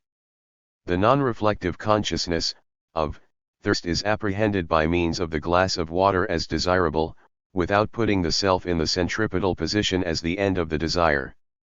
But the possible repletion appears as a non-positional correlate of the nonthetic self-consciousness on the horizon of the glass in the midst of the world. V. The self and the circuit of selfness. In an article in Recherches philosophiques I attempted to show that the ego does not belong to the domain of the for itself. 14 I shall not repeat here. Let us note only the reason for the transcendence of the ego. As a unifying pole of orlevness, the ego is in itself, not for itself. If it were of the nature of consciousness, in fact, it would be to itself its own foundation in the translucency of the immediate. But then we would have to say that is it what it is not, and that it is not what it is, and this is by no means the mode of being of the I. In fact, the consciousness which I have of the I never exhausts it, and consciousness is not what causes it to come into existence. The I is always given as having been there before consciousness, and at the same time as possessing depths which have to be revealed gradually. Thus the ego appears to consciousness as a transcendent in itself, as an existent in the human world, not as of the nature of consciousness. Yet we need not conclude that the for itself is a pure and simple impersonal contemplation. But the ego is far from being the personalizing pole of a consciousness which without it would remain in the impersonal stage. On the contrary, it is consciousness in its fundamental selfness which under certain conditions allows the appearance of the ego as the transcendent phenomenon of that selfness. As we have seen, it is actually impossible to say of the in itself that it is itself. It simply is. In this sense, some will say that the I, which they wrongly hold to be the inhabitant of consciousness, is the me of consciousness but not its own self. Thus through hypostasizing the being of the for itself which is reflected on and making it into an in itself, these writers fix and destroy the movement of reflection upon the self. Consciousness then would be a pure return to the ego as to itself, but the ego no longer refers to anything. The reflexive relation has been transformed into a simple centripetal relation, the center moreover, being a nucleus of opacity. We, on the contrary, have shown that the self on principle cannot inhabit consciousness. It is, if you like, the reason for the infinite movement by which the reflection refers to the reflecting and this again to the reflection. By definition it is an ideal, a limit. What makes it arise as a limit is the annihilating reality of the presence of being to being within the unity of being as a type of being. Thus from its first arising, consciousness by the pure annihilating movement of reflection makes itself personal, for what confers personal existence on a being is not the possession of an ego which is only the sign of the personality, but it is the fact that the being exists for itself as a presence to itself. Now this first reflective movement involves in addition a second or selfness. In selfness my possible is reflected on my consciousness and determines it as what it is. Selfness represents a degree of annihilation carried further than the pure presence to itself of the pre-reflective cogito, in the sense that the possible which I am is not pure presence to the for itself as reflection to reflecting, but that it is absent presence. Due to this fact the existence of reference as a structure of being in the for itself is still more clearly marked. The for itself is itself down there, beyond its grasp, in the far reaches of its possibilities. This free necessity of being down there what one is in the form of lack constitutes selfness, or the second aspect of the person. In fact, how can the person be defined if not as a free relation to himself? As for the world, i.e., the totality of beings as they exist within the compass of the circuit of selfness. This can be only what human reality surpasses toward itself. To borrow Heidegger's definition, the world is that in terms of which human reality makes known to itself what it is. 15 The possible which is my possible is a possible for itself and as such a presence to the in itself as consciousness of the in itself. What I seek in the face of the world is the coincidence with the for itself which I am and which is consciousness of the world. But this possible which is non-thetically an absent present to present consciousness is not present as an object of a positional consciousness, for in that case it would be reflected on. The satisfied thirst which haunts my actual thirst is not consciousness of thirst as a satisfied thirst, it is a thetic consciousness of itself drinking from a glass and a non-positional self-consciousness. It then causes itself to be transcended toward the glass of which it is conscious, and as a correlate of this possible non-thetic consciousness, the glass drunk from haunts the full glass as its possible and constitutes it as a glass to be drunk from. Thus the world by nature is mine insofar as it is the correlative in itself of nothingness, that is, of the necessary obstacle beyond which I find myself as that which I am in the form of having to be it. Without the world there is no selfness, no person; without selfness, without the person, there is no world. But the world's belonging to the person is never posited on the level of the pre-reflective cogito. It would be absurd to say that the world as it is known as mine. Yet this quality of mineness in the world is a fugitive structure, always present, a structure which I live. The world is mine because it is haunted by possibles, and the consciousness of each of these is a possible self-consciousness which I am. It is these possibles as such which give the world its unity and its meaning as the world. The examination of negating conduct and of bad faith has enabled us to approach the ontological study of the cogito, and the being of the cogito has appeared to us as being for itself. This being, under our observation, has been transcended toward value and possibilities. We have not been able to keep it within the substantial limits of the instantaneity of the Cartesian cogito. But precisely for this reason, we cannot be content with the results which we have just obtained. If the cogito refuses instantaneity and if it is transcended toward its possibles, this can happen only within a temporal surpassing. It is in time that the for itself is its own possibilities in the mode of not being. It is in time that my possibilities appear on the horizon of the world which they make mine. If, then, human reality is itself apprehended as temporal, and if the meaning of its transcendence is its temporality, we cannot hope to elucidate the being of the for itself until we have described and determined the significance of the temporal. Only then shall we be able to approach the study of the problem which concerns us, that of the original relation of consciousness to being. Chapter 2. Temporality. Phenomenology of the three temporal dimensions. Temporality is evidently an organized structure. The three so-called elements of time, past, present, and future, should not be considered as a collection of givens for us to sum up, for example, as an infinite series of nows in which some are not yet and others are no longer, but rather as the structured moments of an original synthesis. Otherwise we will immediately meet with this paradox: the past is no longer, the future is not yet. As for the instantaneous present, everyone knows that this does not exist at all but is the limit of an infinite division, like a point without dimension. Thus the whole series is annihilated, and doubly so since the future now, for example, is a nothingness qua future and will be realized in nothingness when it passes on to the state of a present now. The only possible method by which to study temporality is to approach it as a totality which dominates its secondary structures and which confers on them their meaning. We will never lose sight of this fact. Nevertheless, we cannot launch into an examination of the being of time without a preliminary clarification of the too often obscure meaning of the three dimensions by means of pre-ontological, phenomenological description. We must, however, consider this phenomenological description as merely a provisional work whose goal is only to enable us to attain an intuition of temporality as a whole. In particular, our description must enable us to see each dimension appear on the foundation of temporal totality without our ever forgetting the Unsubstantigkeit of that dimension. A. The past.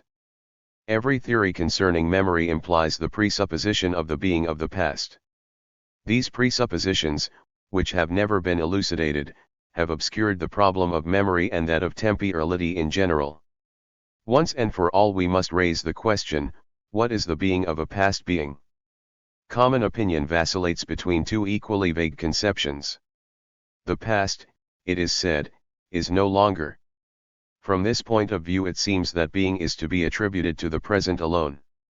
This ontological presupposition has engendered the famous theory of cerebral impressions. Since the past is no more, since it has melted away into nothingness, if the memory continues to exist, it must be by virtue of a present modification of our being. For example, this will be an imprint at present stamped on a group of cerebral cells. Thus everything is present, the body, the present perception, and the past as a present impression in the body. All is actuality, for the impression does not have a virtual existence qua memory, it is altogether an actual impression.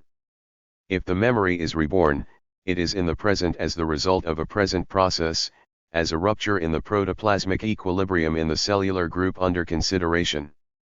Psychophysiological parallelism, which is instantaneous and extratemporal, is there to explain how this physiological process is the correlate of a phenomenon strictly psychic but equally present, the appearance of the memory image in consciousness. The more recent idea of an engram adds nothing except that it cloaks the theory in a pseudoscientific terminology. But if everything is present, how are we to explain the passivity of the memory, that is, the fact that in its intention a consciousness which remembers transcends the present in order to aim at the event back there where it was? I have shown elsewhere that there is no way of distinguishing the image from perception. If we begin by making the image a renascent perception. 1 We shall meet the same impossibilities here. But in addition we thus remove the method of distinguishing the memory from the image. Neither the feebleness of the memory, nor its pallor, nor its incompleteness, nor the contradictions it shows with the givens of perception can distinguish it from a fiction image, since it offers the same characteristics. Furthermore, since these characteristics are present qualities of the memory, they cannot enable us to get out of the present in order to direct ourselves toward the past. In vain will we invoke the memory's quality of belonging to me, its minus, following Claparède, or its intimacy, according to James. Either these characteristics manifest only a present atmosphere which envelopes the memory and then they remain present and refer to the present, or else they are already a relation to the past as such and then they presuppose what they must explain. Some scholars have believed they might easily get rid of the problem by reducing memory to an implied pattern of localization, and this to an ensemble of intellectual operations facilitated by the existence of social contexts of memory. No doubt these operations exist and ought to be the object of psychological investigation. But if the relation to the past is not given in some manner, these operations cannot create it. In a word, if we begin by isolating man on the instantaneous island of his present, and if all his modes of being as soon as they appear are destined by nature to a perpetual present, we have radically removed all methods of understanding his original relation to the past. We shall not succeed in constituting the dimension past out of elements borrowed exclusively from the present any more than geneticists have succeeded in constituting extension from unextended elements. Popular consciousness has so much trouble in refusing a real existence to the past that alongside the thesis just discussed it admits another conception equally unprecise, according to which the past would have a kind of honorary existence. Being past for an event would mean simply being retired, losing its efficacy without losing its being. Bergson's philosophy has made use of this idea. On going into the past, an event does not cease to be, it merely ceases to act and remains in its place at its date for eternity. In this way being has been restored to the past, and it is very well done. We even affirm that duration is a multiplicity of interpenetration and that the past is continually organized with the present. But for all that we have not provided any reason for this organization and this interpenetration, we have not explained how the past can be reborn to haunt us, in short to exist for us. If it is unconscious, as Bergson claims, and if the unconscious is inactive, how can it weave itself into the woof of our present consciousness? Would it have a force of its own? But then isn't this force present since it acts on the present? How does it emanate from the past as such? Shall we reverse the question, as Husserl does, and show in the present consciousness a game of retentions, which latch onto the consciousnesses of yesteryear, maintain them at their date, and prevent them from being annihilated? But if Husserl's cogito is first given as instantaneous, there is no way to get outside it. We saw in the preceding chapter how pretensions to batter in vain on the window panes of the present without shattering them. The same goes for retentions. Husserl for the length of his philosophical career was haunted by the idea of transcendence and surpassing. But the philosophical techniques at his disposal, in particular his idealist conception of existence, removed from him any way of accounting for that transcendence. His intentionality is only the caricature of it. Consciousness, as Husserl conceived it, cannot in reality transcend itself either toward the world or toward the future or toward the past. Thus we have gained nothing by conceding being to the past, for by the terms of this concession, the past must be for us as not being. Whether the past is, as Bergson and Husserl claim, or is not any longer, as Descartes claims, is hardly of any importance if we are to begin by cutting down all bridges between it and our present. In fact, if we confer a privilege on the present by making it a presence in the world, we must then attack the problem of the past in the perspective of intramundane being. People consider that we exist first as contemporary with this chair or this table, and they work out the meaning of the temporal by means of the world. But if we thus place ourselves in the midst of the world, we lose all possibility of distinguishing what no longer is from what is not. Someone may object that what no longer is must at least have been, whereas what is not has no connection of any kind with being. That is true. But the law of being of the intramundane instant, as we have seen, can be expressed by the simple words, being is, which indicate a massive plenitude of positivities where nothing which is not can be represented in any way whatsoever, not even by an impression, an emptiness, an appeal, or an hysteresis. Being which is wholly exhausts itself in being, it has nothing to do with what is not, or with what is no longer. No negation, whether radical or subdued in a no longer, can find a place in this absolute density. Hence the past can exist in its own way, but the bridges are cut. Being has not even forgotten its past, for forgetting would still be a form of connection. The past has slipped away from it like a dream. Descartes' concept and Bergson's can be dismissed side by side because they are both subject to the same objection. Whether it be a question of annihilating the past or of preserving for it the existence of a household god, these authors have considered its condition apart, isolating it from the present. Whatever may be their concept of consciousness, they have conferred on it the existence of the in itself, they have considered it as being what it is. There is no reason to wonder afterwards that they fail to reconnect the past to the present, for the present thus conceived will reject the past with all its strength. If they had considered the temporal phenomenon in its totality, they would have seen that my past is first of all mine, that is, that it exists as the function of a certain being which I am. The past is not nothing, neither is it the present, but at its very source it is bound to a certain present and to a certain future, to both of which it belongs. That minus of which Claparède speaks is not a subjective nuance which comes to shatter the memory, it is an ontological relation which unites the past to the present. My past never appears isolated in its pastness, it would be absurd even to imagine that it can exist as such. It is originally the past of this present. It is as such that it must be first elucidated. I write that Paul in 1920 was a student at the Polytechnic School. Who is it who was? Paul evidently, but what Paul? The young man of 1920? But the only tense of the verb to be which suits Paul considered in 1920 so far as the quality of being a Polytechnic student is attributed to him is the present. In so far as he was, we must say of him he is. If it is a Paul now become past who was a student at the Polytechnic School, all connection with the present is broken. The man who sustained that qualification, the subject, has remained back there with his attribute in 1920. If we want remembering to remain possible, we must on this hypothesis admit a recollecting synthesis which stems from the present in order to maintain the contact with the past. This is a synthesis impossible to conceive if it is not a mode of original being. Failing such a synthesis, we will have to abandon the past to its superb isolation. Moreover, what would such a division in the personality signify? Proust, of course, admits the successive plurality of the selves, but this concept, if we take it literally, makes us fall into those insurmountable difficulties which in their time the association school came up against. Someone perhaps will suggest the hypothesis of a permanence in change.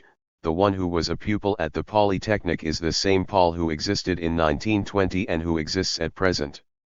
It is he then of whom, after having said, he is a pupil at Polytechnic, we say at present, he is a former student at the Polytechnic.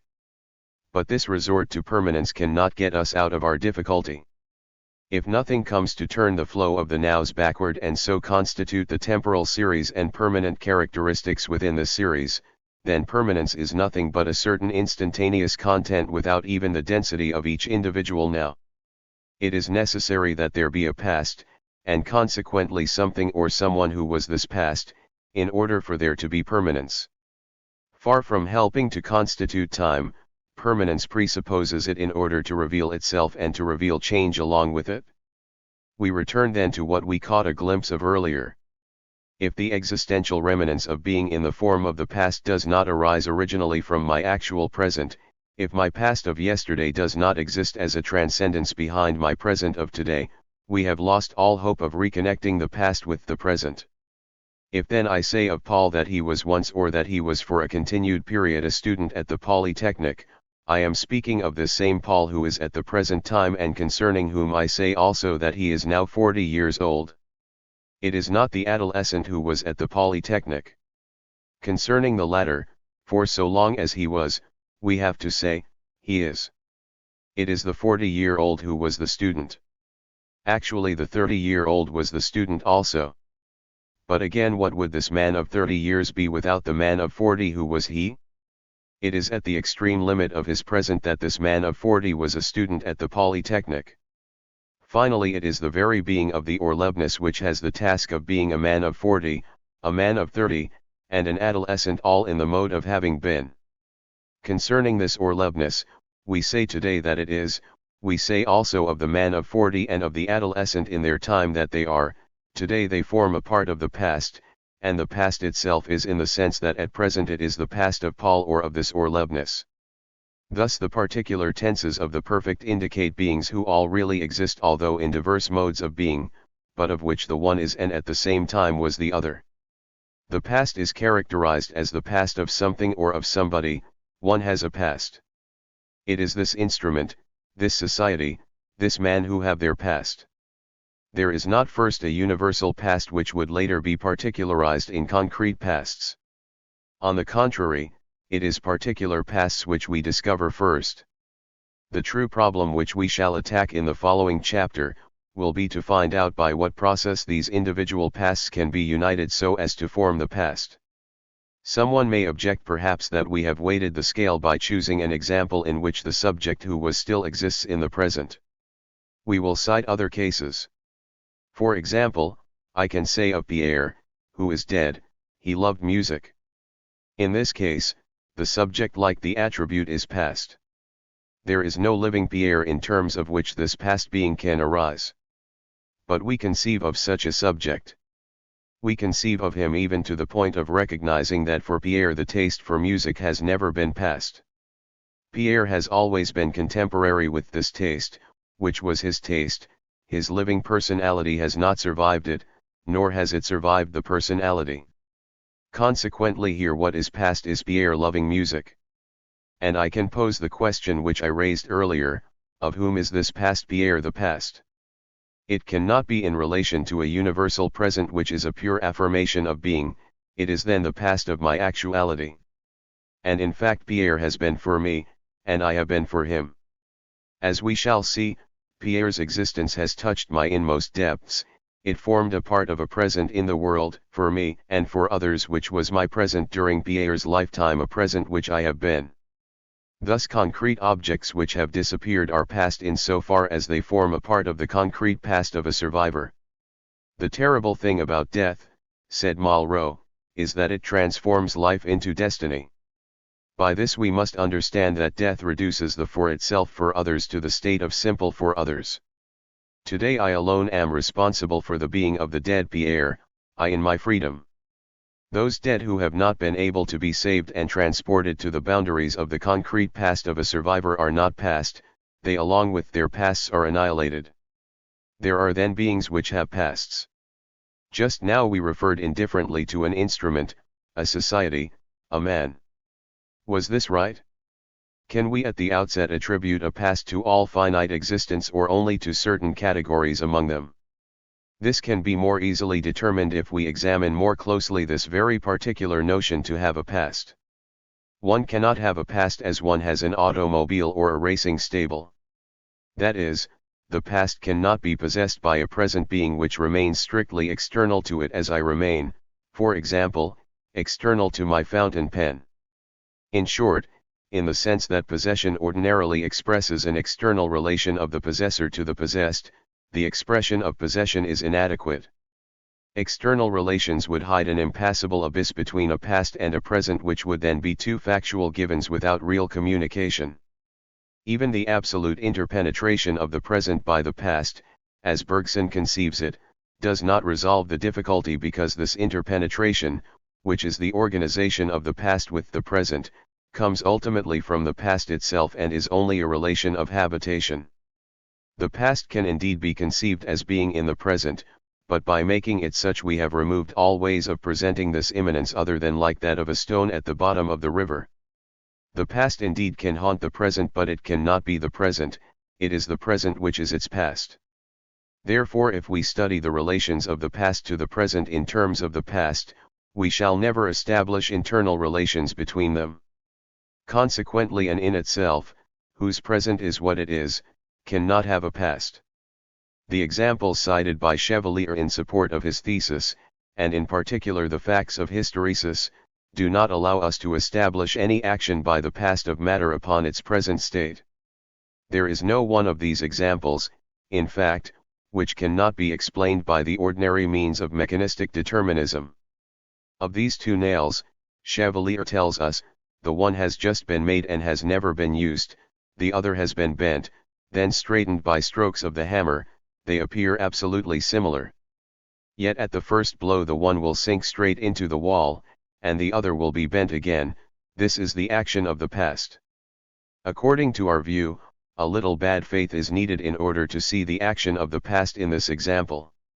In place of this unintelligible explanation in terms of being which here is density, we may easily substitute the only possible explanation. The external appearances of these nails are similar, but their present molecular structures perceptibly differ. The present molecular state is at each instant the strict result of the prior molecular state, which for the scientist certainly does not mean that there is a passage from one instant to the next within the permanence of the past but merely an irreversible relation between the contents of two instants of physical time. Similarly, to offer as proof of this permanence of the past the remnants of magnetization in a piece of soft iron is not to prove anything worthwhile. Here we are dealing with a phenomenon which outlives its cause, not with the subsistence of the cause qua cause in the past state. For a long time after the stone which pierced the water has fallen to the bottom of the sea, concentric waves still pass over its surface. Here nobody makes an appeal to some sort of action by the past to explain this phenomenon. The mechanism of it is almost visible. It does not seem that the facts of hysteresis or of remanence need any explanation of a different type. In fact it is very clear that the expression to have a past, which leads us to suppose a mode of possession in which the possessor can be passive and which as such can without violence be applied to matter, should be replaced by the expression to be its own past. There is a past only for a present which cannot exist without being its past back there, behind itself. That is, only those beings have a past which are such that in their being, their past being is in question, those beings who have to be their past. These observations enable us to refuse a priori to grant a past to the in itself, which does not mean, however, that we must confine it within the present. We shall not thus settle once and for all the question of the past of living beings. We shall only observe that if it were necessary, which is by no means certain, to grant a past to life, This could be done only after having proved that the being of life is such that it allows a past. In short, it would be necessary first to prove that living matter is something other than a physical chemical system. The opposite attempt, that of Chevalier, which consists in putting the strongest emphasis on the past as constitutive of originality in life, is completely void of meaning. For human reality alone, the existence of a past is manifest because it has been established that human reality has to be what it is. It is through the for itself that the past arrives in the world, because its I am is in the form of an I am me. What then is the meaning of was? We see first of all that it is transitive. If I say, Paul is fatigued, one might perhaps argue that the copula has an ontological value. One might perhaps want to see there only an indication of inherence. But when we say, Paul was fatigued, the essential meaning of the was leaps to our eyes. The present Paul is actually responsible for having had this fatigue in the past. If he were not sustaining this fatigue with his being, he would not even have forgotten that state. There would be rather a no longer being strictly identical with the not being. The fatigue would be lost. The present being therefore is the foundation of its own past, and it is the present's character as a foundation which the was manifests. But we are not to understand that the present founds the past in the mode of indifference and without being profoundly modified by it. Was means that the present being has to be in its being the foundation of its past while being itself this past. What does this mean? How can the present be the past? The crux of the question lies evidently in the term was, which, serving as intermediary between the present and the past, is itself neither wholly present nor wholly past. In fact, it can be neither the one nor the other, since in either case it would be contained inside the tense which would denote its being. The term was indicates the ontological leap from the present into the past and represents an original synthesis of these two temporal modes. What must we understand by the synthesis? I see first that the term was is a mode of being. In this sense I am my past. I do not have it, I am it. A remark made by someone concerning an act which I performed yesterday or a mood which I had does not leave me indifferent. I am hurt or flattered, I protest, or I let it pass. I am touched to the quick. I do not dissociate myself from my past. Of course, in time I can attempt this dissociation. I can declare that I am no longer what I was, argue that there has been a change, progress. But this is a matter of a secondary reaction which is given as such. To deny my solidarity of being with my past at this or that particular point is to affirm it for the whole of my life. At my limit, at that infinitesimal instant of my death, I shall be no more than my past. It alone will define me. This is what Sophocles wants to express in the Trachinii when he has Deianeirase. It is a proverb current for a long time among men that one cannot pass judgment on the life of mortals and say if it has been happy or unhappy, until their death. This is also the meaning of that sentence of Malraux which we quoted earlier. Death changes life into destiny.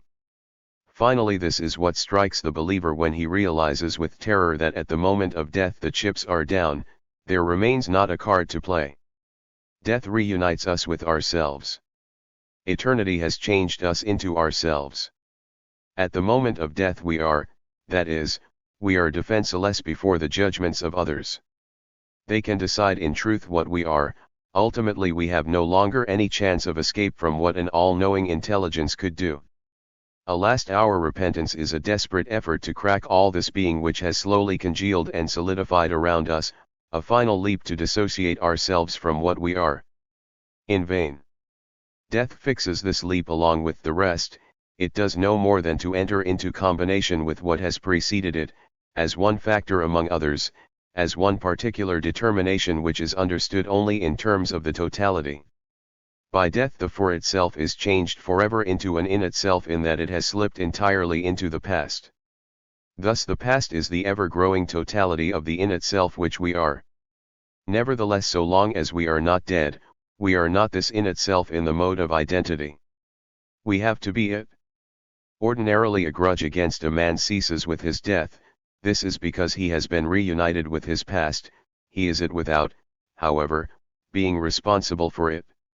So long as he lives, he is the object of my grudge, that is, I reproach him for his past not only in so far as he is it but in so far as he resums it at each instant and sustains it in being, in so far as he is responsible for it. It is not true that the grudge fixes the man in what he was, otherwise it would survive death. It is addressed to the living man who in his being is freely what he was. I am my past, and if I were not, my past would not exist any longer either for me or for anybody. It would no longer have any relation with the present. That certainly does not mean that it would not be, but only that its being would be undiscoverable. I am the one by whom my past arrives in this world. But it must be understood that I do not give being to it. In other words, it does not exist as my representation. It is not because I represent my past that it exists. But it is because I am my past that it enters into the world, and it is in terms of its being in the world that I can, by applying a particular psychological process, represent it to myself. The past is what I have to be, and yet its nature is different from that of my possibles. The possible, which also I have to be, remains as my concrete possible, that whose opposite is equally possible although to a less degree. The past, on the contrary, is that which is without possibility of any sort. It is that which has consumed its possibilities.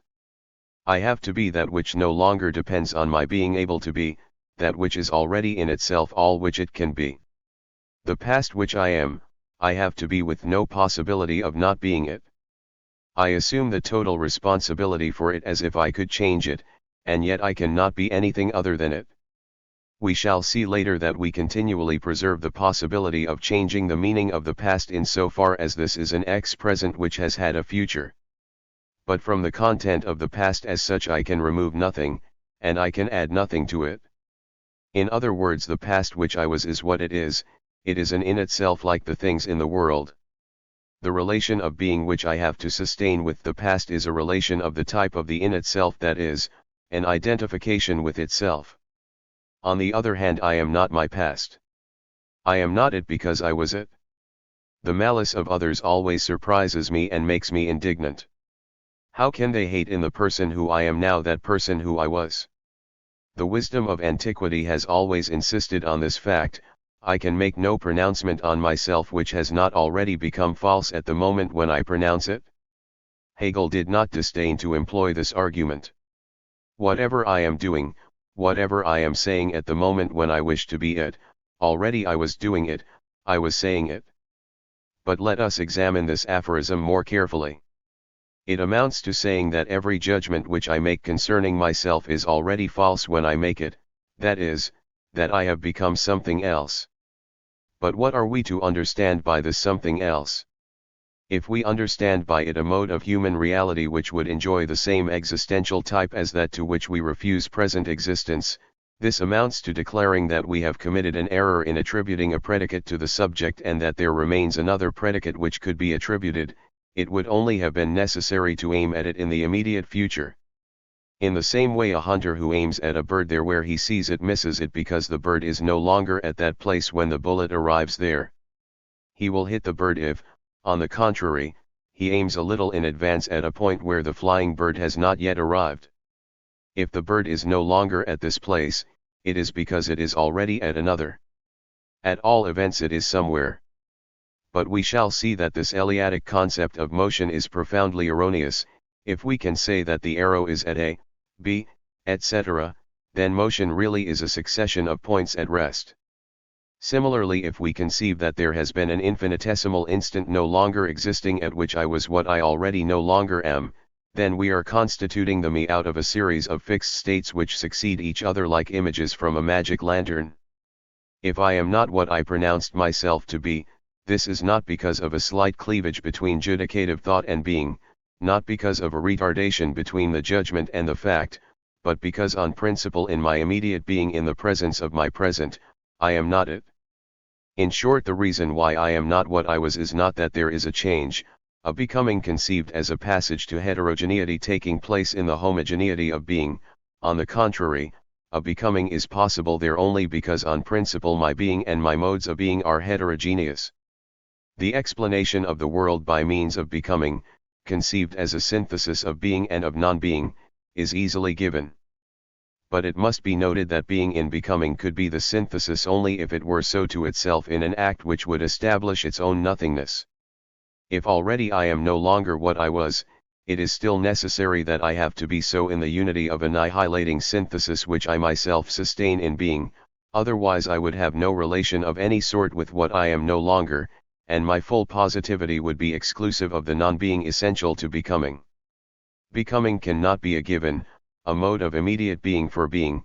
If we conceive of such a being, then being and non-being would be only juxtaposed in its heart, and no imposed or external structure could melt them into each other.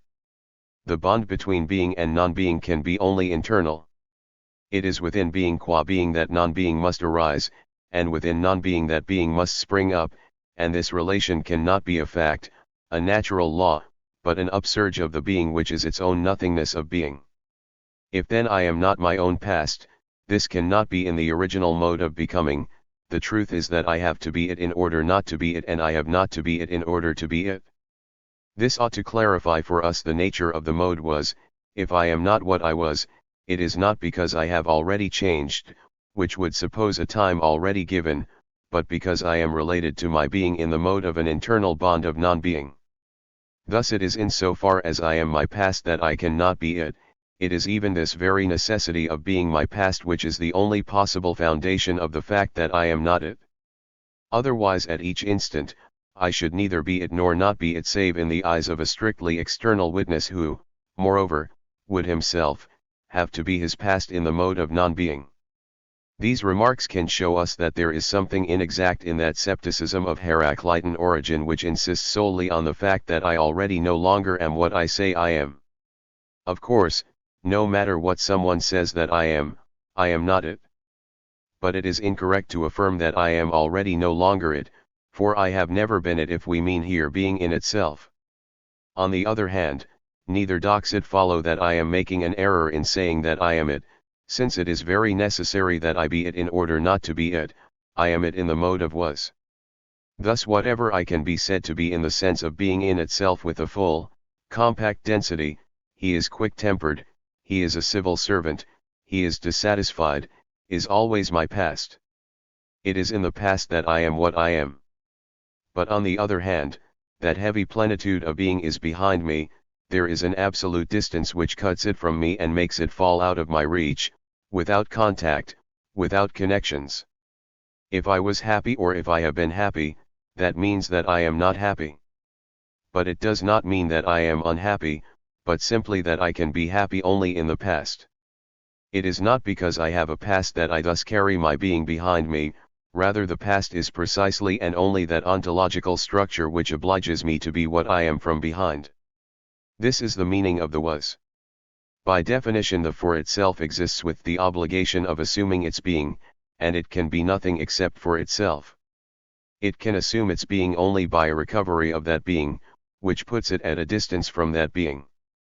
By the very affirmation that I am in the mode of the in itself, I escape that affirmation, for in its very nature it implies a negation. Thus the for itself is always beyond that which it is by the very fact that it is it for itself and that it has to be it. But at the same time the being which lives behind it is indeed its being, and not another being. Thus we understand the meaning of the was, which merely characterizes the type of being of the for itself, i.e., the relation of the for itself to its being. The past is the in itself which I am, but I am this in itself as surpassed. It remains for us to study the specific way in which the for itself was its own past. Now we know that the for itself appears in the original act by which the in itself annihilates itself in order to found itself. The for itself is its own foundation in so far as it makes itself the failure of the in itself to be its own foundation. But for all that the for itself has not succeeded in freeing itself from the in itself. The surpassed in itself lives on and haunts the for itself as its original contingency.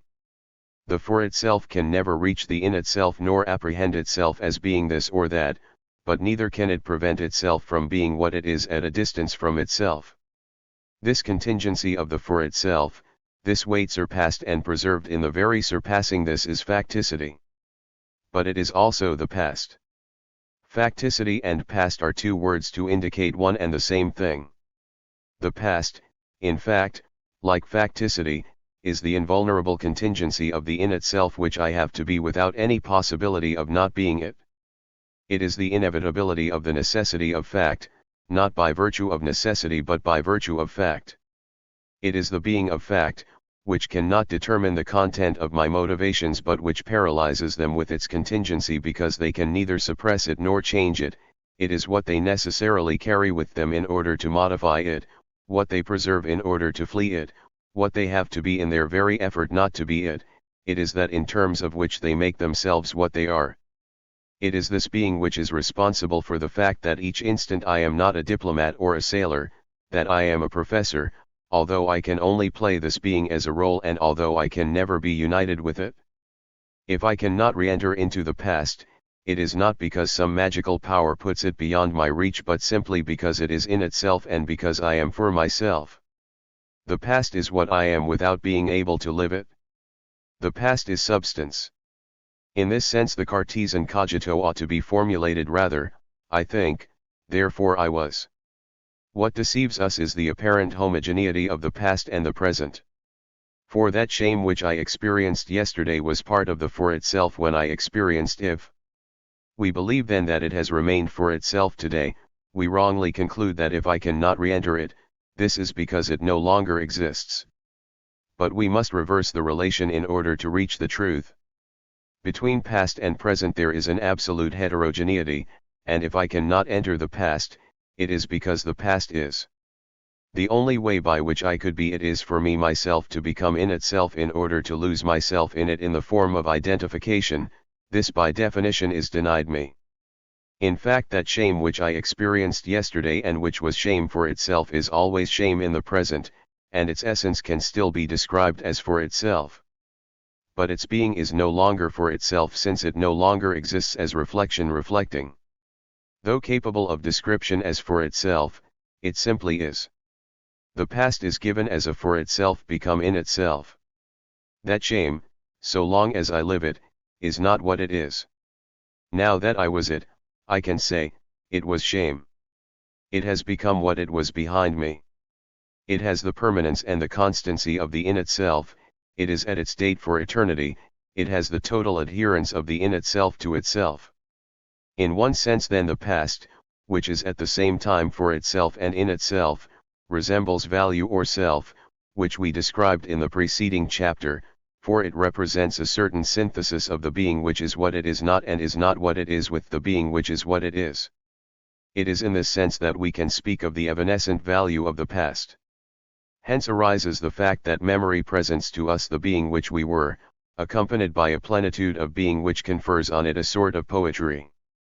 That grief which we had although fixed in the past does not cease to present the meaning of a for itself, and yet it exists in itself with the silent fixity of the grief of another, of the grief of a statue. It no longer needs to appear before itself in order to make itself exist. On the contrary, it is its character of for itself, far from being the mode of being of its being, it becomes simply one way of being, a quality. Psychologists, because they contemplated the psychic state in the past, have claimed that consciousness was a quality which could affect the psychic state or not without modifying it in its being. The past psychic first is, and then it is for itself, just as Pierre is blonde, as that tree is an oak. But precisely for this reason the past which resembles value is not value. In value the for itself becomes itself by surpassing and by founding its being. There is a recovery of the in itself by the self. As a result, the contingency of being gives way to necessity. The past on the contrary is at the start in itself. The for itself is sustained in being by the in itself, its raison d'être is no longer being for itself. It has become in itself, and as a result it appears to us in its pure contingency. There is no reason for our past to be this or that. It appears in the totality of its series as the pure fact for which we must account qua fact, as the gratuitous. In short, it is value reversed, the for itself recovered by the in itself and fixed by it, penetrated and blinded by the full density of the in itself, thickened by the in itself to the point of no longer being able to exist as a reflection for the reflecting nor as the reflecting for the reflection, but simply as an in itself indication of the dyad reflecting reflection. This is why the past can, if need be the object aimed at by a for itself which wants to realize value and flee the anguish which comes to it from the perpetual absence of the self. But in essence it is radically distinct from value, it is precisely the indicative from which no imperative can be deduced, it is the unique fact for each for itself, the contingent and unalterable fact which I was.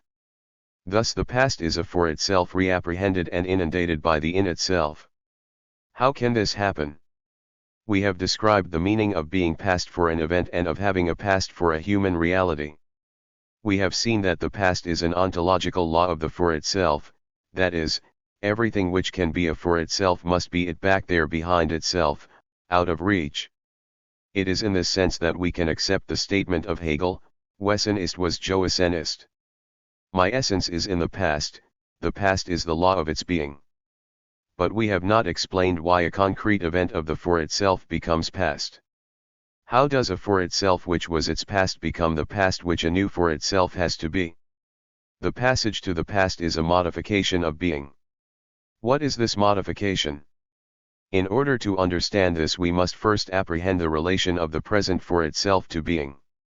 Thus as we might have foreseen, the study of the past refers us to that of the present. B. The present. In contrast to the past which is in itself, the present is for itself.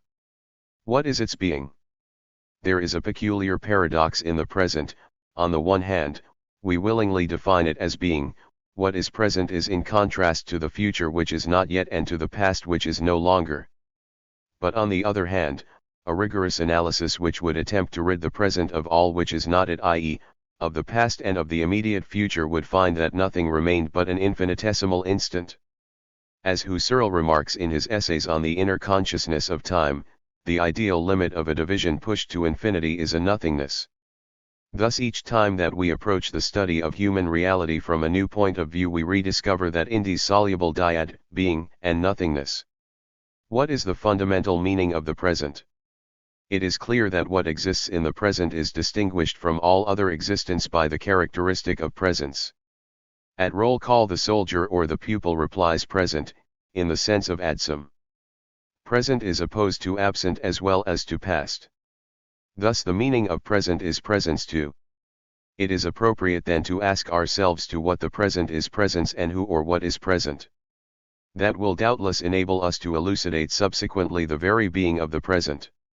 My present is to be present. Present to what? To this table, to this room, to Paris, to the world, in short to being in itself. But can we say conversely that being in itself is present to me and to the being in itself which it is not? If that were so, the present would be a reciprocal relation of presences. But it is easy to see that it is nothing of the sort. Presence to is an internal relation between the being which is present and the beings to which it is present. In any case it cannot be a matter of a simple external relation of contiguity. Presence to indicates existence outside oneself near to. Anything which can be present to must be such in its being that there is in it a relation of being with other beings. I can be present to this chair only if I am united to it in an ontological relation of synthesis, only if I am there in the being of the chair as not being the chair. A being which is present to cannot be at rest in itself, the in itself cannot be present any more than it can be past. It simply is. There can be no question of any kind of simultaneity between one in itself and another in itself except from the point of view of a being which would be co-present with two in itselfs and which would have in it the power of presence. The present therefore can be only the presence of the for itself to being in itself. And this presence cannot be the effect of an accident, of a concomitance, on the contrary it is presupposed by all concomitants, and it must be an ontological structure of the for itself.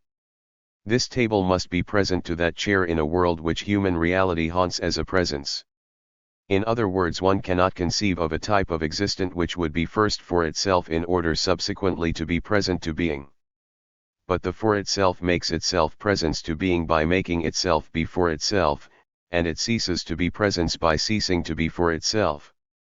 The for itself is defined as presence to being. To what being does the for itself make itself presence? The answer is clear, the for itself is presence to all of being in itself. Or rather, the presence of the for itself is what makes being in itself exist as a totality. For by this very mode of presence to being qua being, every possibility is removed whereby the for itself might be more present to one privileged being than to all other beings.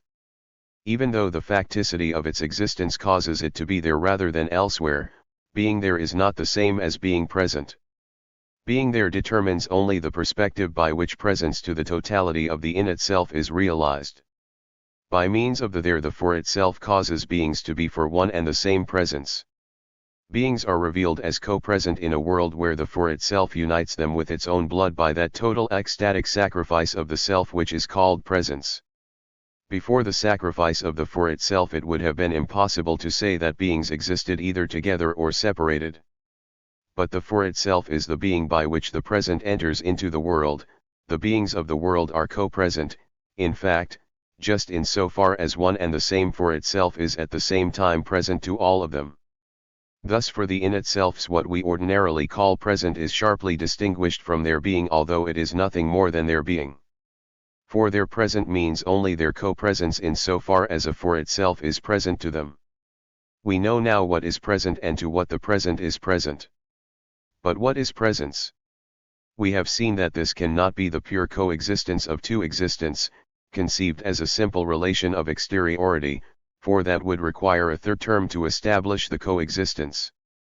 This third term exists in the case of the coexistence of things in the midst of the world. It is the for itself which establishes this coexistence by making itself co-present to all. But in the case of the presence of the for itself to being in itself, there cannot be a third term. No witness, not even God, could establish that presence. Even the for itself can know it only if the presence already is.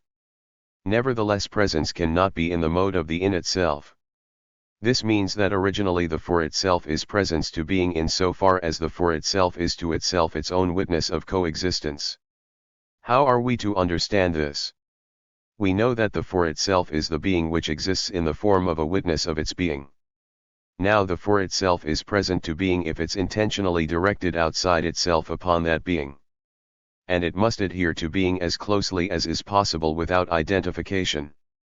This adherence, as we shall see in the next chapter, is realistic, due to the fact that the for itself realizes its birth in an original bond with being. It is a witness to itself of itself as not being that being. Due to this fact, it is outside that being, upon being, and within being as not being that being. In addition, we can deduce the following conclusions as to the meaning of presence. Presence to a being implies that one is bound to that being by an internal bond, otherwise no connection between present and being would be possible. But this internal bond is a negative bond and denies, as related to the present being, that one is the being to which one is present.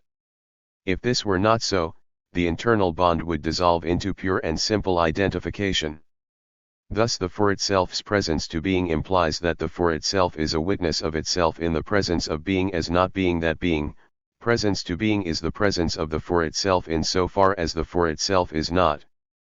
For the negation rests not on a difference in mode of being which would distinguish the for itself from being, but on a difference of being. This can be expressed briefly by saying that the present is not. What is meant by this non-being of the present and of the for itself? To grasp this, we must return to the for itself, to its mode of existing, and outline briefly a description of its ontological relation to being. Concerning the for itself as such, we should never say, it is, in the sense that we say, for example, it is 9 o'clock, that is, in the sense of the total equivalence of being with itself, which posits and suppresses the self and which gives the external aspect of passivity. For the for itself has the existence of an appearance coupled with a witness of a reflection, which refers to a reflecting without there being any object of which the reflection would be the reflection. The for itself does not have being because its being is always at a distance. Its being is there in the reflecting. If you consider appearance, which is appearance or reflection only for the reflecting, it is there in the reflection if you consider the reflecting, which is no longer in itself anything more than a pure function of reflecting this reflection. Furthermore, in itself the for itself is not being, for it makes itself be explicitly for itself as not being being. It is consciousness of as the internal negation of. The structure at the basis of intentionality and of selfness is the negation, which is the internal relation of the for itself to the thing. The for itself constitutes itself outside in terms of the thing as the negation of that thing, thus its first relation with being in itself is negation. It is in the mode of the for itself, that is, as a separated existent inasmuch as it reveals itself as not being being. It doubly escapes being, by an internal disintegration and by express negation. The present is precisely this negation of being, this escape from being inasmuch as being is there as that from which one escapes. The for itself is present to being in the form of flight, the present is a perpetual flight in the face of being. Thus we have precisely defined the fundamental meaning of the present is not. The present instant emanates from a realistic and refeeing conception of the for itself. It is this conception which leads us to denote the for itself according to the mode of that which is and that to which it is present, for example, of that hand on the face of the clock. In this sense it would be absurd to say that it is 9 o'clock for the for itself, but the for itself can be present to a hand pointed at 9 o'clock. What we falsely call the present is the being to which the present is presence. It is impossible to grasp the present in the form of an instant, for the instant would be the moment when the present is. But the present is not, it makes itself present in the form of flight. But the present is not only the for itself's non-being making itself present. As for itself it has its being outside of it, before and behind. Behind, it was its past, and before, it will be its future. It is a flight outside of co-present being and from the being which it was toward the being which it will be. At present it is not what it is, past, and it is what it is not, future. Here then we are referred to the future. See the future. Let us note first that the in itself can neither be future nor contain a part of the future. The full moon is future only when I regard this crescent moon as in the world which is revealed to human reality. It is only by human reality that the future arrives in the world. In itself this quarter of the moon is what it is. Nothing in it is potentiality. It is actuality. The future, like the past, does not exist as a phenomenon of that original temporality of being in itself. The future of the in itself, if it existed, would exist in itself, cut off from being like the past. Even if we should admit with Laplace a total determinism which allowed us to foresee a future state, still it would be necessary that this future circumstance be outlined on a preliminary revelation of the future as such, on a being to come of the world, or else time is an illusion and chronology disguises a strictly logical order of deducibility. If the future is pre-outlined on the horizon of the world, this can be only by a being which is its own future, that is, which is to come for itself, whose being is constituted by a coming to itself of its own being. Here again we discover ecstatic structures analogous to those which we have described for the past. Only a being which has to be its being instead of simply being it can have a future. But what exactly is meant by being its future? And what type of being does the future possess? We must abandon at the start the idea that the future exists as representation. For in the first place the future is seldom represented. When it is, then as Heidegger says, it is thematized and ceases to be my future in order to become the indifferent object of my representation. Finally, if it were represented, it could not be the content of my representation, for content, if there were any, would have to be present. Someone may say that this present content will be animated by a futurizing intention. That does not make sense. Even if that intention existed, either it would itself of necessity be present and then the problem of the future is not capable of any solution, or else the intention transcends the present in the future, and then the being of this intention is to come, and it is necessary to recognize in the future a being different from the simple percipi. Moreover, if the for itself were limited within its present, how could it represent the future to itself? How could it have either knowledge of it or presentiment? No fabricated idea could furnish an equivalent for it. Once we have confined the present to the present, it is evident that we will never get out of it. It would be of no use to describe the present as pregnant with the future. Either this expression means nothing, or it denotes an actual efficacy in the present, or it indicates the law of being of the for itself as that which is its future to itself, and in this last case it only points out what must be described and explained. The for itself cannot be pregnant with the future nor expectant of the future, nor can it be a knowledge of the future except on the basis of an original and prejudicative relation of itself to itself. We cannot conceive for the for itself the slightest possibility of a thematic foresight, not even that of determined states in a scientific universe, unless it is the being which comes to itself in terms of the future, the being which makes itself exist as having its being outside itself in the future. Let us take a simple example. This position which I quickly assume on the tennis court has meaning only through the movement which I shall make immediately afterward with my racket in order to return the ball over the net. But I am not obeying the clear representation of the future motion nor the firm will to accomplish it. Representations and volitions are idols invented by the psychologists. It is the future motion which, without even being thematically posited, hovers in the background of the positions which I adopt, so as to clarify them, to link them, and to modify them. At one throw, as I am there on the court and returning the ball, I exist first as a lack to myself, and the intermediary positions which I adopt are only ways of uniting myself with that future state so as to merge with it. Each position has meaning only through that future state.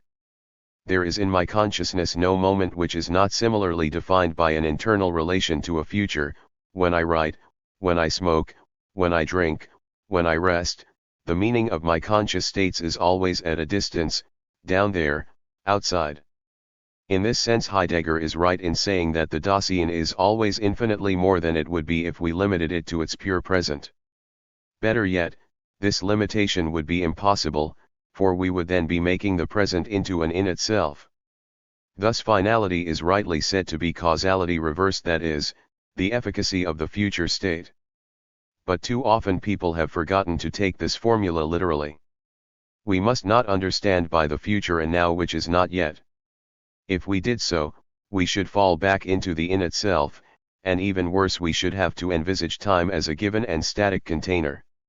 The future is what I have to be in so far as I cannot be it. Let us recall that the for itself makes itself present before being as not being this being and as having been its own being in the past. This presence is flight. We are not dealing here with a belated presence at rest near being, but with an escape outside of being towards. And this flight is twofold, for in fleeing the being which it is not, presence flees the being which it was. Toward what is it fleeing? We must not forget that in so far as it makes itself present to being in order to flee it, the for itself is a lack. The possible is that which the for itself lacks in order to be itself, or, if you prefer, the appearance of what I am at a distance. Thus we grasp the meaning of the flight which is presence. It is a flight toward its being, that is, toward the self which it will be by coincidence with what it lacks. The future is the lack which wrenches it as lack away from the in itself of presence. If presence did not lack anything, it would fall back into being and would lose presence to being and acquire in exchange the isolation of complete identity. It is lack as such which permits it to be presence. Because presence is outside of itself towards something lacking which is beyond the world, it can be outside itself as presence to an in itself which it is not. The future is the determining being which the for itself has to be beyond being. There is a future because the for itself has to be its being instead of simply being it. This being which the for itself has to be cannot be in the mode of the co-present in itselfs, for in that case it would be without being made to be. We could not then imagine it as a completely defined state to which presence alone would be lacking, as Kant says that existence adds nothing more to the object of the concept. But this being would no longer be able to exist, for in that case the for itself would be only a given. This being is because the for itself makes itself be by perpetually apprehending itself for itself as unachieved in relation to it. It is this which at a distance haunts the dyad reflection reflecting, and which causes the reflection to be apprehended by the reflecting, and conversely, as a not yet. But it is necessary that this lacking be given in the unity of a single upsurge with the for itself which lacks, otherwise there would be nothing in relation to which the for itself might apprehend itself as not yet. The future is revealed to the for itself as that which the for itself is not yet, inasmuch as the for itself constitutes itself nonthetically for itself as a not yet in the perspective of this revelation, and inasmuch as it makes itself be as a project of itself outside the present toward that which it is not yet. To be sure, the future cannot be without this revelation. This revelation itself requires being revealed to itself, that is, it requires the revelation of the for itself to itself, for otherwise the ensemble revelation revealed would fall into the unconscious, i.e., into the in itself. Thus only a being which is its own revealed to itself, that is, whose being is in question for itself, can have a future. But conversely such a being can be for itself only in the perspective of a not yet, for it apprehends itself as a nothingness, that is, as a being whose complement of being is at a distance from itself. At a distance means beyond being. Thus everything which the for itself is beyond being is the future. What is the meaning of this beyond? In order to understand it, we must note that the future has one essential characteristic of the for itself: it is presence, future, to being. And it is presence of this particular for itself, of the for itself for which it is the future. When I say, I shall be happy, it is this present for itself which will be happy. It is the actual or loveness with all which it was and which it drags behind it. It will be happy as presence to being, that is, as future presence of the for itself to a co-future being. So that what has been given me as the meaning of the present for itself is ordinarily the co-future being in so far as it will be revealed to the future for itself as that to which this for itself will be present. For the for itself is the thetic consciousness of the world in the form of presence and non-thetic self-consciousness.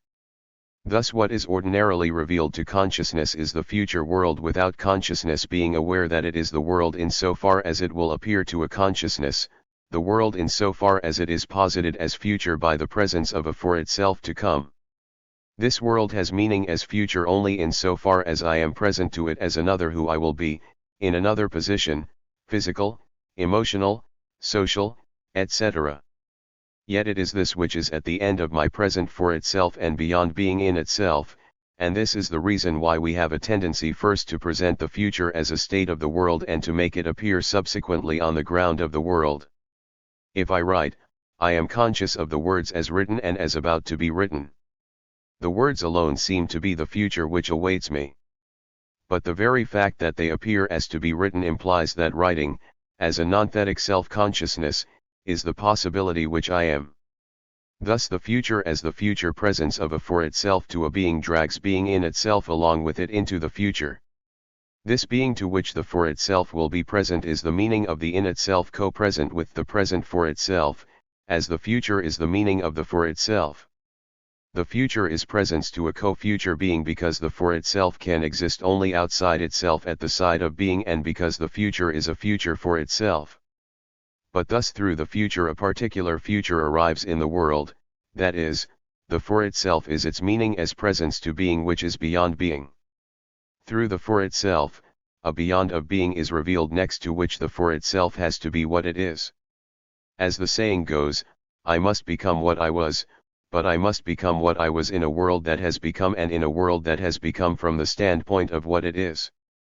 This means that I give to the world its own possibilities in terms of the state which I apprehend on it. Determinism appears on the ground of the futurizing project of myself. Thus the future will be distinguished from the imaginary, where similarly I am what I am not, where similarly I find my meaning in a being which I have to be, but where this for itself which I have to be emerges on the ground of the nihilation of the world, apart from the world of being. But the future is not solely the presence of the for itself to a being situated beyond being. It is something which waits for the for itself which I am. This something is myself. When I say that I will be happy, we understand that it is the present I, dragging its past after it, who will be happy. Thus the future is I in as much as I await myself as presence to a being beyond being. I project myself toward the future in order to merge there with that which I lack, that is, with that which if synthetically added to my present would make me be what I am. Thus what the for itself has to be as presence to being beyond being is its own possibility. The future is the ideal point where the sudden infinite compression of facticity, past, of the for itself, present, and of its possible, a particular future, will at last cause the self to arise as the existence in itself of the for itself. The project of the for itself toward the future which it is a project toward the in itself. In this sense the for itself has to be its future because it can be the foundation of what it is only before itself and beyond being. It is the very nature of the for itself that it must be an always future hollow. For this reason it will never have become, in the present, what it had to be, in the future. The entire future of the present for itself falls into the past as the future along with this for itself itself. It will be the past future of a particular for itself or a former future. This future is not realized. What is realized is a for itself which is designated by the future and which is constituted in connection with this future.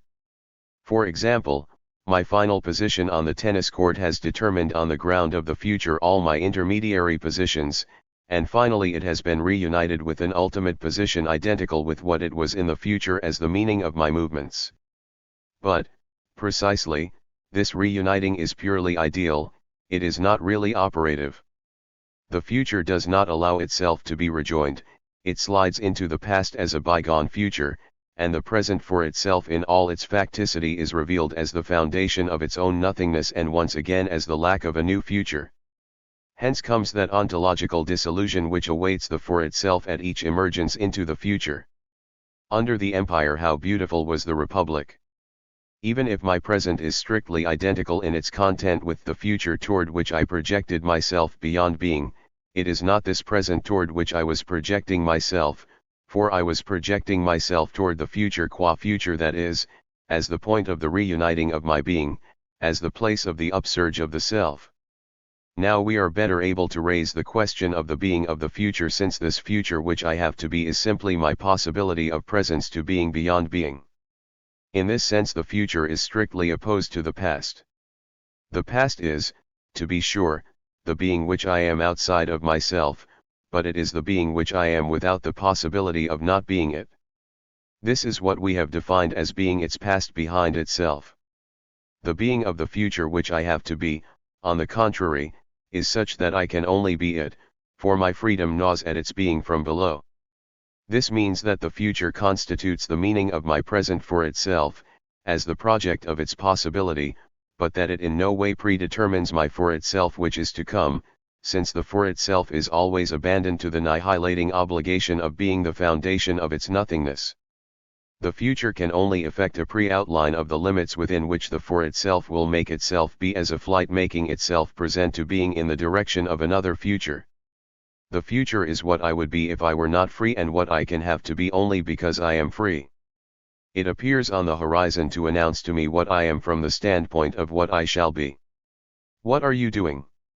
I am in the process of tacking up this tapestry, of hanging this picture on the wall.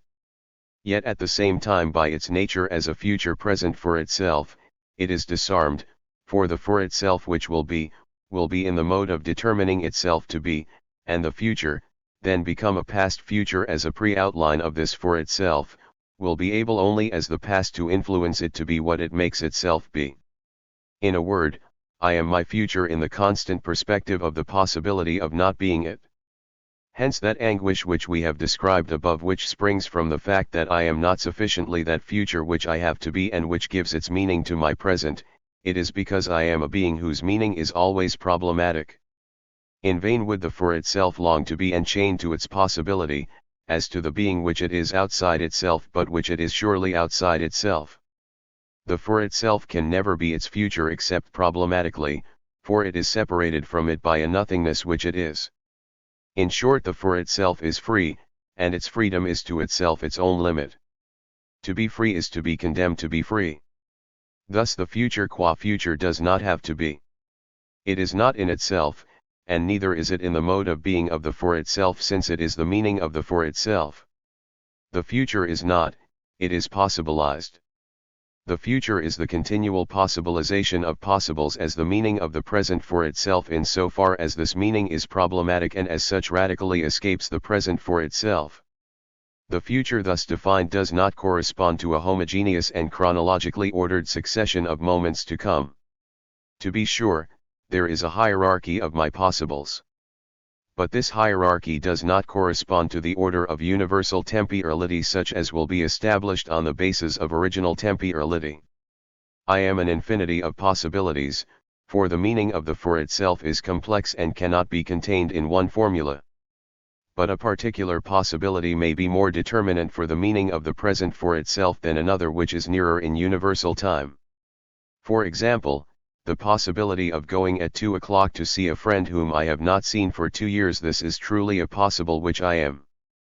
But the nearer possibilities, the possibilities of going there in a taxi, by bus, by subway, on foot, all these at present remain undetermined. I am not any one of these possibilities. Also there are gaps in the series of my possibilities. In the order of knowledge the gaps will be filled by the constitution of an homogeneous time without lacuna, in the order of action they will be filled by the will, that is, by rational, the matizing choice in terms of my possibles, and of possibilities which are not and will never be my possibilities and which I will realize in the mode of total indifference in order to be reunited with the possible which I am. 2. The ontology of temporality. A. Static temporality. Our phenomenological description of the three temporal ecstasies should enable us at present to approach temporality as a total structure organizing within its secondary ecstatic structures. But this new study must be made from two different points of view. Temporality is often considered as an indefinable. Everybody admits, however, that it is before all else a succession. And succession in turn can be defined as an order in which the ordering principle is the relation before-after. A multiplicity ordered in terms of before and after is a temporal multiplicity. It is appropriate therefore to begin by considering the constitution and the requirements of the terms before and after. This is what we shall call the static temporal, since these notions of before and after can be considered in a strictly ordinal arrangement independent of change proper. But time is not only a fixed order for a determined multiplicity. Observing temporality more closely we establish the fact of succession, that is, the fact that a particular after becomes a before, that the present becomes past and the future a former future. This may well be the subject of our second investigation under the name of the dynamic temporal. It is of course in the dynamic temporal that we will have to look for the secret of the static constitution of time. But it is preferable to divide up the difficulties. Indeed, in a sense we can say that the static temporal can be considered separately as a certain formal structure of temporality, what Kant calls the order of time, and that the dynamic corresponds to the material flow, or using Kantian terminology, to the course of time. It will be to our advantage therefore to consider separately first this order and then this course. The order before-after is defined first of all by irreversibility. We call such a series successive when we can consider the terms only one at a time and only in one direction. But precisely because the terms of the series are revealed one at a time and because each is exclusive of the others, some people have wanted to see in the before and the after forms of separation. Actually, time does separate me, for example, from the realization of my desires. If I am obliged to wait for that realization, it is because it is located after other events. Without the succession of the after, I would be immediately what I wish to be. There would no longer be any distance between the present me and the later me, nor any separation between dream and action. Novelists and poets have insisted on time's power to separate, and they have emphasized likewise an accompanying idea, which however springs from the dynamic temporal, that every now is destined to become a formerly. Time gnaws and wears away, it separates, it flies. And by virtue of separation, by separating man from his pain or from the object of his pain, time cures. Let time do it, said the king to Don Rodrigo. In general, people have been struck with the necessity for all being to be divided up into an infinite dispersion of afters which succeed each other. Even the permanence, even this table, which remains invariable while I change, must spread out and refract its being in the temporal dispersion. Time separates me from myself, from what I have been, from what I wish to be, from what I wish to do, from things, and from others. It is time which is chosen as the practical measure of distance. This town is half an hour away, that one an hour, it will take 3 days to finish this work, etc. It results from these premises that a temporal vision of the world and of man will dissolve into a crumbling of befores and afters. The unity of this crumbling, the temporal atom, will be the instant, which has its place before certain determined instants and after other instants without admitting either before or after inside its own form.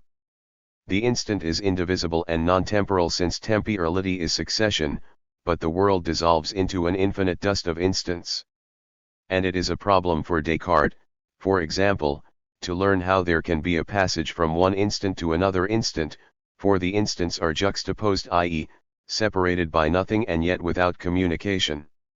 Similarly, Proust asks how his self can pass from one instant to another, how, for example, he discovers after a night's sleep precisely the self of the day before rather than some other one.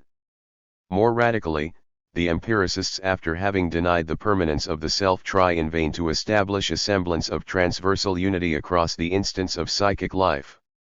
Thus, when we consider in isolation the dissolving power of temporality, we are forced to admit that the fact of having existed at a given instant does not constitute a right to exist at the following instant, not even a mortgage or option on the future. The problem is then to explain how there is a world, i.e., connected changes and permanences in time. Yet temporality is not solely nor even primarily separation. We can account for this by considering more precisely the notion of before and after. A, let us say, is after B. Now we have established an express relation of order between A and B, which supposes therefore their unification at the heart of this very order. Even if there had been no other relation between A and B than this, it would still be sufficient to assure their connection, for it would allow thought to go from one to the other and to unite them in a judgment of succession. If, then, time is separation, it is at least a separation of a special type of division which reunites. So far so good, somebody will say, but this unifying relation is preeminently an external relation. When the association school wanted to establish that the mind's impressions were held together only by purely external bonds, did they not finally reduce all associative connections to the relation of before-after, conceived as simple contiguity? Of course. But has not Kant shown that the unity of experience and hence the unification of temporal change are required in order for the slightest bond of empirical association to be even conceivable? Let us consider the association theory more carefully. It is accompanied by a monistic conception to the effect that being is everywhere being in itself. Each impression on the mind is in itself what it is isolated in its present plenitude and does not allow any trace of the future or any lack. Hume, when he issued his famous challenge, was concerned with establishing this law, which he claimed to derive from experience: one can at will examine any impression, strong or weak, one will never find anything in it but itself, so that any connection with an antecedent or a consequent, no matter how constant it may be, remains unintelligible. Let us suppose a temporal content A existing as a being in itself and a temporal content B, posterior to the first and existing in the same mode, that is, in the self-inclusion of identity. It should be remarked first that the self-identity obliges them to exist each without any separation from itself, without even a temporal separation, whether in eternity or in the instant, and eternity and the instant are here equivalent, since the instant, not being defined internally in connection with before-after, is non-temporal. One may ask how under these circumstances the state A can be prior to the state B. It would be of no use to reply that it is not states which are prior or post but the instants which contain them, for on this theory the instants are in itself, like the states. But the priority of A over B supposes in the very nature of A, instant or state, an incompleteness which points toward B. If A is prior to B, then A receives this determination in B, otherwise neither the upsurge nor the annihilation of B isolated in its instant can confer on A isolated in its instant the slightest particular quality. In a word, if A is to be prior to B, it must be, in its very being, in B as A's future. Conversely, B, if it is to be posterior to A, must linger behind itself in A, which will confer on B its sense of posteriority. If then we grant a priori being in itself to A and to B, it is impossible to establish between them the slightest connection of succession. That connection in fact would be a purely external relation and as such would necessarily hang in midair, deprived of any substratum, without power to get any hold on either A or B in a sort of non-temporal nothingness. There remains the possibility that this relation before-after can exist only for a witness who establishes it. The difficulty is that if this witness can be simultaneously in A and in B, it is because he is himself temporal, and the problem will be raised anew for him. Or rather, on the contrary, he can transcend time by a gift of temporal ubiquity which is equivalent to non-temporality. This is the solution at which both Descartes and Kant stopped. For them temporal unity, at the heart of which is revealed the synthetic relation before-after, is conferred on the multiplicity of instants by a being who himself escapes temporality. Both of them start from the presupposition of a time which would be a form of division and which itself dissolves in pure multiplicity. Since the unity of time cannot be furnished by time itself, both philosophers put an extra-temporal being in charge of it, God and his continuous creation with Descartes, the I think, Ich denke, and its forms of synthetic unity with Kant. For Descartes, time is unified by its material content, which is maintained in existence by a perpetual creation ex nihilo.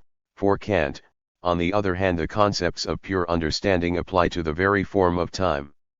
In both cases it is a temporal, God or I, which is charged with providing the non-temporals, instants, with their temporality. Temporality becomes a simple external and abstract relation between non-temporal substances. There is an attempt to reconstruct it entirely with atemporal materials. It is evident that such a reconstruction, made first in opposition to time, cannot later lead to the temporal.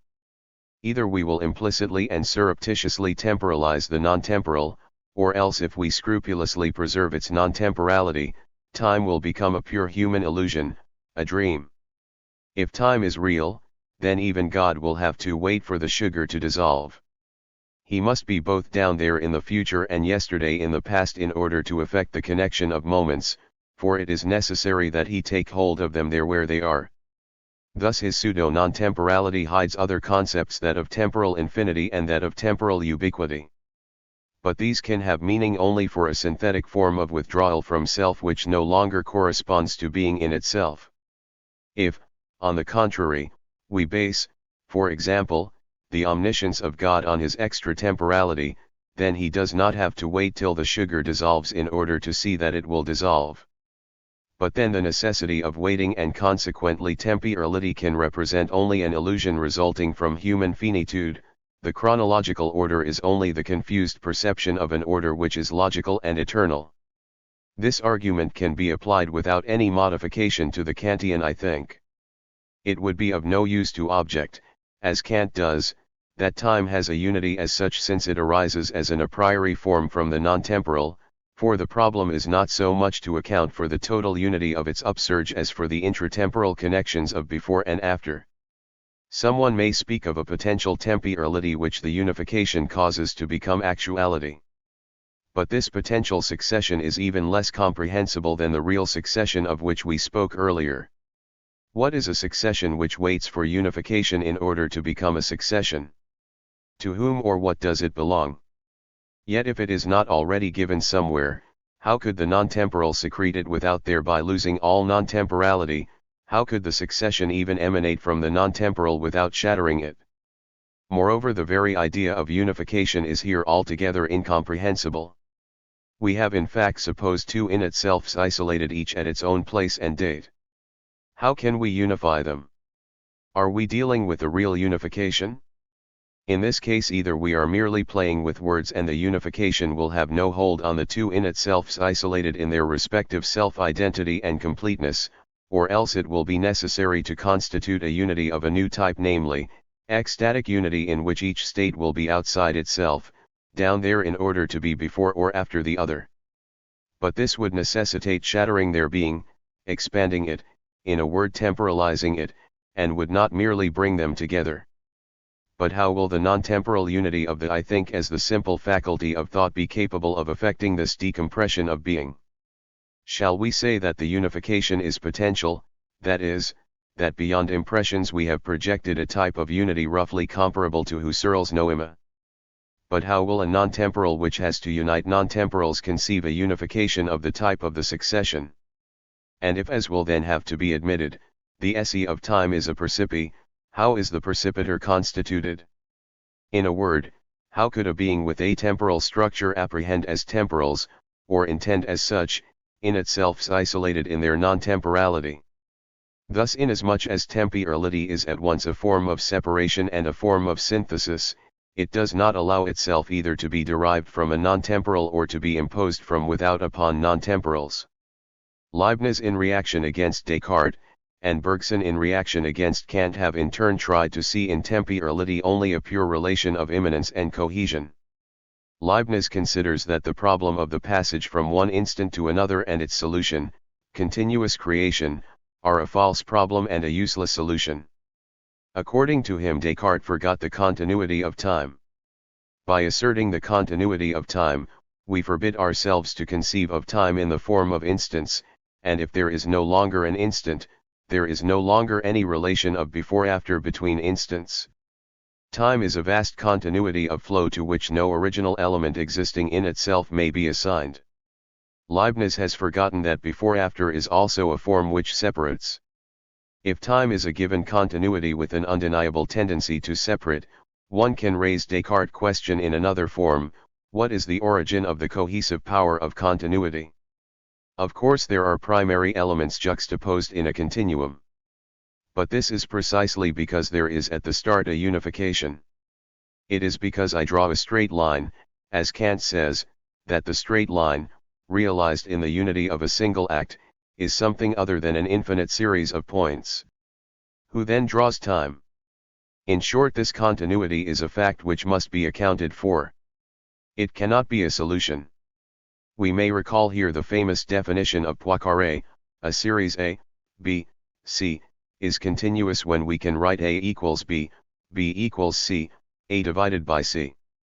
This definition is excellent in that it gives us a foreshadowing of a type of being which is what it is not and which is not what it is. By virtue of the axiom, A equals C, by virtue of continuity itself, A divided by C. Thus A is and is not equivalent to C. And B, equal to A and equal to C is different from itself inasmuch as A is not equal to C. But this ingenious definition rests on a mere playing with words such as we confronted in the view of the in itself. And while it furnishes us with a type of being which at the same time is and is not, it does not furnish us with either its principles or its foundation. Everything still remains to be done. In the study of temporality in particular, we realize well what service continuity can render us by putting in between the instant A and the instant C, no matter how close together they are, an intermediary B, such that, according to the formula A equals B, B equals C, A divided by C, in this case B is at once indistinguishable from A and indistinguishable from C, which are perfectly distinct one from the other. It is B which will realize the relation before-after, it is B which will be before itself inasmuch as it is indistinguishable from A and from C. All very good. But how can such a being exist? Whence comes its ecstatic nature? How does it happen that the division which is outlined in it is not achieved? Why does it not explode into two terms, one of which would dissolve into A and the other in C? How can we fail to see that there is here a problem concerning its unity? Perhaps a deeper examination of the conditions of the possibilities of this being would have shown us that only the for itself could thus exist in the ecstatic unity of self. But this examination has not been attempted, and temporal cohesion, with Leibniz, hides after all the cohesion through absolute immanence of logic, i.e., identity. But if the chronological order is continuous, it could not symbolize with the order of identity, for the continuous is not compatible with the identical. Similarly, Bergson with his duration, which is a melodic organization and multiplicity of interpenetration, does not appear to see that an organization of multiplicity presupposes an organizing act. He is right in contrast to Descartes when he suppresses the instant, but Kant was right rather than Bergson in claiming that there is no given synthesis. This past of Bergson's, which clings to the present and even penetrates it, is scarcely more than a rhetorical figure. It shows well the difficulties which Bergson encountered in his theory of memory. For if the past, as he maintains, is inactive, it can only remain behind and will never come to penetrate the present in the form of memory unless a present being has undertaken to exist as well ecstatically in the past. Of course, with Bergson, it is indeed one and the same being which endures.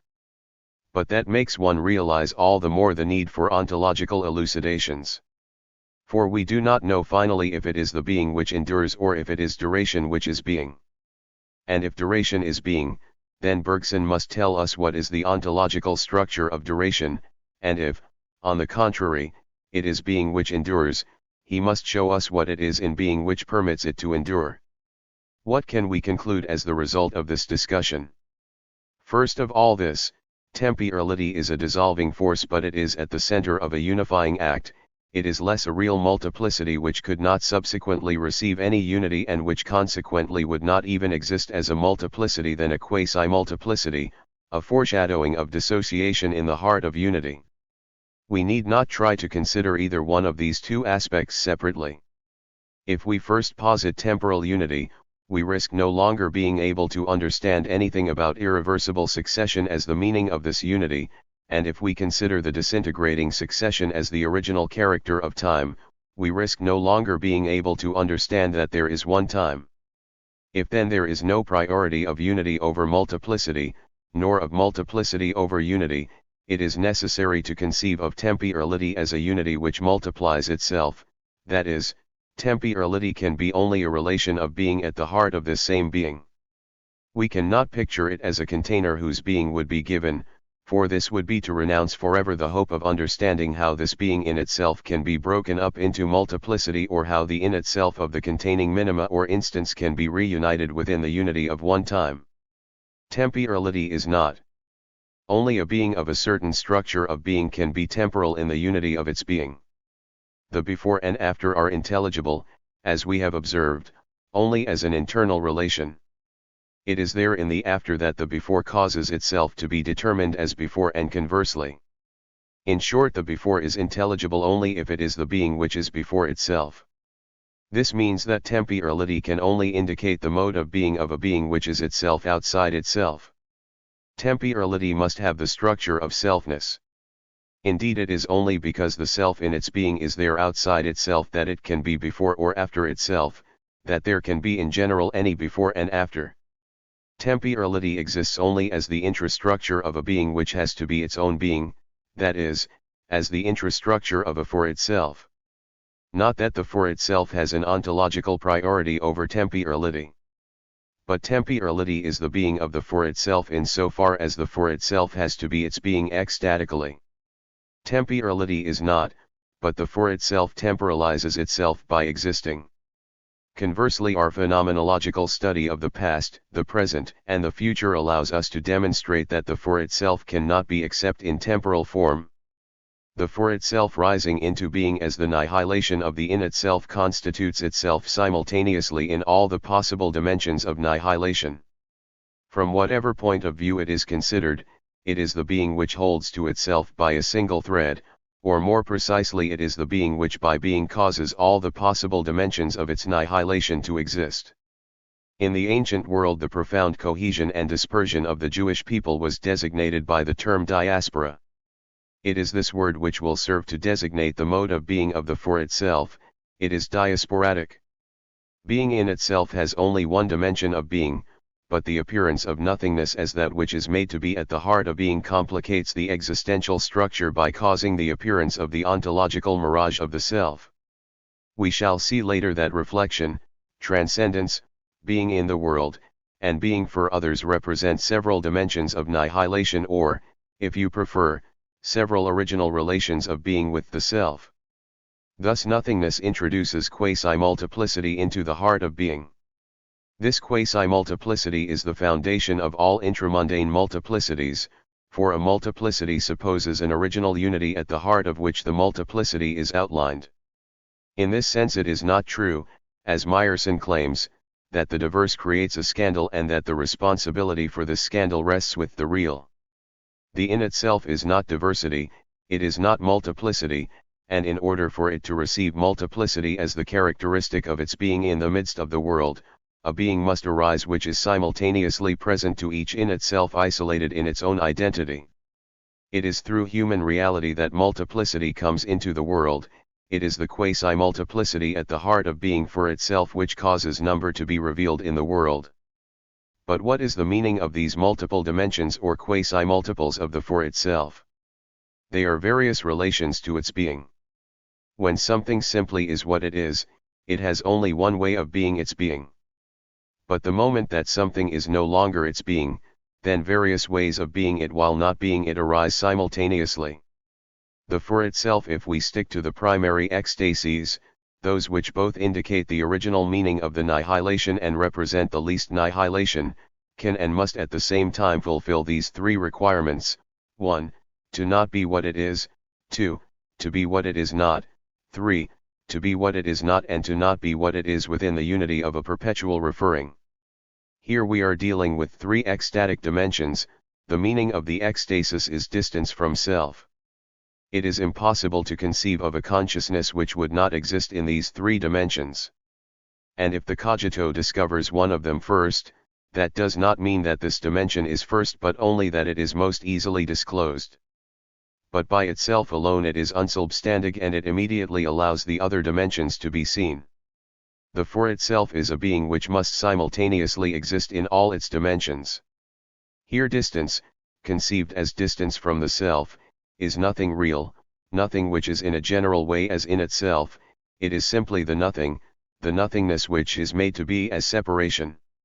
Each dimension is the for itself's way of projecting itself vainly toward the self, of being what it is beyond a nothingness, a different way of being, this fall of being, this frustration of being which the for itself has to be.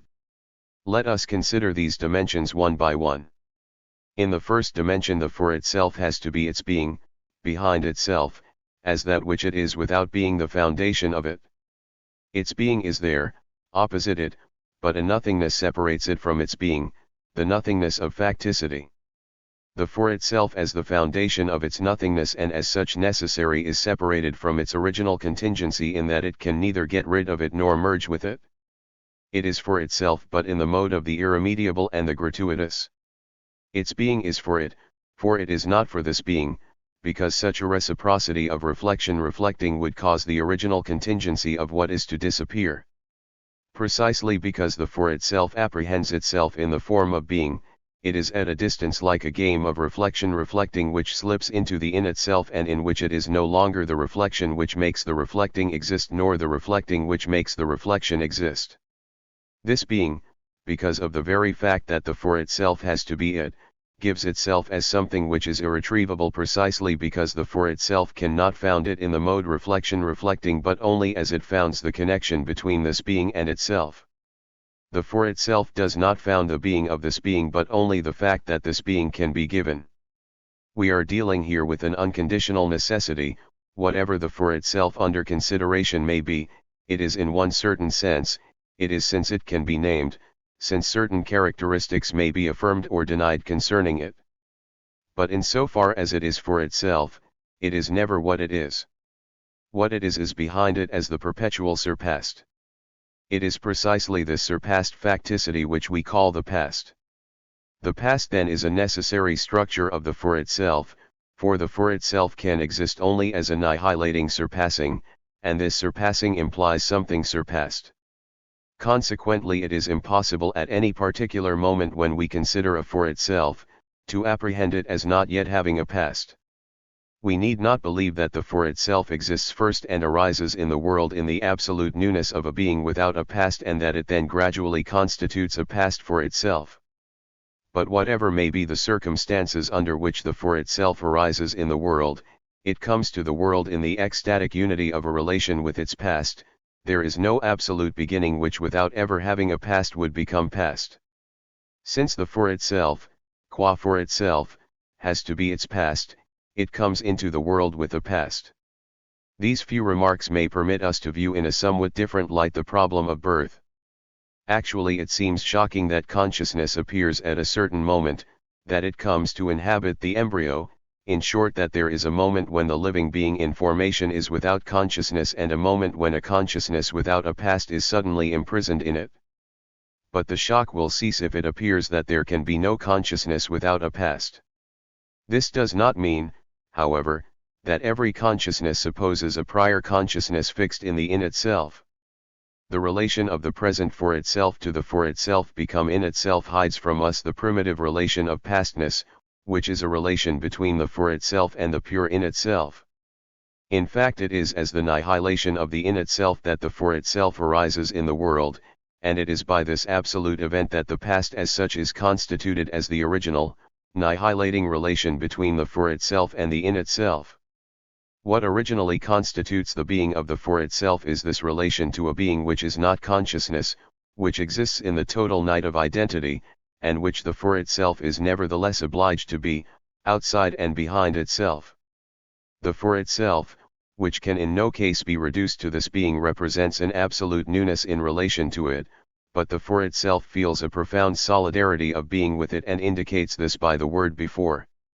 The in itself is what the for itself was before. In this sense we can easily conceive that our past appears to us bounded by a fine, smooth wire, which would become actual if consciousness could spring up in the world before having a past, but which, on the contrary, is lost in a progressive obscuration back to that darkness which is nevertheless still ourselves. We can conceive of the ontological meaning of this shocking solidarity with the foetus, a solidarity which we neither deny nor understand. For finally this foetus was me, it represents the factual limit for my memory but not the theoretical limit of my past.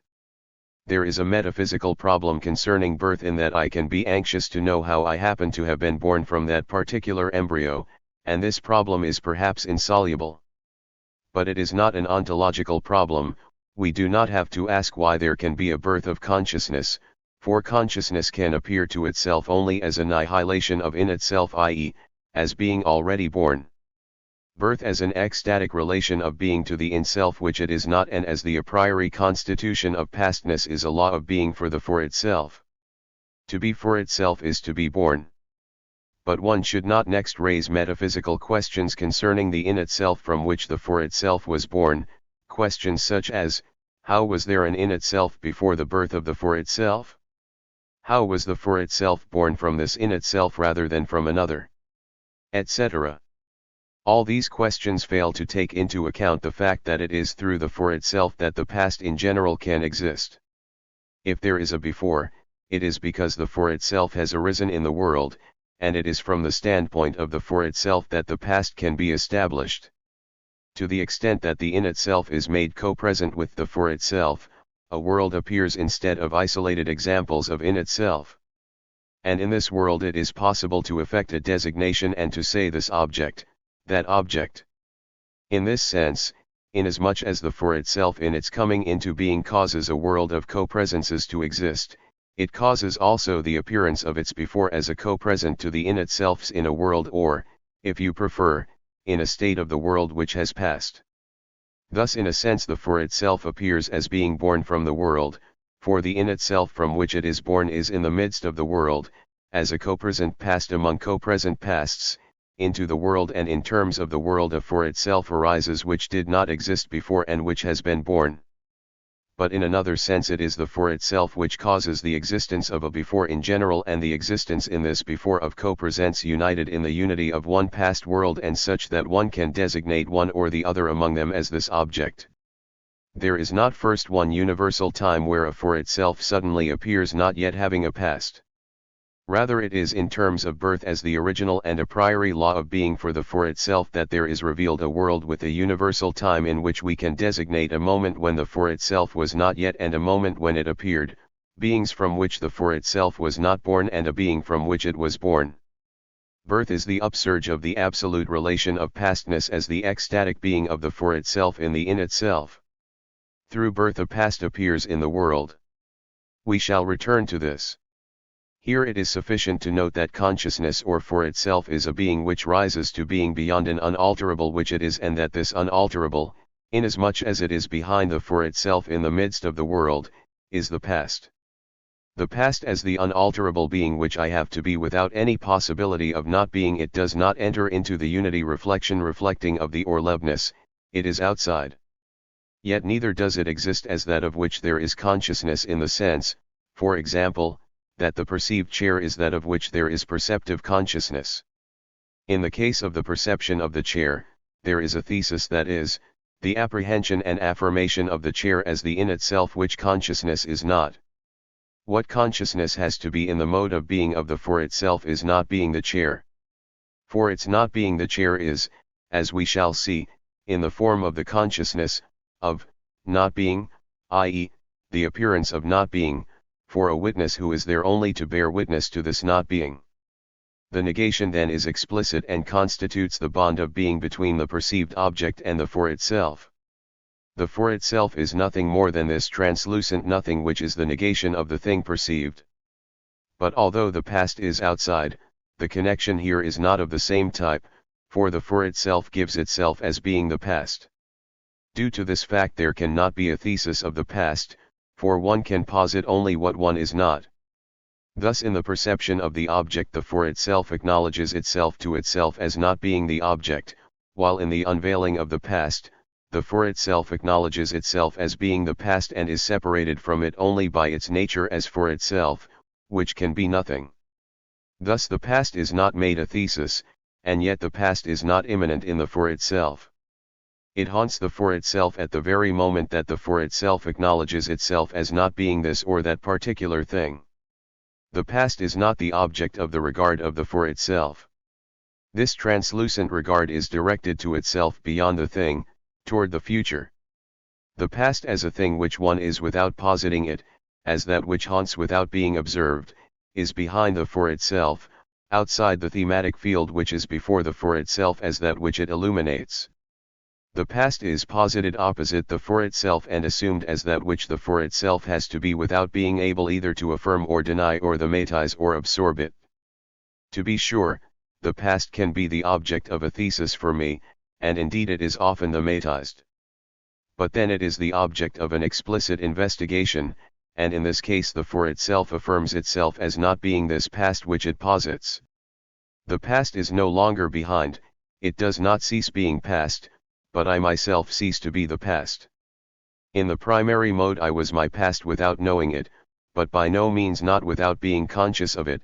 In the secondary mode I know my past but I no longer was it. Someone may ask how I can be conscious of my past if it is not in the thetic mode. Yet the past is there constantly. It is the very meaning of the object which I look at and which I have already seen, of the familiar faces which surround me. It is the origin of this movement which presently follows and which I would not be able to call circular if I were not myself in the past the witness of its beginning. It is the origin and springboard of all my actions. It is that constantly given density of the world which allows me to orient myself and to get my bearings. It is myself in so far as I aim at myself as a person. There is also a structure to come of the ego. In short, the past is my contingent and gratuitous bond with the world and with myself inasmuch as I constantly live it as a total renunciation. The psychologists call it empirical knowledge, savoir. But in addition to the fact that by this term they psychologize it, they thus remove any method of accounting for it. For empirical knowledge is everywhere and conditions everything, even memory. In a word, intellectual memory presupposes knowledge. And what is their empirical knowledge if we are to understand by it a present fact if it is not an intellectual memory? This supple, insinuating, changing knowledge which makes the woof of all our thoughts and which is composed of 1,000 empty indications, 1,000 designations which point behind us, without image, without words, without thesis. This is my concrete past inasmuch as I was it as the unalterable background depth of all my thoughts and all my feelings. In its second dimension of nihilation, the for itself apprehends itself as a certain lack. It is this lack and it is also the lacking, for it has to be what it is. To drink or to be drinking means never to have finished drinking, to have still to be drinking beyond the drinking which I am. And when I have finished drinking, I have drunk, the ensemble slips into the past. While actually drinking, I am then this drinking which I have to be and which I am not, every designation of myself, if it is to be heavy and full, if it is to have the density of the self identical, every such designation escapes me into the past. If it reaches me in the present, it is because it divides itself into the not yet, it is because it designates me as an unachieved totality which cannot be achieved. This not yet is gnawed by the annihilating freedom of the for itself. It is not only being at a distance, it is the whittling down of being. Here the for itself, which was in advance of itself in the first dimension of annihilation, is now behind itself. Before itself, behind itself, never itself. This is the very meaning of the two ecstasies, past and future, and this is why value in itself is by nature self-repose, non-temporality. The eternity which man is seeking is not the infinity of duration, of that vain pursuit after the self for which I am myself responsible. Man seeks a repose in self, the atemporality of the absolute coincidence with himself. Finally, in the third dimension, the for itself, dispersed in the perpetual game of reflecting five, escapes itself in the unity of one and the same flight. Here being is everywhere and nowhere, wherever one tries to seize it, it is there before one, it has escaped. It is this game of musical chairs at the heart of the for itself which is presence to being. 6. As present, past, future all at the same time, the for itself dispersing its being in three dimensions is temporal due to the very fact that it annihilates itself. No one of these dimensions has any ontological priority over the other, none of them can exist without the other two. Yet in spite of all this, it is best to put the accent on the present ecstasis and not on the future ecstasis as Heidegger does, for it is as a revelation to itself that the for itself is its past, as that which it has to be for itself in annihilating surpassing, and it is as a revelation to itself that it is a lack and that it is haunted by its future, that is, by that which it is for itself down there at a distance. The present is not ontologically prior to the past and to the future, it is conditioned by them as much as it conditions them, but it is the mold of indispensable non-being for the total synthetic form of temporality. Thus temporality is not a universal time containing all beings and in particular human realities. Neither is it a law of development which is imposed on being from without. Nor is it being. But it is the intrastructure of the being which is its own annihilation, that is, the mode of being peculiar to being for itself. The for itself is the being which has to be its being in the diasporatic form of temporality. b. The dynamic of temporality. The fact that the upsurge of the for itself is necessarily effected according to the three dimensions of temporality teaches us nothing concerning the problem of duration, which falls under the heading of the dynamic of time. At first approach the problem appears twofold. Why does the for itself undergo that modification of its being which makes it become past? And why does a new for itself arise ex nihilo to become the present of this past? This problem has for a long time been disguised by a conception of the human being as an in itself.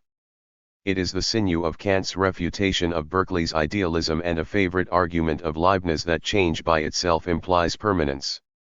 Consequently, if we suppose a certain non-temporal permanence which remains across time, temporality is reduced to being no more than the measure and order of change. Without change there is no temporality, since time could not get any hold on the permanent and the identical. Moreover, if as with Leibniz change itself is given as the logical explanation of a relation of conclusions to premises, that is, as the development of the attributes of a permanent subject, then there is no longer any real temporality. But this conception is based on several errors. First of all, the subsistence of a permanent element apart from something which changes cannot allow change to be constituted as such except in the eyes of a witness who would be himself united with that which changes and with that which remains. In a word, the unity of change and the permanent is necessary for the constitution of change as such. But this same term unity, which Leibniz and Kant have misused, does not signify very much here. What is meant by this unity of disparate elements? Is it only a purely external attachment? Then it has no meaning. It must be a unity of being. But such a unity of being amounts to requiring that the permanent be that which changes, and hence the unity is at the start ecstatic and refers to the for itself inasmuch as the for itself is essentially ecstatic being. In addition, the unity prevents permanence and change from existing each as in itself. What is not said is that permanence and change are taken here as phenomena and have only a relative being. The in itself is not opposed to phenomena as the noumenon is. A phenomenon is in itself, according to the very terms of our definition, when it is what it is, even if it is in relation with a subject or another phenomenon. Moreover, the appearance of relation as determining the phenomena in connection with each other supposes antecedently the upsurge of an ecstatic being which can be what it is not in order to establish the elsewhere and relation in general.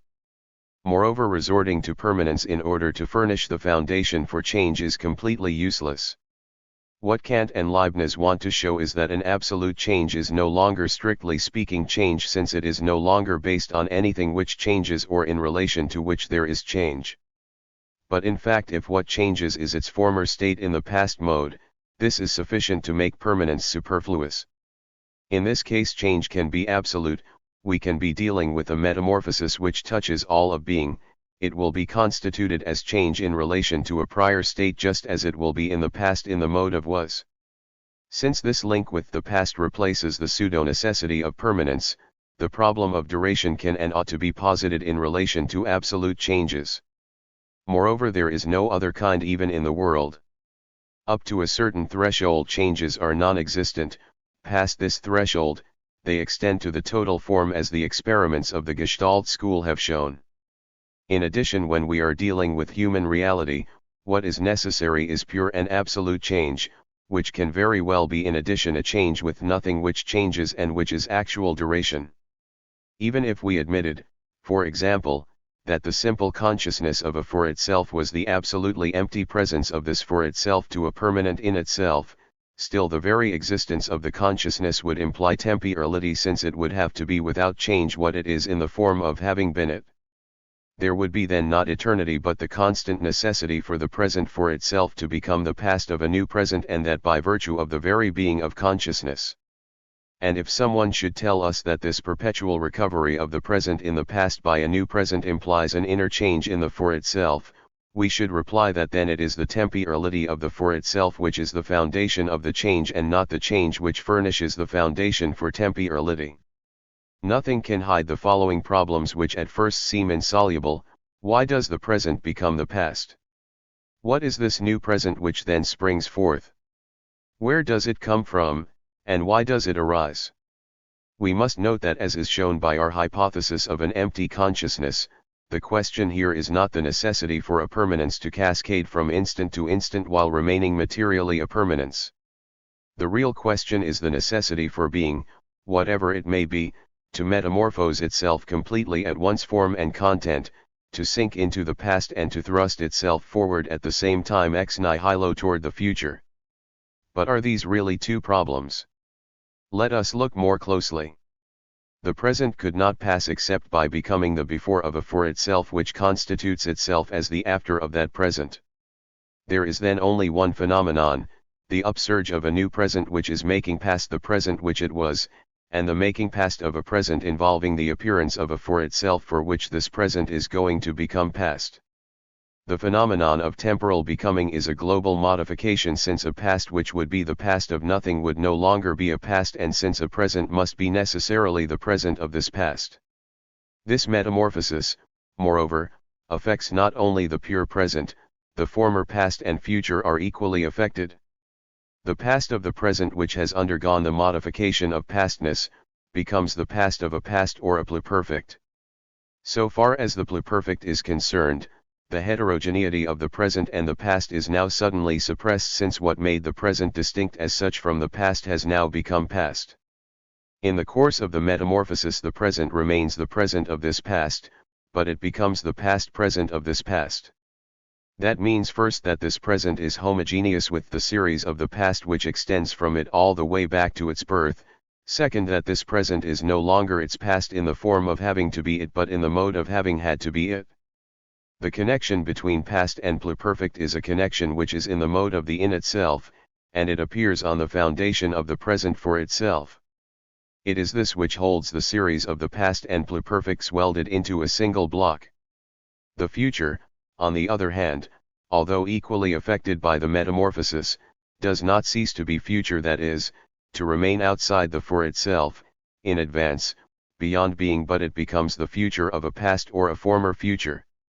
It can enter into two kinds of relations with the new present according to whether we are dealing with the immediate future or the far future. In the first case, the present is given as being this future in relation to the past. What I was waiting for, here it is. It is the present of its past in the mode of the former future of this past. But at the same time that it is for itself as the future of this past, it realizes itself as for itself, therefore as not being what the future promised to be. There is a split. The present becomes the former future of the past while denying that it is this future. And the original future is not realized. It is no longer future in relation to the present, but it does not cease to be future in relation to the past. It becomes the unrealizable co-present of the present and preserves a total ideality. Is this what I was waiting for? It remains a future ideally co-present with the present, as the unrealized future of the past of this present. When the future is far removed, it remains future in relation to the new present, but if the present does not constitute itself as the lack of this future, then this future loses its character as possibility. In this case, the former future becomes an indifferent possible in relation to the new present and not its possible. In this sense, it no longer possibilizes itself, but qua possible it receives being in itself. It becomes a given possible, that is, a possible which is in itself, for a for itself become in itself. Yesterday it was possible as my possible that I should leave next Monday for the country. Today this possible is no longer my possible, it remains the thematized object of my contemplation and has become the always future possible which I have been. But its only bond with my present is that I have to be in the mode of was this present become past, for which this possible has not ceased being a possible beyond my present. But future and past present are solidified in the in itself on the foundation of my present. Thus the future in the course of the temporal process, passes to the in itself without ever losing its character as future. In so far as it is not achieved by the present, it becomes simply a given future. When it is achieved, it is affected with the quality of ideality, but this ideality is ideality in itself, for it presents itself as a given lack of a given past and not as the lacking which a present for itself has to be in the mode of not being. When the future is surpassed, it remains forever on the margin of the series of pasts as a former future of a particular past become pluperfect, an ideal given future as co-present to a present become past. We have yet to examine the metamorphosis of the present for itself into the past with the accompanying upsurge of a new present. It would be an error to believe that the former present is abolished and that there arises a present in itself which retains an image of the vanished present. In one sense it would almost be correct to reverse our terms in order to find the truth, for the making past of the ex-present is a passage to the in itself, while the appearance of a new present is the nihilation of that in itself. The present is not a new in itself, it is what it is not, that which is beyond being, it is that of which we can say it is only in the past. The past is not abolished, it is that which has become what it was, it is the being of the present. Finally, as we have sufficiently demonstrated, the relation of the present to the past is a relation of being, not of representation.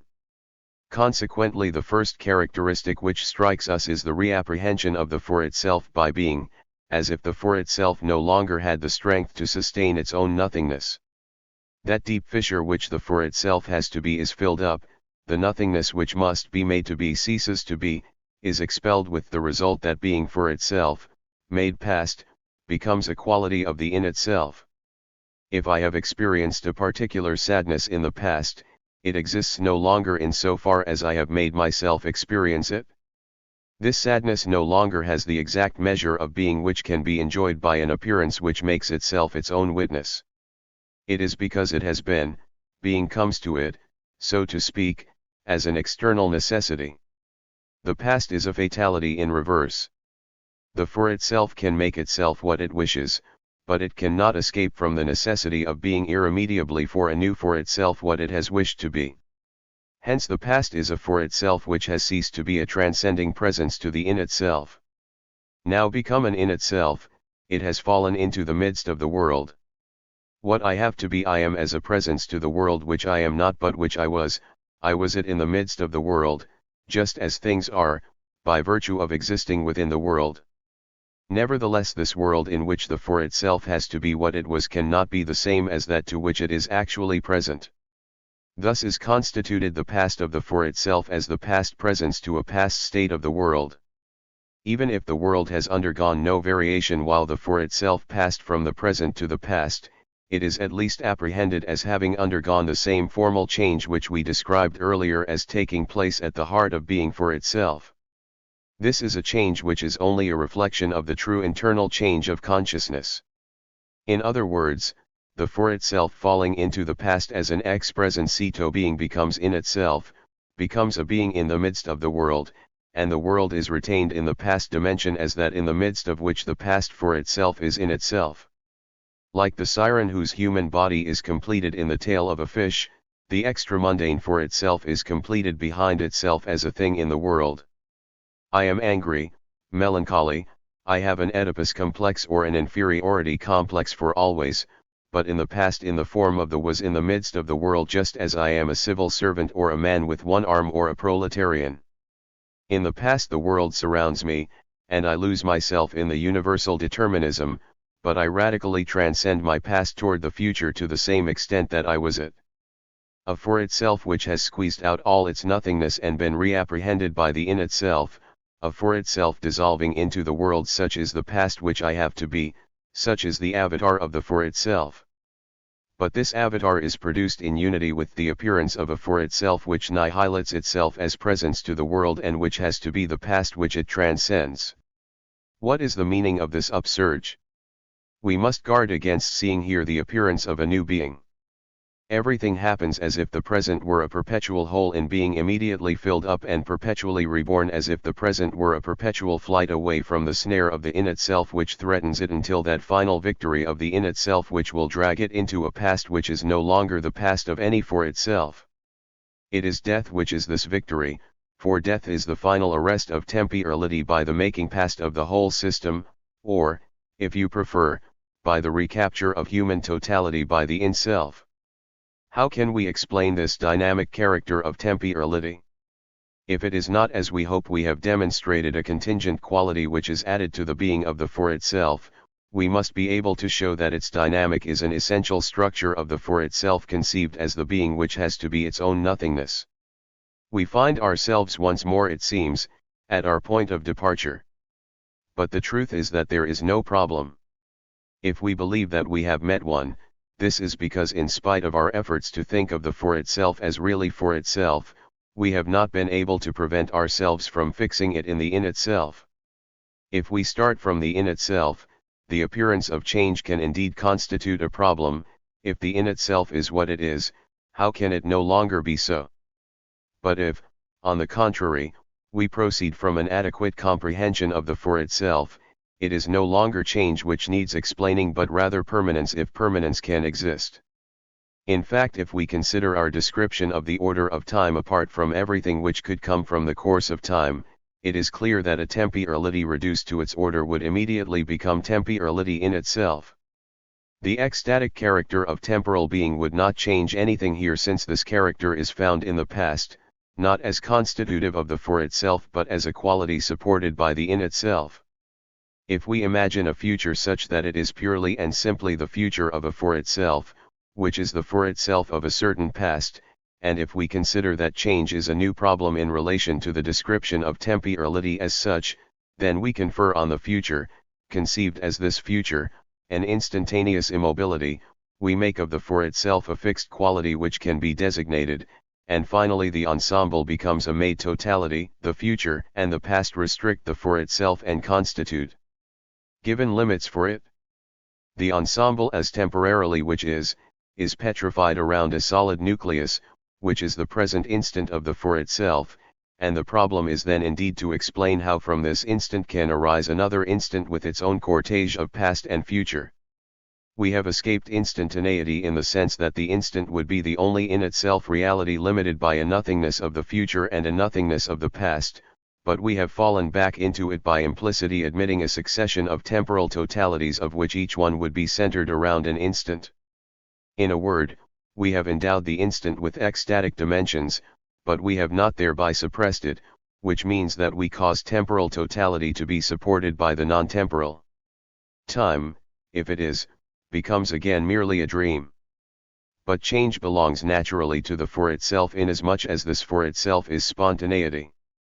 A spontaneity of which we can say, it is. Or simply, this spontaneity should be allowed to define itself. This means both that it is the foundation not only of its nothingness of being but also of its being, and that simultaneously being recaptures it to fix it in the given.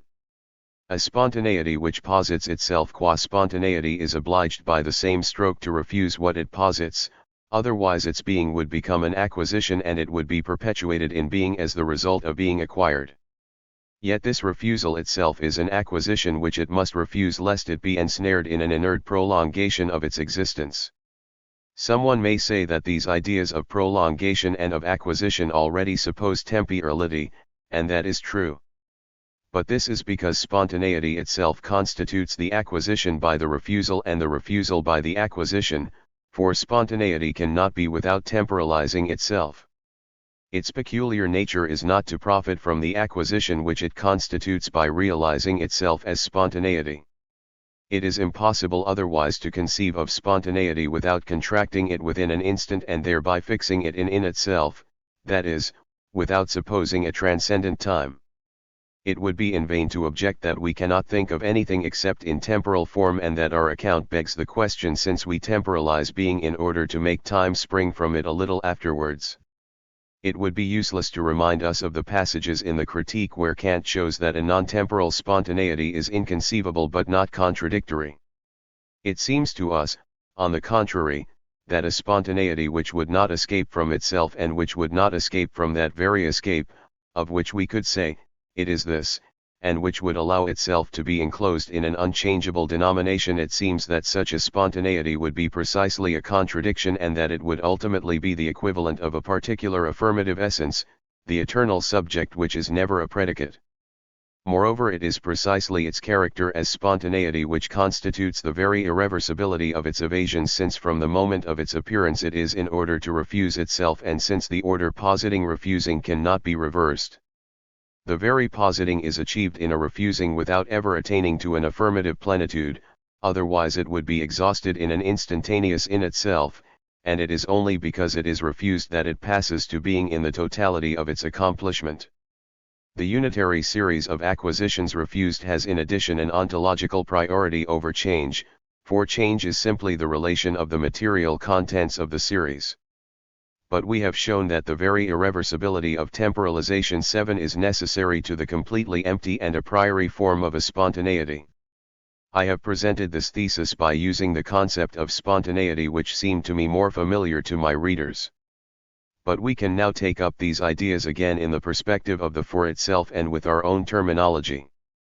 A for itself which did not endure would remain of course a negation of the transcendent in itself and annihilation of its own being in the form of the reflection reflecting. But this annihilation would become a given, that is, it would acquire the contingency of the in itself, and the for itself would cease to be the foundation of its own nothingness, it would no longer be as having to be, but in the annihilating unity of the dyad reflection reflecting, it would be. The flight of the for itself is the refusal of contingency by the very act which constitutes the for itself as being the foundation of its nothingness. But this flight establishes in contingency exactly what is fled, the for itself which has been fled is left at its place. It cannot be annihilated since I am it, but neither can it any longer be as the foundation of its own nothingness, since it can be this only in flight. It is accomplished. What applies to the for itself as presence to is also naturally appropriate as well to the totality of temporalization. This totality never is achieved, it is a totality which is refused and which flees from itself. It is the wrenching away from self within the unity of a single upsurge, an inapprehensible totality which at the moment when it gives itself is already beyond this gift of self. Thus the time of consciousness is human reality which temporalizes itself as the totality which is to itself its own incompletion. It is nothingness slipping into a totality as a detotalizing ferment. This totality which runs after itself and refuses itself at the same time, which can find in itself no limit to its surpassing because it is its own surpassing and because it surpasses itself toward itself, can under no circumstance exist within the limits of an instant. There is never an instant at which we can assert that the for itself is, precisely because the for itself never is. Temporality, on the contrary, temporalizes itself entirely as the refusal of the instant. 3. Original temporality and psychic temporality, reflection. The for itself endures in the form of a nonthetic consciousness, of enduring. But I can feel the time which flows and apprehend myself as a unity of succession. In this case I am conscious of enduring. This consciousness is thetic and strongly resembles a knowledge, just as duration which is temporalized under my regard is roughly like an object of knowledge.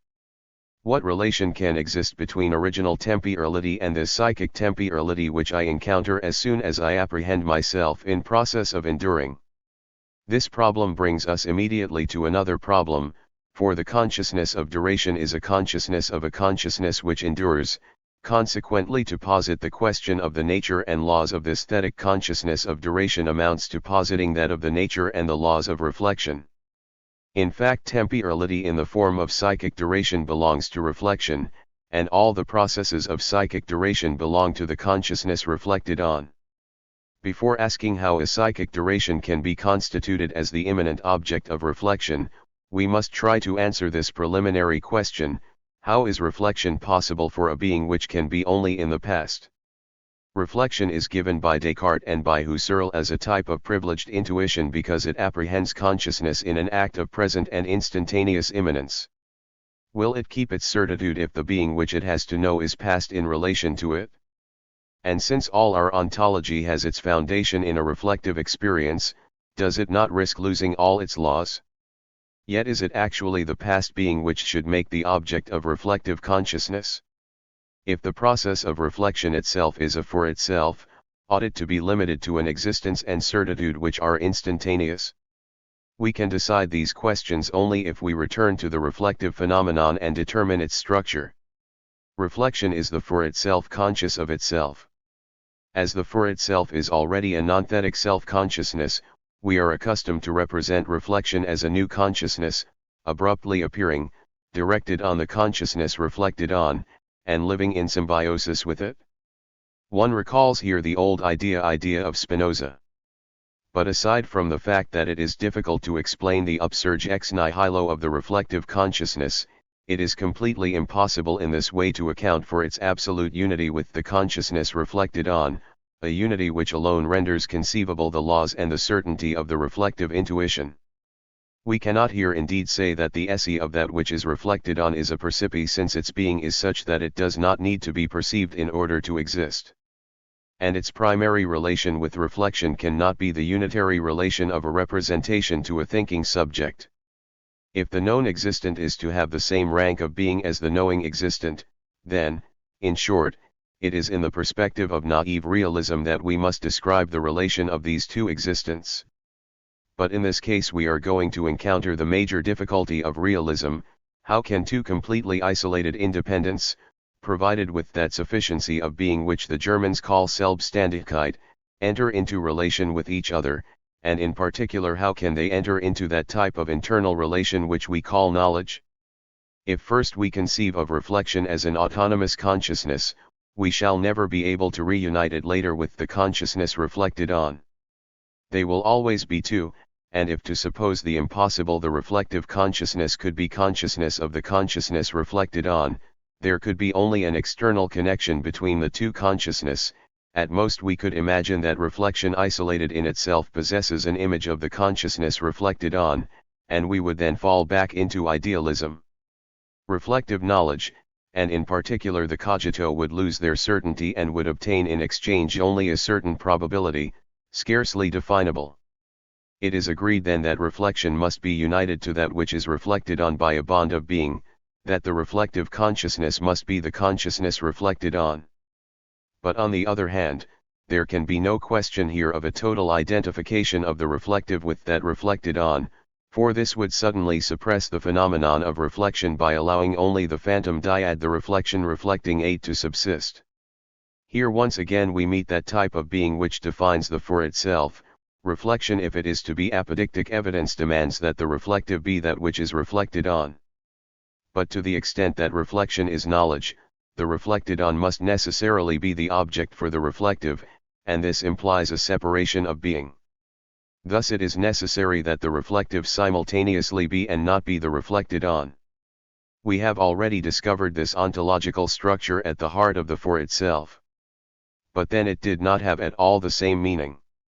In fact, it supposed in the two terms reflected and reflecting a radical Unsubstantigkeit on the part of the suggested duality, that is, such an inability on the part of the terms to be posited separately that the duality remained perpetually evanescent, and each term, while positing itself for the other, became the other. But in the case of reflection, the case is slightly different, since the reflection reflecting, which is reflected on, exists for a reflection reflecting which is reflective. In other words, the reflected on is an appearance for the reflective without thereby ceasing to be witness of itself, and the reflective is witness of the reflected on without thereby ceasing to be an appearance to itself.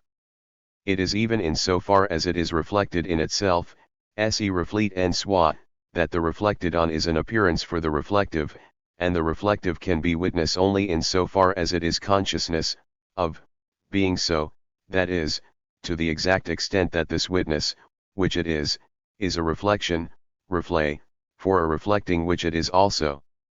Reflecteden and reflective therefore each tend to the Selbstständigkeit, and the nothing which separates them divides them more profoundly than the nothingness of the for itself separates the reflection, reflet, from the reflecting.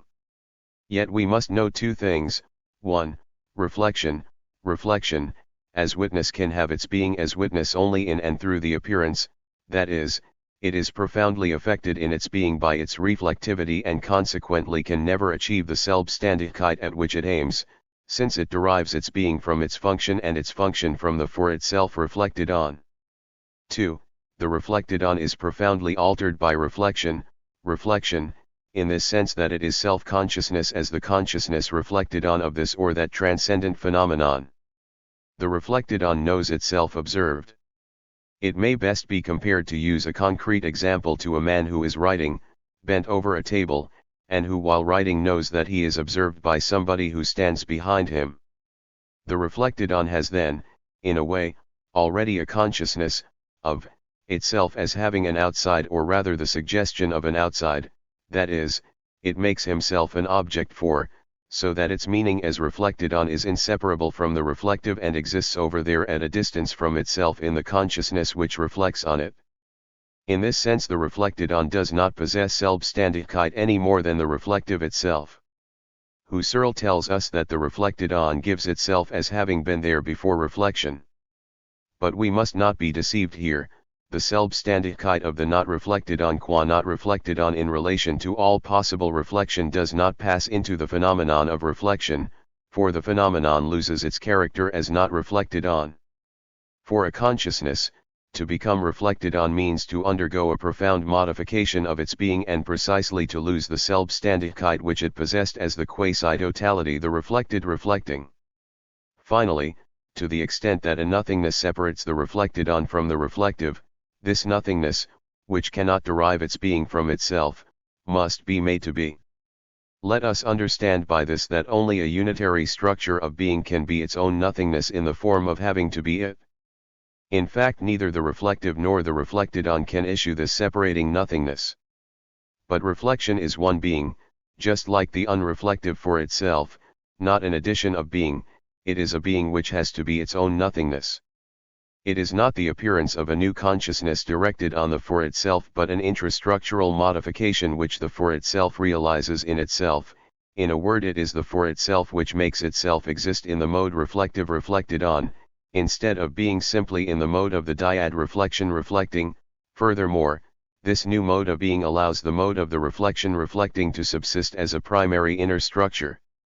The one who is reflecting on me is not some sort of non-temporal regard but myself, myself who am enduring engaged in the circuit of myselfness, in danger in the world, with my historicity. This historicity and this being in the world and this circuit of selfness, these the for itself which I am lives in the mode of the reflective dissociation, dédoublement. As we have seen, the reflective is separated from the reflected on by a nothingness. Thus the phenomenon of reflection is annihilation of the for itself, annihilation which does not come to it from without but which it has to be. Where is the origin of this further annihilation? What can be its motivation? In the upsurge of the for itself as presence to being, there is an original dispersion, the for itself is lost outside, next to the in itself, and in the three temporal ecstasies. It is outside of itself, and in its inmost heart this being for itself is ecstatic, since it must look for its being elsewhere in the reflecting, refletant, if it makes itself a reflection, reflet, in the reflection if it posits itself as reflecting. The upsurge of the for itself confirms the failure of the in itself, which has not been able to be its own foundation. Reflection, remains for the for itself a permanent possibility, an attempt to recover being. By reflection the for itself, which has lost itself outside itself, attempts to put itself inside its own being. Reflection is a second effort by the for itself to found itself, that is, to be for itself what it is. Indeed, if the quasi-dyad the reflection reflecting were gathered up into a totality for a witness which would be itself, it would be in its own eyes what it is. The goal in short is to overtake that being which flees itself while being what it is in the mode of not being, and which flows on while being its own flow, which escapes between its own fingers. The goal is to make of it a given which finally is what it is. The problem is to gather together in the unity of one regard this unachieved totality which is unachieved only because it is to itself its own non-achievement, to escape from the sphere of the perpetual reference which has to be a reference to itself, and precisely because it has escaped from the chains of this reference to make it be as a seen reference, that is, as a reference which is what it is. But at the same time it is necessary that this being which recovers itself and establishes itself as a given, that is, which confers on itself the contingency of being in order to preserve it while founding it, this must itself be that which it recovers and founds, that which it preserves from the ecstatic scattering. The motivation of reflection, consists in a double attempt, simultaneously an objectivation and an interiorization. To be to itself as an object in itself in the absolute unity of interiorization, that is what the being of reflection has to be. This effort to be to itself its own foundation, to recover and to dominate within itself its own flight, finally to be that flight instead of temporalizing it as the flight which is fled, this effort inevitably results in failure, and it is precisely this failure which is reflection. In fact, it is itself the being which has to recover the being which is lost, and it must be this recovery in the mode of being which is its own, that is, in the mode of the for itself, therefore of flight. It is qua for itself that the for itself will try to be what it is, or, if you prefer, it will be for itself what it is for itself. Thus reflection, or the attempt to recover the for itself by a turning back on itself, results in the appearance of the for itself for the for itself. The being which wants to find a foundation in being is itself the foundation only of its own nothingness. The ensemble consequently remains annihilated in itself. At the same time, the turning back of being on itself can only cause the appearance of a distance between what turns back and that on which it turns. This turning back upon the self is a wrenching away from self in order to return to it. It is this turning back which affects the appearance of reflective nothingness. For the necessary structure of the for itself requires that its being can be recovered only by a being which itself exists in the form of for itself. 9 Thus the being which effects the recovery must be constituted in the mode of the for itself, and the being which is to be recovered must exist as for itself. And these two beings must be the same being. But exactly in so far as this being recovers itself, it causes an absolute distance to exist between itself and itself in the unity of being. This phenomenon of reflection is a permanent possibility of the for itself, because reflective scissiparity exists potentially in the for itself which is reflected on. It suffices in fact that the reflecting for itself, refletant, posit itself for it as a witness of the reflection, reflet, and that the for itself, the reflection, posit itself for it as a reflection of this reflecting. Thus reflection, as the effort of a for itself to recover a for itself which it is in the mode of non-being, is a stage of nihilation intermediate between the pure and simple existence of the for itself and existence for others. It is an act on the part of a for itself to recover a for itself which it is not in the mode of non-being. Point 10. Can reflection thus described be limited in its laws and its scope by the fact that the for itself temporalizes itself? We think not. We must distinguish two kinds of reflection if we wish to grasp the reflective phenomenon in its relations with temporality. Reflection can be either pure or impure. Pure reflection, the simple presence of the reflective for itself to the for itself reflected on, is at once the original form of reflection and its ideal form. It is that on whose foundation impure reflection appears, it is that also which is never first given, and it is that which must be won by a sort of catharsis. Impure or accessory reflection, of which we will speak later, includes pure reflection but surpasses it and makes further claims. What are the evident claims and rights of pure reflection? Evidently the reflective is the reflected on. Outside of that we should have no means of legitimizing reflection. But the reflective is the reflected on in complete immanence, although in the form of not being in itself. It is this which well demonstrates the fact that the reflected on is not wholly an object but a quasi-object for reflection. Actually the consciousness reflected on is not presented yet as something outside reflection, that is, as a being on which one can take a point of view, in relation to which one can realize a withdrawal, increase or diminish the distance which separates one from it. In order for the consciousness reflected on to be viewed from without, and in order for reflection to be able to orient itself in relation to it, it would be necessary that the reflective should not be the reflected in the mode of not being what it is not. This disparity will be realized only in existence for others. Reflection is a knowledge, of that there is no doubt. It is provided with a positional character, it affirms the consciousness reflected on. But every affirmation, as we shall soon see, is conditioned by a negation. To affirm this object is simultaneously to deny that I am this object. To know is to make oneself other. Now the reflective cannot make itself wholly other than the reflected on, since it is in order to be the reflected on. Its affirmation is stopped halfway because its negation is not entirely realized.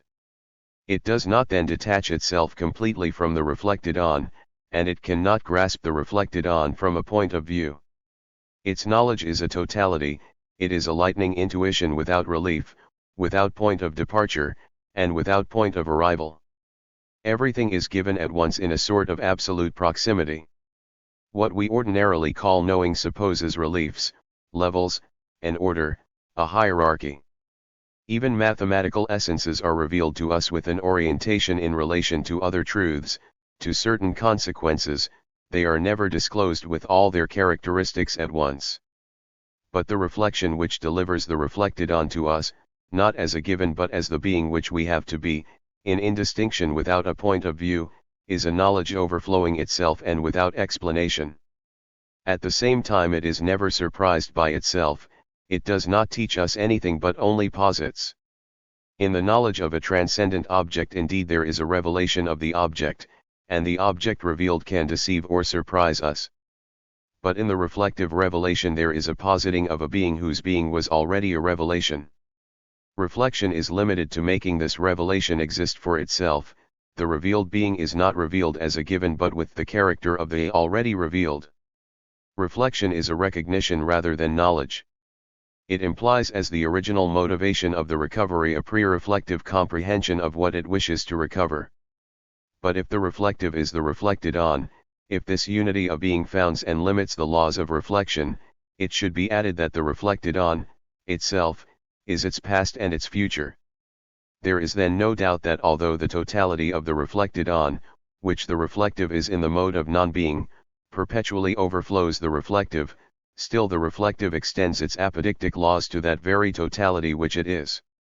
Thus the reflective achievement of Descartes, the cogito, must not be limited to the infinitesimal instant. Moreover, this conclusion could be drawn from the fact that thought is an act which engages the past and shapes its outline by the future. I doubt therefore that I am, said Descartes. But what would remain of methodical doubt if it could be limited to the instant? A suspension of judgment, perhaps. But a suspension of judgment is not a doubt, it is only a necessary structure of doubt. In order for doubt to exist, it is necessary that this suspension be motivated by an insufficiency of reasons for affirming or for denying which refers to the past, and that it be maintained deliberately until the intervention of new elements which is already a project of the future. Doubt appears on the foundation of a pre-ontological comprehension of knowing and of requirements concerning truth. This comprehension and these requirements, which give all its meaning to doubt, engage the totality of human reality and its being in the world. They suppose the existence of an object of knowledge and of doubt, that is, of a transcendent permanence in universal time. It is then a related conduct which doubts the object, a conduct which represents one of the modes of the being in the world of human reality. To discover oneself doubting is already to be ahead of oneself in the future, which conceals the end, the cessation, and the meaning of this doubt, and to be behind oneself in the past, which conceals the constituent motivations of the doubt and its stages of development, and to be outside of oneself in the world as presence to the object which one doubts. These same observations would apply to any reflective statement: I read, I dream, I perceive, I act. Either they should lead us to refuse to grant apodictic evidence to reflection, and then the original knowledge which I have of myself would melt into mere probability, and my very existence is only a probability, for my being in the instant is not a being, or else we must extend the laws of reflection to human totality, i.e., to the past, to the future, to presence, to the object. But if we have observed accurately, reflection is the for itself which seeks to recover itself as a totality in perpetual incompletion. It is the affirmation of the revelation of the being which is to itself its own revelation. As the for itself temporalizes itself, there are these results: 1. Reflection, as the mode of being of the for itself, must be as temporalization, and it is itself its past and its future. 2. By nature reflection extends its laws and its certitude to the possibilities which I am and to the past which I was. The reflective is not the apprehension of an instantaneous reflected on, but neither is it itself instantaneity. This does not mean that the reflective knows with its future the future of the reflected on, and with its past the past of the consciousness to be known. On the contrary, it is by means of the future and the past that the reflective and the reflected on are distinguished within the unity of their being. The future of the reflective, in fact, is the ensemble of its own possibilities which the reflective has to be qua reflective. As such, it could not include a consciousness of the future reflected on. The same remarks would be valid for the reflective past, although this is founded ultimately in the past of the original for itself. But if reflection derives its meaning from its future and its past, it is already as a fleeing presence to a flight, ecstatically the whole length of this flight. In other words, the for itself, which makes itself exist in the mode of the reflective dissociation, as for itself derives its meaning from its possibilities and from its future. In this sense, reflection is a diasporatic phenomenon, but as a presence to itself, the for itself is a presence present to all its ecstatic dimensions. It remains to explain, someone may say, how this reflection, which you are claiming to be apodictic, can make so many errors with respect to just that past which you give it the capacity to know. I reply that it is free from any error to the exact extent that it apprehends the past as that which haunts the present in non-thematic form.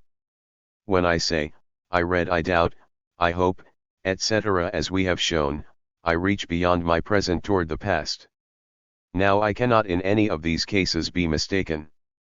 The apodictic nature of reflection allows no doubt in so far as it apprehends the past exactly as it is for the consciousness reflected on which has to be it. On the other hand, I can make many an error when recalling to myself in the reflective mode my past feelings or my past ideas. This is because I am on the plane of memory. At that moment I no longer am my past, but I am the matizing it. We are then no longer dealing with the reflective act. Thus reflection is consciousness of the three ecstatic dimensions. It is a non-thetic consciousness, of flow, and a thetic consciousness of duration. For reflection, the past and the present of the reflected on are set in existence as quasi-outside in this sense, that they are not only held in the unity of a for itself which exhausts their being in having to be it, but also for a for itself which is separated from them by a nothingness. They are for a for itself which, while existing with them in the unity of a being, does not have to be their being. Through reflection also the flow reaches toward being as an outside outlined in immanence. But pure reflection still discovers temporality only in its own original non-substantiality, in its refusal to be in itself.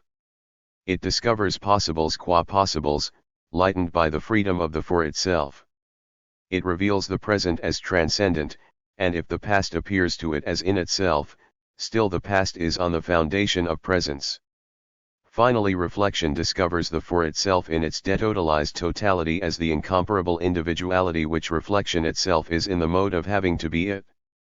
It discovers the for itself as the reflected on, par excellence, the being which is always only as itself and which is always the self at a distance from itself, in the future, in the past, in the world.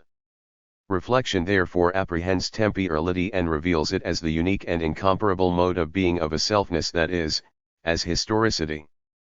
But the psychological duration which we know and which we daily make use of as successions of organized temporal forms is the opposite of historicity. It is in fact the concrete fabric of the psychic unities of the flow. This joy, for example, is an organized form which appears after a sadness, and before that there was that humiliation which I experienced yesterday. Relations of before and after are commonly established between these unities of flow, qualities, states, acts, and these are the unities which can be used for dating. Thus the reflective consciousness of man in the world in his daily existence is found in the face of psychic objects which are what they are, which appear in the continuous woof of our temporality like the designs and motifs on a tapestry, and which succeed each other in the manner of things in the world in universal time, that is, by replacing each other without entering into any relation other than the purely external relations of succession.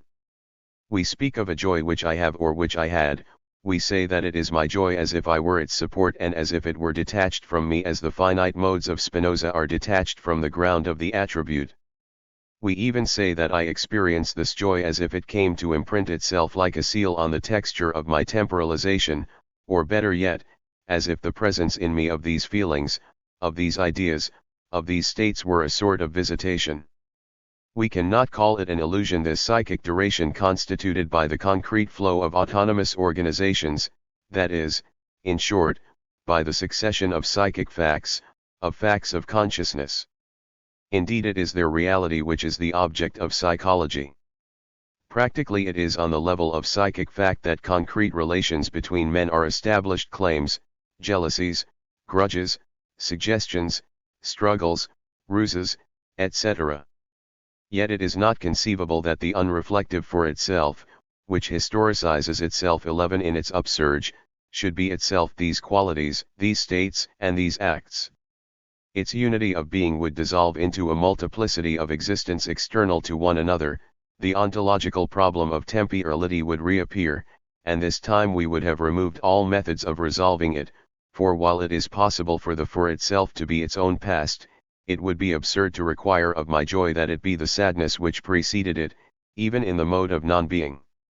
Psychologists give a degraded representation of this ecstatic existence when they affirm that psychic facts are relative to one another and that the thunderclap heard after a long silence is apprehended as thunderclap after a long silence. This observation is well made, but they have prevented themselves from explaining this relativity in succession since they have removed from it all ontological foundation. In fact, if we apprehend the for itself in its historicity, psychic duration vanishes and states, qualities, and acts disappear to give place to being for itself as such, which is only as the unique individuality from which the process of historization cannot be separated. It is this which flows, which calls to itself from the ground of the future, and which is heavy with the past which it was. It is this which historicizes its selfness, and we know that it is in the primary or unreflective mode a consciousness of the world and not of self. Thus qualities and states could not be beings in its being, in the sense that the unity of the flow of joy would be contained or made by consciousness. There exist only the internal, non-positional colorations of it, these are nothing other than itself qua for itself, and they cannot be apprehended outside of it. Here we are then in the presence of two temporalities, the original temporality of which we are the temporalization, and psychic temporality which simultaneously appears as incompatible with the mode of being of our being and as an intersubjective reality, the object of science, the goal of human acts, in the sense, for example, that I do everything possible to make Annie love me, to endow her with love for me. This psychic temporality, which is evidently derived, cannot stem directly from original temporality, the latter constitutes nothing other than itself. As for psychic temporality, it is incapable of constituting itself, for it is only a successive order of facts. Moreover, psychic temporality could not appear to the unreflective for itself, which is pure ecstatic presence to the world. Psychic temporality reveals itself to reflection, and reflection must constitute it. But how can reflection constitute it if reflection is the pure and simple discovery of the historicity which it is? Here we must distinguish between pure reflection and impure or constituent reflection, for it is impure reflection which constitutes the succession of psychic facts or psyche. What is given first in daily life is impure or constituent reflection, although this includes pure reflection as its original structure. But pure reflection can be attained only as the result of a modification which it effects on itself and which is in the form of a catharsis. This is not the place to describe the motivation and the structure of this catharsis. What matters to us is the description of impure reflection inasmuch as it constitutes and reveals psychic temporality. Reflection, as we have seen, is a type of being in which the for itself is in order to be to itself what it is. Reflection is not then a capricious upsurge into the pure indifference of being, but it arises in the perspective of a for. We have seen here that the for itself is the being which in its being is the foundation of a for. The meaning of reflection is then its being for. Specifically, the reflective is the reflected on annihilating itself for 12 recovering itself. In this sense, the reflective, in so far as it has to be the reflected on, escapes from the for itself which it is as reflective in the form of having to be it. But if it were only in order to be the reflected on which it has to be, it would escape from the for itself in order to rediscover it, everywhere and in whatever manner it affects itself. The for itself is condemned to be for itself. In fact, it is here that pure reflection is discovered. But impure reflection, which is the first spontaneous, but not the original, reflective movement, is in order to be the reflected on as in itself. Its motivation is within it in the twofold movement, which we have already described, of interiorization and of objectivation, to apprehend the reflected on as in itself in order to make itself be that in itself which is apprehended. Impure reflection then is the apprehension of the reflected on as such only in a circuit of selfness in which reflection stands in immediate relation with an in itself which it has to be. But on the other hand, this in itself which reflection has to be is the reflected on in so far as the reflective tries to apprehend it as being in itself. This means that three forms exist in impure reflection: the reflective, the reflected on, and an in itself which the reflective has to be in so far as this in itself would be the reflected on, an in itself which is nothing other than the for of the reflective phenomenon. This in itself is pre-outlined behind the for itself reflected on, by a reflection, which traverses the reflected on in order to recover it and to found it. It is like the projection into the in itself on the part of the for itself reflected on as a meaning. Its being is not to be but to be made to be, like nothingness. It is the reflected on as a pure object for the reflective. As soon as reflection adopts a point of view on the reflective, as soon as it gets out of that lightning intuition without relief in which the reflected on is given without a point of view for the reflective, as soon as it posits itself as not being the reflected on, and as soon as it determines what the reflected on is, then reflection affects the appearance of an in itself capable of being determined, qualified, behind the reflected on. This transcendent in itself or shadow cast by the reflected on onto being is what the reflective has to be in so far as it is that which the reflected on is.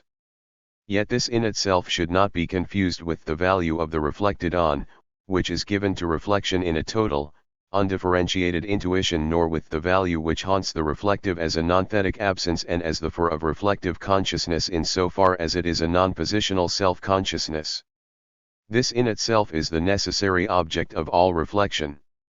In order that it may arise, it is enough that reflection confront the reflect-eden as object.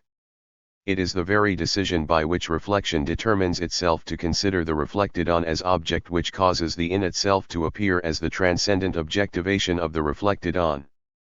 The act by which reflection determines itself to take the reflected on as object is itself, 1. A positing of the reflective as not being the reflected on, 2. The adoption of a point of view in relation to the reflected on. Moreover, in reality these two moments make only one, since the concrete negation which the reflective makes itself be in relation to the reflected on manifests itself precisely in and through the fact of taking a point of view. The objectivating act, as we see, lies in the strict extensions of the reflective dissociation, since this dissociation is made by the deepening of the nothingness which separates the reflection, reflet, from the reflecting, refletant. The objectivation recovers the reflective movement as not being the reflected on in order that the reflected on may appear as an object for the reflective. However, this reflection is in bad faith.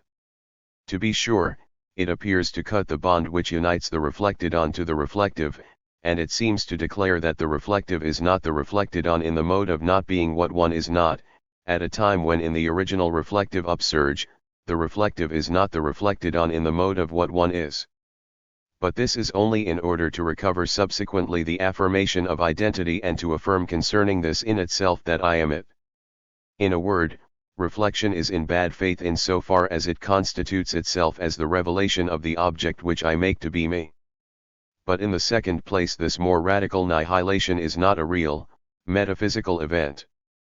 The real event, the third process of nihilation, is the for others. Impure reflection is an abortive effort on the part of the for itself to be another while remaining itself. The transcendent object which appeared behind the for itself reflected on is the only being of which the reflective can say in the sense that it is not it. But it is a mere shadow of being.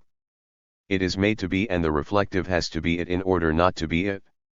It is this shadow of being, the necessary and constant correlate of impure reflection, that the psychologist studies under the name of psychic fact. A psychic fact is then the shadow of the reflected on, inasmuch as the reflective has to be it ecstatically in the mode of non-being.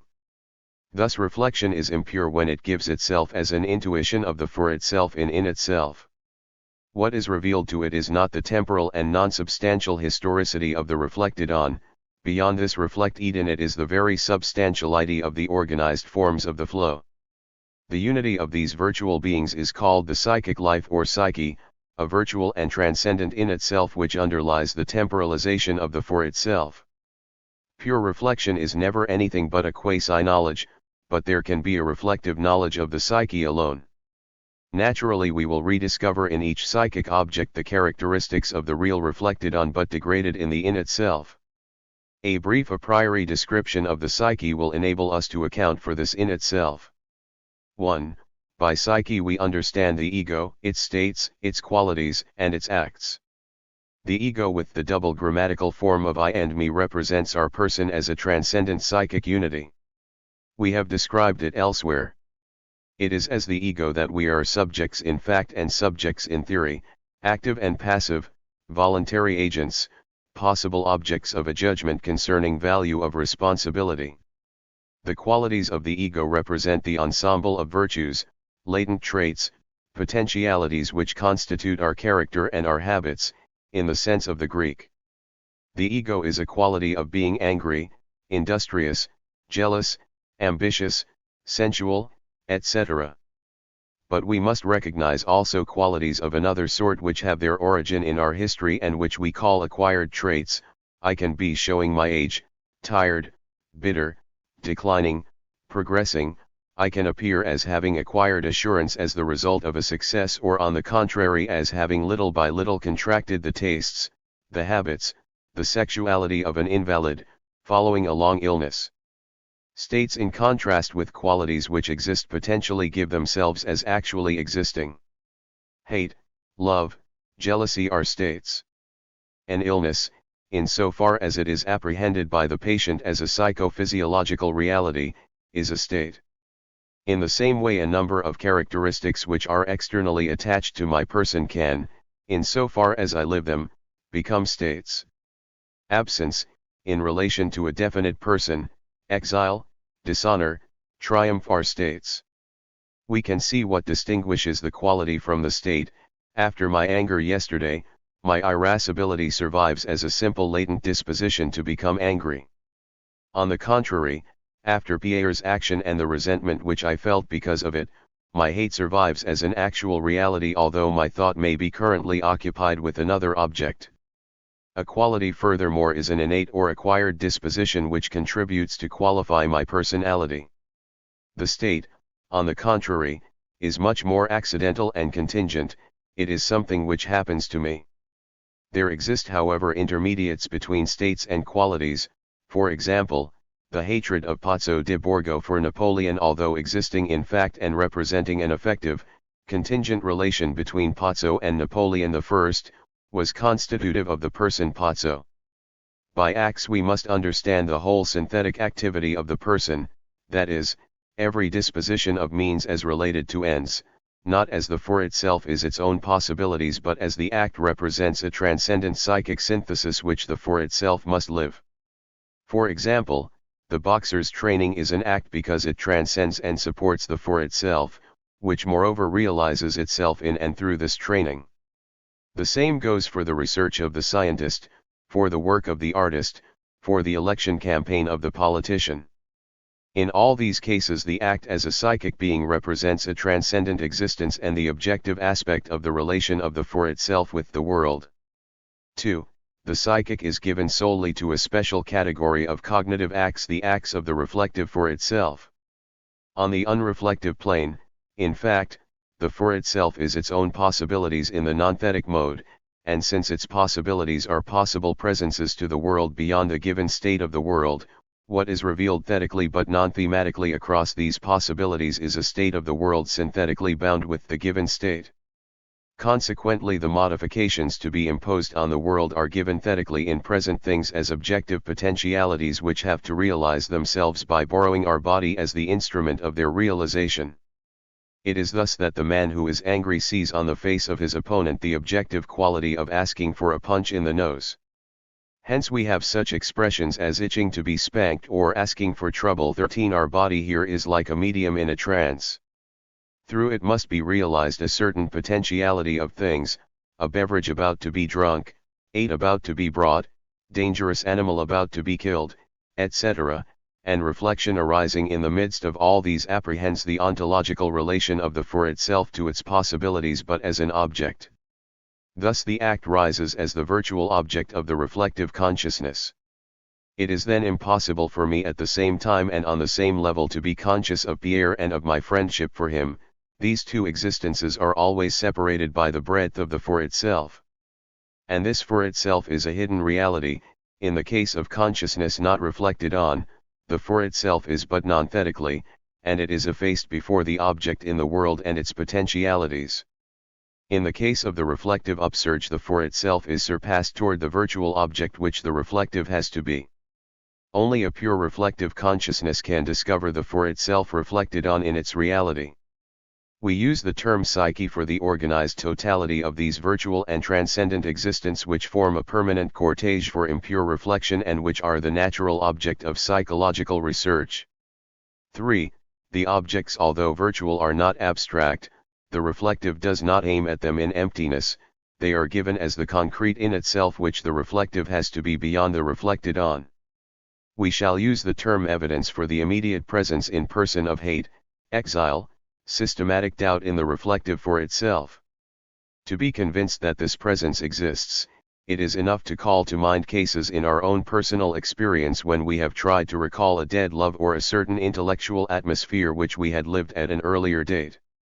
On such occasions we had plainly a consciousness of aiming in emptiness at these various objects. We could form particular concepts of them, attempt a literary description of them, but we knew that they were not there.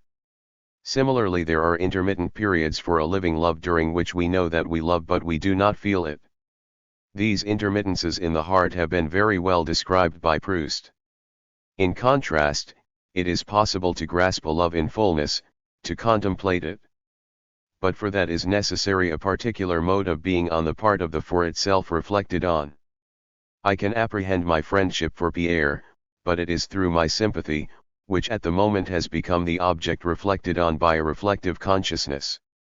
In short, the only way to make present these qualities, these states, or these acts is to apprehend them across a consciousness reflected on of which they are the objectivation, the shadow cast onto the in itself.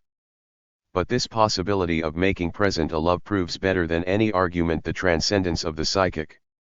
When I abruptly discover, when I see my love, I apprehend at the same stroke that it stands before my consciousness. I can take points of view regarding it, can judge it, I am not engaged in it as the reflective is in the reflected on. Due to this very fact I apprehend it as not being of the nature of the for itself. It is infinitely heavier, more opaque, more solid than that absolute transparency. That is why the evidence with which the psychic gives itself to the intuition of impure reflection is not apodictic. There is a cleavage between the future of the for itself reflected on, which is constantly eaten away and lightened by my freedom, and the dense and menacing future of my love, a cleavage which gives to it precisely its meaning as love. If I did not apprehend in the psychic object a love with its future arrested, would it still be love? Would it not rather fall under the heading of caprice? And does not even the caprice engage the future to the extent that it is given as going to remain caprice and never to be changed into love?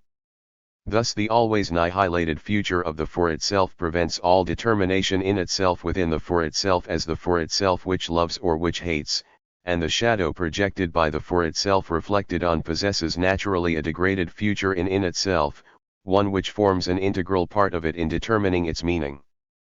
But in correlation with the continual annihilation of futures reflected on, the organized psychic ensemble with its future remains only probable. And we need not understand by that an external quality which would come from a relation with my knowledge and which could be transformed if need be into certainty, but rather an ontological characteristic. For, the psychic object, being the shadow cast by the for itself reflected on, possesses in degraded form the characteristics of consciousness. In particular it appears as an unachieved and probable totality there where the for itself makes itself exist in the diasporatic unity of a detotalized totality. This means that the psychic apprehended across the three ecstatic dimensions of temporality, appears as constituted by the synthesis of a past, a present, and a future. A love, an enterprise is the organized unity of these three dimensions. In fact it is not enough to say that a love has a future as if the future were external to the object which it characterizes, the future makes a part of the organized form of the flow of love, for love is given its meaning as love by its being in the future. But due to the fact that the psychic object is in itself, its present cannot be flight, nor can its future be pure possibility. In these forms of flow there is an essential priority of the past, which is what the for itself was and which already presupposes the transformation of the for itself into in itself. The reflective projects a psychic object provided with the three temporal dimensions, but it constitutes these three dimensions solely out of what the reflected on was. The future is already, otherwise how could my love be love? Only it is not yet given, it is a now which is not yet revealed. It loses then its character as a possibility which I have to be. My love, my joy do not have to be their future, for they are it in the tranquil indifference of juxtaposition, just as this fountain pen is at once a pen and below a cap.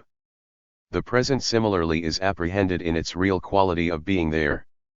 Only this being there is constituted in having been there. The present is already wholly constituted and armed from head to foot, it is a now which the instant brings and carries away like a costume ready-made. It is a card which comes out of the game and returns to it. The passage of a now from the future to the present and from the present to the past does not cause it to undergo any modification since in any case, future or not, it is already past. This fact is well illustrated by the naive way in which psychologists take recourse in the unconscious in order to distinguish the three nows of the psychic. They call present the now which is present to the consciousness. Those which have passed into the future have exactly the same characteristics, but they wait in the limbo of the unconscious, and if we take them in that undifferentiated environment, it is impossible to distinguish past from future among them. A memory which survives in the unconscious is a past now and at the same time, inasmuch as it awaits being evoked, it is a future now. Thus the psychic form is not to be, it is already made, it is already complete, past, present, future, in the mode has been. The nows which compose it have only to undergo one by one before returning into the past the baptism of consciousness. The result is that the psychic form contains two coexisting contradictory modalities of being, since it is already made and appears in the cohesive unity of an organism, and since at the same time it can exist only through a succession of nows, each one of which tends to be isolated in and in itself. This joy, for example, passes from one instant to another because its future exists already as a terminal result and the given meaning of its development, not as that which it has to be, but as that which it has been already in the future. Actually, this inner cohesion of the psyche is nothing other than the unity of being of the for itself hypostasized in the in itself. A hate has no parts, it is not a sum of attitudes and of states of consciousness, but it gives itself through the attitudes and states of consciousness as the temporal unity without parts of their appearances. But the unity of being in the for itself is explained by the ecstatic character of its being. It has to be in full spontaneity what it will be. The psychic, on the contrary, is made to be. This means that it is by itself incapable of determining itself in existence. It is sustained in the face of the reflective by a sort of inertia, and psychologists have often insisted on its pathological character. It is in this sense that Descartes can speak of the passions of the soul. Although the psychic is not on the same plane of being as the existence of the world, this inertia enables the psychic to be apprehended as related to these existence. A love is given as aroused by the loved object. Consequently, the total cohesion of the psychic form becomes unintelligible, since it does not have to be this cohesion, since it is not its own synthesis, since its unity has the character of a given. To the extent that a hatred is a given succession of nows, all completely formed and inert, we find in it the germ of an infinite divisibility. And yet this divisibility is disguised, denied in so far as the psychic is the objectivation of the ontological unity of the for itself. Hence there is a sort of magic cohesion between the successive nows of the hatred, which give themselves as parts only in order later to deny their exteriority. The ambiguity is brought to light in Bergson's theory of the consciousness which endures and which is a multiplicity of interpenetration. What Bergson is touching on here is the psychic state, not consciousness conceived as for itself. Actually, what is the meaning of interpenetration? On the theory of divisibility, it cannot be absence. If there is to be interpenetration, it is necessary that there be parts which interpenetrate each other. But these parts, which theoretically ought to fall back into their isolation, flow one into the other by a magic and totally unexplained cohesion, and this total fusion at present defies analysis. Bergson does not dream of establishing this property of the psychic on an absolute structure of the for itself. He establishes it as a given, a simple intuition which reveals to him that the psychic is an interiorized multiplicity. Its character as something inert, as a passive datum, is accentuated by the fact that it exists without being for a consciousness, either thetic or non-thetic.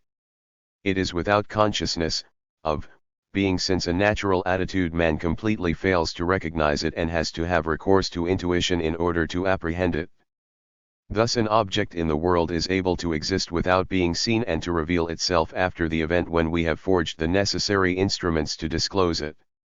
The characteristics of psychic duration for Bergson are a pure contingent fact of experience, they are so because we find them so, that is all.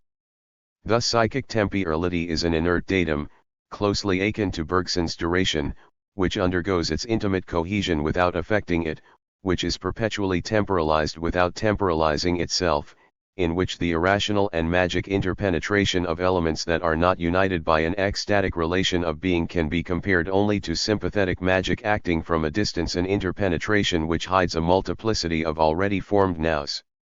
These characteristics do not result from any error on the part of psychologists or from a lack of knowledge, they are constitutive of psychic temporality, which is the hypostasis of original temporality. The absolute unity of the psychic is indeed the projection of the ontological, ecstatic unity of the for itself. But since this projection is made in the in itself, which is what it is in the distanceless proximity of self-identity, the ecstatic unity parcels itself out in an infinity of nows which are what they are and which, precisely for this reason, tend to isolate themselves in their self-identity. Thus participating simultaneously in the in itself and in the for itself, psychic temporality conceals a contradiction which is never overcome. This should not surprise us. Since psychic temporality is the product of impure reflection, it is natural that it is made to be what it is not and that it is not what it is made to be. Following this analysis, we may now find more meaningful an examination of the interrelations of psychic forms at the heart of psychic time. Let us note first of all that it is interpenetration which governs the connection between feelings, for example, at the heart of a complex psychic form. Everybody knows those feelings of affection tinted with envy, those hates penetrated despite all by admiration, those romantic friendships which novelists have often described. There is certainly interpenetration as soon as we apprehend a friendship tinted with envy, like a cup of coffee clouded with cream. Admittedly, this comparison is gross. Nevertheless, it is certain that the amorous friendship is not given as a simple specification of the genus friendship, as the isosceles triangle is a specification of the genus triangle. The friendship is given as wholly penetrated by total love, and yet it is not love, it does not make itself love, for then it would lose its autonomy as friendship. But it constitutes itself as an inert object in itself which language can scarcely name, where love, autonomous and in itself, is magically extended through all the friendship, just as the foot is extended through all the sea in the Stoic point 14. But psychic processes imply also the action from a distance of prior forms on posterior forms. We cannot conceive of this action at a distance in the mode of simple causality found, for example, in classical mechanics, which supposes the totally inert existence of a moving body enclosed in the instant. Neither can we allow the mode of physical causality conceived in the manner of John Stuart Mill, which is defined by the constant and unconditioned succession of two states where the being of each one is exclusive of the other. Inasmuch as the psychic is the objectivation of the for itself, it possesses a degraded spontaneity which is grasped as the internal, given quality of the form of the psychic and which is inseparable from its cohesive force. This spontaneity cannot therefore be given strictly as produced by the prior form. But on the other hand, neither can the spontaneity determine itself in existence, since it is apprehended only as one determination among others of a given existent. It follows that the prior form has to effect from a distance the birth of a form of the same nature which is organized spontaneously as a form of flow. We are not dealing here with being which has to be its future and its past, but only with successions of past, present, and future forms which all exist in the mode of having been, and which at a distance influence one another. This influence will be manifested either by penetration or by motivation. If it is by penetration, the reflective apprehends as a single object two psychic objects which had at first been given separately. The result is a new psychic object, each characteristic of which will be the synthesis of the prior two, though this object is unintelligible in itself and gives itself simultaneously as all one and all the other without there being any alteration in either. In motivation, on the contrary, the two objects remain each at its own place. But since a psychic object is an organized form and a multiplicity of interpenetration, it can act only simultaneously as one whole on another whole object. The result is a total action at a distance by means of a magic influence of one on the other. For example, my humiliation of yesterday is the total motive for my mood this morning, etc.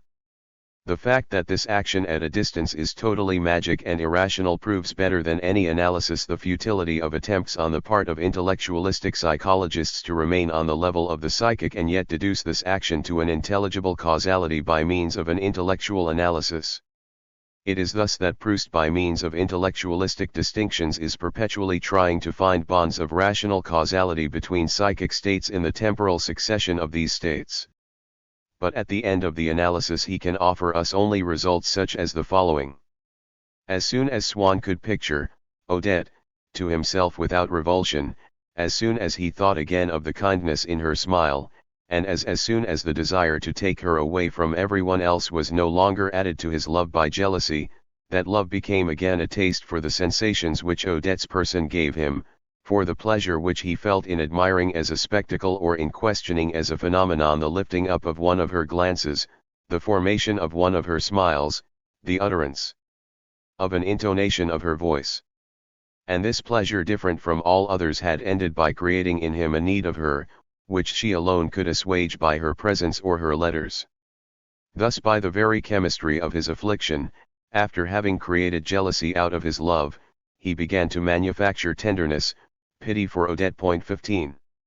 This passage is obviously concerned with the psychic. We see feelings which, individualized and separated by nature, are here acting one on the other.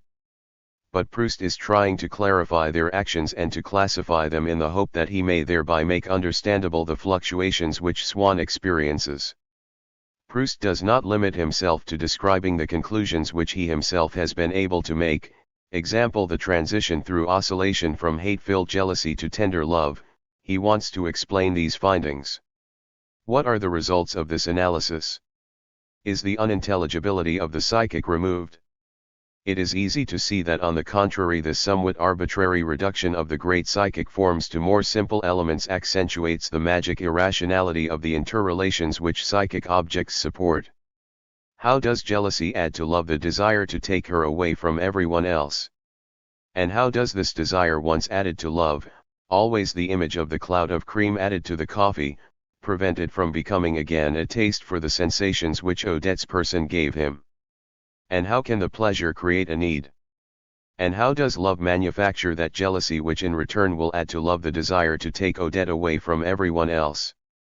And how, when freed from this desire, is it going to manufacture tenderness anew?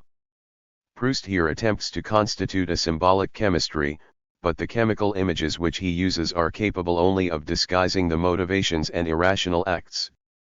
It is an attempt to draw us toward a mechanistic interpretation of the psychic which, without being any more intelligible, would completely distort its nature.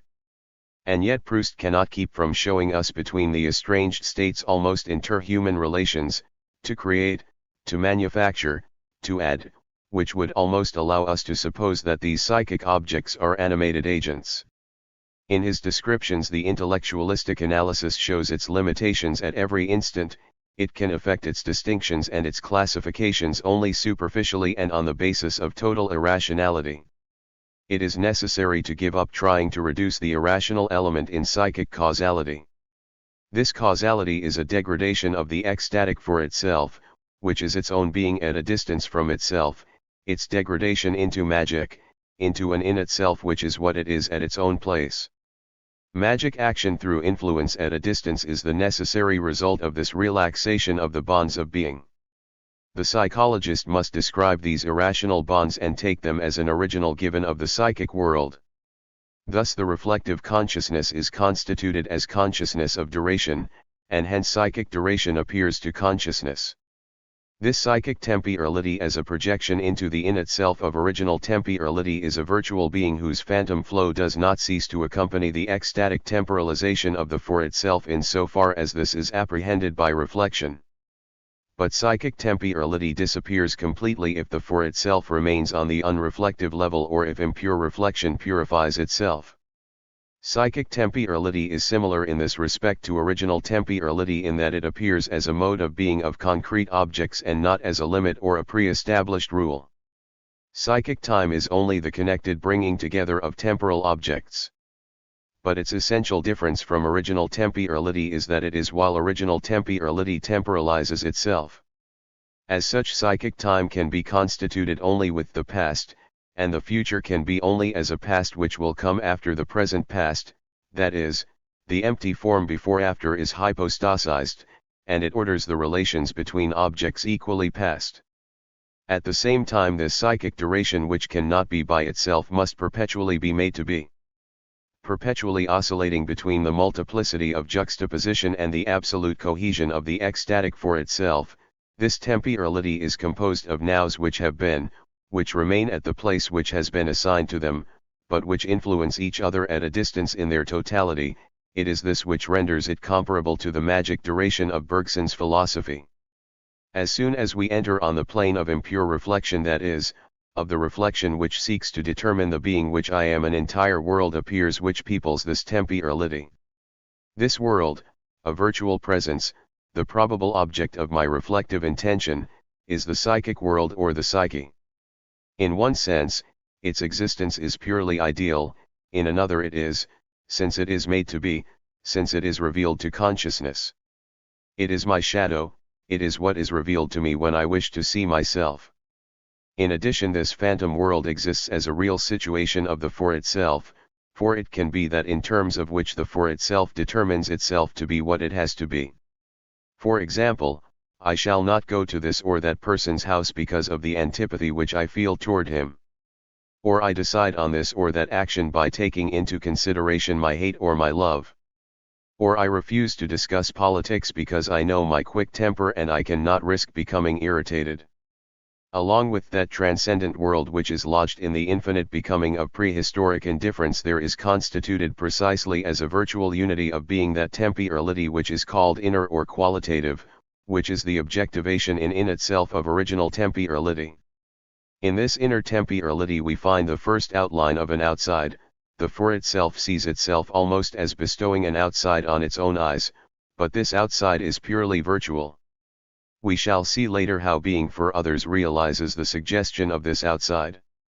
Chapter 3. Transcendence. In order to arrive at as complete a description as possible of the for itself, we chose as a guiding thread the examination of negative attitudes.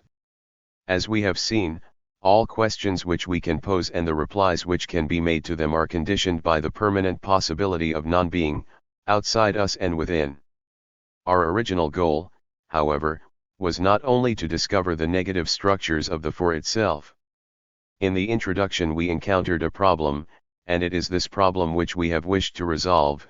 What is the original relation of human reality to the being of phenomena or being in itself? In the introduction indeed we were obliged to reject both the realist solution and the idealist solution. It appeared to us both that transcendent being could not act on consciousness and that consciousness could not construct the transcendent by objectivizing elements borrowed from its subjectivity.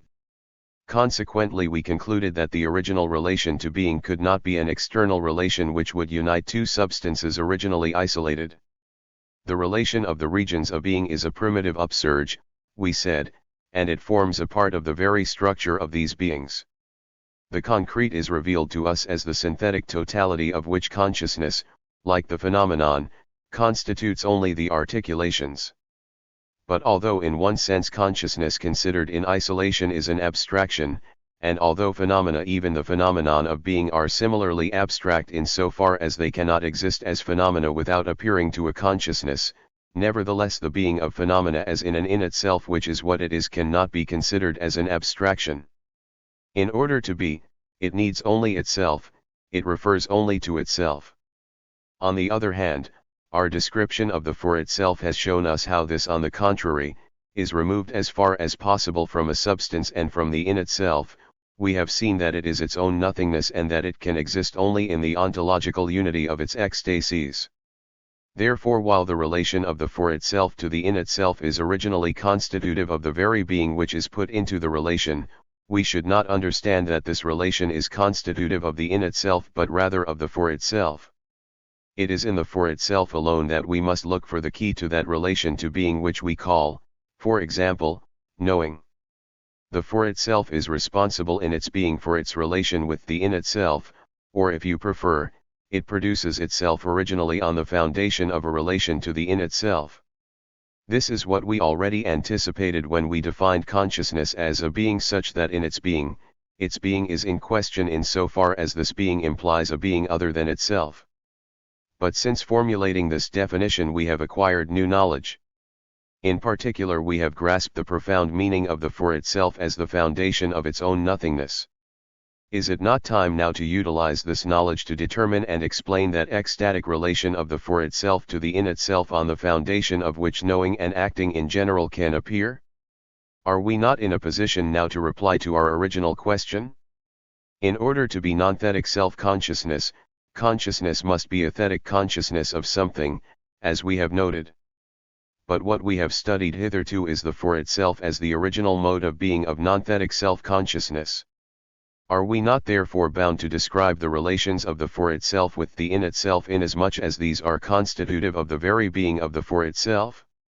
Are we not able at present to find the answer to questions of the following type: since the in itself is what it is, how and why does the being of the for itself have to be a knowledge of the in itself? And what in general is knowledge?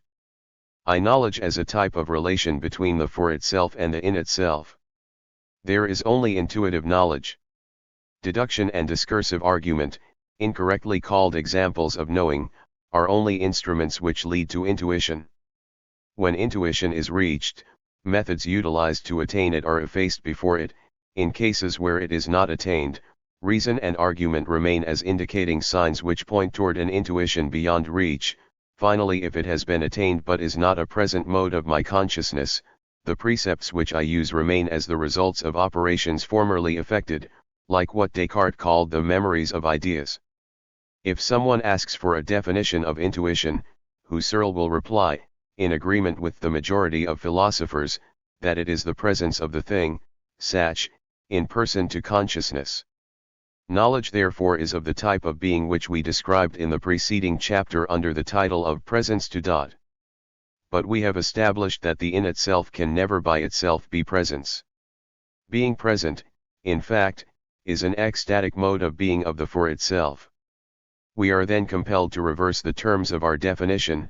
Intuition is the presence of consciousness to the thing. Therefore we must return now to the problem of the nature and the meaning of this presence of the for itself to being. In the introduction, while using the still not elucidated concept of consciousness, we establish the necessity for consciousness to be consciousness of something. In fact, it is by means of that of which it is conscious that consciousness distinguishes itself in its own eyes, and that it can be self-consciousness. A consciousness which would not be consciousness of something would be consciousness of nothing. But at present we have elucidated the ontological meaning of consciousness, or the for itself. We can therefore pose the problem in more precise terms and ask, what do we mean when we say that it is necessary for consciousness to be consciousness of something considered on the ontological level, i.e., in the perspective of being for itself?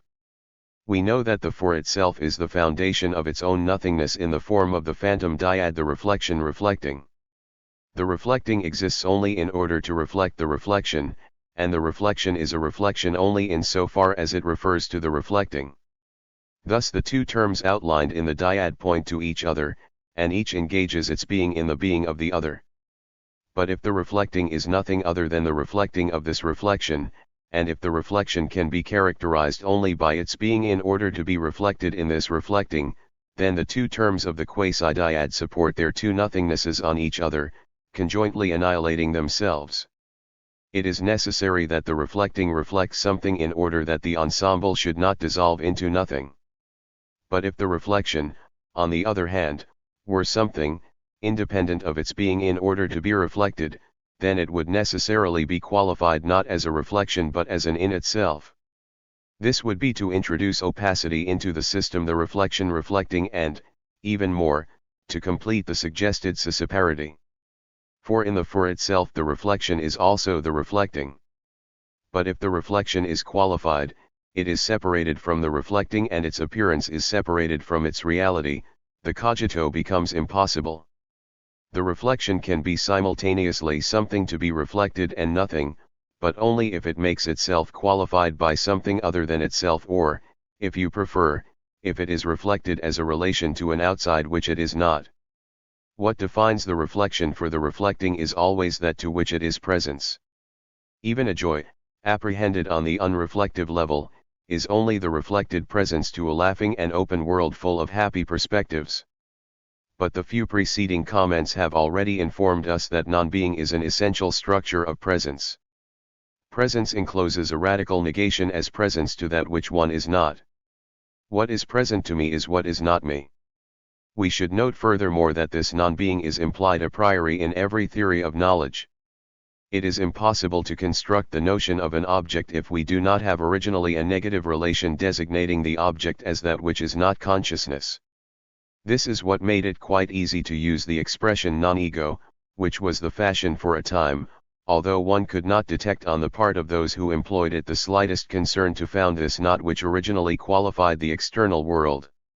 Actually neither the connection of representation, nor the necessity of certain subjective ensembles, nor temporal irreversibility, nor an appeal to infinity could serve to constitute the object as such, that is, to serve as foundation for a further negation which would separate out the non-ego and oppose it to me as such, if this negation were not given first and if it were not the a priori foundation of all experience. The thing, before all comparison, before all construction, is that which is present to consciousness as not being consciousness. The original relation of presence as the foundation of knowledge is negative. But as negation comes to the world by means of the for itself, and as the thing is what it is in the absolute indifference of identity, it cannot be the thing which is posited as not being the for itself. Negation comes from the for itself. We should not conceive this negation as a type of judgment which would bear on the thing itself and deny concerning it that it is the for itself. This type of negation could be conceived only if the for itself were a substance already fully formed, and even in that case it could emanate only as a third being establishing from outside a negative relation between two beings. But by the original negation the for itself constitutes itself as not being the thing. Consequently the definition of consciousness which we gave earlier can be formulated in the perspective of the for itself as follows: the for itself is a being such that in its being is in question insofar as this being is essentially a certain way of not being a being which it posits simultaneously as other than itself. Knowledge appears then as a mode of being. Knowing is neither a relation established after the event between two beings, nor is it an activity of one of these two beings, nor is it a quality of a property or a virtue. It is the very being of the for itself insofar as this is presence to, that is, insofar as the for itself has to be its being by making itself not to be a certain being to which it is present. This means that the for itself can be only in the mode of a reflection, reflet, causing itself to be reflected as not being a certain being. The something which must qualify the reflected in order that the dyad the reflection reflecting may not dissolve in nothingness is pure negation. The reflected causes itself to be qualified outside next to a certain being as not being that being. This is precisely what we mean by to be consciousness of something. But we must define more precisely what we understand by this original negation. Actually we should distinguish two types of negation, external negation and internal negation. The first appears as a purely external bond established between two beings by a witness. When I say, for example, a cup is not an inkwell, it is very evident that the foundation of this negation is neither in the cup nor in the inkwell. Point 1 Both of these objects are what they are, and that is all. The negation stands as a categorical and ideal connection which I establish between them without modifying them in any way whatsoever, without enriching them or impoverishing them with the slightest quality. They are not even ever so slightly grazed by this negative synthesis.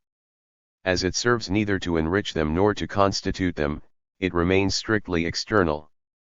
But we can already guess the meaning of the other type of negation if we consider such expressions as I am not rich or I am not handsome. Pronounced with a certain melancholy, they do not mean only that the speaker is denied a certain quality but that the denial itself comes to influence the inner structure of the positive being who has been denied the quality. When I say, I am not handsome, I do not limit myself to denying with respect to myself taken as wholly concrete, a certain virtue which due to this fact passes into nothingness while I keep intact the positive totality of my being, as when I say, the vase is not white, it is grey, the inkwell is not on the table, it is on the mantelpiece. I intend to indicate that not being handsome is a certain negative virtue of my being. It characterizes me within, as negative it is a real quality of myself, that of not being handsome, and this negative quality will explain my melancholy as well as, for example, my failures in the world. By an internal negation we understand such a relation between two beings that the one which is denied to the other qualifies the other at the heart of its essence by absence. The negation becomes then a bond of essential being, since at least one of the beings on which it depends is such that it points toward the other, that it carries the other in its heart as an absence. Nevertheless, it is clear that this type of negation cannot be applied to being in itself. By nature it belongs to the for itself. Only the for itself can be determined in its being by a being which it is not. And if the internal negation can appear in the world, as when we say of a pearl that it is false, of a fruit that it is not ripe, of an egg that it is not fresh, etc., it is by the for itself that it comes into the world, like negation in general. Knowing belongs to the for itself alone, for the reason that only the for itself can appear to itself as not being what it knows. And as here appearance and being are one, since the for itself has to be its appearance, we must conclude that the for itself includes within its being the being of the object which it is not, inasmuch as the for itself puts its own being into question as not being the being of the object. Here we must rid ourselves of an illusion which may be formulated as follows: in order to constitute myself as not being a particular being, I must have ahead of time in some manner or other a knowledge of this being, for I cannot judge the differences between myself and a being of which I know nothing. It is true, of course, that in our empirical existence we cannot know how we differ from a Japanese or an Englishman, from a worker or an employer, until we have some notion of these different beings. But these empirical distinctions cannot serve as a basis for us here, for we are undertaking the study of an ontological relation which must render all experience possible, and which aims at establishing how in general an object can exist for consciousness. It is not possible then for me to have any experience of an object as an object which is not me until I constitute it as an object. On the contrary, what makes all experience possible is an a prior upsurge of the object for the subject, or, since the upsurge is the original fact of the for itself, an original upsurge of the for itself as presence to the object which it is not. What we should do then is to invert the terms of the preceding formula and formulate it thus: the fundamental relation by which the for itself has to be as not being this particular object to which it is present is the foundation of all knowledge of this being. But we must describe this primary relation more exactly if we want to make it understandable. The germ of truth remaining in the statement of the intellectualist illusion denounced in the preceding paragraph is the observation that I cannot determine myself not to be an object which is originally severed from all connection with me. I cannot deny that I am a particular being if I am at a distance from that being. If I conceive of a being entirely closed in on itself, this being in itself will be solely that which it is, and due to this fact there will be no room in it for either negation or knowledge. It is in fact in terms of the being which it is not that a being can make known to itself what it is not. This means in the case of an internal negation that it is within and upon the being which it is not that the for itself appears as not being what it is not. In this sense the internal negation is a concrete ontological bond. We are not dealing here with one of those empirical negations in which the qualities denied are distinguished first by their absence or even by their non-being. In the internal negation the for itself collapses on what it denies. The qualities denied are precisely those to which the for itself is most present, it is from them that it derives its negative force and perpetually renews it. In this sense it is necessary to see the denied qualities as a constitutive factor of the being of the for itself, for the for itself must be there outside itself upon them, it must be they in order to deny that it is they. In short, the term of origin of the internal negation is the in itself, the thing which is there, and outside of it there is nothing except an emptiness, a nothingness which is distinguished from the thing only by a pure negation for which this thing furnishes the very content. The difficulty encountered by materialism in deriving knowledge from the object stems from the fact that materialism wants to produce a substance in terms of another substance. But this difficulty cannot hinder us, for we affirm that there is nothing outside the in itself except a reflection, reflet, of that nothing which is itself polarized and defined by the in itself, inasmuch as it is precisely the nothingness of this in itself, the individualized nothing which is nothing only because it is not the in itself. Thus in this ecstatic relation which is constitutive of the internal negation and of knowledge, it is the in itself in person which is the concrete pole in its plenitude, and the for itself is nothing other than the emptiness in which the in itself is detached.